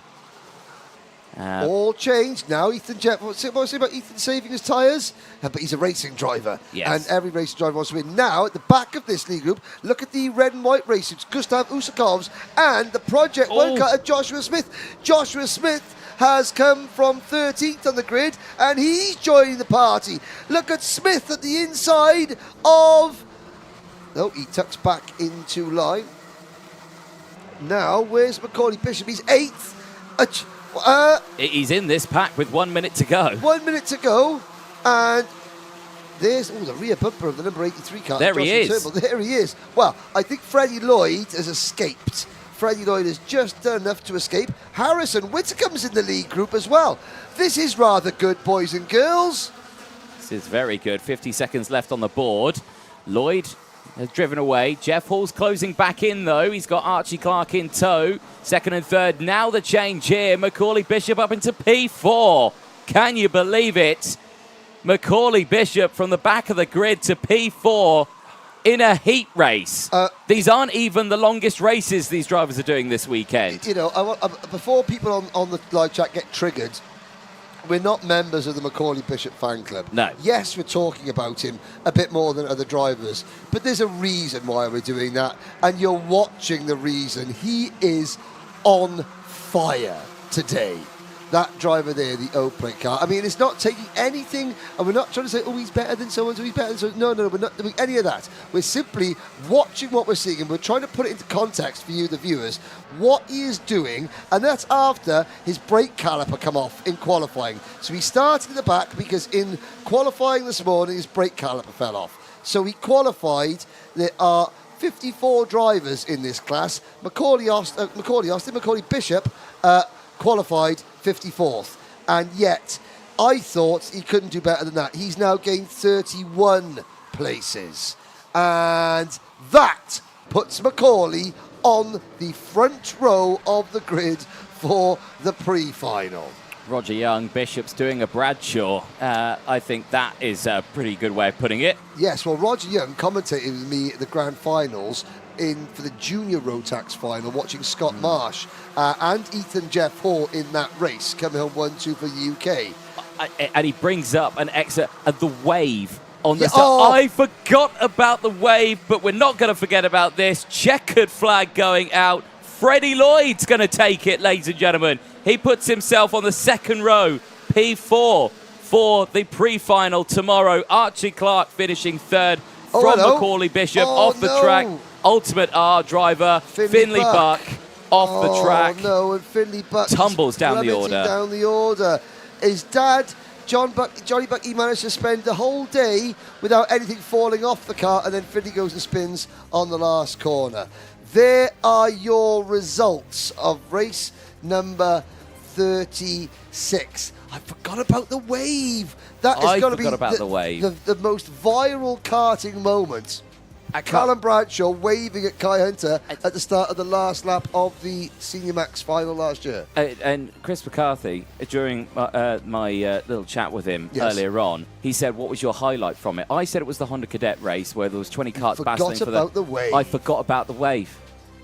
That's my highlight. Luckily, I've got to go and do the interview, so I'll steal that. Excellent. There we go. I'll say on behalf of Anthony Jordan, Callum Bradshaw's the wave. Forgot about the wave.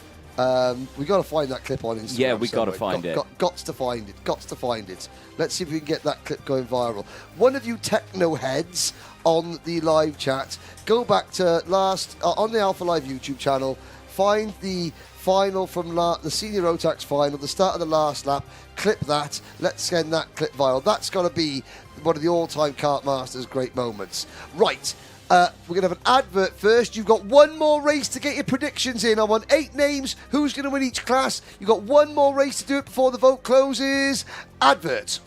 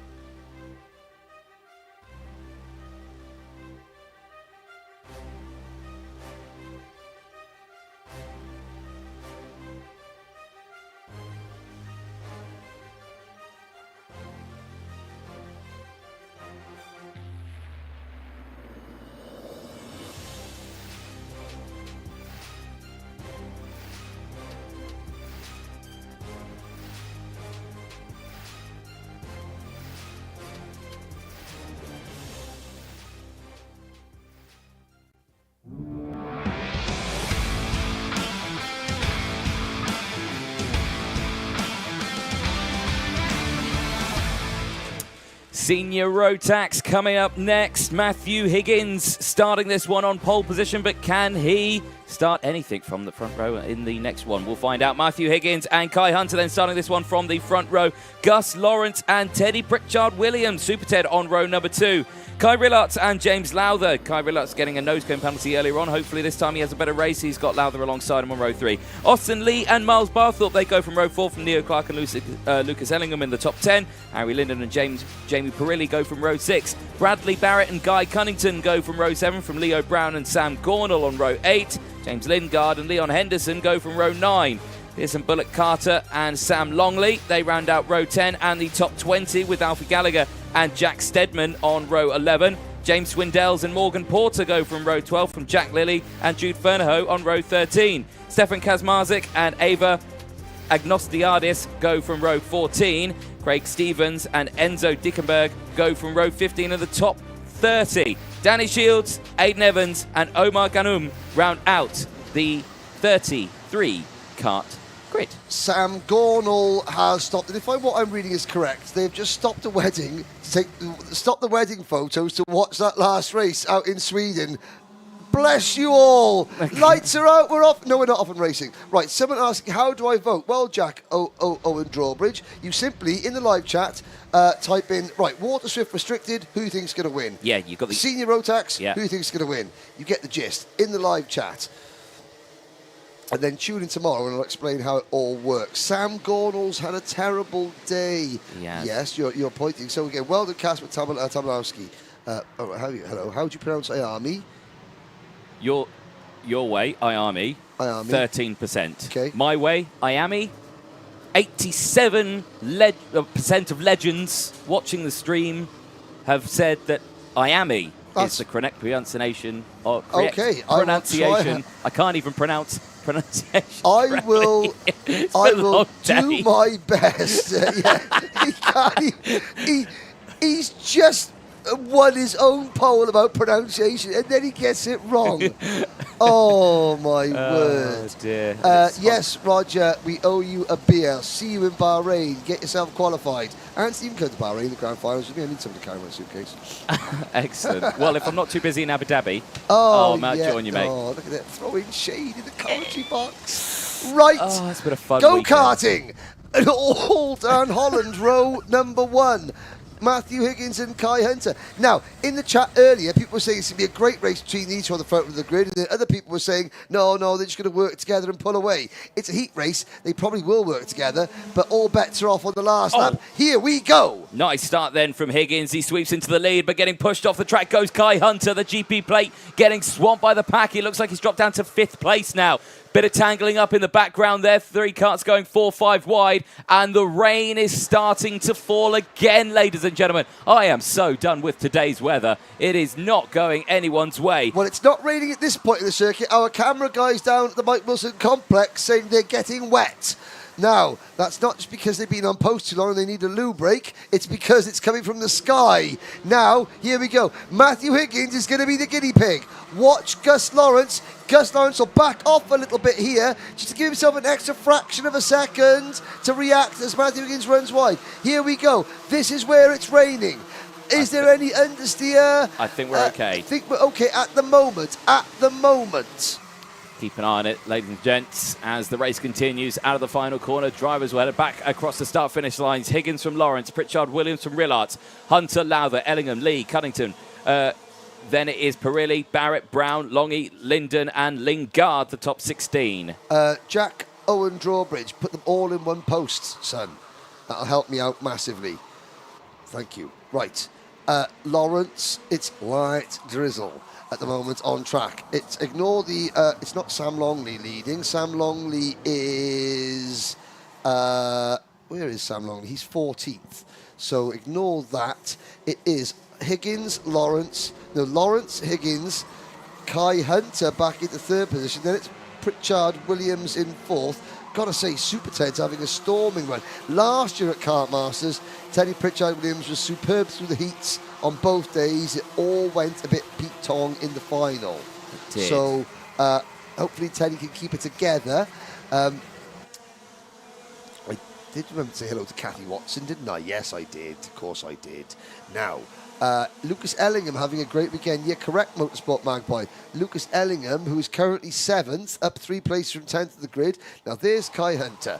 The People's Republic of Thailand stand to attention every time he heads to the track. He's in 3rd position, and now it has stopped raining again. All green sectors last time around through the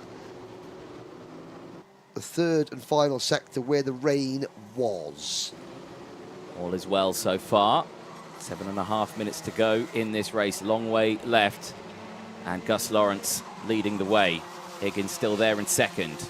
Hunter after that spin. Well, not spin, but off at turn 1. Lowther with the black visor. That looks... A lot of the drivers have got the clear visors on, Anthony. If you have a look at James Lowther in... Where is he? Number 8, the 8 karts for XR Motorsport. He's got...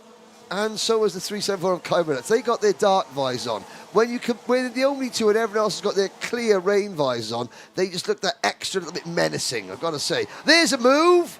That was Matthew Higgins licking the stamp and sending it to the inside of Gus Lawrence. And Kai Hunter is back up into P2. Lawrence down to 3rd. At the moment, Hunter would still be starting from pole position, or that was at the start of the last lap.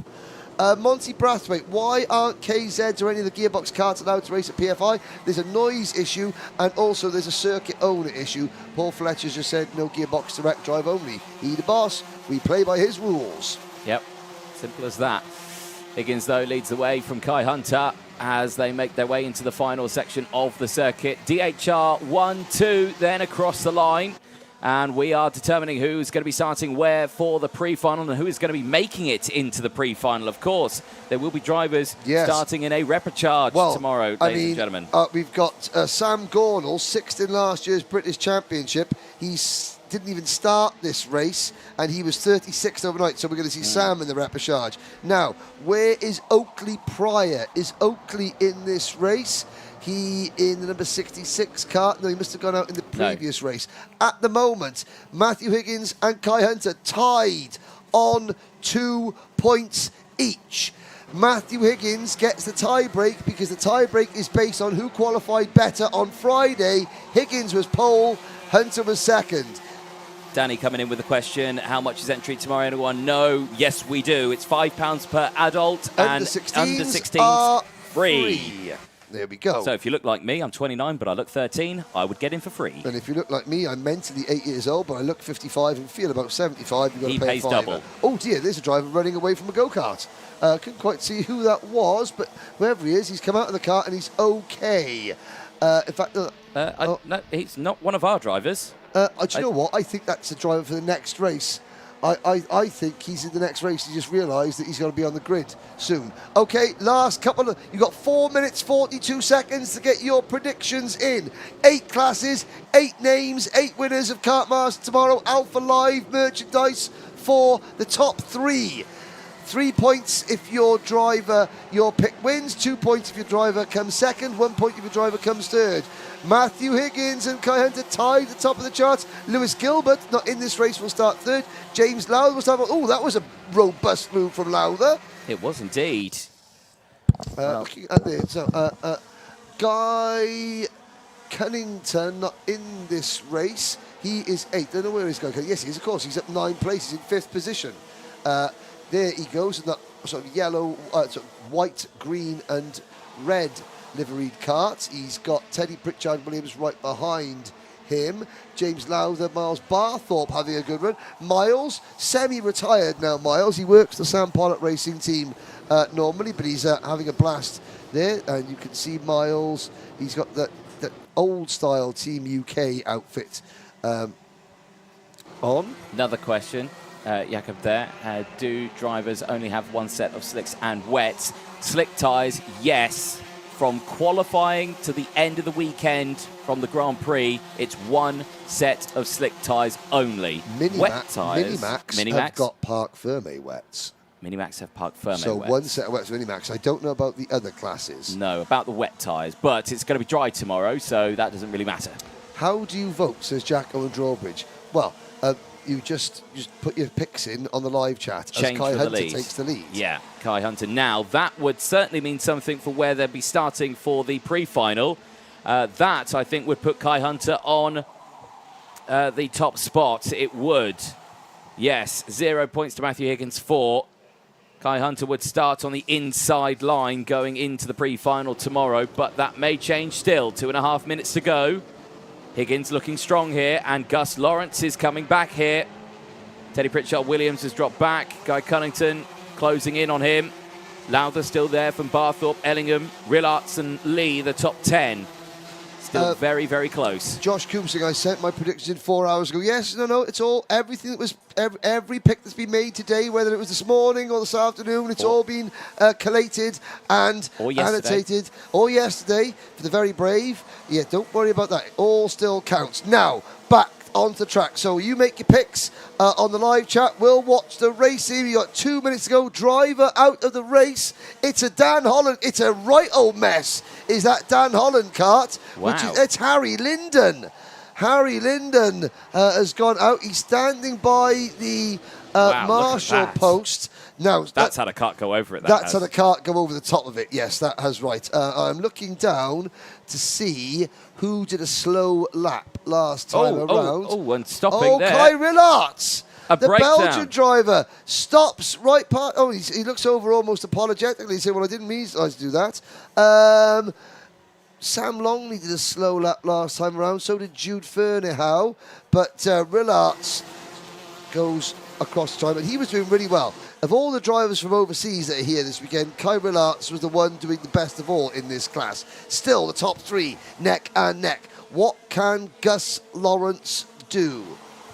Let's see. There is not long left on this race. Drivers making big moves throughout this field. Leo Brown up 6, Guy Cunnington 9, Morgan Porter up 11, Jude Fernehoe up 9 as well, Jack Lilly up 7, Danny Shields up 7, Omar Ghannoum also up 7.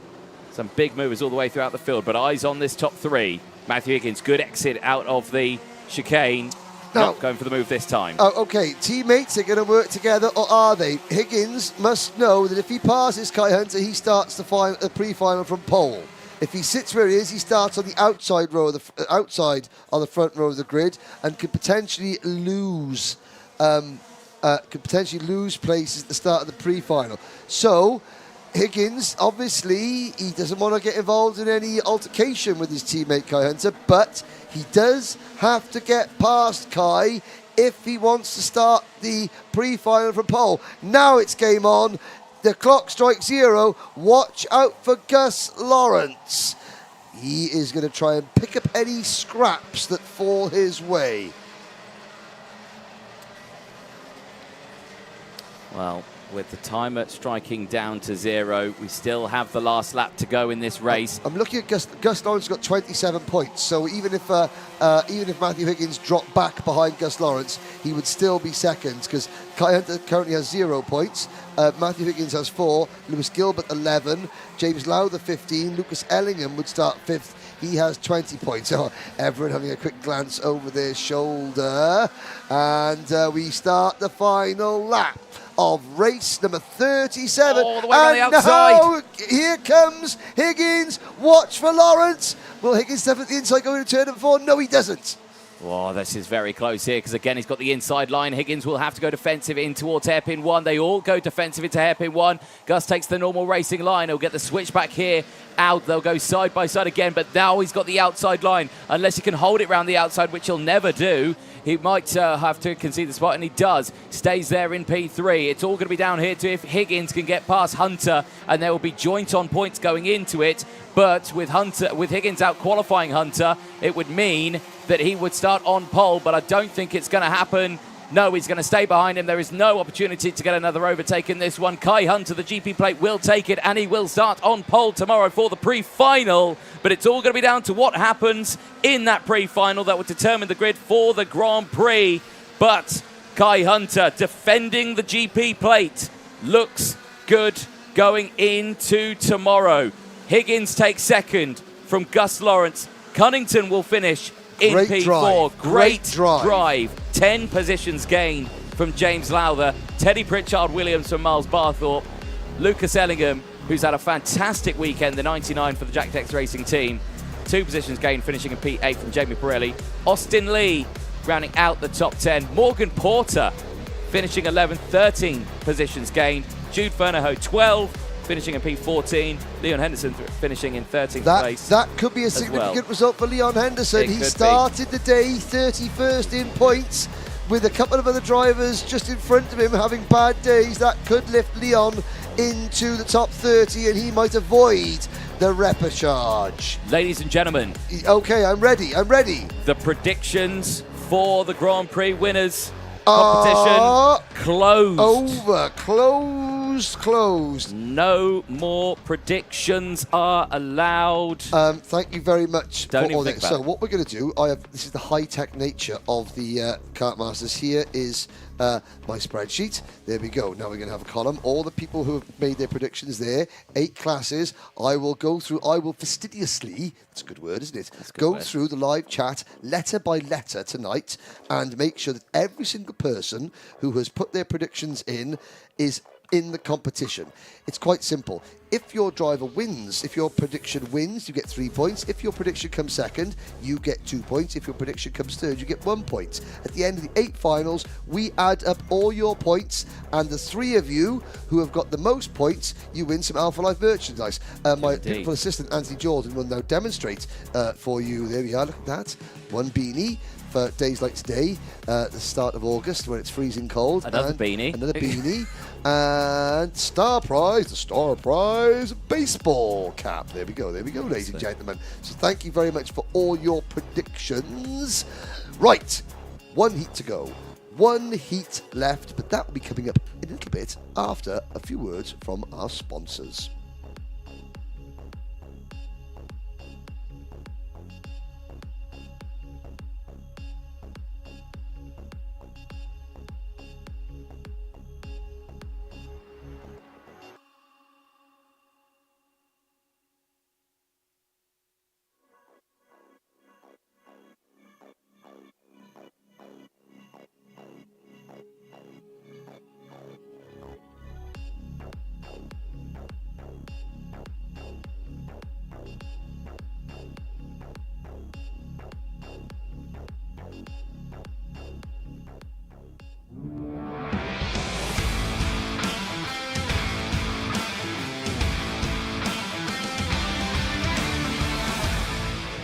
Race number 38, Junior X30. Karts already on track. This will be a very quick rundown through the grid.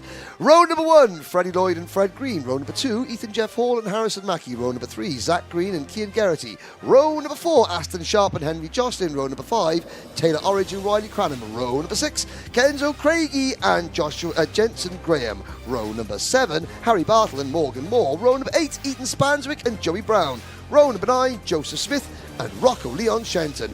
Row number 10, CJ Bennett and Charlie Morrison-Jones. Row number 11, Saka Al-Masherji and Theo Palmer. Row number 12, Ty Magia and Jack Mowat. Row number 13, Alberto Gonzalez and Mayan Patel. Row number 14, Marley Pereira and Emmanuel Hay. Row number 15, Scott Riley and Harley Hodgson-Wells. Row number 16, Adam the Goat Holmes and George Quartermain. And row number 17, Spencer Allen. And breathe. Here we go then, and look at them all there trying to get the tyre temperatures in. God, that made me nearly feel a bit nauseous. That did. My cough or the weaving back and forth? No, the weaving back and forth. Oh, okay. No, you've done a lot worse in front of me, and I've not bombed yet. Here we go.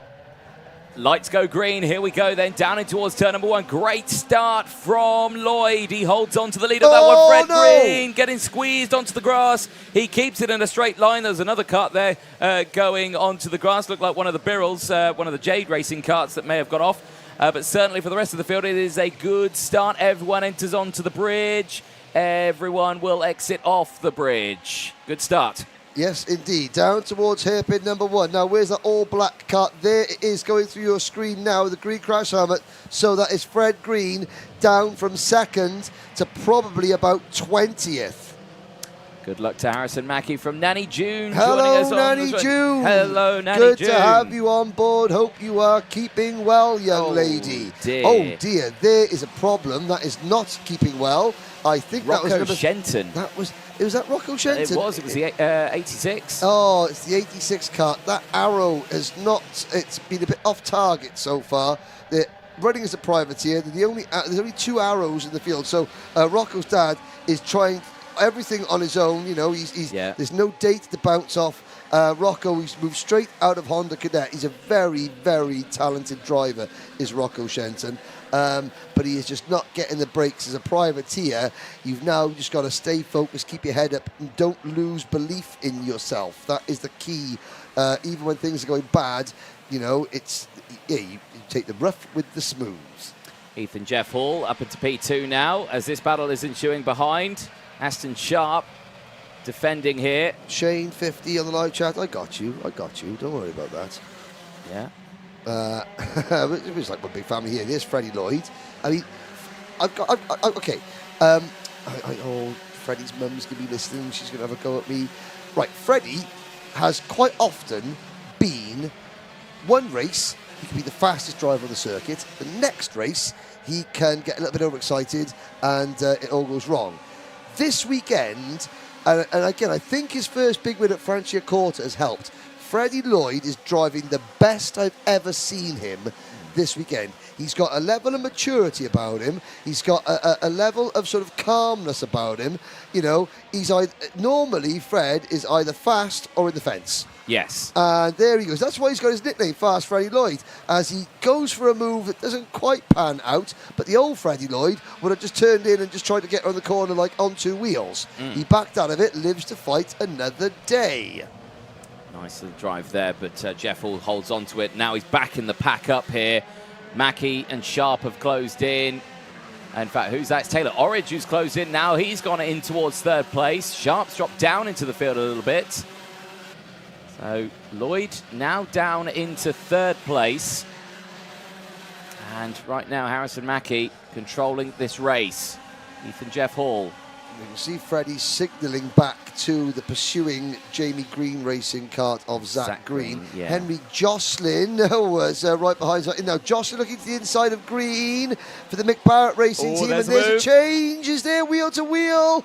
And oh, look at that, inches apart. That is Mackie versus Jeff Hall. And look at Orange trying to make it 3 wide. Yeah, Orange taking full advantage of that one, moving into second place, block passing there, Harrison Mackie, and holding on to that one. Back down the inside, is that Henry Jocelyn? It is. It is indeed. Now Janetta Racer, former CIK Academy driver. Yes, Bex Lloyd has been on I Will Shush. Because as soon as I start pump rating Fred, he loses about 5 places. There we go. There's Jocelyn behind Freddie Lloyd. Then it is Aston Sharp. Aston Sharp, his dad Ryan, I'm sure it's his dad Ryan Sharp, ex-Formula 3 racer, very, very talented driver. I remember interviewing him for Crash.net in about 2005 when he was at Donington Park. In a blue car. Yes, I seem to remember that. Yeah. Anyway, I digress. Oh, there's another dive bomb from Harrison Mackie. And who is that? Oh, no, that was Freddie Lloyd, sorry, going for the move. And he's now on the outside. It was Mackie now at the second position. There is Aston Jocelyn up into P2 now. And Freddie... I still stand by what I said. This is the best I've ever seen Fred drive. Yes. So, Taylor Orridge leading the way here. This is good stuff. Fred Green's under pressure from Aston Sharp. Sharp gets through. Fred Green says no. Bang wheels. He takes it back. And again, battling away there. Joey Brown trying to get involved. So, Brown goes through as well. So, Taylor Orridge leading the way from Mackie, Jocelyn, Lloyd, Graham, Jeff Hall, Geraghty from Green, Bartle, then Fred Green in P10. Quartermain with the fastest lap of the race. He's in 21st place. Well, and again, that is remarkable. It shows how evenly matched these karts and these engines are. You know, obviously, you know, some engines are built a little bit more rapid than others. You know, the engine builders do a great job. That's why they're there. But when you've got a driver running in 20th position, setting a lap that is 0.4 of a second faster than the race leader, you know you've got something right. In some of the rounds of the British Championship this year, especially in Rotax, I think in senior Rotax we had the top 70 separated by 1 second at Kimbolton in time qualifying. This is the final race of the day. We have a paddock show that we're going to start recording at about 6:40. We're going to stand by the podium. Well, if you want us to interview Adam, then yeah, he's best to come to the podium and we can interview him then and chat around the paddock with him. But we're not doing any post-race interviews, especially not for a driver currently running 28s. Oh, side-by-side contact coming out of the... see, I build them up and I can throw shade as well. That was one of the premium karting drivers getting sideways. Wow. Now, the top three are broken away. Orridge, followed by Mackie and Lloyd. Yeah, Mackie throwing gesticulations at gotta say, Taylor Anthony, Orridge. your first year with me in the commentary box, 2020. Yeah. Think back to Mini X30. Every time you see two Fusion karts and a Madcroc kart together, it reminds you of Mini X30. Your first season, 2020. Vinnie Phillips, Leo Robinson, and Gabriel Still. Yes. And here we go. It's a different class, different. but no, it's still two Fusion karts and a Croc. Every time I see that combination, two Fusions and a Croc battling for the lead, takes me back to, when you first started out your little commentary journey. It now takes you all the way around the world. Bless him. I know. Right, Cian Geraghty flying up the order. He's in sixth position. And he hasn't gained or lost any. Ethan Jeff Hall in P4. There's a move from Fast Freddy on his teammate Harrison Mackie. Takes the race lead. Oh, Nanny June will be spitting a gin all over the place watching Harrison lose a position. Here comes Taylor Orridge. And not close enough. Not close enough. Ethan Jeff Hall's going to be closing in, so is Henry Jocelyn in fifth. Geraghty in sixth. Zach Green runs seventh, followed by Fred Green, then Harry Bartle, Joey Brown, Jensen Graham, Kenzo Craigie, Eaton Spanswick, Aston Sharp, Joseph Smith, Morgan Moore, Riley Cranham, Emmanuel Hay, Charlie Morrison Jones, who builds his own engines, George Quartermain, Jack Mowat, Alberto Gonzalez, Harley Hodgson Wells, Scott Riley, and Saka Alamasherji, one of the drivers from Kuwait, running in 25th position. Yep. 1.5 minutes to go, plus 1 lap left in this race. Keep a close eye on those top three because they are still battling away. Crucially, keep an eye on the guys behind as well. Ethan Jeff Hall as Taylor Orridge again down the inside of Harrison Mackie. Now moves up into second place. That has released Freddie Lloyd from the main pack. And now Ethan Jeff Hall is closed in on them once again. This is getting very, very close now. 1 minute to go. And Jocelyn, Geraghty, Green, Fred Green and Zach Green are starting to close in as well. This is certainly becoming an interesting race here. It is indeed. 1 minute to go plus a lap. And we have got, there is the clear visor strip of number 9, the MDL Motorsport car of Cian Geraghty. Oh, Morgan Moore. And yesterday in race number 2, Morgan Moore also retired. That's because Mondi Junior Canini had a 2-kilo lump of lead fall off the back of his seat, land in front of Morgan Moore, who inherited it, shall we say, much to the detriment of his race. You're pointing at the screen because Freddie Lloyd has now moved to the top of the point standings as well as the top of the race order. Yes, indeed. That means he would start on pole tomorrow for the pre-final, demoting Bishop to second. He's still on that front row and he's clear. Ethan Jeff Hall has got 12 points versus Macaulay Bishop's 5. So there's no chance of him dropping down any more than that. The main battle now is between Ethan Jeff Hall and Harrison Mackie, who will start third in the pre-final. Ethan Jeff Hall has 12 points. Harrison Mackie has, Ethan Jeff Hall has 11 points. Harrison Mackie has 13 points. Fred Green has 19 points and Aston Sharp has 22 points. Other drivers starting in the top 10 for the pre-final as things stand: Noah Wolf, Cian Geraghty, Cathal Clark and Henry Jocelyn. The clock, Anthony, has struck 0. This is the last lap and a half of all the heat races here at Kartmasters 2023. And Henry Jocelyn decides to start that last lap and a half with 2 wheels in the grass. What a recovery drive from Fred Green. Now at the head of that queue, put Fred Green up into 5th position. He was about 20th at the end of the opening lap. Yeah, that's a solid drive. Action still kicking off in front though, but eyes on this one as well. Zach Green getting caught up a little bit there as look at this train now starting to form. Who have we got on this? We've got Jensen Graham, Aston Sharp, Bartle, Joey Brown, Kenzo Craigie, Spanswick and Joseph Smith. Do you know what? There are, how many cars are in this battle? 2, 4, 6, 8, 10. There are 12 mechanics all thinking, oh, do you know what? a nice pint, a nice beer in the bar Yep, would be great. would be and lovely. And they're now looking at this thing, oh my goodness, I'm probably going to have to do a full reframe at the end of this one. Well, hopefully No, keep not. it clean, boys and girls, keep it clean. Off the bridge for the final time. Fred Green takes a long look over his shoulder. There's a move further up, and that is Taylor Orridge defending third place over Ethan Jeff Hall. But up at the front, it's a Fusion 1-2. And do you know what? I'm not sure we've said that, a Fusion 1-2. We've got to Saturday night at Kartmasters, and we haven't said much of a Fusion 1-2. I'm sure we have, but not often, which just goes to show how open the competition is. No, certainly is. A little bit of jostling between these two as they try to fight for that last spot on the top three. But out of the final corner, Freddie Lloyd will take it from Harrison Mackie. Solid drive from the both of them. Mackie taking the fastest lap of the race. 57.9. Look at this fight across the line here now. Brilliant, brilliant recovery for Fred Green. Back into P6. Taylor Orridge does finish in third from Jeff Hall. Henry Jocelyn finishing in fifth from Fred Green. Zach Green from Keane Garrity. Joey Brown and Kenzo Craigie getting up into the top 10. Solid drive. Biggest mover, though, George Quartermain. 13 positions gained. Emmanuel Hay, 12 positions gained. Good stuff. And again, 31 drivers finished. You're going to see the full list of results on your screens now. Aston Sharp dropping down to finish 17th. Not a great win. From Kuwait, Saka Al-Masherji finishing 22nd, just behind Ireland's Scott Riley.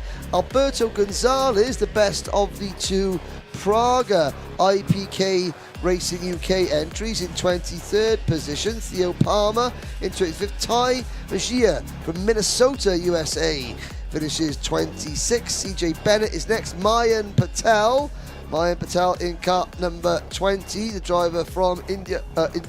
He is 28th. Adam the Goat Holmes, 29th, just beating Marley Pareo and Spencer Adam. If only everybody had enough, the same amount of requests on the live chat for an interview as Adam Holmes gets, the live chat, the algorithm on YouTube would be going through the roof. It would be trending worldwide. It would be. Well, that brings a close to day number 2 for the Motorsport UK Kartmasters British Kart Grand Prix. One more day to go. But it's a big day. Yes, it is. And for a lot of people who have been watching, and for the viewers at the track as well, myself and Henry, we've been joking around a bit today. You know, we've been enjoying the racing. It's the qualifying heat. Tomorrow's a different story, Henry, isn't it? Yeah, it is. Look, we've got 30 hours of live coverage. We do. There's 57 races in total. We love having your input on the thing. Yes, we joke about tomorrow. It is serious racing. It is. We're still going to be the same idiots in the commentary box, but we'll be the same idiots talking about more of the racing, not about what colour our socks are, things like that. But I mean, it's all good fun. We really do appreciate. We've got some special guests tomorrow as well. Sky Sports presenter Chris McCarthy will be hosting the show, and F1 Grid Kid Zach McDonald will be doing the Junior Rotax commentary for Junior Rotax. Oh, okay, I get a break. Can't leave the pre-final, so I'll get a break and leave two kids in the commentary box. Wait, hold on. What? You're going to do the comment. Yeah, I know. You're going to do the commentary. You called me a kid, though, Henry. Yeah, you are a kid compared to me. You know, there we go.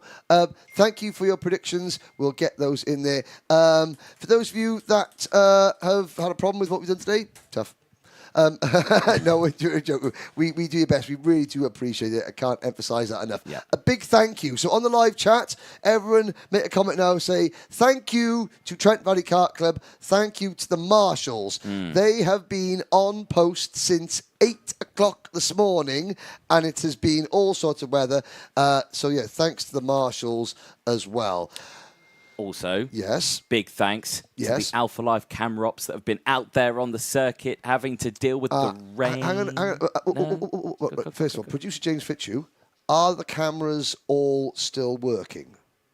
They are. Now we can thank the Alpha Live camera ops. You haven't broken any cameras. No. Again, Alpha Live are pushing the envelopes of karting coverage. I think you'll agree that this event, it looks $1 million because it is $1 million. Tomorrow, We are on air at 9:50. In approximately 20 minutes' time, we are going to be in the paddock. We're going to start the paddock show by the podium. If you want to come and get an interview, phone up Sir Adam Holmes, Lord of Go-Karting, and get him over there. We can interview him then. We'll be around the paddock. You can watch the full hour-long paddock show on YouTube tonight. But for now, this has been day 2 of the Motorsport UK Kartmasters British Kart Grand Prix. And it's an Alpha Live coverage. Thank you for joining us.